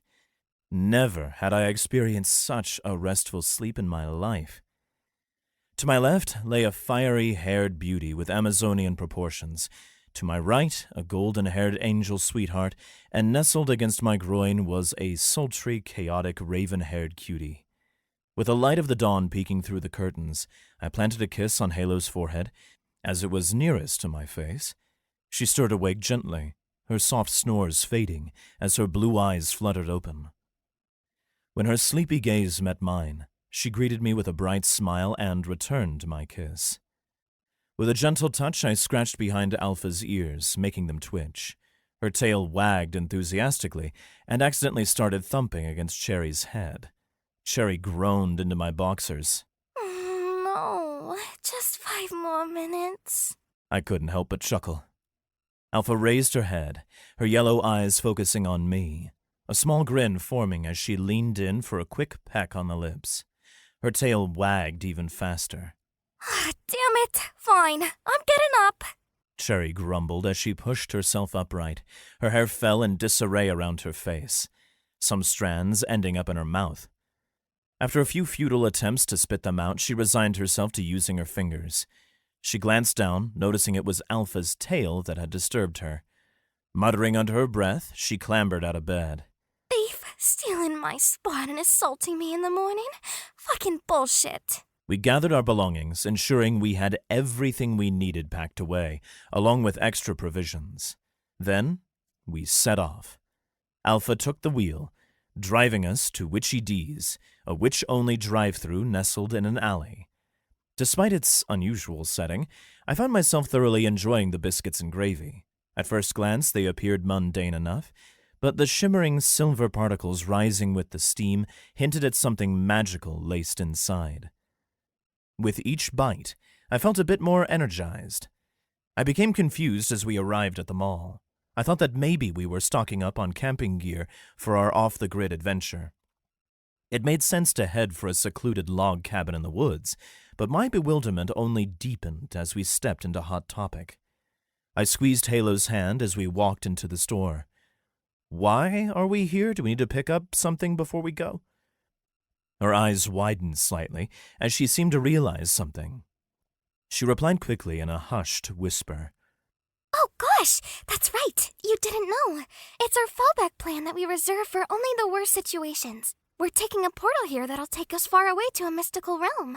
And before you ask, we have a way home. Squeaks can open up the portal for us to come back here when we're ready. I wanted to ask more about that, but by then we reached the counter where Alpha whispered a password to the same cute petite goth clerk I always saw, and the world shifted around us. Just like the last time, I was suddenly standing in an entirely different store full of witchy world merchandise, while Alpha spoke for the group. Hey, Squeaks. We're here for the realm portal we talked about. Squeaks smiled from across the counter. Hey, Alfie.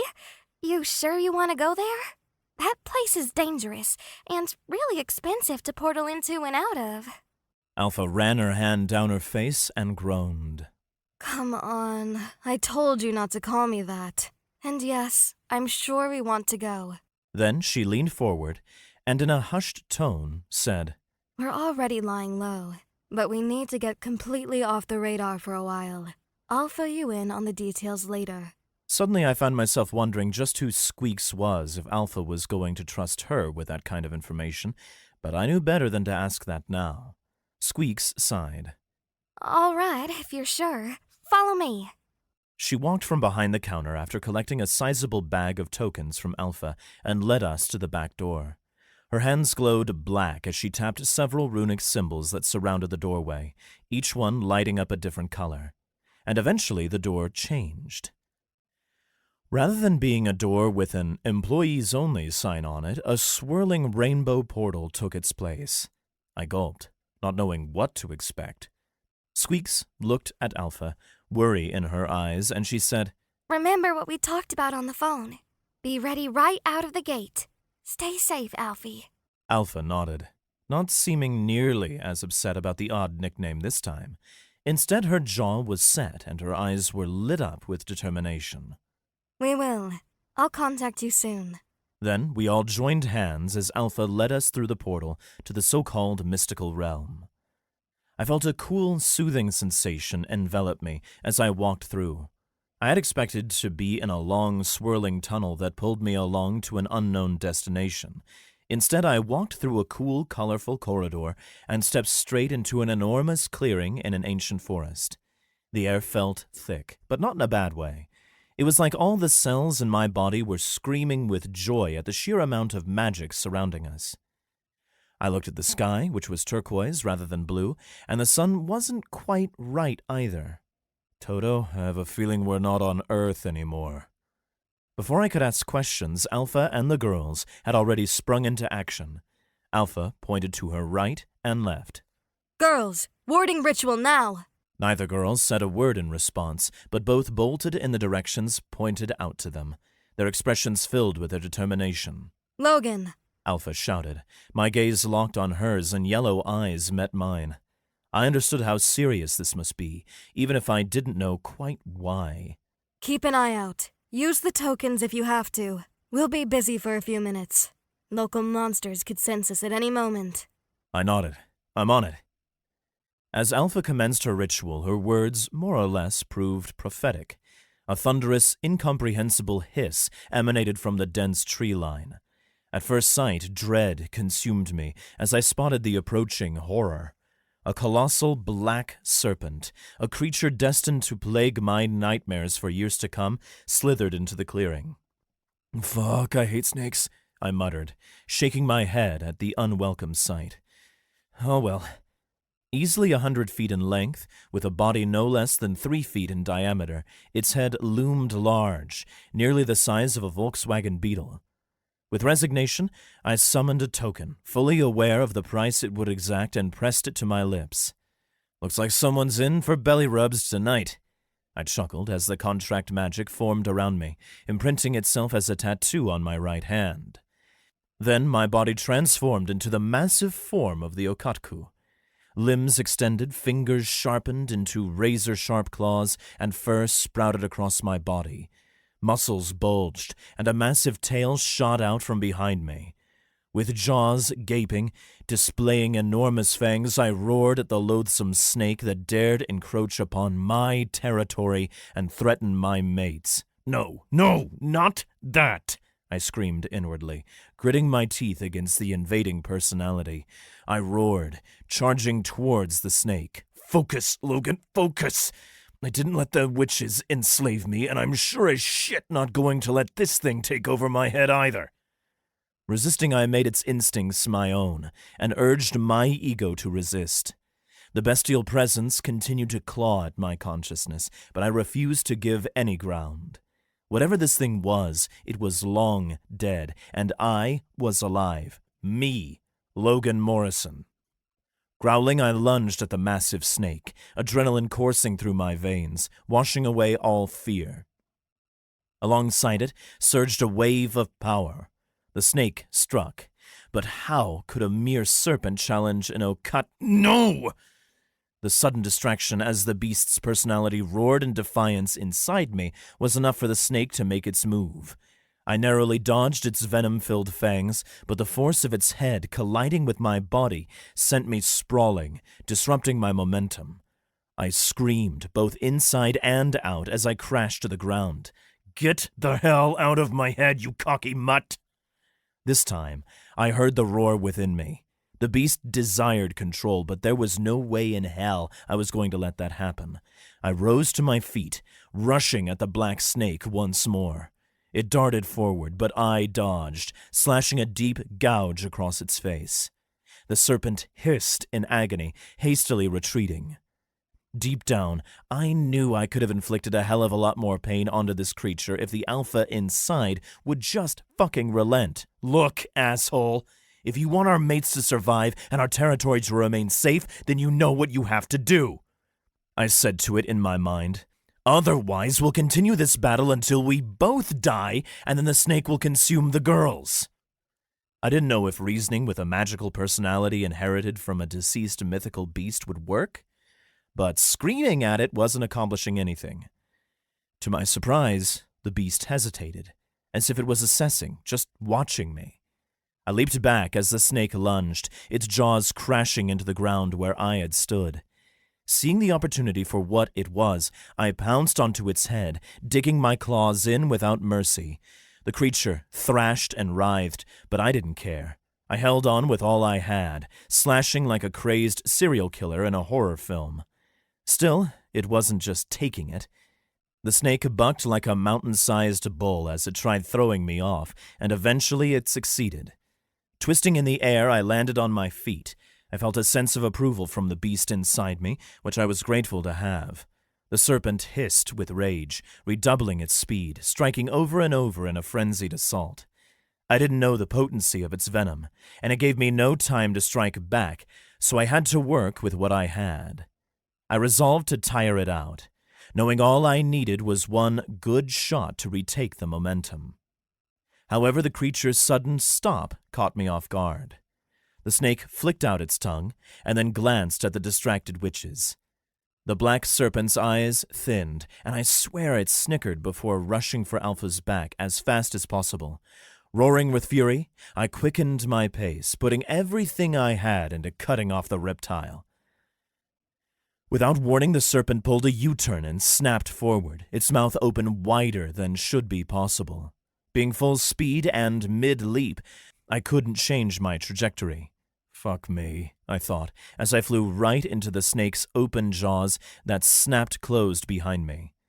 Fortunately, it missed me with its fangs. I felt it pulling me in, swallowing, and for a moment terror struck me, and I almost panicked. I couldn't exactly take a deep breath to calm down, but giving up wasn't in my blood.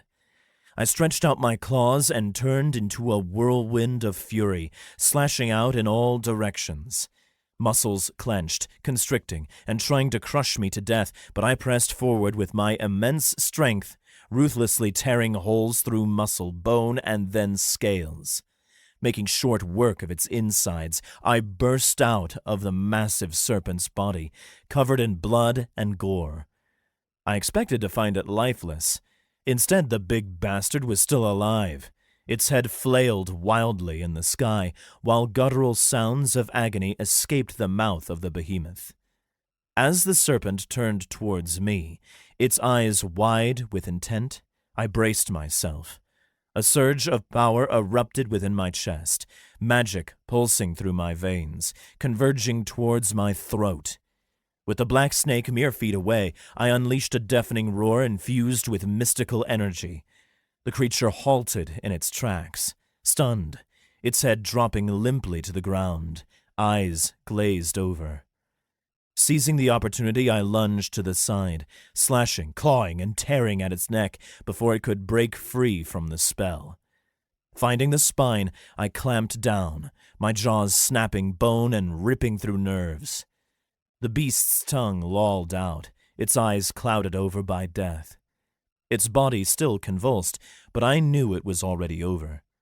Glancing down at the serpent, I realized I had grown a bit bigger, and the strange personality that once inhabited me was gone. It seemed I had proven myself worthy, earning its trust to safeguard our companions. In silent gratitude, I thanked the creature for the gift of its strength. Panting hard, I checked on the ladies. They were just finishing the warding ritual, their chanting culminating in a shimmering barrier of red, gold, and yellow runes encircling the clearing.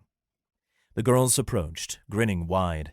Cherry dashed towards me, but to my surprise she bypassed me entirely, going for the massive serpent carcass instead.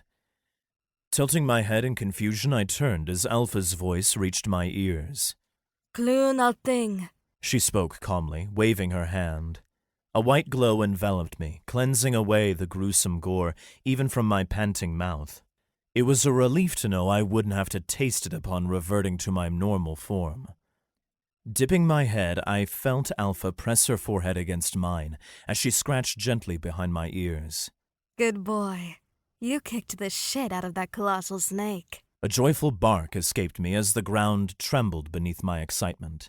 Alpha chuckled, and I nudged the contract magic, reverting to my human form and donning my clothes. Still forehead to forehead with Alpha, her hands cradling my face, I leaned in to kiss her passionately, desire burning between us. However, I broke the kiss before it escalated, whispering in her ear, I think I've worked up quite an appetite. She grinned mischievously. Maybe if you keep being my good boy, I'll feed you later. Then she patted me on the head and joined Cherry, who was using a blade of magic to cut open the snake. Before I could ask what she was doing, I felt the warmth of a golden glow surround me, as Halo cast a healing spell. We embraced one another. I'm so glad you're okay. I thought we lost you when that snake swallowed you whole. Squeezing her tight, I kissed her forehead. No way. I'm only a goner when you and Cherry swallow. She sniffed and giggled. I know. She pulled back, eyes glistening but a smile on her face. But don't be that reckless again, okay? I nodded, with a reassuring smile, and took her by the hand. I wanted to know why Cherry was more excited about the snake than she was about my epic victory. As we arrived, Cherry had a sizable chunk of snake meat cut away. She cautiously sliced open a sack nestled within the dead snake's body, revealing a cache of eggs. Cherry squealed. Eee! Look! It's here! Cherry reached into the repulsive pile and pulled out a single, large black egg. Alpha cast the same cleaning spell she used on me, and in a flash, both Cherry's hands and the egg were spotless. I was grateful for that, knowing that soon those hands would probably be all over me. Cherry excitedly rushed over to me, holding the egg up high. I knew it was Pregus. Logan, baby Logan!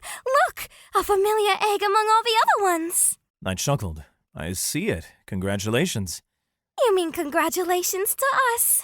Cherry said, beaming at me. She wrapped one arm around me and then held the egg up between us, her gaze filled with emotion. It's our first baby. I choked. I'm sorry, what? Alpha rolled her eyes but couldn't hide her amusement. Halo couldn't contain her giggles either. We're gonna have a little snake baby together. I'm so fucking excited. Cherry cheered, cradling the black egg. Internally, I worried that seeing me get swallowed by a serpent caused something to snap in Cherry's brain, and I figured that bringing up my dislike for snakes might send her past a point of no return. But she was adorable, and so I waited before passing judgment. I'm so happy you finally got your familiar, I said a little cautiously. She frowned. Not just my familiar. He's our baby. Hesitantly, I nodded. Best to pick your battles, Logan. All right, daylight is burning. Let's get some of those trees down and start building. Alpha declared. Won't that take a lot of magic? I asked. There's so much ambient magic in this realm, we'll basically never run out. Halo said. We can farm a lot of spell tokens while we're here too. Cherry passed me the egg. Here, watch the baby. Mama has work to do. I frowned, not wanting to feel like dead weight. Are you sure? I'm happy to lend a hand. Alpha was already walking away when she called back. You'll just get in the way. I watched the girls form an assembly line. Alpha's glowing hands uprooted a massive tree. She directed it to land safely in front of Halo. Halo's hands glowed gold, and the tree lifted, breaking apart and transforming into an enormous pile of logs. The logs drifted over and stacked themselves in the center of the clearing. Cherry's hands glowed red, and the pile of logs turned into the foundation and flooring of a rather large building. They repeated this process 5 or 6 more times until they finished building the quaint log cabin. My eyes bulged as they accomplished in 10 minutes something that normally took days or even weeks or months to complete. I could tell by the looks on their faces that, at least for now, The tension and somber mood that weighed so heavily on us had been lifted. With the wards up and a shelter constructed, we finally had a safe place to regroup and rest. The girls waved me over, and I joined them inside. Cherry brought the couch with her, and Halo had packed her bed, so we at least had some comfort. Still, we had running water, a place to bathe, and a toilet. I was somewhat curious, but I decided not to inquire about the magical means of waste disposal.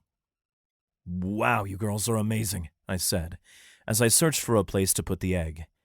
Cherry was way ahead of me, having already prepared a spot with a blanket. So, Logan? Halo said, a bit too casually, as she pulled her shirt up and over her head, exposing her bra. She sat on the edge of the bed, leaning back on her hands.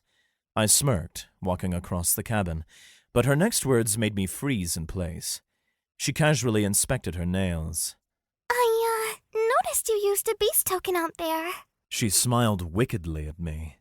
What exactly was the cost to use such a powerful token? I gulped, stealing a glance at Alpha, who suddenly became engrossed in turning into a strawberry and fiddling with the fireplace, as if she didn't possess a spell to make it work instantly. "Well, it just cost me spending a night with Alpha, that's all," I said unconvincingly. Cherry looked on with interest. Halo squinted her eyes suspiciously. Are you sure that's all it required? Alpha coughed, still avoiding our gazes. "Pretty much, yep," Interesting. Halo said. You know, I just got my familiar, right, Cherry? Cherry nodded, her eyes also narrowed with suspicion. Halo's legs slowly kicked back and forth on the edge of the bed. And, like any good witch, I wanted to ensure the best possible nutrition for my little guy. Cherry, I bet you'd like to know all about that too, now that you've got your snake egg, right? That's unnecessary. We need to finish getting our temporary home in order and create a training plan. Alpha said far too quickly. Red crept up my neck, and sweat beaded down the center of my back, but I kept my cool. Kinda. Sure, my voice cracked a little, but otherwise I thought I was holding up fine. "Yeah, what Alpha said." Nailed it. No, I think I want to hear this. After all, we just worked so hard. I think we deserve a quick break. Cherry said, her eyes locked on me before she gave Halo her full attention.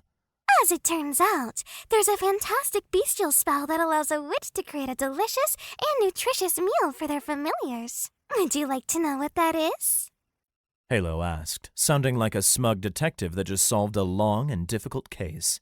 I'll go get some logs for the fire, Alpha said, walking toward the door. A red shield suddenly blocked the only door in and out of the cabin. Cherry's hand glowed brightly. I think it can wait. Alpha gulped. By this point, I was shuffling my feet nervously. I thought to myself, maybe if I play along, they'll think I'm innocent. What exactly is that, Halo? I tried my best to look casual and curious. The looks on their faces said I was failing miserably. Oh, I'm so glad you asked, Mr. Milk Mustache, she said with an impish grin and 2 squeezes of her breasts. Cherry gasped. No, really? It was like a light turned on in Cherry's mind, and she connected the dots. She grinned. Logan, tell us exactly what the requirements were for the spell token you just used. Now. Cherry pointed at me, using the contract to compel me. They already knew, I could tell. There was no point in fighting it anymore. I hung my head, ears burning. I have to lay with Alpha, fool around, drink her breast milk, and give her belly rubs until she falls asleep. Alpha stiffened, then slowly turned around, her tail and ears drooping. Did you have to mention the belly rubs too? She muttered. I didn't have time to respond as Halo giggled like a madwoman. There's only one way to make things fair. She held up a beast token. I'm making good on the small favor I still owe you from our date, Logan. Cherry held one up as well. Well, I won't be left out. Halo licked her lips. You'll just have to drink from all 3 of us tonight. Both Alpha and my jaws dropped. We looked at one another, then back at the other girls. As the shock wore off, Alpha's fearful embarrassment transformed into a grin. I sighed, and chuckled, relief washing over me. I guess I'm eating another buffet tonight. Chapter 21. Everybody needs a montage. Ah! I screamed as I face-planted naked in the grass. Attempting to swap forms mid-air proved far more challenging than anticipated. Managing the mental gymnastics of swapping items from dimensional storage, remembering to bring tokens into my mouth when I didn't have hands, and attempting to clothe myself when I failed proved to be a challenge. In hindsight, I probably should have swapped back to my angelic blessing in my ring. My ring's recent alterations were a massive boon, and it was all thanks to the girls. After a chat and explanation of what I wanted, they added 2 new additions to my magical ring. The first was an enchantment enabling the ring to transform alongside me, ensuring I could utilize its blessings in altered forms. Cherry extracted a hefty price for this, leaving my jaw a bit sore and my tongue numb for a full 30 minutes.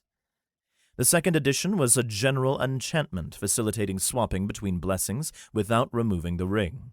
Thankfully, Alpha saw the practicality of my request. The fact that she felt it was an oversight on her part when creating the ring also lowered the price. However, for 2 days following, I found myself at her beck and call, obliged to deliver high-quality belly rubs and ear scritches whenever she snapped her fingers. The last week was dedicated to vigorous training. My initial focus was breaking free from the personalities of my alternate forms. I assumed the more primitive, regal personality of the bat would be the easier of the 2 to break. Turns out I was wrong. That big bastard was so entitled that I had to get creative. After some stress testing, I realized it didn't like when we felt pain, so after a few hours of spell-dodging practice with all 3 girls and a quality heal spell from Halo, I found myself Bat King free. The Celestial Guardian, on the other hand, turned out to be incredibly easy. I was shocked when I asked it to stop trying to take over my mind, and the freaking thing apologized profusely before leaving. He spent more time saying sorry and asking forgiveness over the intrusion than anything else. The Guardian's reaction made me question how my transformations really worked. Was I inheriting the powers from a spirit? I tried to ask the Guardian, but he was gone before I could. Any attempt to get his attention after that was fruitless.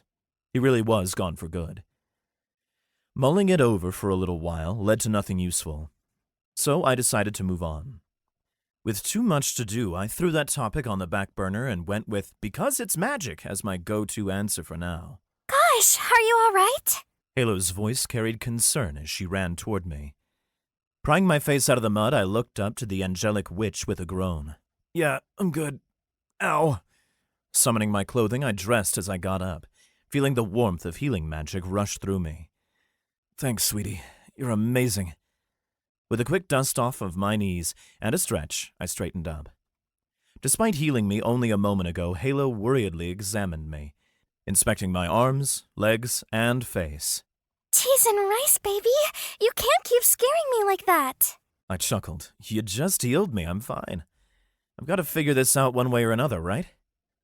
She sighed. I suppose you're right. I'm being selfish. I just don't like seeing you get hurt. Wrapping her up in a gentle hug, I kissed her forehead. What could I possibly have to worry about with such an amazing witch like you watching out for me? Redness tinted her cheeks as she giggled. Logan, for Pete's sake, you're making me blush. Halo playfully slapped my chest, breaking the hug. Okay, fine. But practice your transitions on the ground more first. Enough of the silliness in the air until then, all right? I nodded, and with a look of determination on my face, I took off in a full sprint, ready to hone my skills higher. Thankfully, the girls were considerate with their tokens, understanding the necessity of practice and its long-term benefits. Most tokens had shorter durations, strategically designed for frequent form swaps. Medium-strength tokens were our normal go-to tokens. They were one-time use and allowed me to morph for up to 15 minutes, give or take. Alpha even devised extra-strength multi-use tokens, providing up to an hour's worth of magic, 4 times the duration of normal tokens. The price was split into quarters. Each quarter of the token I used came with its own cost, payable only once the entire token was used up. The catch? I had to finish using that token before I could activate another extra strength token of the same type. It kept things fair, which wasn't a problem because I didn't mind paying the higher price, especially when the girls were using them to set up solo date nights. It was fortunate that the girls had unlimited magic in this realm, as I found myself utilizing spell tokens constantly. Yet they didn't seem to mind, relishing the attention they received as payment when I wasn't busy training. Every spare moment was dedicated to showering them with hugs, kisses, snuggles, belly rubs, or engaging in heartfelt conversations beneath the ethereal glow of the quad moon light. However, as the second week drew to a close, all my hard work proved to be worth it. It was days later. The trees blurred past me as I streaked through the forest in my human form, the bestial blessing amplifying my speed. With an explosive burst of energy, I leaped 12 feet into the air, activating a beast token mid-flight. Landing on all fours with a resounding roar, I felt the surge of strength as my muscles bulged, effortlessly toppling an enormous tree with a single blow before reverting to my angelic blessing as a new token appeared in my mouth. My clawed paws transformed as I ascended the falling tree, morphing into the faster, more agile Bat King.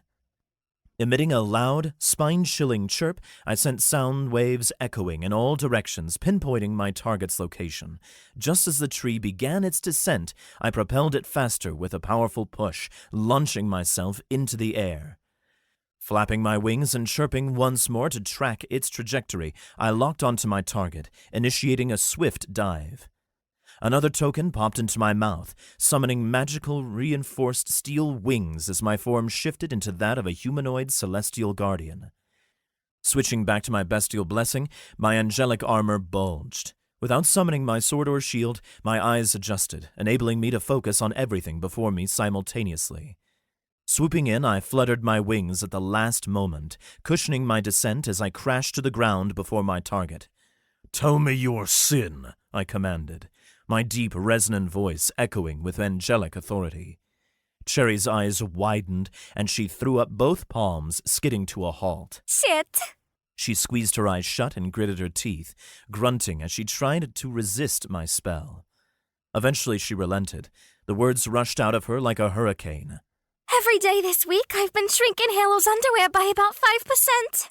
Her eyes bulged as she slapped both hands over her mouth. I guffawed at that, releasing the token's magic and returning to human form, my clothing restored. Damn it, Cherry, don't ever change. Cherry Cola, sore loser that she was, pouted, arms crossed, blowing a strand of hair out of her face. That's not fair. You cheated. I wrapped my arms around her, still laughing. Oh, I totally cheated. I used both blessings and all three forms. How else was I supposed to catch you? Uncrossing her arms, she hugged me back, her angry pout barely softening. She seemed unsure of how to respond to someone actually agreeing with her claims. Yeah, that's right. Fucking cheetah. She muttered. I cupped her cheeks in my hands, lifting her face to mine, my smile wide. Ah, come on. Don't be like that. If I cheated, that means you won, doesn't it? She shrugged, her mood improving a little. I guess. My eyes narrowed playfully, and I pulled out my secret weapon, peppering her face with kisses. She half-heartedly tried to wriggle free, but soon she started giggling, her repeated slaps on my chest becoming more playful. Logan! She whined. Okay, I give up. I win. She said, the contradiction oddly making sense.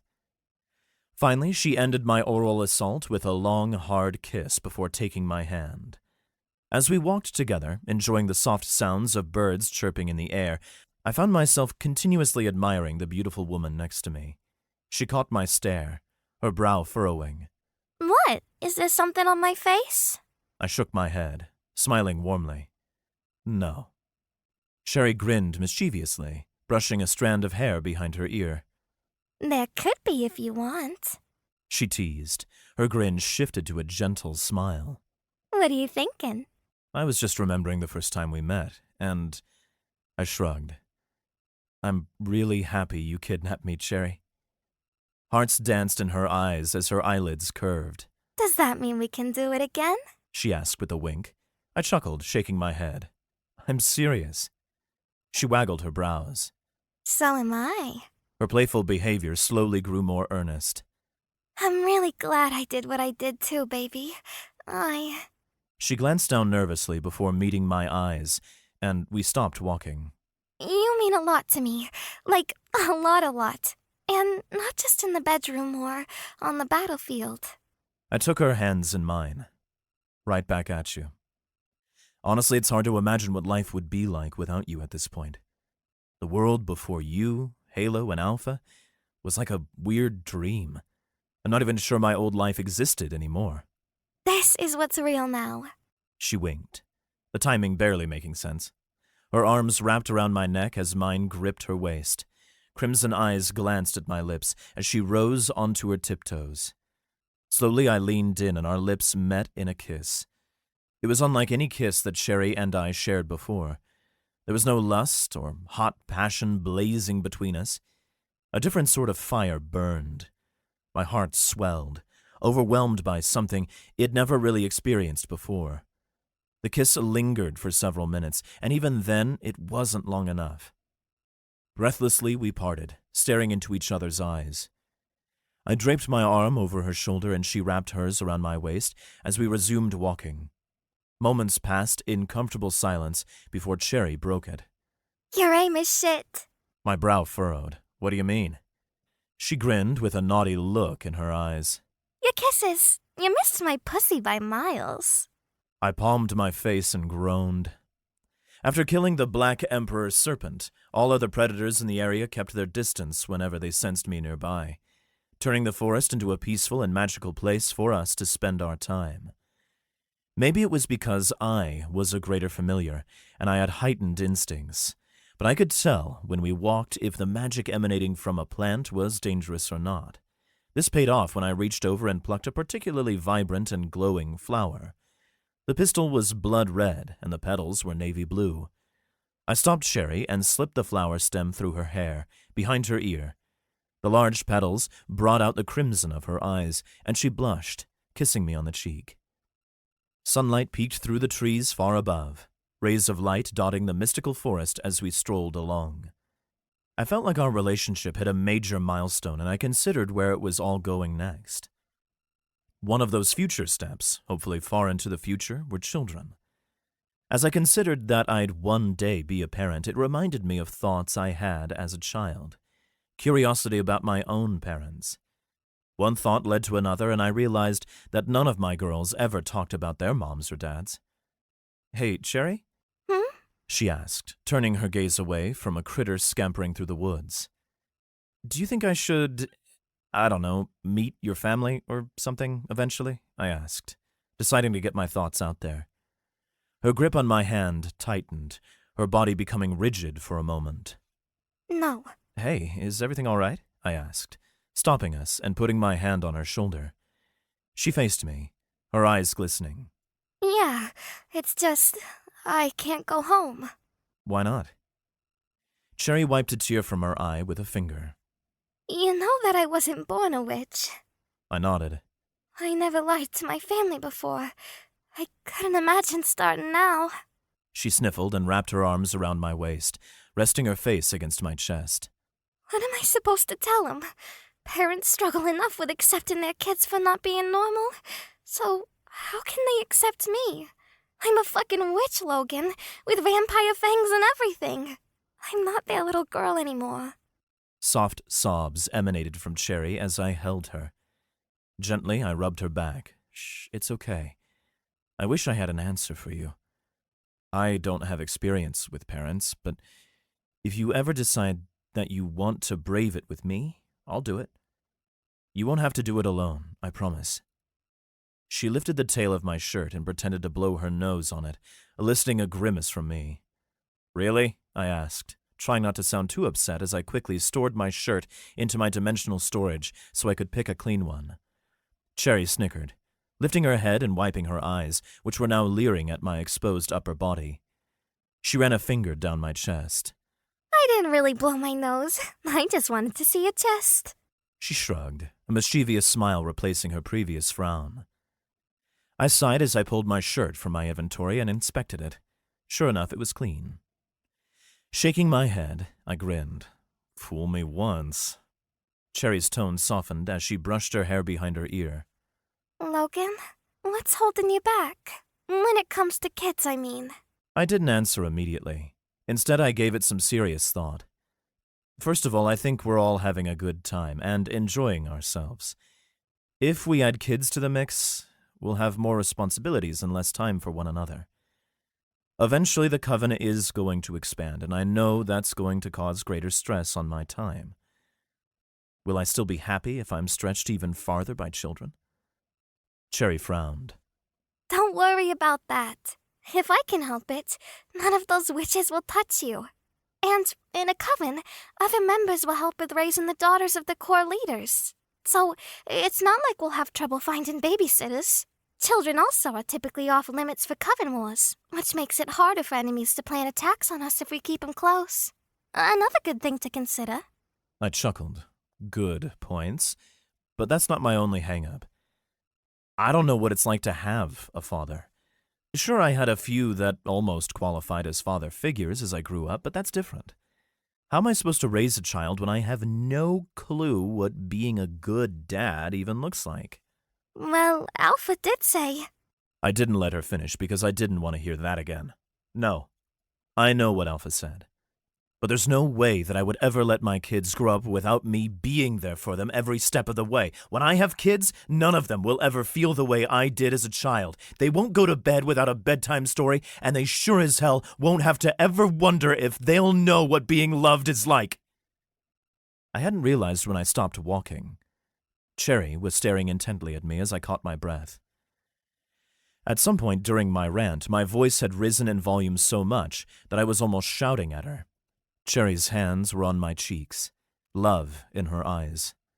Logan, I don't know about the bedtime stories, but you'll never have to wonder if you'll know what being loved is like ever again. Pushing up on her tiptoes, she kissed me. I clung to her, lifting her in the air and letting her know just how much I appreciated hearing that.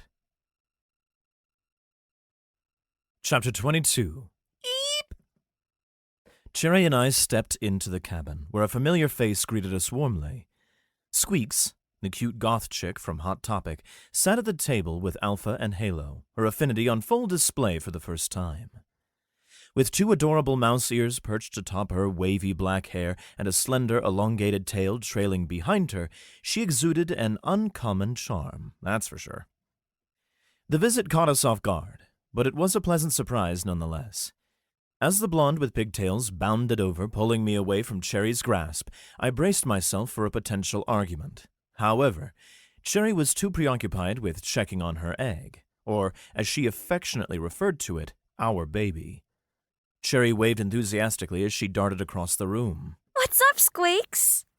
Hey, Chair Bear. Squeaks replied with her own wave and a smile that could soften the hardest of hearts. I wouldn't have expected such a sweet demeanor from a chick I previously took for a brooding mall goth. Logan, come join us. We have a guest. Halo exclaimed, her trademark radiant smile lighting up the room. Acknowledging the new arrival with a brief wave, I allowed myself to be dragged to the table, with Halo linking her arm to mine. Logan, you know Squeaks from Hot Topic. I extended my hand, accompanied by a friendly smile. We haven't been officially introduced yet. I'm Logan. Squeaks placed her delicate hand in mine, and I couldn't help but notice how incredibly soft it felt. Nice to formally meet you, Logan. I was wondering when one of these girls would spill the beans about you. Suppressing the urge to give her the elevator stare, for now, I asked, So, is the nickname Squeaks because of your affinity? Before she could respond, Alpha interjected. No, we call her Squeaks because of this. Alpha reached over and poked Squeaks in the side. Squeaks squeaked, clutching her side and shooting Alpha an admonishing stare. She lightly slapped the redhead on the shoulder and laughed. You ass butt! She gripped the bottom of her chair since her feet barely touched the floor. She hopped it over twice, scooting away from Alpha with a smirk. I couldn't help but chuckle. Clearing her throat, Squeaks continued. To answer your question, yes, it's because of my affinity, not because of... She trailed off, casting a suspicious glance at Alpha. Alpha raised her palms in a sign of peace as an impish smile played across her face. I could tell they had a long history together, and it piqued my curiosity. I found myself wondering why she wasn't in the coven. You two seem pretty close friends. I never really got that impression when I saw you interact at the store. Oh gosh, where are my manners? Halo said, quickly releasing my arm and heading to our cooler. I'll make lunch, Squeaks. Would you like anything specific? She'll have some cheese. Alpha declared. I frowned. Doesn't that seem a little, I don't know, offensive and stereotypical? I questioned. Squeaks sighed in resignation. It totally is. But she's right. God help me, I do love some cheddar. Alpha shot me a smug grin and crossed her arms. Halo dropped off a few snacks at the table before she hurriedly prepared lunch for everyone. Finally addressing my question, Alpha said, Anyways, yes, Squeaks and I go way back. We've been friends since we were little. But with her job, no one should think she plays favorites. Hot Topic is sacred neutral ground. Squeaks quirked a brow and smirked. Just friends, huh? More like best friends. You know how much she likes having her belly rubbed, right? Well, on stormy nights, she used to run to my room with her teddy.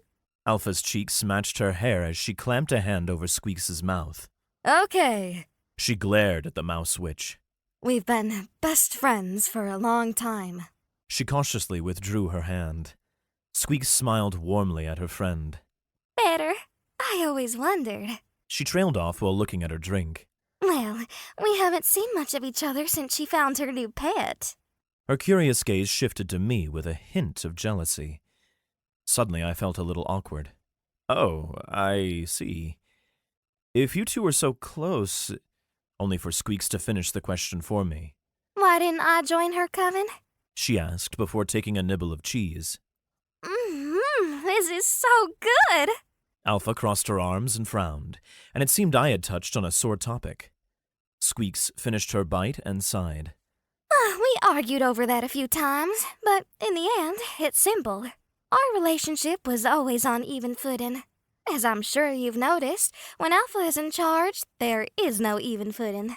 She insisted it wouldn't affect our friendship, but I disagree. However, ever since you showed up, things have changed in a different way. She shrugged. I wasn't sure what to say. I felt a little bad about her situation, and even though it clearly wasn't my fault, I still kind of felt like I shared some of the blame.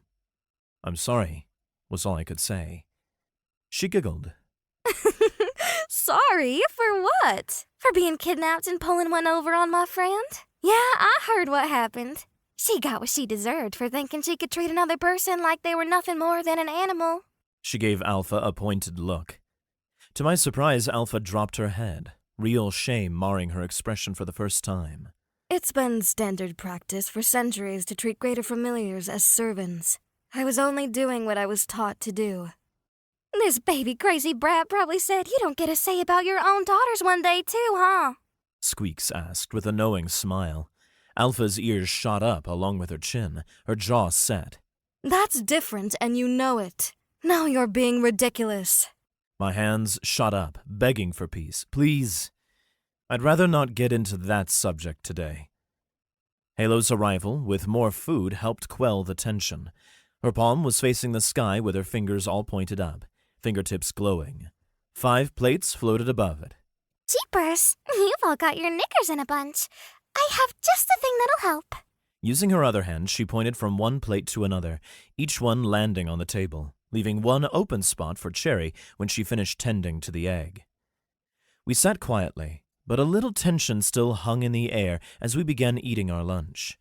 Cherry came over with a grin stretching ear to ear, completely ignoring the awkward atmosphere. She cradled her black egg, which she'd swaddled in a baby blue blanket. Speaking of kids, look, Squeaks, it's Logan and my first baby, she said excitedly.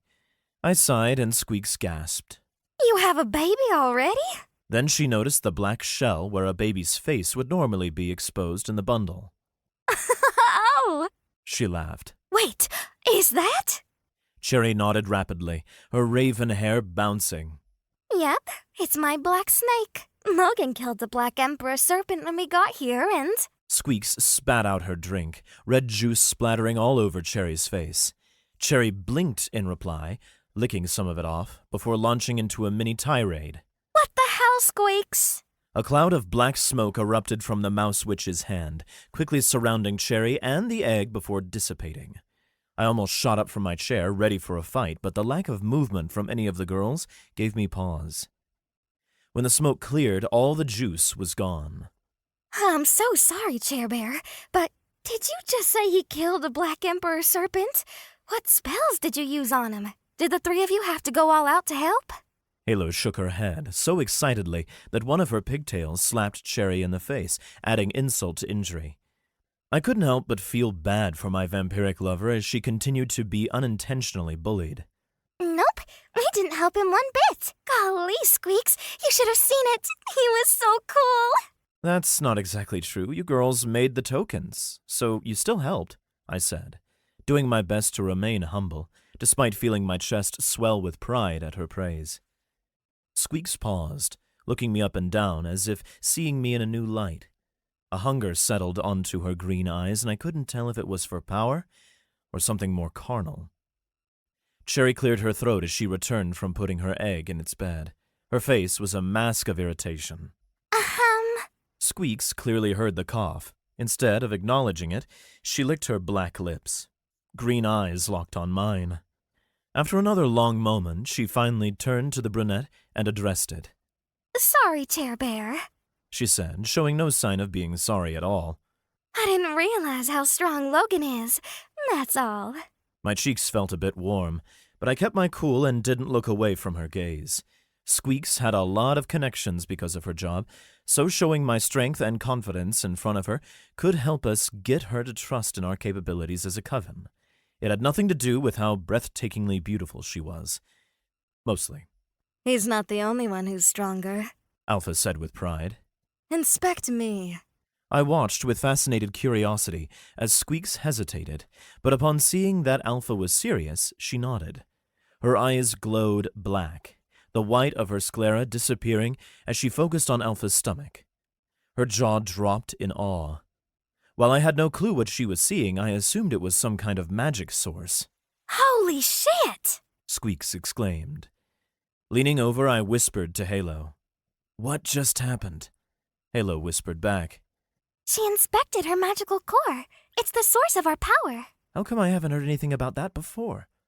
Because it's considered super rude to scan another witch without her permission. That kind of gobbledygook will get you in a pickle, she explained. I nodded in understanding. The look of disbelief didn't leave Squeaks' face. How much of those gains are from Logan? The last time you had me inspect you was before you started the coven. Alpha looked up, tilting her head from side to side as she considered.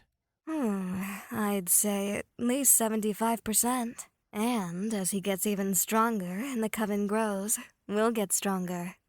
75? Squeaks mouthed. Holy fuck! She breathed out. That's incredible. He's a total monster. Huh. What would happen if they inspected me? I wondered aloud. Alpha scoffed. We never inspect you for a reason. You're not a witch. There's no point. Squeaks raised a brow at her friend. I don't know, Alpha. You've been wrong about him before. Logan, do you mind if I inspect you? My brows rose, and suddenly I felt nervous. I hadn't actually meant to invite this situation. I looked at the other girls. Both Cherry and Halo were looking at me curiously, taking a break from their meals. They both shrugged. I shrugged back. Well, I don't see the harm it could do. Go ahead. I stood, taking a step back from the table. What happened next was highly unexpected. Not only did Squeak's eyes glow, but so did Halo and Cherry's. 3 heads tilted in confusion. Alpha noticed and rolled her eyes, but then she began inspecting me, too. A yellow glow filled her gaze, and she furrowed her brow. Concern filled me as moments passed, and still they said nothing. They all stared at me, silently observing until they each slowly started speaking. Goodness gracious! It's everywhere! Halo muttered. This doesn't make any sense. Cherry grunted. What the hell are we looking at? Alpha asked. What do you see? I asked, a bit of worry setting in. I started to pat my body down to try and find whatever the hell it was that they were talking about. Squeaks squinted, staring more intently. If I really focus, it loses some of the brightness. It looks like veins. That comment did nothing to calm my slowly fraying nerves. Before I could freak out, Halo put up a finger, requesting patience. She squinted as well. My gosh, I see it! Well, isn't that something? After they all squinted and examined me a little further, the light in their eyes dimmed. Well, is anyone gonna fill in the science experiment, or am I just going to remain totally clueless? Squeaks shrugged. The best I can guess is we're seeing traces of the magical bloodline that gives you your power. When we inspect you, at first it's just a bright glow, almost like your whole body is a magical core. But when we focus and dim the brightness, it looks like a system of veins, and the magic is pumping through them, spreading through your whole body. I looked at my hands in amazement, until Cherry crushed my infantile hopes. Yeah, it's probably because your body has to be ready to shift at a moment's notice, since you're our greater familia. Kinda like how your body is always ready at a moment's notice for other, She winked. more intimate things. Sitting back down dejectedly, I stabbed a chunk of meat with my fork a little too hard. Halo spotted my childish action and giggled, placing a hand on my arm. Oh, poor thing. You're still special, baby. I know, I chuckled, taking a bite. But with a glance at Alpha, she didn't look like she was necessarily satisfied with the other theories being floated. I put it on the shelf for more consideration at a later date. Squeaks took a long sip before placing her drink on the table and pushing her plate forward. Unfortunately, I didn't come here for the social visit, and I'll have to get to work in a bit. So, time to get down to business. Alpha stood and spun her chair around, straddling it and resting her forearms on the back. Tell us what you got for us, Squeaks. Squeaks nodded. Things aren't looking good in the city. Even though the war is picking up, there are rumors of peace talks. Halo and Cherry looked at one another with concern. The mouse switch continued. There's a rumor spreading that it wasn't the bigger covens that stole the lunar amulet. And I think since no coven has demonstrated a significant boost of power, both sides are willing to believe it. It's the most likely cause for the peace talks. Got any idea where that rumor came from? Alpha asked. Shaking her head, Squeaks said, No, not where it originally came from. A solar witch told me the news. Any chance it came from Rose's coven? I asked. She shrugged. Doubtful. Rose came to me looking to buy information a few days ago. When I shared that particular rumor with her, she got pissed. I specifically remember her saying, "Someone's trying to freaking steal my shit." She squeaked in her best impression of Rose. I chuckled and nodded. It made sense. Surely they wouldn't have given up after only one attempt, and therefore wouldn't have given out their knowledge to others who might steal the opportunity out from under them. The other rumor going around, She said, looking pointedly at me. is that a human greater familiar with an extraordinarily rare bloodline showed up on a lot of radars for a couple of days before disappearing. Most think a new coven contracted him. Crazy timing there, since the lunar amulet disappeared shortly after. She smirked. I didn't inform anyone about the handsome man I've seen with you ladies recently, but that doesn't mean others can't put two and two together, as you already know. Halo frowned, chewing on a pigtail. Dodge ram it!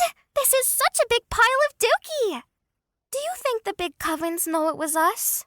Cherry asked, resting her chin in her hands with her elbows propped up on the table. Squeaks shook her head quickly.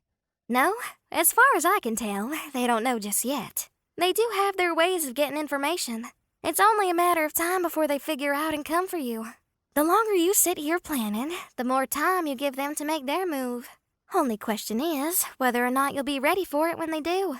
Silence fell over the table as we absorbed the news. A few moments later, Squeaks spoke up again. If you want my advice, I suggest you go back home and start taking action before it's too late. I'm guessing you probably achieved what you set out to achieve here already. She rested a hand atop Alpha's, squeezing it slightly.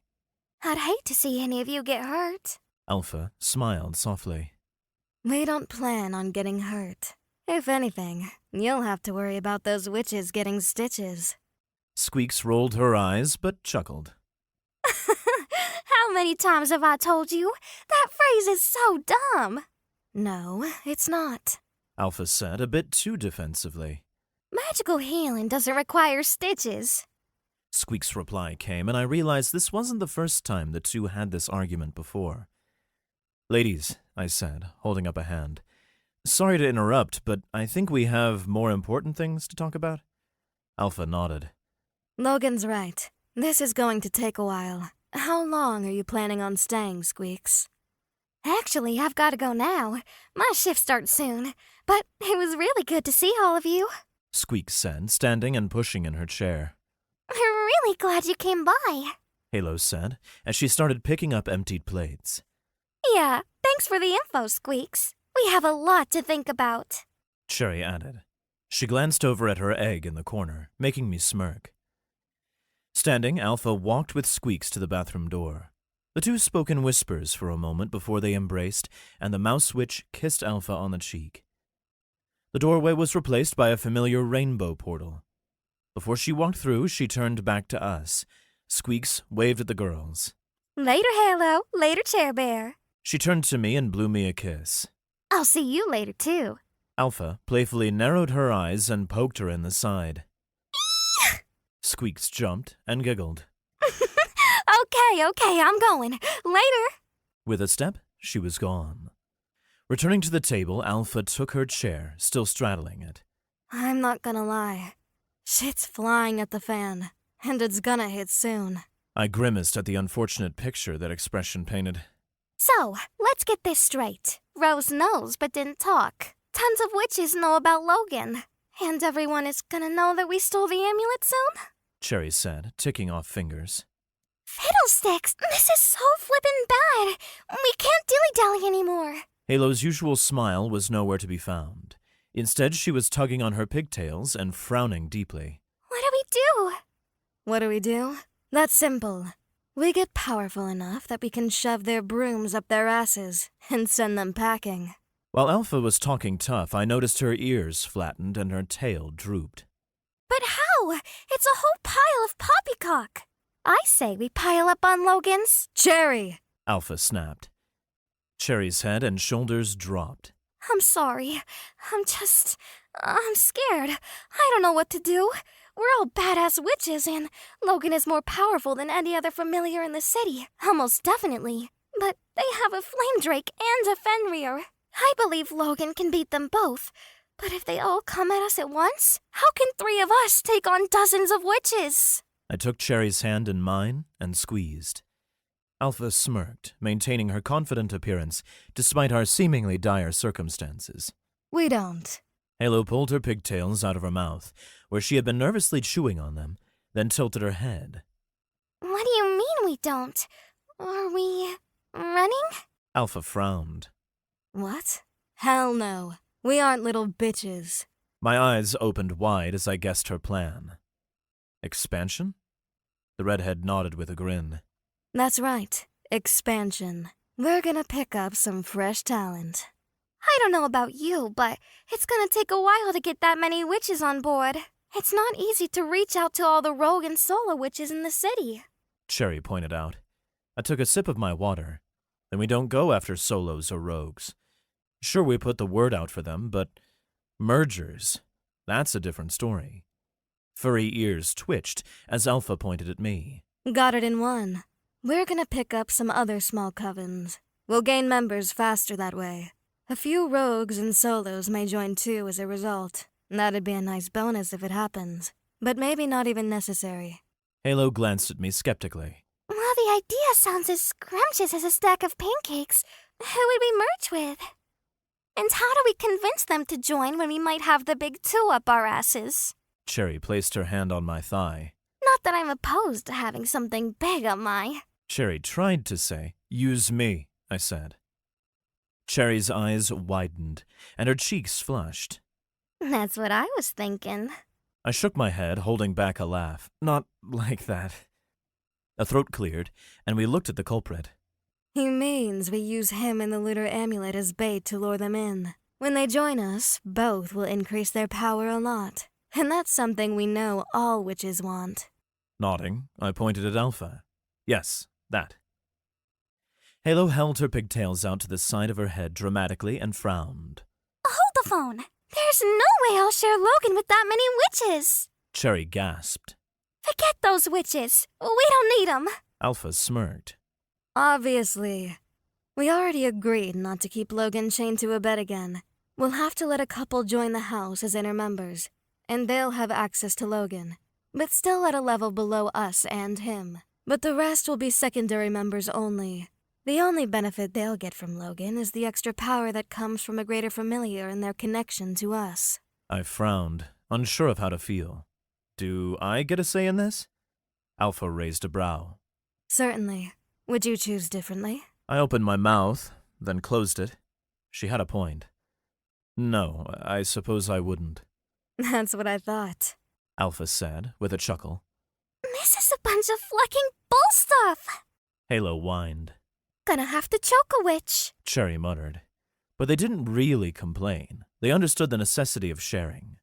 Alpha gripped the back of the chair. Question is, who do we target first? I didn't hesitate. Easy. Rose's coven. I was met by a questioning brow from Alpha, a slack jaw from Halo, and narrowed eyes from Cherry. You just want to bang the flower slut. She accused. I threw up my palms, my brows scrunched with indignation. What? That's not at all what I was thinking. Just hear me out. We just kicked their coven's ass, so they know how powerful we are. Who better to make an offer to first? We both get what we want. They get more power, and they help us with our problem. Plus, aren't they well known among the smaller covens? It could open the floodgates to start merging the smaller groups under us. Cherry frowned. You're right. I'm sorry. A small, mischievous smile crept on her face. But you still want to bang her. I grinned. Well, I can't say that I don't not want to. Plus, Novella was pretty hot. Something about those glasses, I teased. Halo gasped, her amusement obvious. Oh my gosh, Logan! Don't be such a butt munch! A feral grin grew on Alpha's face. There it is. With Logan as bait, we're gonna catch a whole lot of fish. Chapter 23. Hostile Takeover. I wriggled my way out of the cozy pile of soft bodies with a happy sigh. Last night, Alpha orchestrated another four-way to help relieve some of the stress and tension that grew throughout the previous day's planning. Truly the mark of a good leader. Looking at my reflection in the mirror, I couldn't help but laugh. My hair was a sticky mess after 3 different women used my face as an impromptu massage chair.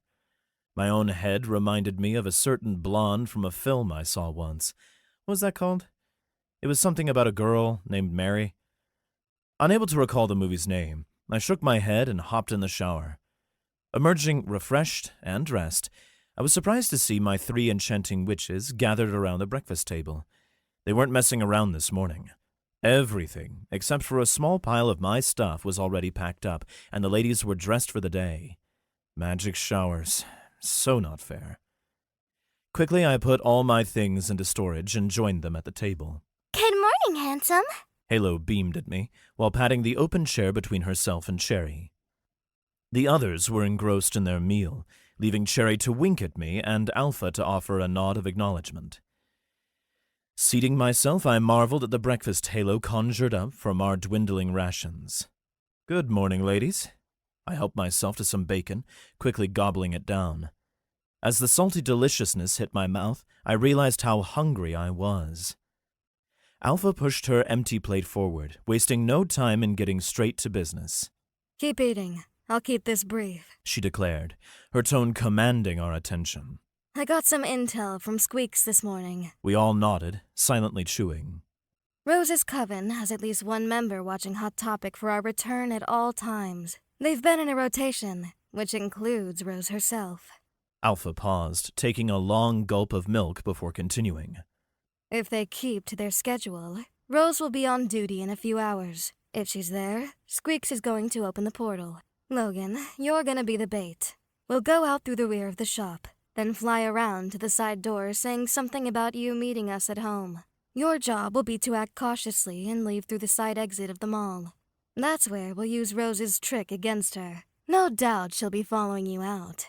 But when you both walk through the exit, we'll have her right where we want her. Cherry stabbed her sausage a little too hard as she voiced her concern. I don't like this. We're talking about leaving Logan on his own. It's too risky. He couldn't even walk to the gas station without being attacked. I'm not signing off on this. Halo bit her lower lip and looked down nervously. Jeepers, Alpha. I don't like it either. I was with Cherry and Halo on this one. Unfortunately, we discussed it the night before. Time wasn't on our side, and we couldn't afford to wait and scout out better options. With reliable information in hand, we had to act fast. So, despite my reservations, I knew this was our best option. I placed a reassuring hand on both of the girls' shoulders. I know. I feel the same, but we all know why it has to be this way. Alpha nodded. Exactly. I wouldn't risk sending Logan by himself if I thought there was another way. Cherry slammed her palm onto the table in an unexpected outburst. Bullshit! All you care about is power. He's nothing but a pet to you. Nostrils flared and fists clenched as Alpha abruptly stood. Cherry flinched but held her ground, rising as well. Her crimson eyes glowed as she glared at our leader. The tension seemed to heat the air in the room. The redhead gritted her teeth and set her jaw. After a few moments, Alpha took a deep breath, sat back down, and spoke as calmly as she could. That's not true, and you know it. Logan is important to me as well. Truth is, we're all stressed right now. So I'm going to forget that outburst and say I understand your feelings. But someone has to make the tough call here. Cherry's shoulders sagged as shame washed over her, and she sat too. You're right. I'm sorry. That was uncalled for. And I get it, I guess. I squeezed her hand gently, offering silent support. Alpha was right. We were all stressed, and the night's previous fun only provided a brief respite. The more we grew the coven, the less pressure we'd be under, and hopefully the quicker we could get back to enjoying life without major threats looming over our heads. Alpha stood again, pushed in her chair, and said, If you're all almost finished, we'll go over the final details before we need to get moving. Quickly, we finished our breakfast and Halo spelled the dishes, cleaning and storing them. Despite my reservations, I did feel confident that I could handle 1 or 2 from Rose's coven alone. Even if I wasn't, I didn't have much of a choice. On the bright side, Cherry generously offered another week's worth of morning blowjobs if I fulfilled this request.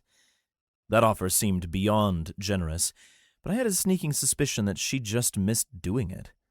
Either way, I didn't complain. A few hours later, as the girls finished going over the finer details of the plan, I found myself daydreaming about how delightful tomorrow morning would be. Before we knew it, a spiraling rainbow portal opened up in the bathroom doorway. One by one, we stepped through to the familiar sight of the Hot Topic. The cool sensation washed over me, as the surreal feeling of stepping into another realm felt more like a trick of the mind. It took me a moment to get my bearings straight. Squeaks greeted us with a friendly smile, but maintained her professional demeanor. Thank you for your business. Hot Topic appreciates you. Will you be using the broom pad? Squeaks asked. The broom pad was apparently a magically warded location that allowed witches a discreet spot to cast spells to hide their broom flights. Sure, that sounds well. Halo said. Alpha turned to me, giving me a strict order and speaking a bit louder than was necessary. We need to prep the ritual as soon as possible. You're making your own way back. No screwing around. Come straight home. I played the part of the dutiful servant. Yes, Alpha, of course. I'll see you soon. Cherry put a finger beneath my chin, turning my gaze toward her and holding it there. And keep an eye out. You never know who's around. Cherry winked as she gave me a light pat on the cheek before the 3 girls walked out through the back door. Looking around the store, I could make out the top of Rose's head, her pink flower poking just over the top of a shelf. Not the best attempt at stealth, for sure. Anyway, it was time to put on a show. I sighed dramatically before telling Squeaks I was ready to leave from the main store's entrance. Walking at a normal pace, I intentionally stopped as I exited the store, looking this way and that, as if I needed to puzzle out where I was going. Really, I was giving Rose time to exit the magical portion of the store so she could follow me. Turning a corner, I briefly caught sight of the Flower Witch in my peripheral vision, and fought off the urge to look at her. She was hiding her affinity in a much more human form, but still had her flower in her dark hair, wearing it like an accessory. I was intentionally walking to the side exit that led out to the alley. This ensured that she wouldn't make a move in the store, since I was handing her a much better location on a silver platter. So far it was working perfectly. The smaller hall was quiet, and I could hear the footsteps behind me as I pushed open the side door, only to find myself in the living room of my home. Only a second later, vines wrapped around me as Rose made her move the second she stepped through the door.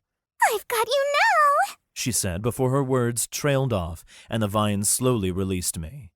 Aw, frick on a stick! I turned around, beaming at her as the door clicked shut behind her and the portal closed.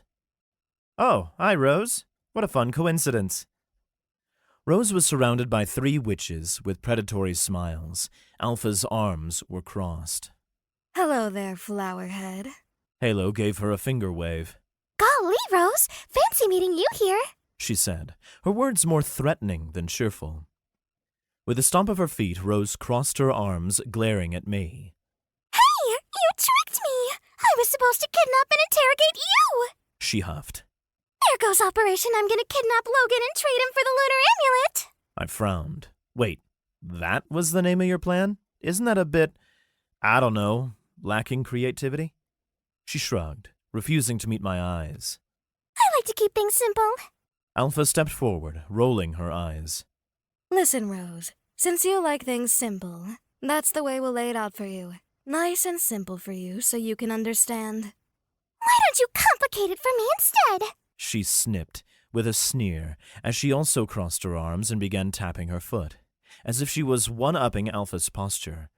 I was pretty sure she was being confrontational just for the sake of it. Alpha blinked. Why the hell would I do that? Smirking, Rose raised a brow. Oh, not smart enough to freaking complicate things, Alpha! What a simple little puppy you are! Arf, arf, arf! She started panting to add to her mockery, then punctuated it with a Freaking bitch! We all just stared at Rose, not sure how to handle that fun little outburst. Alpha seemed to need a minute to overcome the sheer ridiculousness of that statement, and amusingly enough, I thought it might have actually bothered her a bit. I began to wonder at the level of Rose's intelligence. Was she stupid? Or a secret genius? For all I knew, her persona was a tactic to keep people off balance, but it was impossible to tell. If that was it, though, it was kind of working. Being the smart woman that Alpha definitely was, she recollected her composure and continued. Like I said, we'll keep this simple. Your coven is going to join ours. You want the power of the lunar amulet in Logan, and we have both. Narrowing her eyes, Rose sat on the couch, then lifted a leg far too high while crossing one leg over the other, glancing at me as she did. I kept my focus on her face, though I still got a bit of a show out of the corner of my eye. What's in it for us? Rose asked. Alpha frowned, her ears sticking straight up. I literally just told you what's in it for you. You don't need anything else. Hell, you're lucky we didn't end you last time. Rose rolled her eyes. Please, honey! I'm not freaking stupid! New Moon and Salem are both gonna come after you and kick your asses into the dirt! So clearly you need our help, or by this time next week, you'll be fertilizer for my vines! Like you said, if you were gonna hurt me, you'd have done it already. So, as I was saying, what's in it for us? Gritting her teeth, Alpha glanced from Halo to Cherry. We have to do it. Halo's pigtails furiously flailed in the air as she shook her head. Dodge ram it! This is a bunch of bull honky! Cherry stomped her foot in protest. Don't you dare! He's spread too thin as is, when we're the only ones he's supposed to spread. To my surprise, Alpha looked at me as well, reading my face. I sighed and shrugged. We need them. At my words, Halo and Cherry both pouted. Their reactions weren't a surprise because they were somewhat planned. We all knew that there would be a chance that we'd have to allow at least one or two witches into the inner circle. Those witches would have their own room at the house and direct access to me, same as Cherry, Alpha, and Halo. That didn't mean I had to sleep with them, but it was a possibility if I wanted it. It was a basic tactic designed to, hopefully, make Rose think she got one over on us. Alpha eventually groaned, letting her arms uncross and rest against her sides. All right, Rose, you win. We'll let you join the inner circle. The rest will be secondary members, though. Our tactic almost worked, but again Rose proved to be more cunning than we took her for. She leaned forward, black eyes fixed on me, as she licked her lips. I'll take that. But the rest of my girls deserve something too. I want at least one of them to join the inner circle in the future. After we decided to go for Rose's coven, we already had a potential role planned for one of the other members that would result in them joining the inner circle at some point anyway. So I wasn't surprised when Alpha rolled her eyes and agreed. Fine, but that's... Rose cut her off in a rush. And I want the freaking videos on Cherry's phone. No one ever sent those. That's all! Alpha shouted, pointing at the flower witch. If you try asking for even one more thing, I'll spray your ass with weed killer. Black eyes widened as Rose threw both hands in the air. Okay, Jesus Christ, I get it. Keep the weed killer out of this. That's too far. Then if you don't want to be doused in Roundup, call your girls over and let's make this official. Alpha demanded, taking a seat across from Rose. What's your email, Rose? I'm gonna have to share the drive files with you because they're too big. Kinda like Logan. Cherry said, snickering and with far too much enthusiasm. She was always excited to share videos of her and me with anyone willing to watch. I attempted drawing the line one night when she projected her phone screen onto the wall, only to be shut down by all three of my girls. Halo even popped some popcorn on the stove. The suddenly nervous flower witch pulled out her phone and started to dial before turning her attention to Cherry. It's, pinkflussy69 at witchyworld.com. It didn't take long for the Rose Coven witches to arrive. With the preparations already prepared, the ritual began at once. 9 witches surrounded the circle, while Alpha stood in the center. Fingers glowed various colors as palms sliced open and blood dripped onto the candlelit pentagram below. All the witches began to chant, except for Alpha. Ons te koksen arginen, ij merita te kon, Alpha let ons, ij preloft. Their bodies glowed a bright red, and Alpha raised her arms into the air and said, Yakvar jor loet. The red glow flashed bright and rushed into Alpha, and just when it seemed like something big was going to happen, it was over.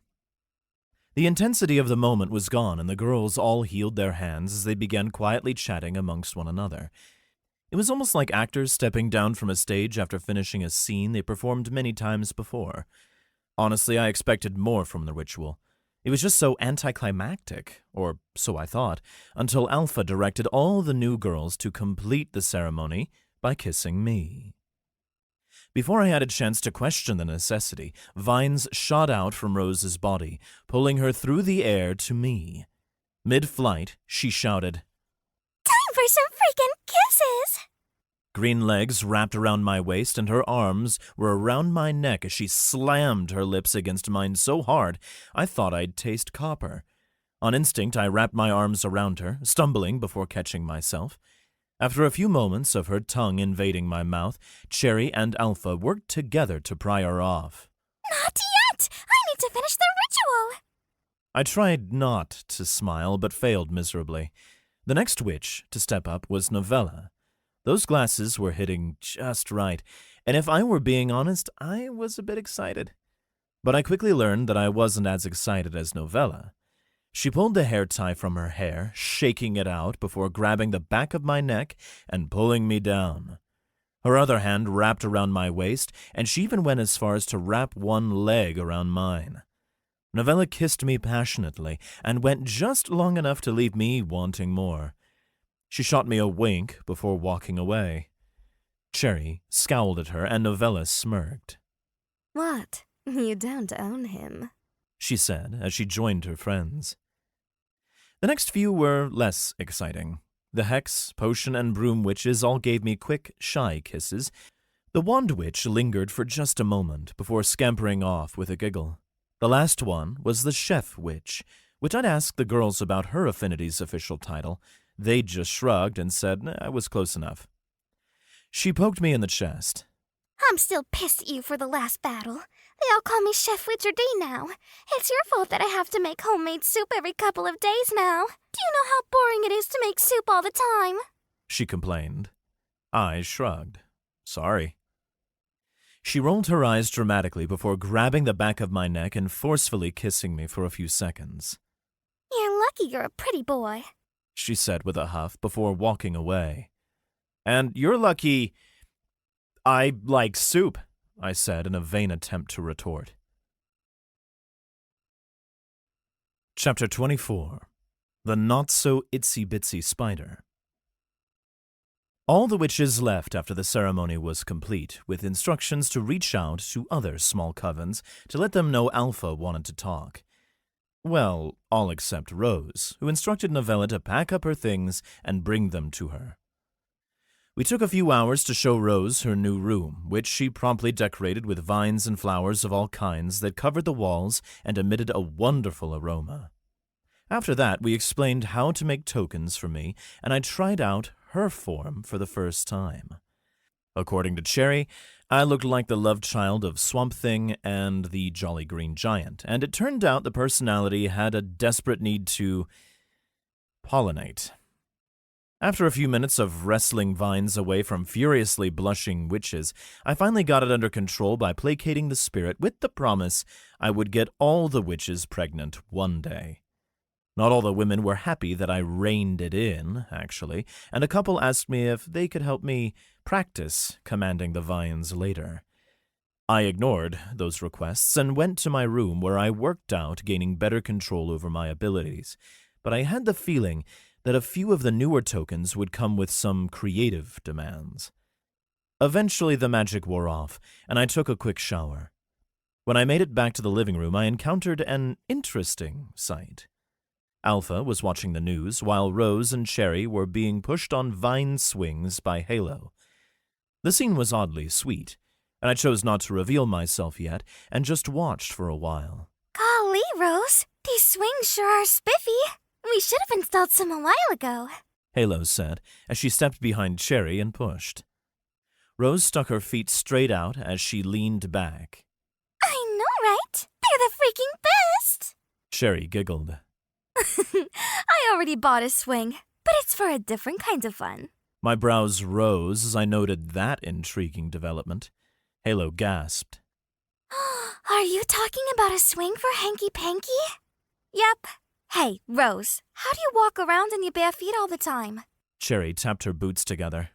I couldn't imagine having my little piggies exposed all day long. Halo shifted back behind Rose, who was losing momentum. Rose wiggled her toes. It's kind of a requirement of my affinity. It feels much better to be closer to the earth. I went to sit next to Alpha and see what the news was saying before I brought up a topic that had been on my mind for a while. But as I was midway through the living room, Rose's swing whipped her off of it, sending her flying right at me. She shouted in unconvincing surprise. Oh no! I fell! Then she slammed into me and sent us crashing to the ground. Vines wrapped around me until I landed on my back, with Rose straddling me. I quirked a questioning brow, looking up at her. She ran a finger down my chest. Wow, that's so crazy, isn't it? Let me go! This is freaking bullshit! Halo and Sherry grabbed the Flower Witch by each arm, both slinging spells to sever vines she tried using to hold on to me. They sat her down on either side of them, squeezing onto the couch, causing Alpha to scowl. I got off the ground and sat in the chair. Alpha got up from the couch and sat on my lap. Sit there and be a comfy chair for me, pet. Sure, why not? I said, reaching up and scratching behind her ears. Alpha shuddered at my touch, but glared at Rose. Listen up, Rose. You don't get to be intimate with Logan unless he wants it from you. He might be our pet, but he's also a part of the team. Like I explained earlier, he's got a special contract for a greater familiar, and you have to respect that as much as we do. Don't forget it. That's an order.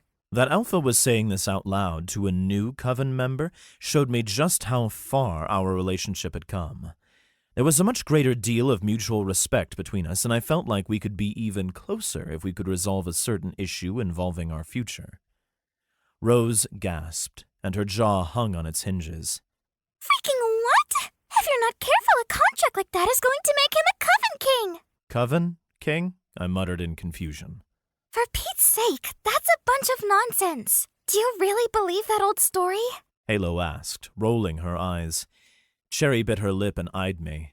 I don't know. He's kinda like my king already. Maybe even my god. I certainly worship him on my knees often enough. I stopped scratching the furry ears in front of me and rested my hands on Alpha's hips. I furrowed my brow. What's a Coven King? Alpha rolled her eyes, clearly annoyed by Rose's earlier actions and now her attitude. But as always, she answered my questions to the best of her ability. It's an old urban legend about a human greater familiar like you that ends up seizing control of his coven because they left too much slack in his leash. But the only case anyone can make are some of the stories about Merlin, and no one even knows if they're true.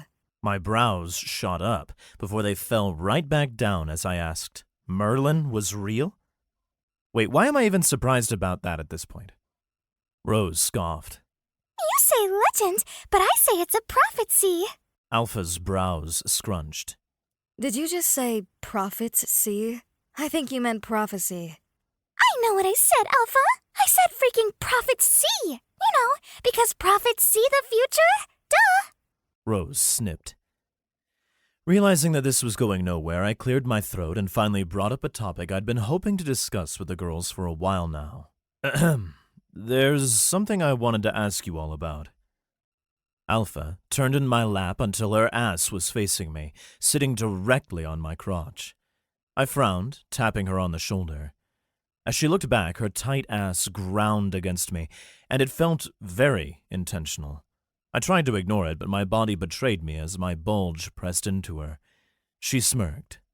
What do you want to talk about? I coughed. Well, I can't really see anyone past you. Oh, well, allow me to move out of your way, she said. Without taking her eyes off of me, she leaned forward far enough for me to see everyone, but also pressed her ass even harder against me. This, makes things both easier and harder, I quipped. I scratched the base of Alpha's tail and realized, based on previous similar actions and threats she'd made, that she was doing this on purpose as a punishment to the Flower Witch. As my confusion cleared up, I didn't mind assisting with said punishment, as we had this discussion.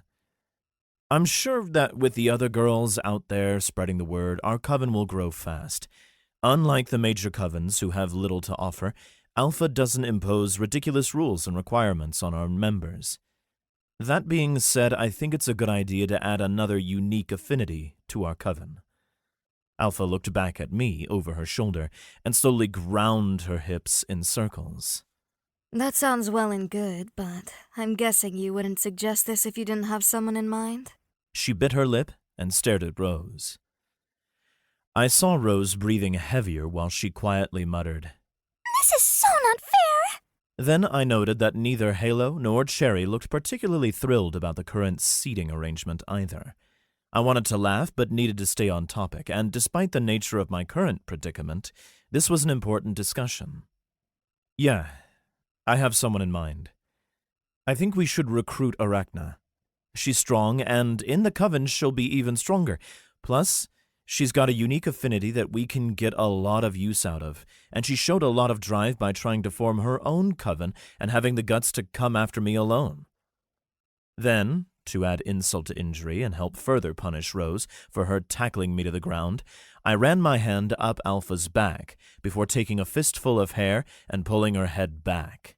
Her tail started wagging furiously, as if it were trying to free its owner despite its joyful demeanor. In my head, I could picture the cocky smirk on Alpha's face as she stared at Rose. Cherry seemed to have figured out what was really going on by now, because she wasn't nearly as upset anymore. How are we gonna find her? It's not like we have any leads. Rose tried to snake a hand between her legs, but Cherry and Halo took each of her arms in their own, causing the Flower Witch to pout. Halo, who was acting like nothing abnormal was happening, chimed in. Oh, my stars and garters! I know how we can find her. She buys from Hot Topic, so Squeaks probably has a way to reach her. Alpha lightly moaned as she made her grinding more obvious. Okay. Here's the fucking plan. You three are going to Hot Topic to meet up with Squeaks. Once you get there, put up some vampiric tokens for sale with the specific price of an equal number of arachnid tokens. Squeaks can give us her contact info, but she won't mind calling the customer to let her know some of her favorite tokens are in stock. Once it's set up, call us and Logan and I will take the car and join you. The green woman narrowed her inky black eyes. And why can't we go together? Alpha stood, taking me by the hand and leading me toward her room. Because Logan owes me.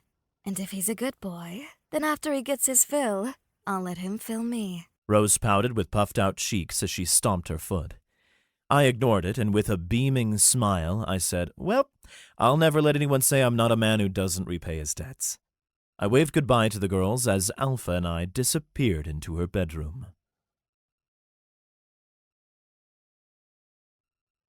A little over an hour or a couple of rounds later, Alpha and I got the call and met up with the girls at Hot Topic.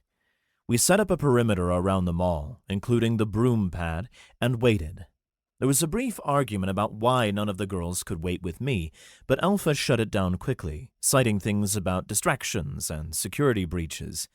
Cherry passed out long-range walkie-talkies that she was entirely too excited about while ignoring the several comments about simple communication spells. Since Cherry insists on using the walkies for communication, there will be no random chatter. I expect the line to be free for relevant comms only. Over. Roger that, Alpha. Keeping the goody-gook to a minimum. Over. I still don't see why we're using these. Rose, you forgot to say over. Over.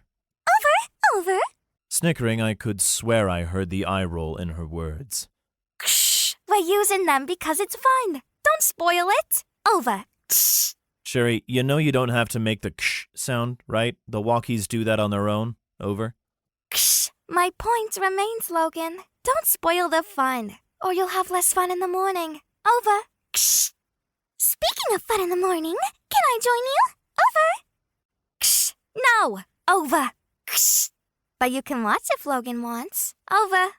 What did I say about comms? Well and truly over. Before any more unauthorized communication could come over the line, Halo spotted our target. Jiminy Christmas! I found her! Arachna sighted on the north side of the main building. Gosh, she's a cautious one.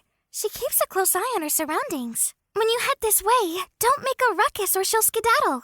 Over.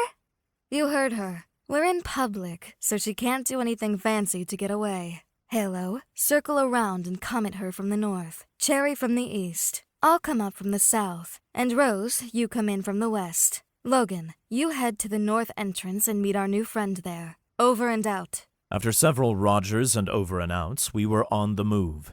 I positioned myself in the food court near the entrance to Hot Topic because I couldn't travel as fast without being noticed, and I served as a backup in case she slipped past the girls. With a quick but casual pace, I hurried toward the north entry as everyone else got into position. Looking through the glass doors, I saw her. She was still rocking the goth look even harder than Squeaks. Her lip, nose, and ear piercings made identifying her a piece of cake. I looked all around her and saw the other girls closing in, but they wouldn't be there before Arachna entered the building. Time to shine, Logan Morrison. Opening the door, I greeted her with my most charming smile. "Hey there, Arachna. Long time no see." The spider witch froze mid-step, causing her to stumble. Catching herself before freezing again, she stammered. But It's you! What? Why? How? I chuckled. It's all right. Relax. I'm here as a friend. The timing of my words couldn't have been worse, as the surrounding actions seemed to contradict them. All 4 girls created a ring surrounding her. Arachna rolled her eyes and looked around. Sure. How exactly is ambushing me friendly? Please, do explain. Shrugging, I scratched the back of my neck. I know how it looks, but you've got to see it from our perspective. The last time we met, you attacked me. Despite that, I don't think we ended on bad terms. We were worried that you'd run before we all had time to talk. What do you say we go across the street to the park, grab some ice cream, and find a quiet place to have a chat?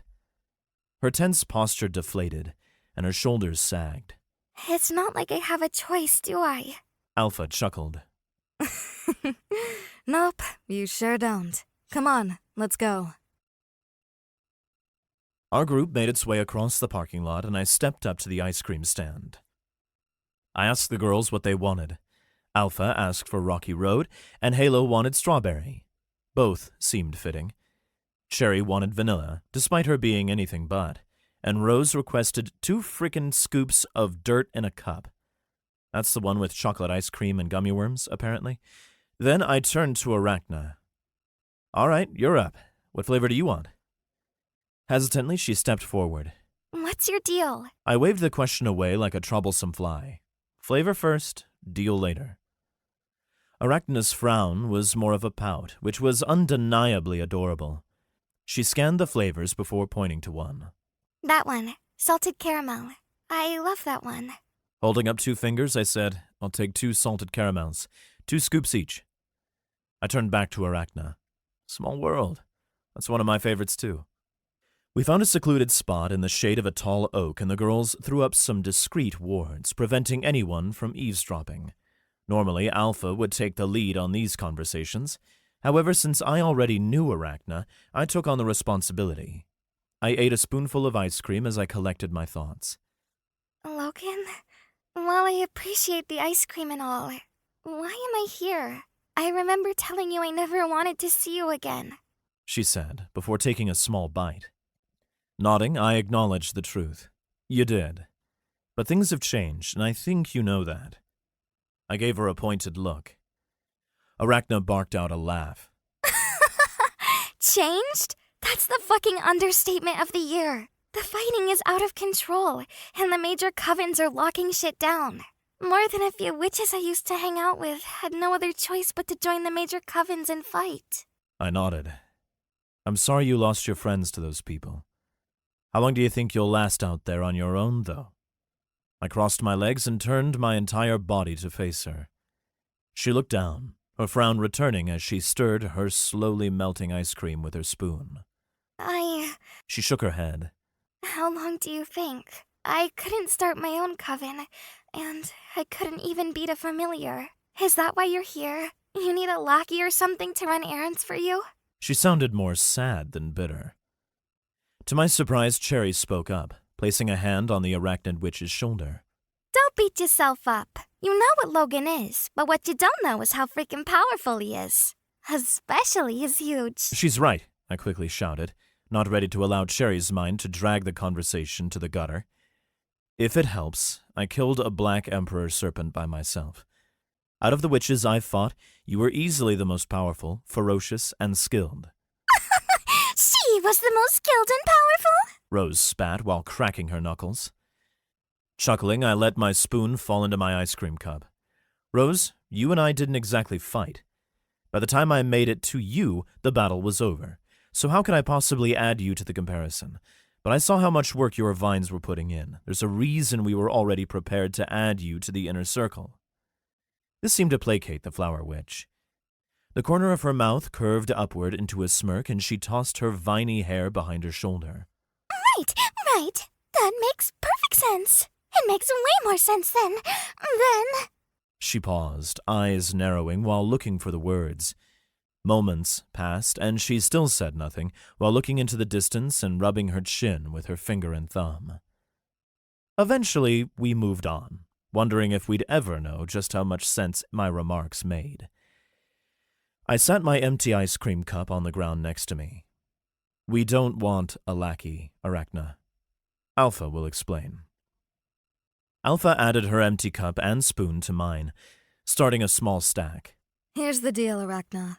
I don't know you, only what Logan says about you. We normally wouldn't all come out just to meet a rogue or solo witch, but I know what Logan is capable of, and if he says you're worth it, then I'd trust his judgment, regardless of what you think about yourself. The goth woman looked at me and then backed down at her ice cream, her spoon tapping the edge of her cardboard cup as her cheeks turned a light red. You really think I'm that strong? She asked. Without an ounce of hesitation, I nodded. I sure as hell do. And with us, you'll be even stronger. Leaning back on her hands with her legs crossed, Alpha said, You know we have Logan, and he's not just strong, but enhances our power as well. On top of that, we have the lunar amulet, and we're growing fast. You've got a rare opportunity here to not only join us, but be a part of the inner circle. Since you were planning to start your own coven, I'm sure you already know that being a part of the inner circle means you'll be more powerful, have some voice in decisions, more leadership responsibilities, and of course, direct access to Logan and all the benefits he provides. Assuming he wants to provide them to you, that is. That's something we aren't planning to offer anyone else right now. But if you decline, we'll assume you're going to end up an enemy. Arachna lightly scoffed and rolled her eyes.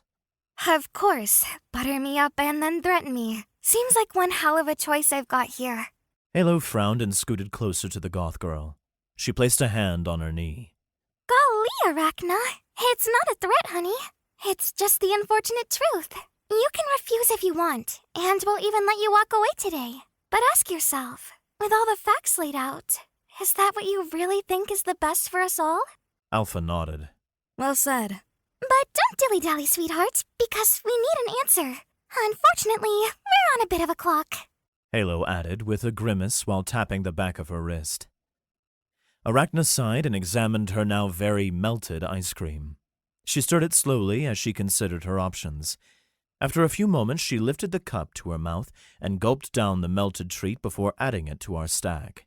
I suppose it's better to choose who I'll join rather than wait to get pulled in against my will. And after fighting Logan, there's no way I want to do that again. She threw her head back and grunted. Fuck it. I'm in. I smiled. Welcome to the team, Arachna. Rose suddenly snapped her fingers. Oh, I got it. It makes more freaking sense than Logan not bothering to wear clothes around Cherry. I opened my mouth to protest, then closed it and nodded. She's got a point. Cherry nodded solemnly. She's not wrong. She's not wrong. Chapter 25. Resting Witch Face. A week had passed since we picked up Arachna. During that time, I crushed my personal best for Girls Kissed in a 7-day period. Not that I was trying, but all the contract rituals required it. Throughout the week, we were swamped with meetings and rituals as we added solos, rogues, and a few other small covens to our numbers. We were up to 20 members in total, which was approaching the same size as both major covens' inner circles were before the war began. We were still small compared to both the New Moon and Salem coven, but all our effort was worth it, as we'd become somewhere around the 3rd largest coven in the city. With the power of both the lunar amulet and me increasing the strength of every witch, we weren't afraid if we had to take on either of the big covens. Just not both at the same time, yet. I couldn't believe that we'd gone from 3 witches to 20 in such a short time. The best part was that we didn't have to strong-arm anyone into joining. Mostly. Aside from Rose and Arachna, anyway, and even that was medium-strength strong-arming at best. Along with the power, witches were excited about lower tithe rates and less strict rules compared to the other major covens. Many were disappointed when they learned they wouldn't have access to me. However, I figured that most were holding out hope for when we started breeding. I still had complex feelings about all of that. There was no way I was going to be a breeding stud who helped birth daughters for every witch in the coven. How would I help raise that many kids? Our coven was likely to continue growing, too. The whole thing seemed ludicrous, and despite Alpha's feelings on the subject, I refused to be an absentee father, not after I'd grown up without parents. My kids' lives would be different. Looking up from the grill, I couldn't help but notice how small our portion of the backyard was. We had a decent-sized apartment with 3 bedrooms and 1 additional room that we also used as a bedroom. It was so large that I usually just called it the house. But when we added Arachna, I opted to give up my bed so she could have her own space. Now, whenever I wasn't pulled into one of the girls' rooms for the night, I slept on the couch. Admittedly, that meant I'd only slept on the couch 1 night so far, but that wasn't the point. A privacy fence separated our backyard from the others. 4 gorgeous witches lay on portable deck chairs and bikinis, soaking up the sun.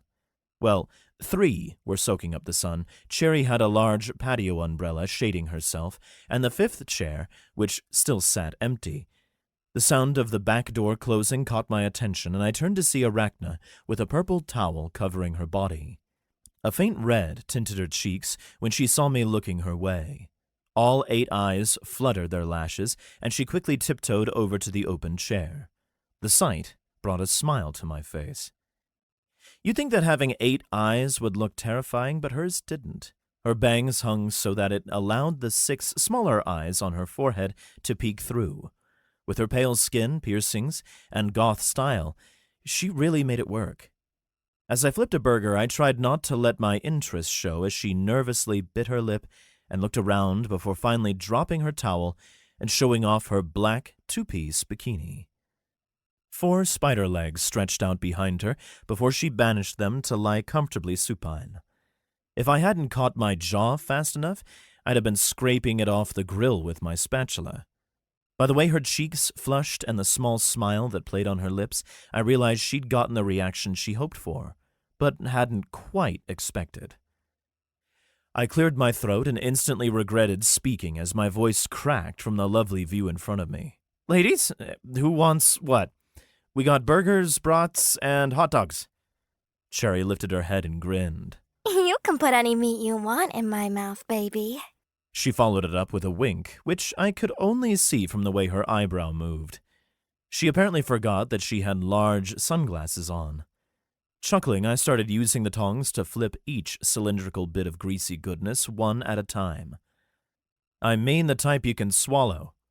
Instantly, I regretted my choice of words when all the girls giggled and Cherry hit me with the obvious reply, So was I. She followed it up with an additional wink, this time remembering to lift her sunglasses first. Alpha kept her hands behind her head, not bothering to move. You're making my burgers rare, right? If it's not leaking its juices, then you did it wrong. That's what she said. Rose quipped, causing another round of giggles. My palm and my face shared an intimate moment as I snorted. Inappropriate. As we were enjoying our afternoon off to relax and recuperate, a hawk screeched as it dropped an envelope from the sky. Alpha shot to her feet, pulling the sunglasses from her face and catching it before it hit the ground. The mood was very much slain. Wasting no time, she ripped it open and read the card inside. Fuck. She seethed. It looks like we're out of time. I was hoping we'd have at least another week, but it is what it is. The girls all crowded around and read the letter before Halo handed it to me. She looked worried. Others seemed determined. I had a feeling I already knew what it was about. Flipping the card over, I read the note. Alpha, it has come to our attention that your coven has been meddling with things it should not. Things like the lunar amulet. As the esteemed leaders of the Salem and New Moon covens, we simply cannot allow such impertinence to continue. We demand that you and your motley crew appear in Sinner's Field at 10 p.m. sharp. We shall discuss the consequences of your actions, and you will answer for the trouble you've caused within the framework set by the elder witches of Fresco City. If you or any of your members attempt to evade this meeting, we assure you, the consequences will be dire. Illumina of the New Moon Coven and Demonique of the Salem Coven. Alpha grabbed the letter from my hand before setting it on fire with the grill. After taking a moment to process the news, she appeared to be the embodiment of confidence, but I noticed the brief flash of fear in her eyes. They think we're just going to back down now? Huh, just wait until they get a load of us. We might only have 20 members, but we're no pushovers. Girls, eat quickly and make your calls.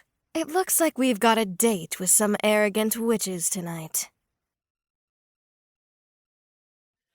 Arriving at the so-called Sinner's Field, known to me as Giamatti Field, an abandoned football stadium that never finished construction, we took our positions. I'd asked Alpha about the ominous name of the field, and she told me that it was supposedly the location of a major battle centuries ago. One of the biggest covens at the time made their final stand there before eventually losing to a host of holy warriors. Of course, that brought on even more questions that we didn't have time for yet. The moon hung high in the blackened sky, and the city lights glowed in the distance. A cool breeze ruffled my hair as I stood in the middle, next to Alpha. Halo, Cherry, Rose, and Arachna were on either side of us. The 6 of us formed a front line as the remaining members of our coven took positions behind us. We'd arrived a little early, but still expected to find our enemies already waiting. We'd come prepared after a brief meeting where Alpha laid out our strategy. The goal wasn't to start a fight, but to prevent one without showing weakness or deferring to them. It was time that we showed them the balance of the city was changing, and they weren't the only top dogs anymore. In case a fight occurred, we strategically paired every witch with a partner whose magic could complement their own and maximize safety and damage output. The moon was only in the first quarter tonight, so we wouldn't have the full power boost from the lunar amulet. No doubt it was one reason they didn't wait. If they'd waited for a full moon, we'd certainly cream them, but if they held out for a new moon, they'd look weak. Checking my watch, I noticed it was already 10 past 10. Wow, they're really gonna pull that BS power move, huh? I asked. Bunch of pompous bitches. They make you wait for no damn reason, Sherry said with a snarl. Before anyone could comment further, 2 huge portals opened about 100 feet away from us. One was red, the other was blue. Simultaneously stepping out first were who I assumed to be Illumina from the blue New Moon portal and Demonique from the red Salem Coven portal. Illumina was pretty much what you'd expect, given her name. She had long, white hair, and she wore a white robe with gold trim that showed a tasteful amount of cleavage, and a soft white glow emanated from her entire body. Following just behind her was her massive Fenrir Greater Familiar. Demonique was the polar opposite in appearance. Her hair was black as the night and hung down to the small of her back, and her black robes had a crimson trim. She showed off a little more cleavage, as if she wanted to one-up her counterpart, and had 2 curved black horns on her head. At her side was an enormous flame drake Greater Familiar. It resembled a dragon, and even if it wasn't as majestic as one, it was still intimidating. The one thing I hadn't expected, the flame drake's second head. Behind them, witches poured out of the portals and took crude formations. Each coven brought around 30 of their members by the looks of it, most likely their inner circles. It was obvious they were trying to scare us with this power play, but that wouldn't work. My girls stayed focused, but that also didn't mean we were foolish enough to underestimate our opponents. Even as strong as we were, they vastly outnumbered us. If this came down to an all-out brawl, there was no way to know what the outcome would be. One way or another, the population of Fresco City's most powerful witches would be decimated. Alpha held up a fist, signaling that all our members should remain where they were. She looked from side to side. Everyone stays put, except for Logan. She grinned at me. I think it's time they see what a real Greater Familiar looks like. They'll see that size isn't everything, Cherry said with a wink. Despite her off-color remark, I could tell from her eyes, and the way she smirked, her jaw tighter than usual, that she was taking this as seriously as everyone else. She could be fun and flirty all day, but to Cherry, Failure was never an option. Nodding, I gave the girls a confident smile and took my place at Alpha's side. We agreed beforehand that it was best if Alpha did all the talking. Well, I say we agreed, but it was more that she ordered me to let her handle this, and I just so happened to agree with her. Butterflies were tying my stomach in knots, and I held a token in each hand, keeping them in my pocket just in case. Regardless, I refused to show any fear. I knew that one way or another, when we left this meeting, they were going to respect our coven's power. The two groups all remained about 80 feet away from our group. It was obvious there was no love between the two, but they were working toward a common goal tonight. Alpha and I halved the distance, patiently waiting for the other coven leaders to join us. Of course, they took their sweet time, casually strolling with their stiff gait as if they were regal monarchs on their way to greet lesser guests. I hated them already. Both witches approached us with their greater familiars in tow. As they stopped, each familiar bowed to their mistress and laid down beside them, both eyeing me cautiously. Smart bastards, aren't they? Demonique was the first to begin.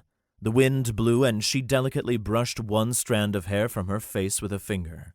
So you're Alpha? Demonique looked the redhead up and down dismissively. I guess I should have expected it to be an untrained mutt.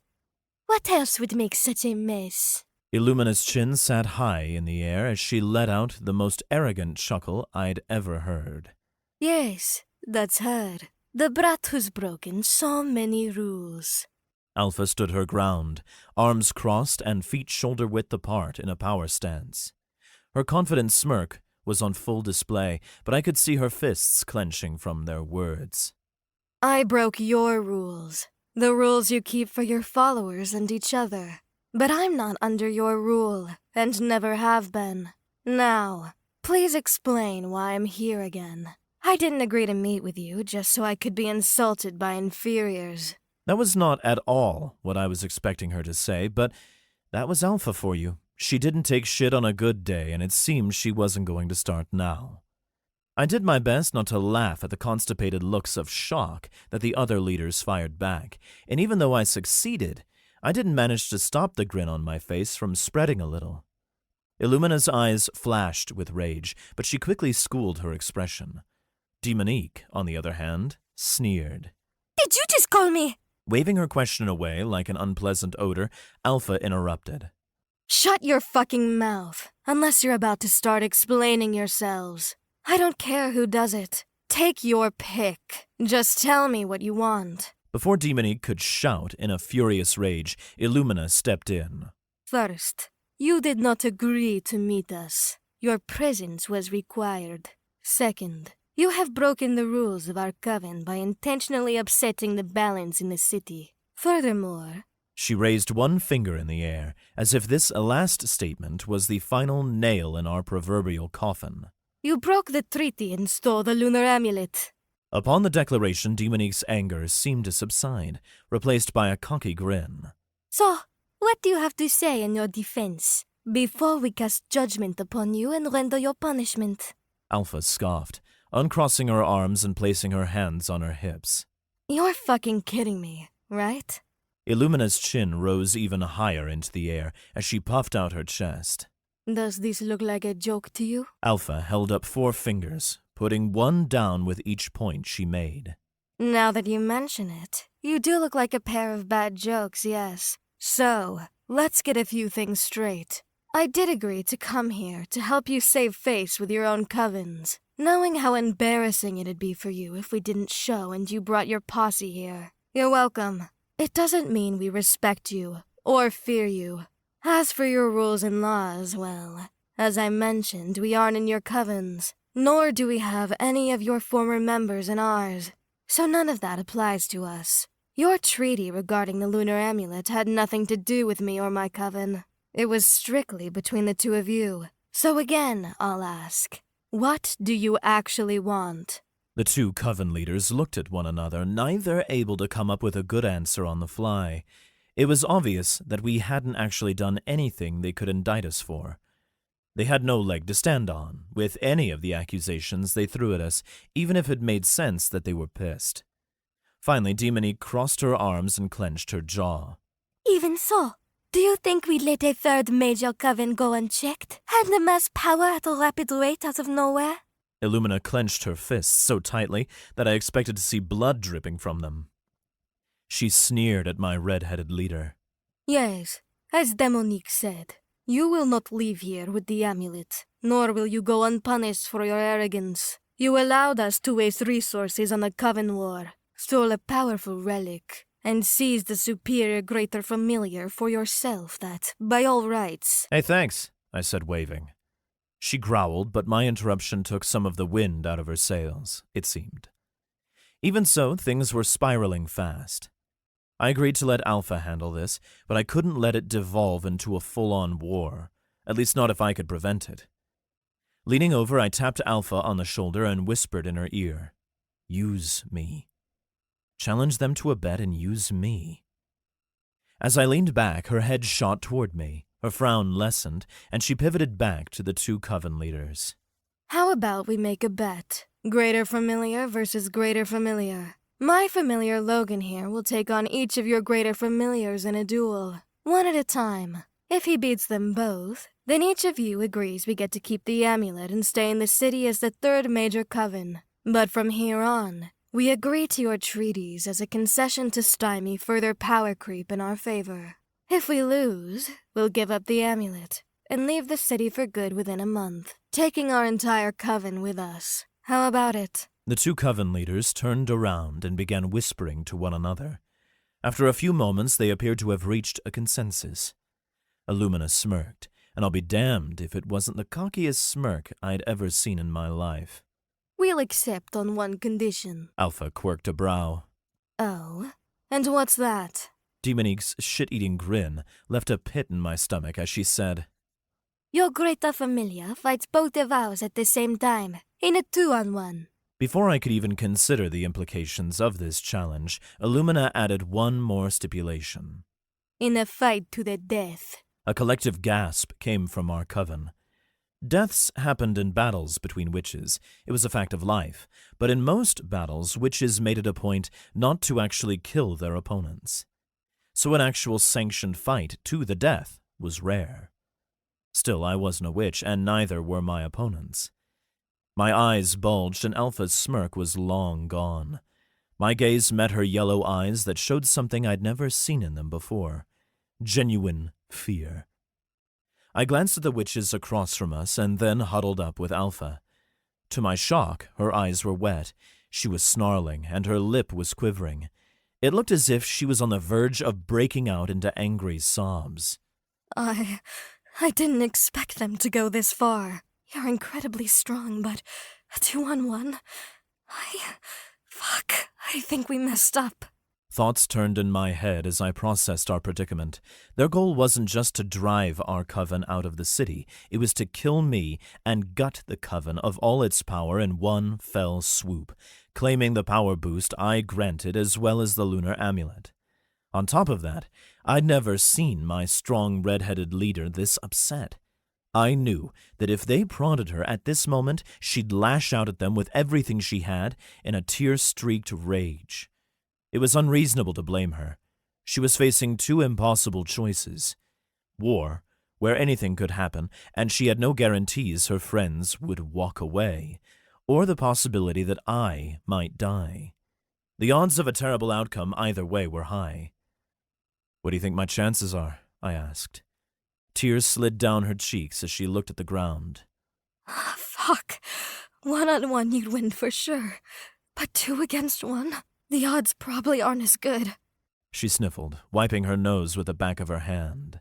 What do? I can't back down. We don't have any more cards to play here. We could walk away, I guess, but then it's all-out war, and... She froze. I gave her a moment to process her thoughts and come up with what she wanted to say, but she said nothing. "It's okay," I told her. "Just speak your mind." I can't lose you. I fucking love you, okay? She growled the words as if it made her furious to admit it. The revelation stunned me. To be completely honest, I didn't think that I meant that much to her.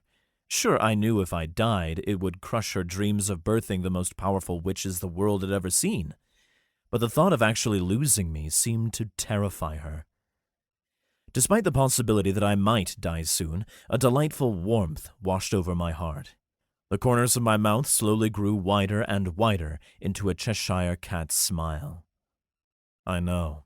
Oh, fuck you. She spat, but then grinned. Suddenly I realized I might kill two birds with one stone. There was a chance that I could keep Alpha's dreams alive while preventing war and removing the only obstacle holding me back from accepting my feelings for her. I wasn't nearly as sure as I looked, but I made my choice, and she needed to see confidence in me. My hands were steady, and if not for my rapidly pounding heart, I could have fooled myself into thinking I was calm too. You're not going to be able to make this call, so I'm taking the burden off your shoulders. I will fight them for you, and I guarantee I'll win. But I also want something in return, and it's not cheap. She studied me for a moment before sighing. Damn it. You want to cuff me to the bed or some shit, don't you? I shook my head and tried to wipe the tears from her eyes.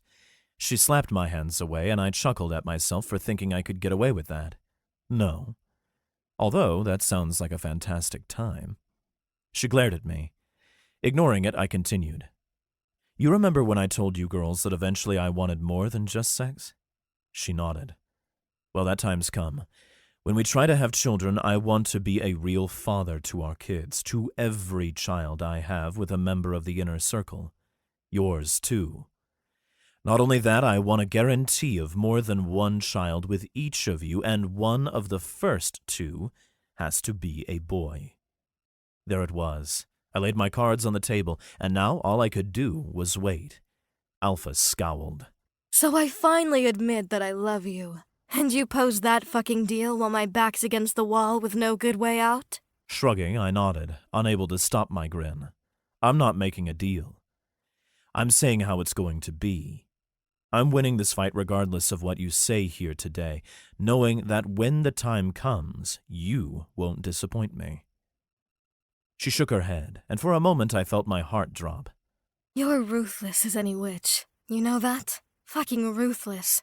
I still don't like it. But screw it. Fine. Honestly, the last time you forced me to agree to a deal I didn't like, it didn't turn out so bad. So who knows? Maybe I'll change my mind about this one too.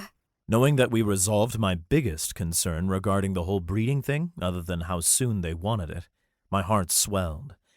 And I won't lie, there was a piece of me that felt excited about being a father one day. Are you two finished yet? We haven't got all night, you know, came Demonique's shout. If you're going to refuse, then you might as well hand over the amulet now and accept your punishment. Illumina said, as if that was ever something we'd agree to. Turning my attention to our coven, I blew a kiss at Halo and winked at Cherry. Then I gave Alpha my attention again. She grabbed my cheeks in her palms and pressed her lips to mine. We shared a long, passionate kiss as the glow of our deals surrounded us. Rather than settle onto our right hands, it formed matching tattoos on our shoulders. Somehow I innately understood that was because the deal we just forged was a long-term agreement. Finally, Alpha broke the kiss, and we faced the coven leaders together. Alpha's confidence was back for all to see as she stood with hands on hips. All right, cowards, you're on. We accept. We will not only accept your cheating terms, but we'll beat you anyway. Let's magically bind this dishonorable deal already. Logan here has a couple of chew toys to play with. Chapter 26. Double Familiars and Trouble. The three coven leaders met in the middle of the field and began the contractual binding ritual. Meanwhile, I heard shouts coming from behind me. Cherry's voice came through loud and clear. You got this, baby! Win and I'll ride you like a broom the entire way home! My mind tumbled over the logistics of that. How literal was that offer? What would that look like? Halo's voice came next. You show those squeegee-licking butt munchers who's boss! Rose shouted. Arachna's shout came right after. Yeah, what they said. As more and more of my coven started shouting words of support and encouragement, the two opposing covens started shouting too. Some were throwing jeers my way, others were cheering on their own greater familiar. I stood, waiting for the ritual to end and doing my best to wear a confident smile. Finally, 3 bleeding palms met in the air and a light flashed between them before a beam shot into the sky. Eventually it faded away, and the bet was official. I felt like I could hear the announcer in my head before a professional fight. "Ladies and gentlemen, boys and girls, children of all ages, are you ready?" A strategy started forming in my mind as Alpha headed toward me. The sounds of the shouting witches fell into the background as I focused my thoughts. Split them up. Restrain one and fight the other. Never let them work as a team. Alpha placed a hand on my cheek, her eyes fixed on mine. "Then, for the thousands in attendance..." You've got this. Whatever happens, I love you. And if you die on me, I'll bring your spirit back and kick your ass. You got that? I nodded and gave her a quick kiss. "I've got this." She nodded back, then stepped past me on her way to join our coven. I studied my opponents, watching as each coven leader gave their familiar a small kiss on the head or snout. The flame drake's horns extended further on both heads, and smoke billowed from all 4 nostrils. Meanwhile, the Fenrir's wolf and snake eyes both glowed white, and its muscles bulged. Just like I could, they were taking on a shape that seemed inspired by their masters, but retained a bit more of themselves than I usually did.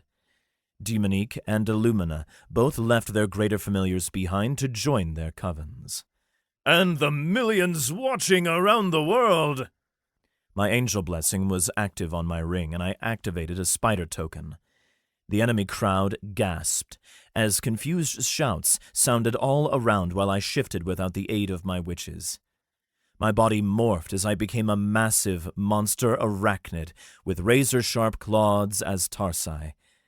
As I finished my transformation, Illumina shot a flare into the sky from her palm. No one moved, and the crowd went silent. "Let's get ready to rumble!" The flare exploded, the flash happening before the booming sound reached our ears, and then all hell broke loose. The crowd erupted into indiscernible shouts of excitement, and my opponents and I were on the move. Crouching low, the flame drake's muscles contracted before it exploded into the sky with a flap of its wings. At the same time, the Fenrir rushed me in a full sprint. I spat a quick burst of webbing at the wolf's front paw, sticking it to the ground. It stumbled, unable to take its next step, and face-planted with a yelp.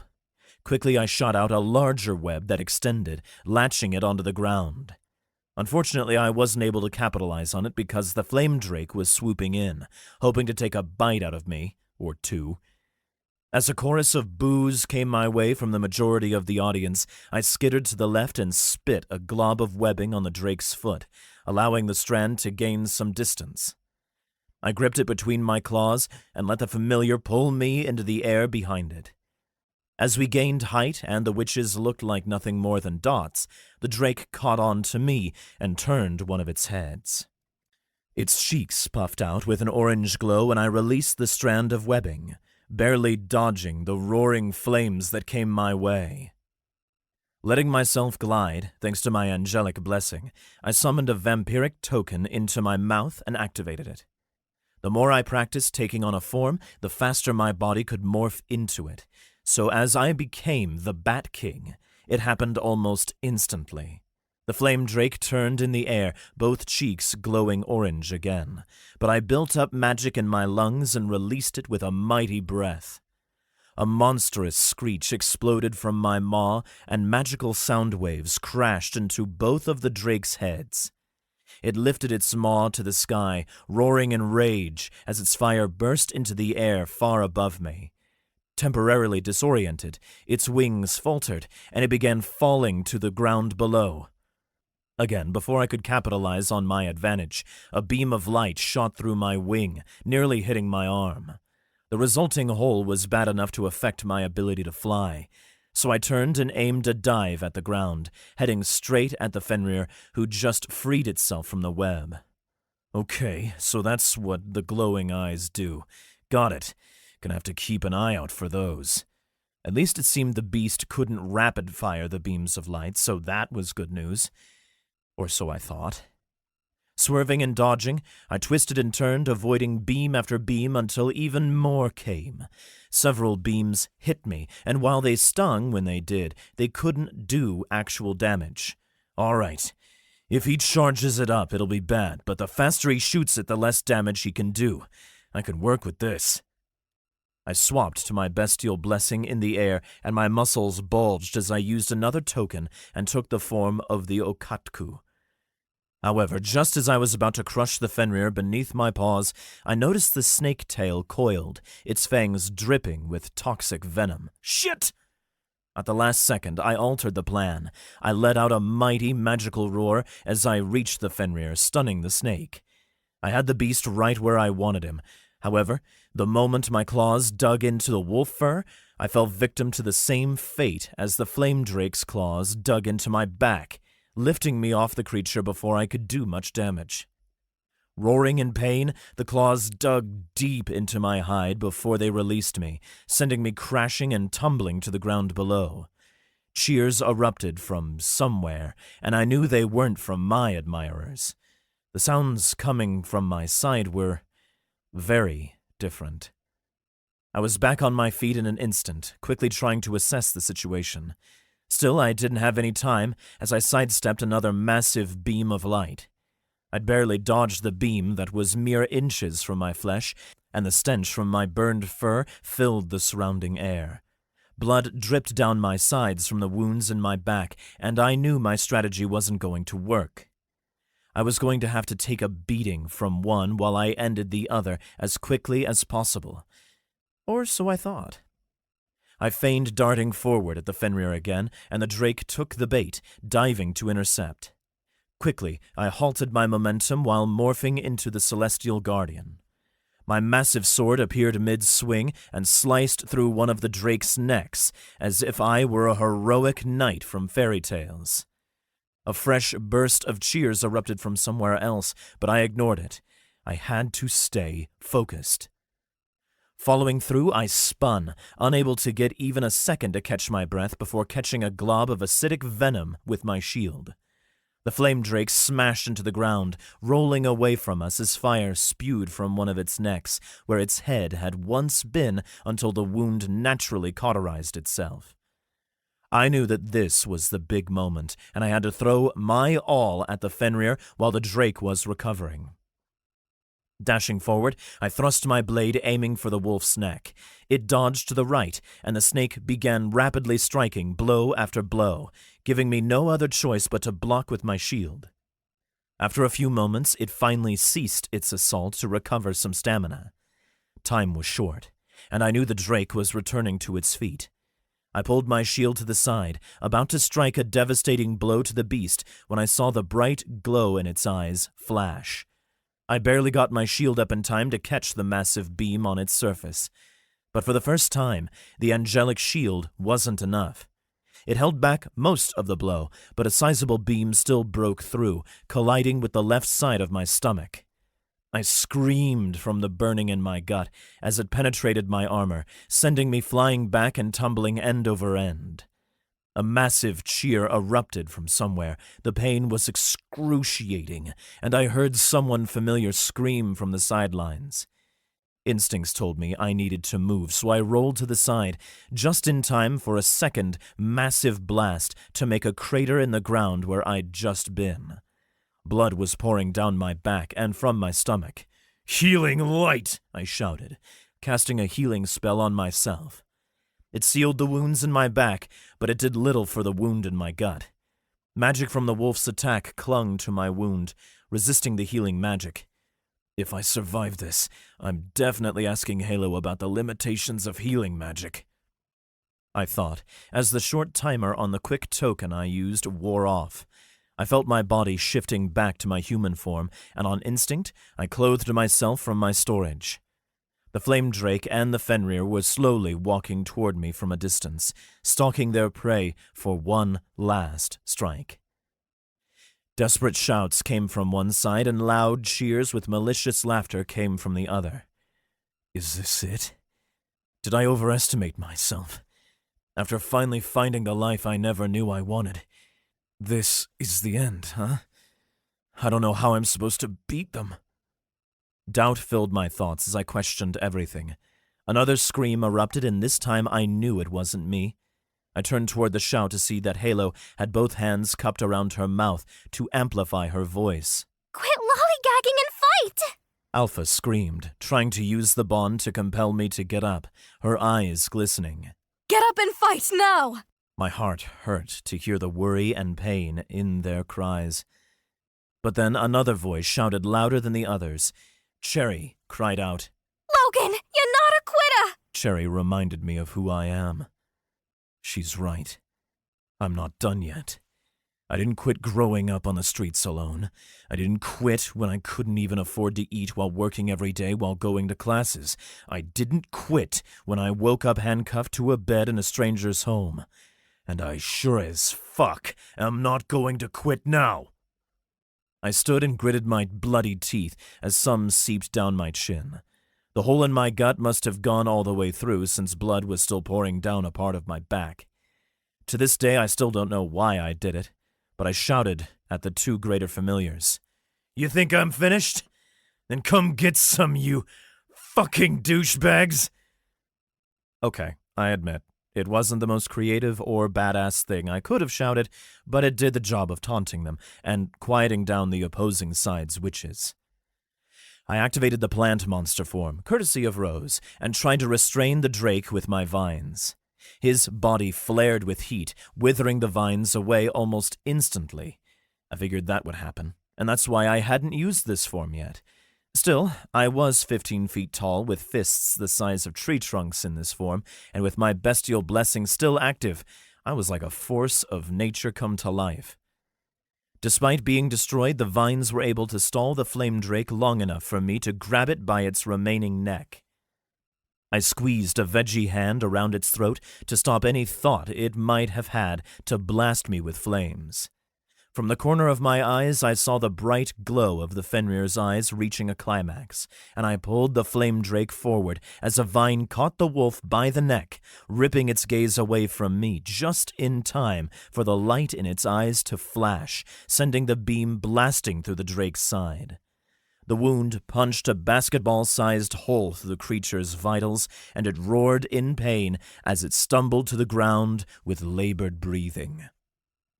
Sidestepping the drake, I noticed the Fenrir was already mid-pounce, and the snake tail coiled tightly, ready to lash out at me. I called vines forth, wrapping them around the snake as I punched down on the top of the wolf's head before pivoting to its left side. It yelped and crashed to the ground, its vines lifting its rear upward and passing off the snake's neck to my waiting hand. Putting the other hand against the wolf's body, I pulled with all my strength. The wolf howled in agony as I tore the snake from its hindquarters, throwing it off to the side and eliciting more gasps and shocked sounds from the enemy covens. Just when I thought the fight was over, a blast of flame connected to my side, and I screamed as I felt my flesh boiling. This form was especially weak to fire, and the pain was unimaginable. Before it could do more damage, I picked up the Fenrir and spun, putting its body in the path of the flames. The stench of burned hair mingled with the burned flesh, making a torrent of disgust rip through me like I wanted to vomit. The howl of pain died down as the flames stopped. I swapped back to my celestial form, wishing I could cast a heal, but I could tell I didn't have the magical reserves to do much about the fresh wounds. Dropping the whimpering wolf, I summoned my sword and swiftly beheaded the stunned beast. As if the Fenrir shared a voice with the crowd, they too fell silent, along with him. Well, one side did anyway. My coven, on the other hand, erupted into frenzied cheers. Staggering past its lifeless corpse, I kept my golden eye fixed on the unsteady flame drake. For the first time, my sword felt heavy, and I could barely hold my shield. The drake was barely standing, and its raspy breaths said it wasn't far from death. This monster would die in minutes if left alone, and I don't know how I knew it. Maybe it was a greater familiar thing, maybe it was just instincts, but I could tell that the drake's pride demanded it go down fighting. I nodded at the creature. "I'm sorry you have to die. You deserved a better master," I said. There was a glint of recognition in its eye. It was intelligent enough to understand. It lowered its head, giving me a slight nod of acknowledgement before releasing one last roar of defiance. I dropped my shield, letting it dissipate, and grabbed my sword's hilt in both hands. Before it finished its final shout, I sliced the neck clean through, the head falling to the ground below. No fire shot out from the wound this time, only blood that pooled beneath the lifeless corpse. I turned, examining the crowd surrounding me. They were caught in stunned silence. I lifted my sword into the air and my coven erupted into cheers, while the other side started shouting in angered cries of disbelief and confusion. My inner circle came running toward me, while the New Moon and Salem coven leaders began their journey as well. I let the magic go, my arm falling to my side and sword disappearing as I shifted back to my human form. I only had the energy to focus to summon my pants, but that was enough. Before the girls reached me, I dropped to my knees, unable to stand anymore. From there, the weakness from blood loss became too much, and I collapsed to the ground on my back. Logan! Hold on! I'm here, baby! Just hold on! Halo shouted, with tears in her eyes, as she skidded to a stop on her knees next to me. Her golden healing magic glowed from her hands as she pressed one to my scorched flesh and the other on the hole in my gut. You're gonna be okay. You hear me? You're gonna be okay, sweetie. I'm here. I've got you now.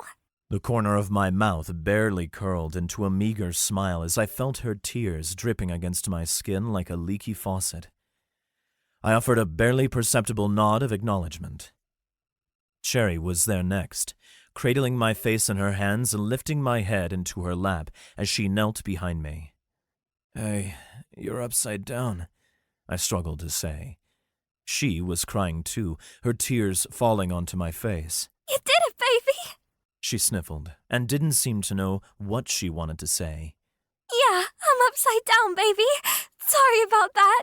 Turning my head, I coughed, a splatter of blood flying from my mouth as Halo continued healing my wounds. I looked back up at Cherry with a bloody smile. Don't be sorry. It gives me ideas for later." Then I shot her the best wink I could. It wasn't much more than a slow, weak blink of one eye, but she got the picture. She chuckled through her happy sobs, but didn't have time to reply as the enemy coven leaders interrupted us. That's when I realized why Alpha hadn't tried to greet me yet.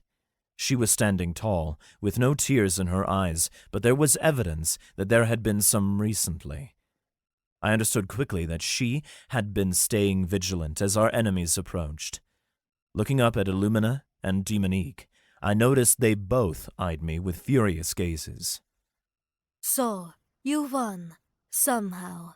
Your pet doesn't look like much, but I'll admit that was quite the impressive display, Illumina said. However, her tone still appeared if she was doing me a favor by complimenting me at all. Demonique's hand took on a deep red glow as she looked down at me but spoke to Alpha. Perhaps with this little toy of yours broken, we should just take what we came here for anyway. It's not like you could stop us. Illumina's eyes and wicked smile grew wider. Oh, I like the sound of that. Perhaps one of us takes the pet, and the other takes the amulet. Alpha smirked and flipped her hair out of her face. Is that your plan? And just how long do you think you'll last when your entire coven spends the next generation cursed for violating a magically bound contract by attacking a coven in a post-battle grace period? Just how useful will your spoils be when you're weaker with them than you were without them. Both coven leaders looked at one another with a grimace. Fine. Illumina said with disdain. If we're done here. She lifted her chin and turned to The Demonique. truce ends tomorrow at midnight, but perhaps we should discuss an extension.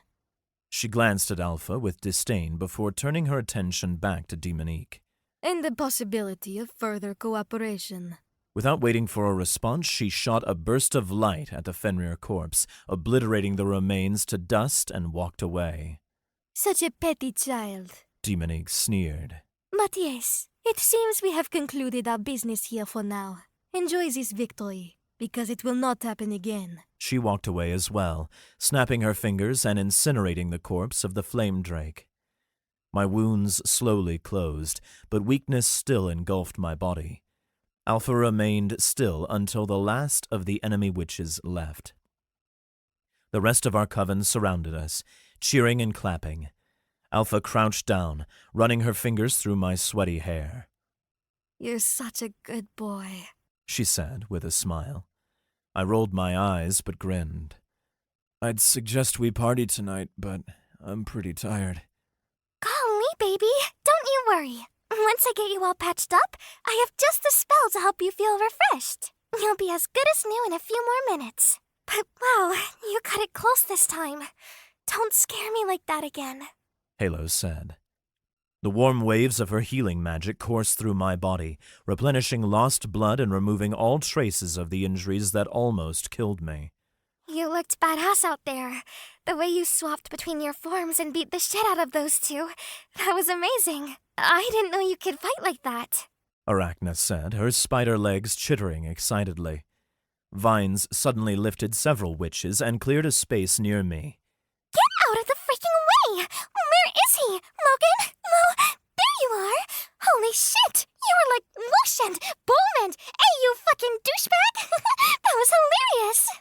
Rose exclaimed, using wild hand motions and sound effects in her abridged retelling of recent events. She didn't even wait for me to respond as she saw Novella and bombarded her with more of her theatrics. For poor Novella's part, she smiled and nodded along as if she hadn't watched it all happen with the rest of the coven. Then 2 light pats on my cheek brought me back to the crimson eyes of my vampire witch.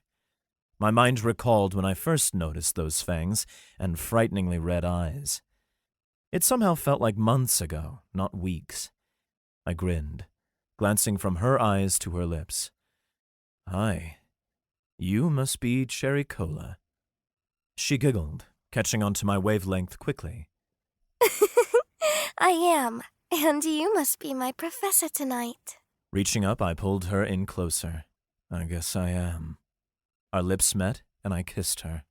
Hey, Logan? Cherry said after the kiss, looking guilty for some reason. What? I asked. Before the fight, when the other Greater Familiars came out, I shouted sizes and everything. I'm sorry if I made it sound like your dick wasn't big. It's fucking enormous. Like, it's pretty crazy. I smiled at her, but I had no idea what she was talking about.